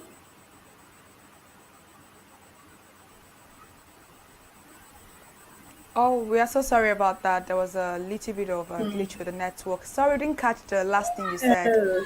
Maybe you should start from where you said you started receiving the debit alert in the middle of the night. Oh, right. Okay, so we started receiving debit alerts, debit upon debits, and it was really, really disheartening because we began to wonder. We informed them already about the situation of things on ground. So how come? Was it that they didn't carry out any action or they just left it? It was really a disheartening situation for real because, you know, having an asthmatic patient, if you have an asthmatic patient, you would understand how that thing would be. It's just like a whole huge loss, and for in a nutshell, it was highly disheartening. Honestly, you don't need to have an asthmatic patient to understand the pain and the emotional attachment or stress that people who have them in the corner go through, because one way or the other, we all know what asthma is, and it is a very, very chronic and demanding disease or illness that some human beings do go through. But I would like to ask you, what were you able to do after the money was taken out of your account? Were you able to do anything? Was the bank able to do something? Well, unfortunately, it was a weekend. So the following Monday, we had to go to the bank and we laid the complaints. And they said they couldn't really do anything regarding that because the person who stole the phone bought airtime on our own number. You understand? So the debit was to our own number. So there was really nothing they could do because it wasn't traceable and stuff like that. So it was a whole loss. And another one I Oh, could so the person remember did. was one time I made. Yeah, No, sorry, you're saying continue, continue. Don't something. worry. I would ask you the question later. Okay. Continue what you're talking about. All right. Yeah. So another one I could remember was when I did an erroneous transfer of 42,000 naira. A student like me, very funny. So I reached out to. I firstly called my bank manager and he gave me the procedure on what to do, which I followed. Then they had to tell me that I have to get affidavits, do this, do that. I'm the one that made this erroneous transfer. I'm telling you what that happened to me. You're telling me to get affidavits, get this, get that before you could help me. Yes, the stress was just too much. I just like let it be because trust me. And then work was demanded. School work was highly demanded. So there was no time for me to go to the high court to get an affidavit done and all that. So basically, the two most happening experience out with customer cares are with banks. Wow. Honestly, I'm not even surprised that you said the two most horrific one you've had are with banks, because I think now their name is almost on the lips of every Nigerian, which is a very, very bad thing, a very bad reputation to have. So I wanted to go back to the first instance that you made mention of. First of all, I'm very, very sorry about the Apologies experiences about that you went through. It's not nobody's fault, honestly, but it's just, I think it's normal for Nigerians to always say sorry. Or whether you're wrong or you're right. Sorry is our anthem right now. So you said the person didn't just remove the money. Definitely. Yeah. She was buying, the person, okay, he or she was buying card into their own, on their SIM. Was that it? Yeah, exactly. Yeah. So why No, can't they, into our own SIM. yeah, Like why can't they our now number. Oh, into your own number. That is very smart. I give it to that. Yes, exactly. Dubious. You can say that again. Oh, I just got it now. So it was, the person was Very. buying card into your own SIM Yeah, card. you can understand the point. Yeah, so the first. Oh my God. Mm-hmm. This is the first time I'm hearing Yeah. this, honestly. I can always say sometimes that Nigerians, we are full of knowledge, but most of the time we use our knowledge for illegal things. I've never in my life will I think of somebody stealing your phone, then using your own money to buy airtime into your own SIM card. Because one way or the other, they're going to make money. They're going to sell that card from that particular. That was the first I would see as well. Wow, that is. You can I'm imagine. sorry, the person that stole your phone. This is not the first time they are stealing phones. He's a professional. Very, very big professional, professional thief. Because yeah. Oh my God, you. All right. Now we apologize for your experience and thank you so much for sharing that with us. And that would definitely create another awareness for people watching honestly. the program. Absolutely. Now, what are the root cause of poor customer care services in Nigeria? I would say number one, empathy. Then number two, priorities. Then number three, workload. I mean, I've been to banks. I'll start from number three. I've been to my own bank. I use Fidelity, and sometimes I would see the customer care section filled up. Even when I go to Zenith, I see the same thing there, filled up, and there's this each queue. You know, people waiting for their turn and all that, sitting. and we are just seeing just two customer care service aides sitting, Always two just for two. the I don't number know of why. people on the queue. You get, so the workload on these people is way too much than what they have on ground, way too much than the staffs. You get, the workload is more than the staffs. Are you there? We can hear you, please. All right. Thank you so much for that insight. Now, having said the root cause, can you share with us the solution that you think can end poor customer care services in Nigeria? Because, you know, stylishly, knowingly or unknowingly, It has become a cankerworm and has eaten deep into the customer services system in Nigeria. Okay, so we all know that the world is fast evolving. So I'll feel if they can implement technology more and AI, the use of AI. Using MCOPA, I don't know if you've heard about MCOPA. MCOPA uses chatbots. Right? Okay. They use chatbots. You understand? So if you send in a text, or maybe you want to make an inquiry, or you have a complaint or something like that, there's this. It answers you immediately. It gets what you want to do done immediately. That's the work of the chatbot.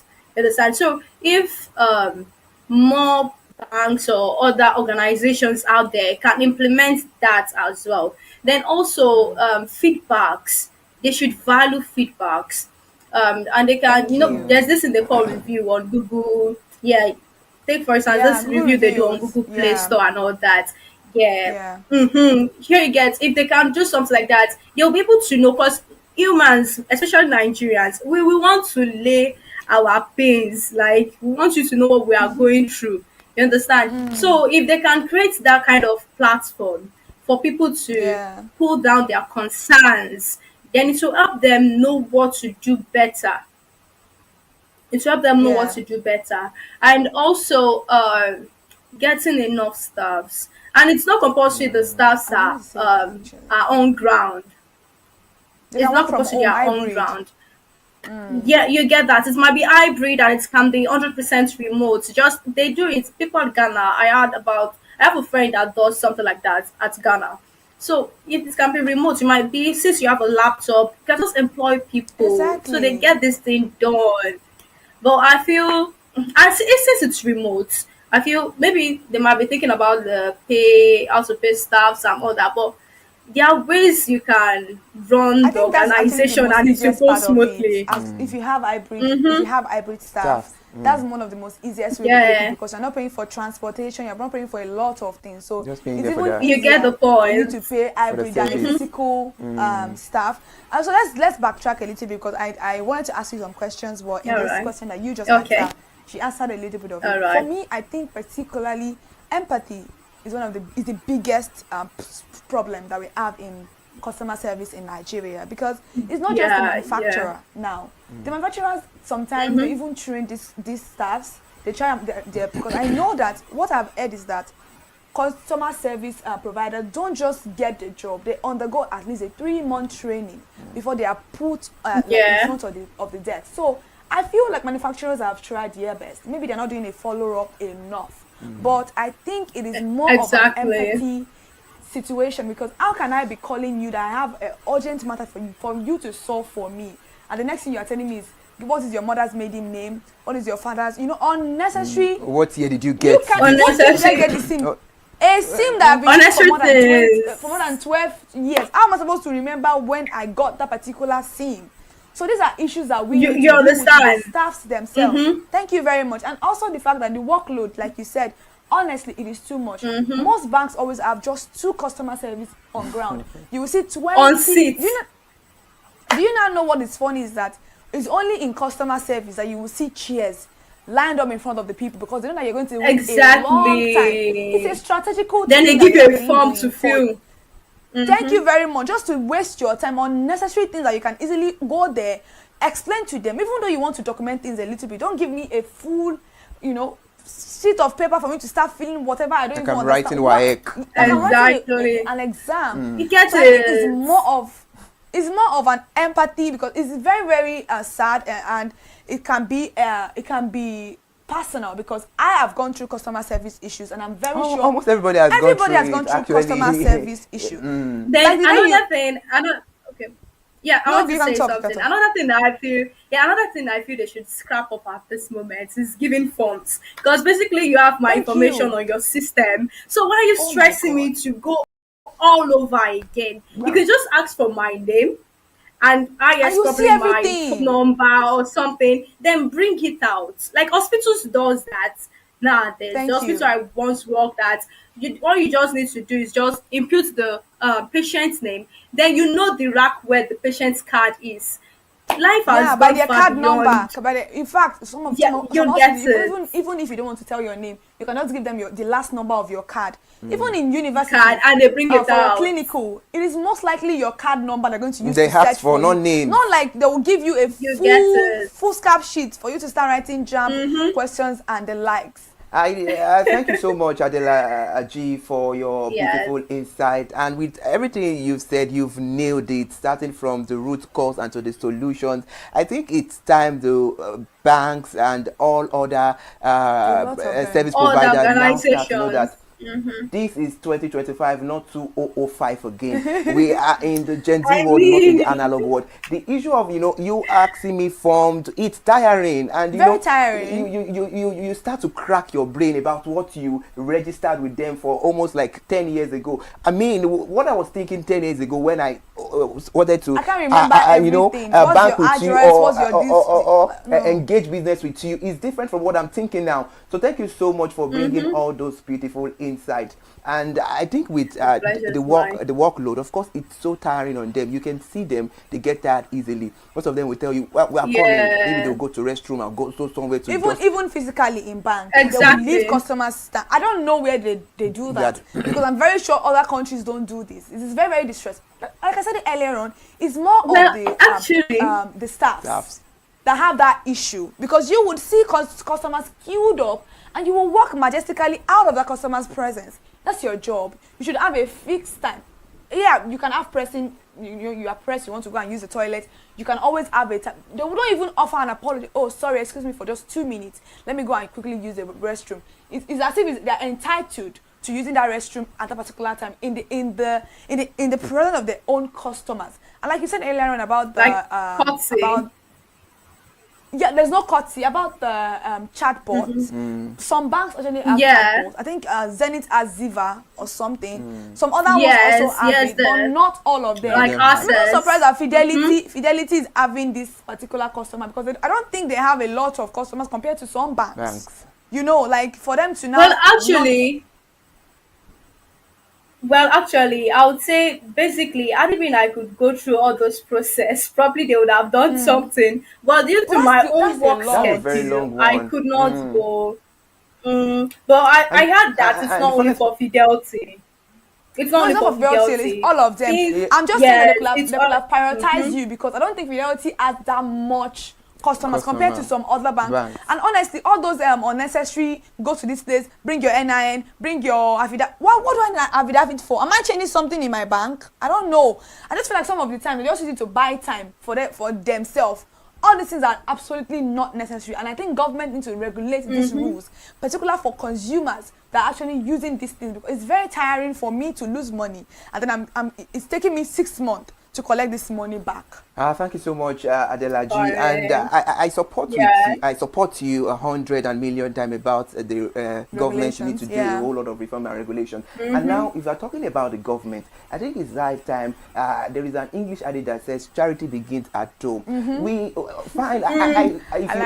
Of course, if you ask me, I know that one of the main reasons why empathy is lost is because we are humans, and we know the way we are always desperate when we get a job. And now maybe they've gotten the job. They are relaxed. They are relaxed. They feel like they are on top of the world, at their comfort zone, and they start mistreating people. So definitely, if anybody would talk, if consumers would talk about a particular, they will not call the name of the staff. They will not call Irayomi Kole. They will not call Kike. They will call this bank.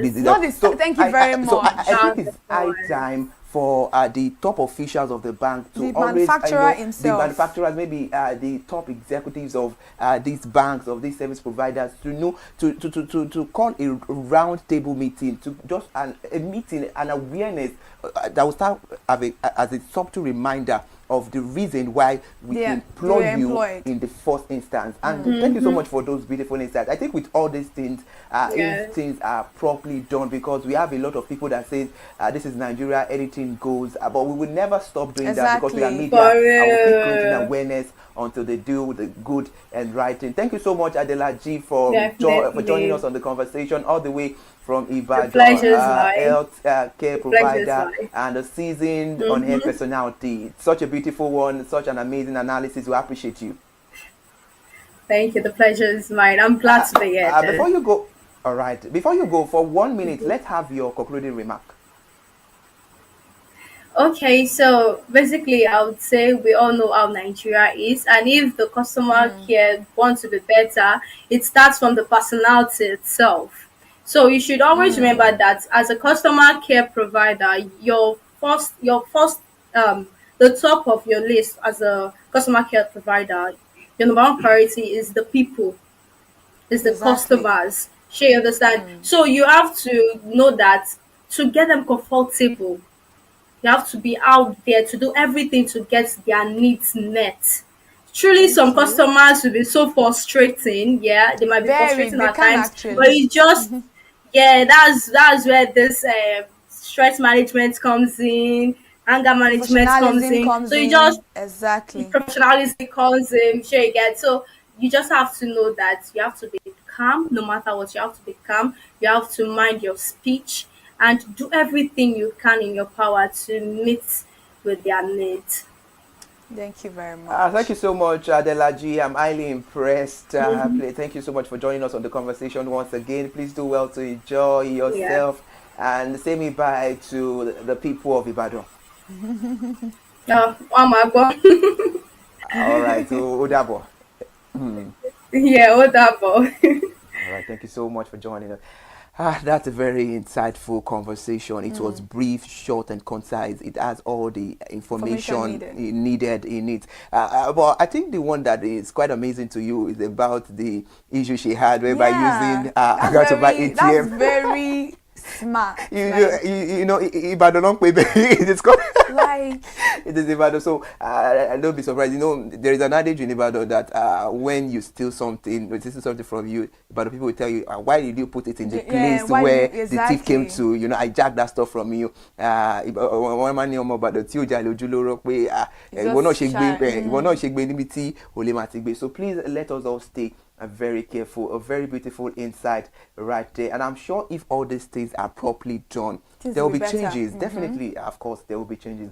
All right, we need to bring everything to an end on Share Your Brand Experience. I enjoyed myself, and I know Kike too enjoyed herself on the conversation. We'll be back again next week Wednesday for another insight. Kike, we would not get tired if it's to keep calling people from top for them to share their experience, and you know, this reaching out to the audience, right, reaching out to the right authorities, and you know, creating a very high level and range of awareness. That is when they will stop. Definitely we'll keep doing what we know how to do best till they get the awareness and get the message you are passing across to them for the betterment of Nigeria. We will stop. Thank you so much for joining us. I am Ire Ayomikunle, aka. We'll see you next week by the special grace of God. Do well to follow us on all our social media platforms. We love you. Enjoy the rest of your evening.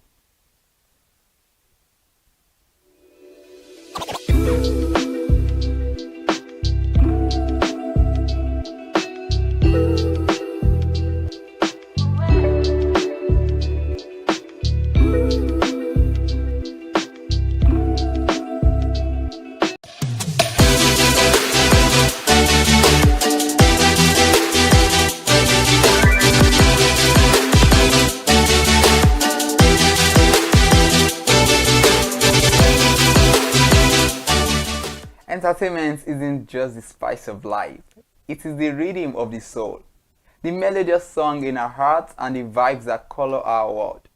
When it is screen time o'clock, it is show time. And this is a show you get to enjoy exclusive interviews, top 5 countdowns, celebrity of the week, and of course, movie release updates. I am Iremufe Kofuorola, the man clothed in wealth and strength. All right, thank you guys so much for joining us once again for this beautiful program, Screen Time on ConsumerHallaTV. And this is the only place you get to see Screen Time anywhere in the world. It is our program, and we are so much enjoying it, and we cannot wait for every Mondays to always bring this program onto the show for you guys to see how beautiful and well-packed this particular program is. Today, I don't know, Remufe is kind of a poet because I don't understand the soul, the rhythm, the everything, but it is necessary. It is absolutely necessary because the program we're having today on Screen Time is something that is absolutely different from what we've been having before, and I'm very excited to bring on the show. Of course, we're going to be having a guest on the program, but before that, I'm Kikelomo Ajibola, and I am here as the co-host of Screen Time on ConsumerHalla TV, and I'm so excited because I got to share with you guys movie release update, which is my absolute favorite time on the program. Welcome to the program this evening, and make sure to follow us across all our social media platforms: Instagram, Facebook, X, TikTok, and on YouTube. Subscription is absolutely free, no charge is being collected from you. Just click that subscription button. Follow us at ConsumerHalla TV on all those platforms that we've just mentioned. Good evening and welcome to the program once again. Hannah, I must say you look so stunning. Today I said I must. Seriously, your costume is costuming. Exactly. I said it. Today I must dress according to the program, and I am here for it. All right, today on the show we shall be diving into the world of costuming as an art of storytelling. And have you ever been interested in watching a movie because of how appealing the costumes are? I am absolutely. I love watching movies that is very colorful. You know, I'm not just coming. I think there was a movie I watched one time like that. They were trying to depict the Y2K. Yeah, and I think I was telling you that the costume was not just costuming. Like, it wasn't giving. It wasn't giving. So it was taken away from the mood of the movie. I don't know if people don't understand that costume is a very huge part of a project when it comes to movie projects, when it comes to musical videos. If the costume is not, depicting what you're trying to tell us, it kind of throws the audience off the balance, especially people that actually see movie for what movie is not just for entertainment purposes. It's an entertainment purpose, but it's deeper than that for some people, and for me, it's deeper than just entertainment. So yeah, I think I remember then I struggled to finish up the movie, but someone like me is that something about me is that I just cannot start the movie and quit it because the movie is not nice. I would rather just, struggle to watch it. But yeah, costume is very, very important. Even as day-to-day lifestyle, we are all playing dress up, we're all doing costumes. So there are the particular type of occasion that some attire are going for and some cannot go for. So everybody is a costumier. Some just make it a professional job. So kudos to all costumiers in the industry. I really agree with you. Being a costume designer, it's not easy. No. And like you said, everybody, one way or the other, we are all costume. I mean, we design different costume, and it's always shows the kind of mood we have, and the same way it should always show that in movies as well.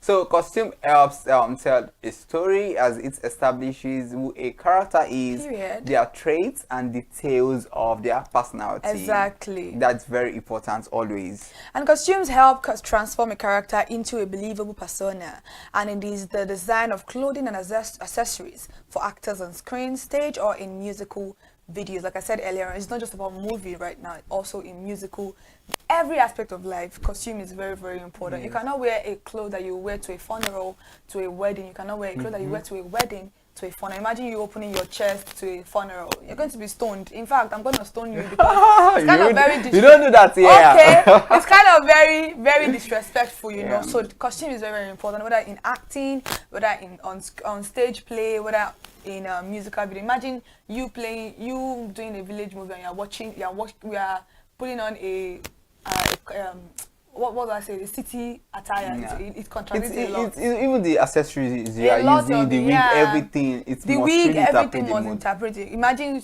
you saying somebody's a rich man and then you are giving him a clothes of someone that is in middle class. So it doesn't tally. Yeah, it's not giving. Absolutely. Anything Kike says, absolutely. I'm always right. Who am I to say otherwise? Women are always right. Always right. All right, our guest today is a fashion stylist, creative producer, and entrepreneur whose career has spanned close to a decade.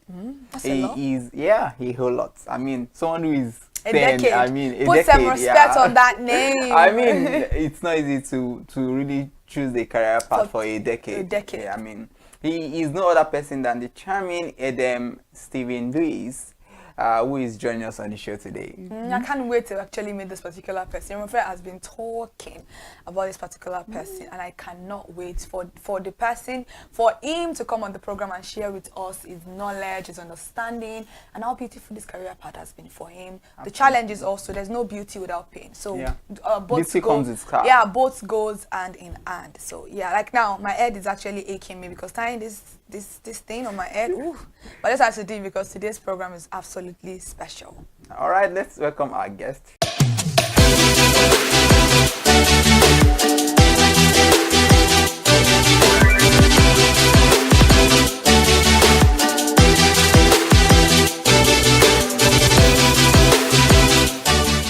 All right, joining us this hour is the man of the moment, and I mean someone who is going to blow us away on the show today. I mean, it's not a person like I mentioned earlier, Idem Stephen Louis. Thank you for joining us on the show. Not with all the government name. What's going on? I mean, you look so. Oh no, we are not from my year. No, we don't do that here. And I must say, you look so. Thank you. What's the word? Such a Prince Charming. No, he looks stunning. He looks stunning. Actually, he looks gorgeous. I wish we could, you know, let him stand up and show you his feet. It's just it's very bold and very chill in a way. Very beautiful. Thank you very much. I need to come and learn. You need to learn. Yeah. Today I said today customer is coming. No, this person cannot beat me in my house, but this person is already beating me. Yeah, thank God. Thank God he beat both of us. So only me would have been paid. No. Anyway. We try. Thank you so much for having me. All right. Today we are talking about costuming as an act of storytelling, because you know storytelling cuts across different contents and all that. Not just the visual aspect we get to see. There are so many elements that you know define what storytelling is. But before we go into all of that, we would want to know, for those who might be interested, like this Prince Charming man, you don't even know much about him. So who is Idem Louis, and can you please take us down memory lane, how your journey began? How my journey began, right? Yeah. Okay, guys. So I'm Idem Stephen Louis. I'm a fashion stylist, costumer. I'm an entrepreneur as well. So basically, how my journey started was I've always known I'll be in fashion, one way or the other. From the womb. Okay. Well, basically, I can say from SS1. Actually. Okay. Yeah, that's very relatable. Because there was a magazine then, which was like the OG magazines we used to have then, and I saw the Olasego pieces, and I was like, oh, I actually want to be like this. Because the initial plan was for me to, study medicine or pharmacy or any of that. And then along that, I was like, yeah, I'm not doing it anymore. And then I'll just do fashion, I love that. And then, but I ended up doing accounting still. But when I was doing accounting, I was like, yeah, I'm still going to do fashion, because I started out as a self-taught illustrator. So I would draw outfits, even in class, going on, I'll be drawing, illustrating. And after that, I got like my first 9-to-5 job, which I did for, I think, about almost 2 years plus. And then I left, go back to fashion. And I wanted to have like my own fashion brand initially, which was why I started out as a self-taught illustrator. And then when I came back to fashion 3 years later, after I left, it was not a thing of seeing that, we have like different genres of fashion we can actually get into. There's the styling, there's merchandising. And then I worked with a fashion brand then as the in-store sales associate and the stylist. And I said, okay, you know what, I can actually put one or two together. And then I started styling freelancing. Then I left the brand, and then I just became freelance on my own. My first shoot was basically with a friend, a colleague now in the industry, who we just had a random shoot with a photographer who's like a very good friend now. And basically that's how like the journey started. So it was like from one shoot to another till I got like my first TV commercial job, which was like my own. And it came like from someone who's random. It wasn't from an industry person. I just got a call and I was like, hey, I know you do this, there's a job, X, Y, Z, and it just happened. And from there, I just started getting more gigs, doing my own things and finding a way to, implement TV commercials, short films into it, not just, streamlining it to just fashion itself. Yeah. That's very beautiful. Thank you. I took away a lot from what you just said. Number one is that, oh my God, what you've always wanted to be is something that is always going to be at the back of your mind, no matter if you've deviated. Most of us have actually deviated. Yeah, I could relate. You know, yeah, you can relate actually. I personally cannot relate because right from when I was in primary 3, I always knew I wanted to be a broadcaster. I didn't do choreography. We all tried that same media. I didn't go out of my own space, even though sometimes my mind is shaking right now. But it's still, we are still good. And the second thing is that always have people that align with your vision in your circle. His friend, is the photographer, whatever, everything. You might not have that immediately, but I feel like as you grow, you work towards it and just ensure that you find people who align with you and it would actually motivate you to actually do more. Exactly, and that's what I think. That's what even front where they come, because they must have seen something you've done before for them to now come in. So grace is not just all about it. It's about your hard work, what you've put into, what you've dedicated into. So if you are actually preaching, I am today. We are always preaching on screen time in one way or the other, because we get to listen to inspiring stories of people. You know, it's not all about everybody has one backup bone at the back of the house or anything like that. Some people just strive from the beginning, and they are here today, and we can see that they are actually inspiring people. So we have to learn from what they've done. Yes, interesting one out there. I personally, anyone who knows me, I love reading people's biographies, just because I know I can learn one or two things from it, and it's so inspiring. The story is yours, and one thing I would want to ask is, fine, while growing up you knew you wanted this, you understand, but sometimes, you know, circumstances happen and life happens, then you just decide that I don't want to do this again, you understand. So why did you decide to stay on course? So I mean, I've been there like 3 times actually, and the last one was I think 2023 actually. Yeah, it was towards the end of the year. I just told my friend, I was like, yeah, I'm done, I'm out. First time was 2021. I was like, yeah, I'm out. 2022 came. Along the line, I mean, God always will send someone along your way, and then, you know, he came along and, you know, he held my hand and was like, yeah, we're going on that journey again. And then we continued. 2023, I was like, I'm tired. I can't do this anymore. I just kept, it was like a total crash out on the call. And then, you know, he spoke to me and was like, what you're doing, nobody's doing it like you. Wow. You know, that kind of thing. Because he was also in the industry before he relocated, and it's like, nobody's doing what you're doing, the way you're doing it, XYZ, XYZ. And then I was like, I'll just give it 6 months and see how it goes. And after 6 months, I promise you, I'm out. You know, I even had to learn like a total skill differently in tech. Because I'm like, I need to have like a backup plan. Yes, I can't just, you know, pull out and then it's like, okay, what next? Exactly. So I had to learn like different skill, product management, virtual assistant. I'm like, okay, I have to now. So yeah, I'm good to go. Exactly. And then 2024 started.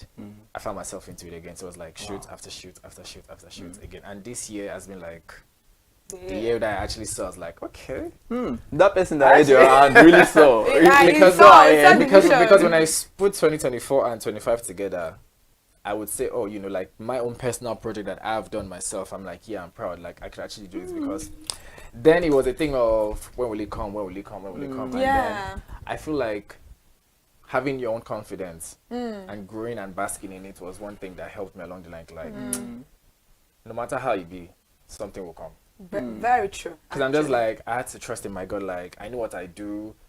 And to the point where I even clocked it recently, I was like, I can't even believe that, you know, I've actually said no to certain jobs.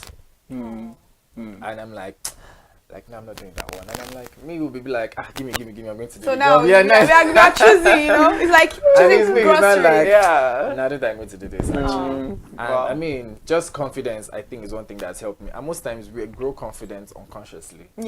So I think that was me growing confidence unconsciously, and that helped me, you know, for 2025 to 24 rather to 25 now, and, you know, just keep going into that same direction. It's not easy though, but it's not. Because in an industry where people look at you as, are you worth it? Are you not? Should we use this person? So if that confidence is like your go-to friend at all times. Actually do that. Yeah, let me hold your hand. I can say yes. No, what I'm even saying is that the person here designed and told him. So I'm telling you, 2026 is going to be a better year. Better year, actually. Surely, I know that. And okay, before Kike is going to ask the next question, because you know, you are so much interested in getting to know about costuming, Yes. and you've also been on movie sets as well. So I have, I mean, it's you know, she's a woman of many parts. I know, but right? today is not. It's only costume today. We are doing costume. Yeah, costume. And now, okay, we are talking about costume, and you know, because it requires a whole lot. We earlier on we were talking about how costume can evoke emotions in people, mood, and everything, and also help to interpret the role, the character, and all of those things. So let's look at how costume can evoke emotion and also align virtually with the story or the style of the production. Yes. So basically, it starts with the storyline.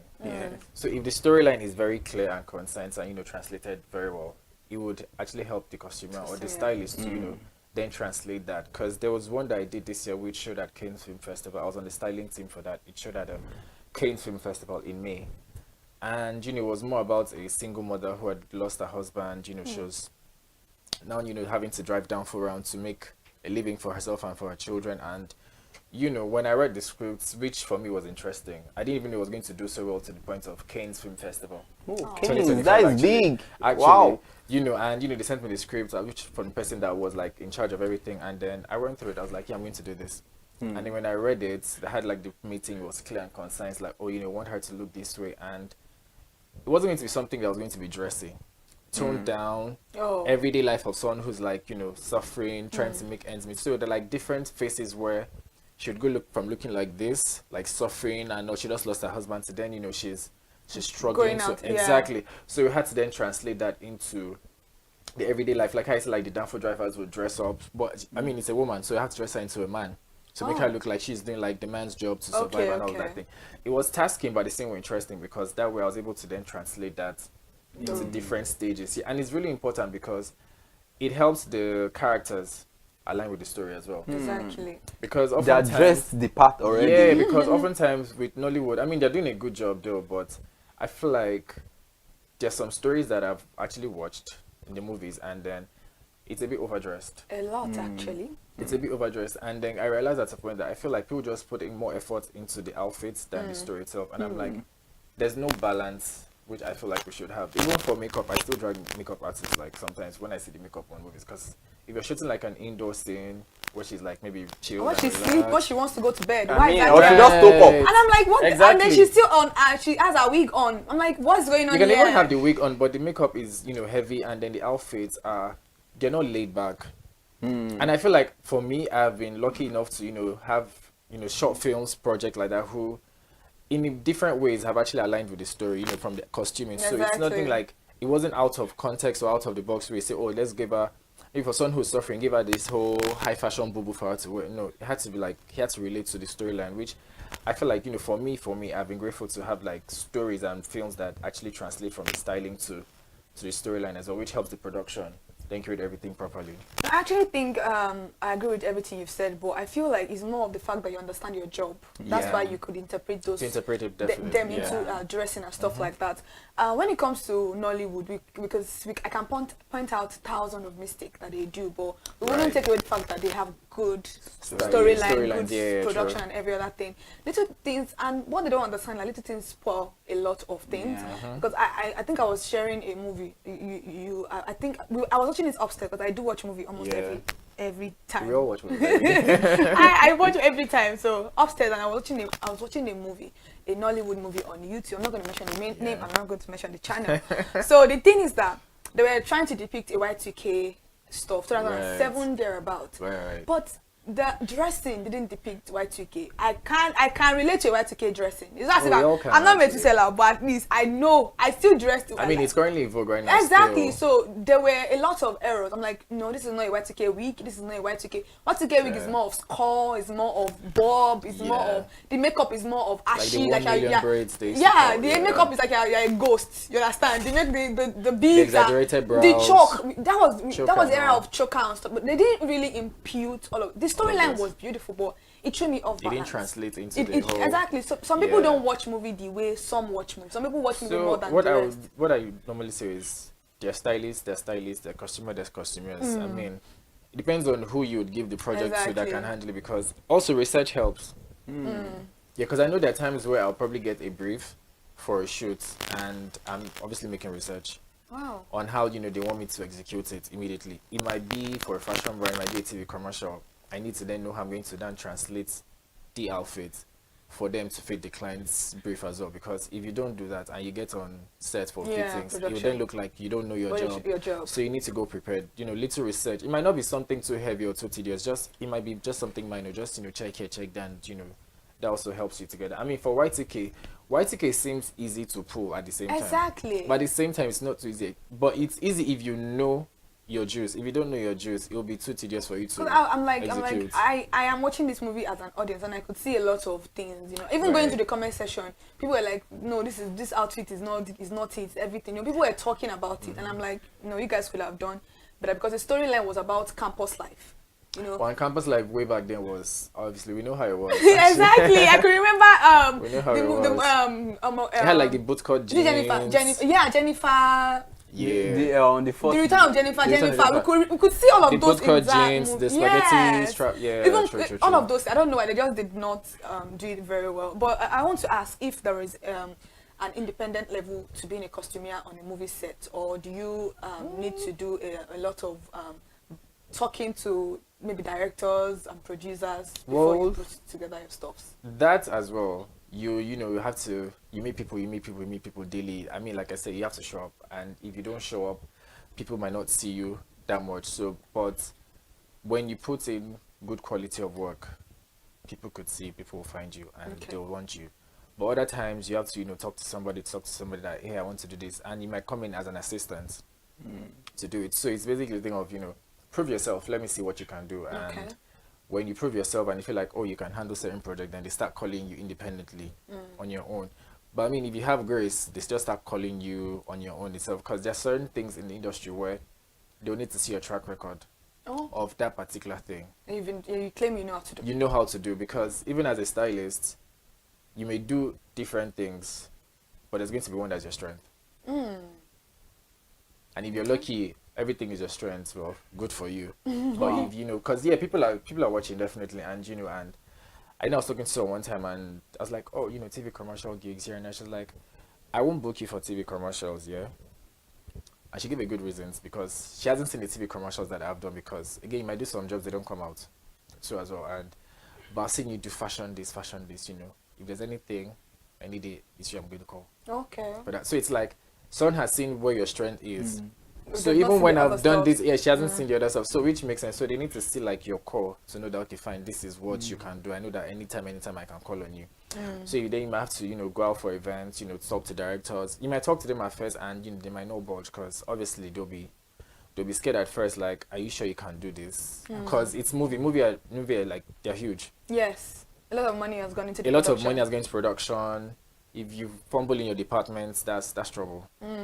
That's like setback for production team itself, and trust me, a professional will not want that as well. So you might have to meet directors, talk to them. I mean, if you're bold enough, you know, talk to them, say, oh, you know, I can do this pay. Just if you say, okay, fine, you don't want them to pay, maybe just sort the outfits and everything. Yeah, you can tell them that one. But if you want to, you know, be on that production, you can, you know, assistant for someone, and you get into the production scene. That way, you're also building your name. In a way, building your portfolio. I mean, you might not have direct access to the full job itself, because you're an assistant. But in a way, you showed up and, you know, you did part of it. So yeah, that way, get to grow. Before you then become independent, and there are people that then, you know, solicit for you. The thing about the industry that I've noticed is that some people have the final say. So maybe one of those things, maybe one of those things also, maybe one of those things also affects the job of some costumiers, because I'm trying to give them a grace here. Yeah. Maybe they do a lot of good work, and maybe the director or the producer says, no, I don't want this, I want it like this, I want it like that. So how then do you defend yourself in that way? So the thing is this, one thing I've realized in this job is you won't please everybody. Okay. Yeah, you honestly won't. You might be on a set where you've done everything right, but somehow it doesn't sit well with maybe the producer or the director. And they'll pick on you in different ways, you know. And when that happens, you may not doubt yourself, because you not see them play with other people, like, you know, they're very playful, they're cheerful. Then but with it's like Yeah, they're very stiff. So that may make you question yourself, but I want you to know that it's not you. It's just because them. it's just them, It's truthfully, them. because you know you've done your part, and I feel like, which brings back again to confidence. When you stand in your ground and you know that, okay, fine, you did everything that you're supposed to do as a professional, you asked the right questions, you were following everything that you were meant to follow, everything's going to be good. Because if you start doing, you know, people pleasing, oh, let me run this, let me do this, trust me, like at some point It's going to affect your job production. it's going to affect, exactly, because it then feels like you don't have a voice of your own. Exactly. So once you lose the little voice that you have, it's game over, truthfully. So I think we've spoken about directors. So now let's talk about all the challenges you have with, you know, actors, models, and other creative in the industry. So how do you deal with that? On set, right? Yeah, Yes, so because sometimes some actors could be. Because I was, like I said, I was watching a movie one time like that. It was a Yoruba Nollywood movie. And there was a particular woman that was dressing a certain type of way. I don't know if you remember the movie. I think I've spoken to you about the movie before. Okay. It was an allergy, whatever. Now you got it. Yeah. I decode that. Okay, so you decode it. Oh, clock it. So the person that was playing the character kept on dressing the same way, and I'm like, what you're playing is not depicting what you are wearing a dress. You're an alaja, but then you're putting on chori, you know, Indian, whatever, and it was just looking very tacky, and I'm like, it's giving us clear already. I don't even want to. I just know I don't know. I don't have people do chori, please, I beg. So the thing is that no budget.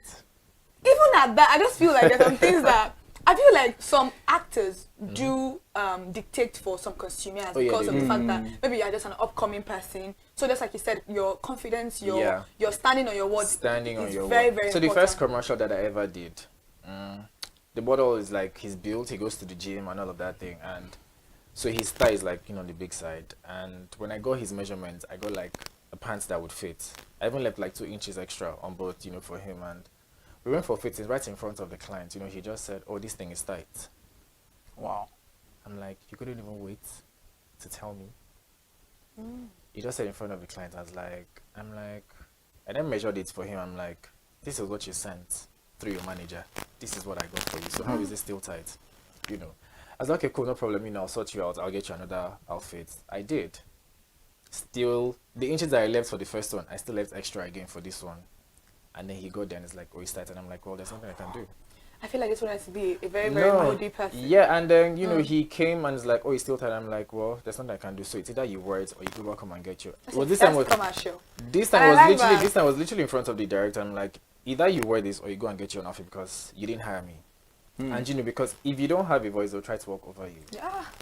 I've seen it happen. Clock it. I've seen it happen, you know. There was this one that actually happened in front of me, you know, where I made agreements on everything we're going to do, and then on the day of the shoot, she was like, oh, can we get extra? There's the way she looked at me that I was able to register that, you know, what is coming will not be nice. So I just stood there and was like, yeah, it's not happening. No. And she's like, okay, cool, no problem then. Let's go ahead with this. Exactly. Wow. I'm like, yeah, because if you don't talk, even with a model, I remember one time, I think it was a makeup artist or hairstylist, you know, they had done hair for her and she said, oh, I don't like it. And model, hairstylist was like, then leave. Really, because if you, honestly, your voice, I will say it again, your voice is important. And if you let them walk over your voice one way or the other, model, the client. I mean, I know they are paying money still, but you also need to understand that they're not paying for your dignity and your dignity, respect. Your dignity and respect is really important, because if you lose that part of you, then I don't know how you're going to cope with your brand, because you might be kind to certain clients, they can still badmouth you. Exactly. You can't. So which was I said, you know, you can't please everybody. Just, you know, show up, be professional, do your job, and just pray that, you know, one way or the other, you know, they get you back again, they get you for another gig. Because if you just have to do, oh, you know, let me suck up to this person. Yeah. They just feel like, oh, you're just trying to get too close to me. And we know how that can be, even with our personal life, when people try to get too close to us. Like you're farming them. Exactly. So we don't do that here. You don't want that. Honestly, sometimes all of these things that you feel like are going to make you lose a job may even get you more of this gig, because they will know not to deal with you a certain type of way. You don't care about. I feel like you might care about what people perceive of you, but don't let people walk over you, because you feel like don't be an enabler. You know, it doesn't work for everybody. Don't think because, oh, I want you to hire me again and again and I'm going to allow you work all over. Money comes and money goes. Money comes and goes. But your respect, your dignity, your home training, my dear, it matters though. Really honestly. important, actually. Absolutely. I think you have to. I'm enjoying myself because yes, we have to go on a break, right? Yeah, we have to go on a break. Yes, you just have to go on a quick break. We will be right back.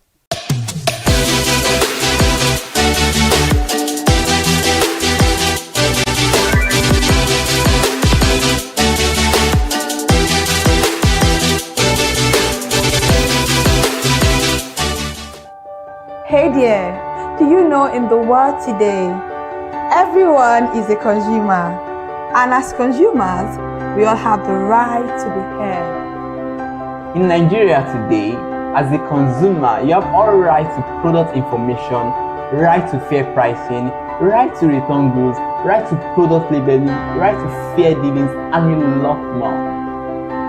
Well then, have you heard about the new media channel? ConsumerHalla TV. ConsumerHallaTV. ConsumerHalla TV. At ConsumerHalla TV, our goal is to inform and educate consumers in Nigeria with insightful news alongside development within the fast-paced world of consumers through well-researched, specialized, and analytical content. Our vision at ConsumerHallaTV is to create an engaging platform that provides right connections for meaningful brands in Nigeria, thus creating a more caring world for consumers where business thrive. And guess what? Our ConsumerHalla brand is the first consumer complaint resolution portal in Nigeria, powered by a 72-hour feedback mechanism. We offer consumer advocacy, informative talk shows, branding promotions, advertising, and lots more. Connect with us via our YouTube channel at ConsumerHallaTV. Follow us on our Facebook page, ConsumerHallaTV, our Instagram page, ConsumerHallaTV, and do well to subscribe to our YouTube channel. Subscription is free. ConsumerHallaTV. At ConsumerHallaTV, you deserve to be heard. At ConsumerHallaTV, you deserve to be heard.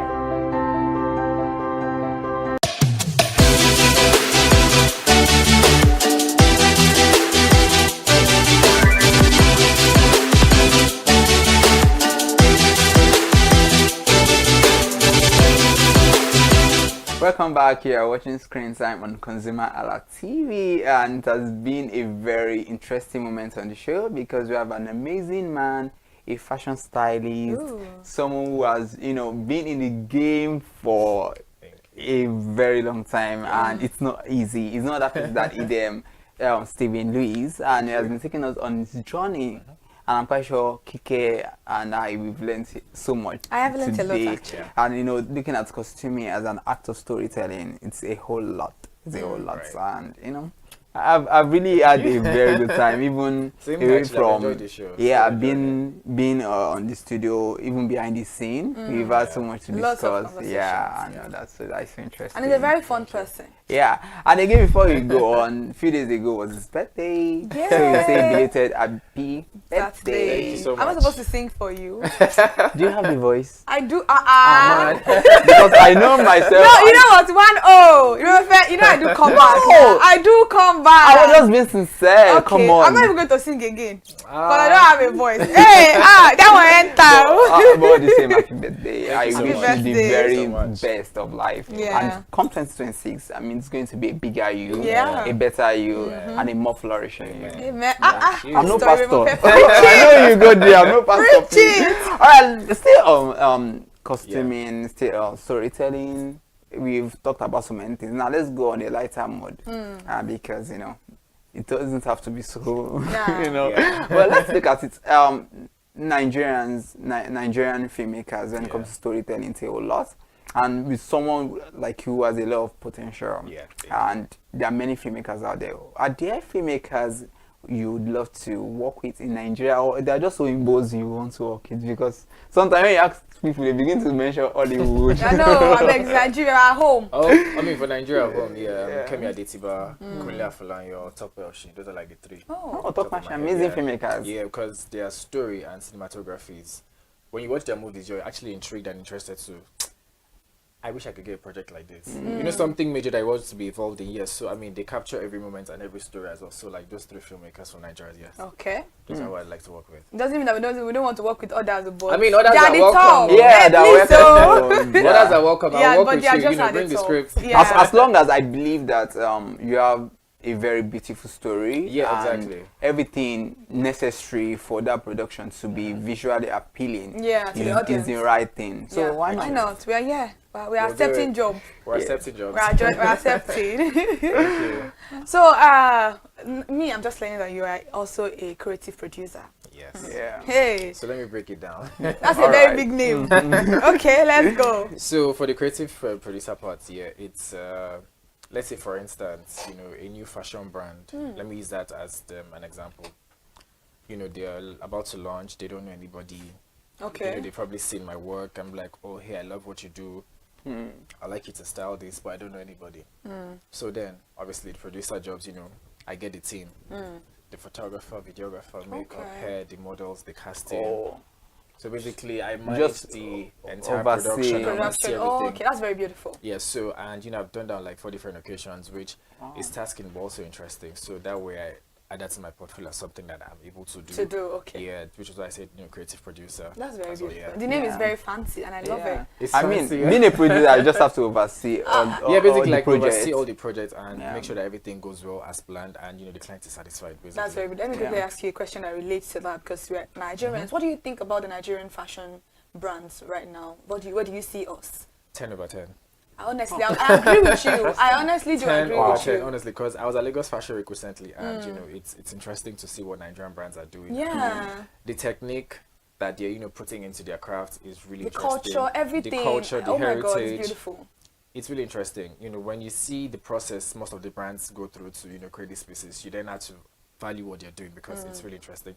The design, the technique, the confidence they're working with is really important, and you know, they're doing beautiful work. They're selling to the international market. They're selling locally. International market is very important. And you know, every market is important, but if you feel like the international is more important than the local, then that's fine, as long as you know you're doing the job. And you're not just, it doesn't mean that you're putting the local behind. They will always shop. Actually, you know? the locals will always still shop, Yeah. but you know, on like global stage, 10/10 for Nigerian designers, like they're doing it. Because every time I'm like probably on TikTok, yes, you see like people Even- buy Nigeria, yeah. buy Nigeria. It's actually moving. It's like a global movement now, like the entire fashion scene now. And I guess the next oil and gas. It's actually fashion. It is. It is not. It's interesting to see and It's not. witness. It's not more the Afrobeat alone right now. Even our food. Nah, our food. It's the everywhere. outfits. Everybody wants to Because try for the Nigerian outfit, food. is more of we found a way to infuse culture into it. Yes, So exactly. it's not interesting for people to want to wear. So they see it as the new cool, and you know they're doing like great technique, great designs that people want to buy into, and yeah, it's a good movement. Because sometimes I don't just listen to musical videos. Yeah. I love watching reviews of music. Somebody's listening to the movie, the music, and then they're reviewing. Right. I get to understand it better than just listening to the music all by myself. So brands like Kilenta, Fruche, Orange Culture. Yeah. I mean, there are lots. They're doing a lot of them actually, and some of them are only specialized in bubu, the Kampala, whatever, Kampala, right? And it's very Diadora, beautiful because my best friend came around recently, like I said earlier on, behind the scene, and she bought a lot of Nigerian prints. Yeah, she's selling it there. The right prints now. are interesting. And the thing is that she said, and that's the bare minimum of what we have in the country, like the normal bubu that we all wear in our house. Like we even use it to do a lot of things at home. Yeah. But then she said every time she puts on that outfit, it's interesting. more than 100 people, like she said, I'm not even exaggerating. More than 100 people see me white from America. Wow.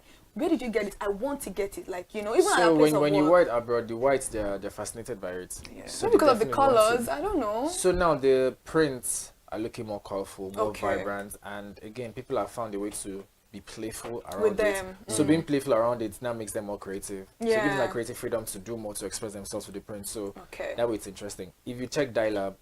Oh yeah, I think I know Dialab. Dialab, like if they have a pop-up now, trust me, they'll sell out. Yeah, like they will sell it now because the prints are interesting. Yeah. You want to wear them, the colors, the boo-boo, they're doing good right now. I mean, look at Vicky James. She's everywhere. Look at Prudent. They're all. Look at Prudence is. I saw her students like 2 weeks ago. like they even won some prize. And I'm proud because proud of them. The way the students are, you know, learning and what they're doing in the fashion school, it's really important and very it's important. Because when I see them, I'm like, wow, in 2 months. Yes. Wow, they're doing good actually. Even with the hair, even with the hair. Oh yeah, hairstyling too is actually like a movement. I don't know if you know Adefun Care or something. You might know. There's Adefun Care, there's Nifemi Large. You know, they're doing like really interesting hairstyles in the fashion space, and you know it's trending on a global scale. Global scale, actually. I think I would have to rethink. You think your profession? Yeah, it's all about the bag. Yeah. All right. I got a new coming to the end of this I want to ask you a question segment. before we go. Yes, I know. Because you cannot come here and me not ask you what you are wearing today. Oh. Did you style yourself? You brought a bag into the studio. I don't know if I love, show you I that love bag. if you could just show that bag. That bag. I mean. And Tolani badge has something like something that. similar to that. Something actually, similar. And it is very, very funny that Nigerians are just very creative people. So what inspired this outfit today? So basically, it was just something, you know, simple, something, because my style in a way is very military, not too much, not too loud, and you know, it's turned down but still make a statement. As I said, bold but then chill. Bold but chill. Yeah, so I just wanted to do something me. I don't want to do anything extravagant. You know, I just had this idea that I made myself. You made it yourself? Yeah. Then the blazer I got for myself, then inner shirt, and you know, the shoes I made them from my brand, Obong Leather, actually, because I make shoes as well on the side. Please tell them the name again. So the name of the brand is Obong Leather, OBONG Leather, basically underscore Instagram. Yeah. Because I know that Obong is a very so I'm a powerful. So Obong, I'm a Kwaibo man. Obong means king. The ruler, so no wonder they call Kemadisi about that. So I've always been like, I wanted to know the meaning. So for me, the brand was the thing about, you know, you wear it to feel like a king. You feel powerful. You feel superior. Oh wow, that's very beautiful. No wonder. You say when I called him royal, you're royal, and then when I was I knew I was in the spirit. I knew. Honestly, I think I'm going to take the picture of the bag and I'm going to insert it because we need to see that bag. The bag, the color is very different from what he's wearing, but then it looks so put together. I don't even know how he did it. Was the last minute? Last minute, hey! What if you had a lot? What are you going to do to? Oh God! Wow, that's interesting.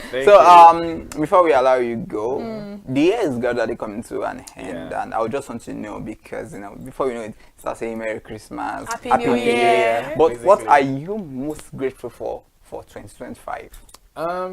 The project that I've worked on.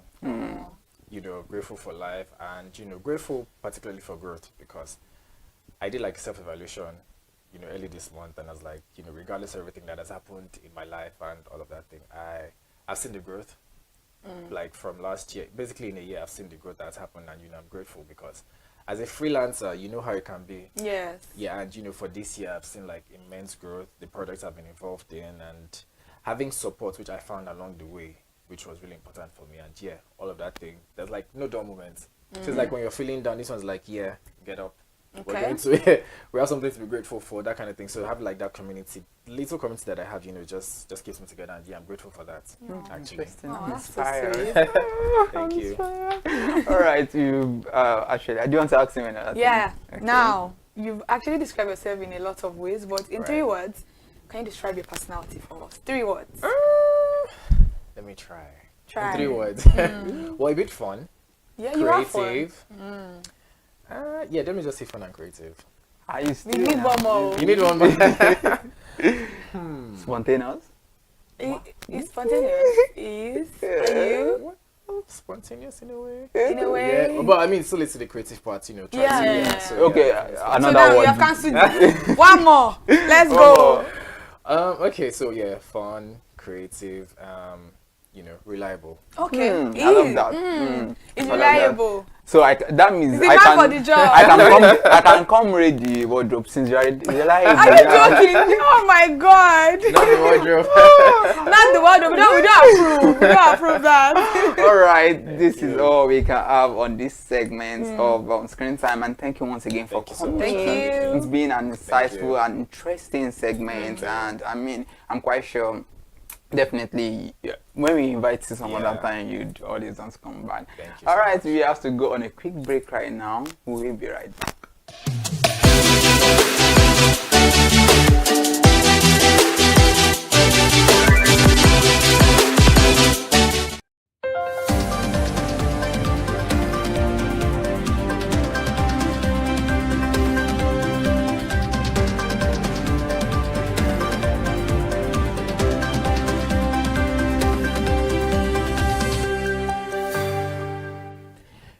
Good evening.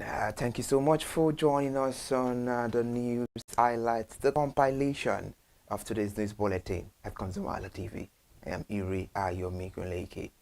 As part of measures to ensure a safe and peaceful holiday season, the Delta State Police Command has reiterated that the ban on fireworks will remain in force and will be strictly enforced. The ban, according to the State Commissioner of Police, Olufemi Abaniwanda, covers the use, sale and display of pyrotechnics, including fireworks and firecrackers known as knockout and bangers. In the north now, the Zamfara State Governor Dauda Lawal has proposed a budget of 861 billion naira for the 2026 fiscal year. The education sector was allocated 65 billion naira. 45 billion was allocated for the public order and safety. 22 billion naira was allocated for environmental protection and 17 billion for social protection. Away from there, the Shapers Association of Lagos State has cited multiple levies, illegal checkpoint and arbitrary container stoppages, extensive delays, process and a system that penalizes complete importers and exporters as part of the challenges impeding trade at the Lagos State ports.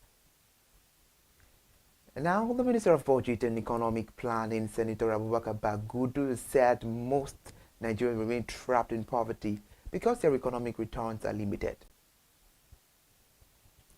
This minute now, the Industrial Training Fund has restated its commitment to equipping Nigeria's workforce with industrial relevant skills as part of the ongoing effort to tackle the youth unemployment and bridge the country's persistent digital skills gap.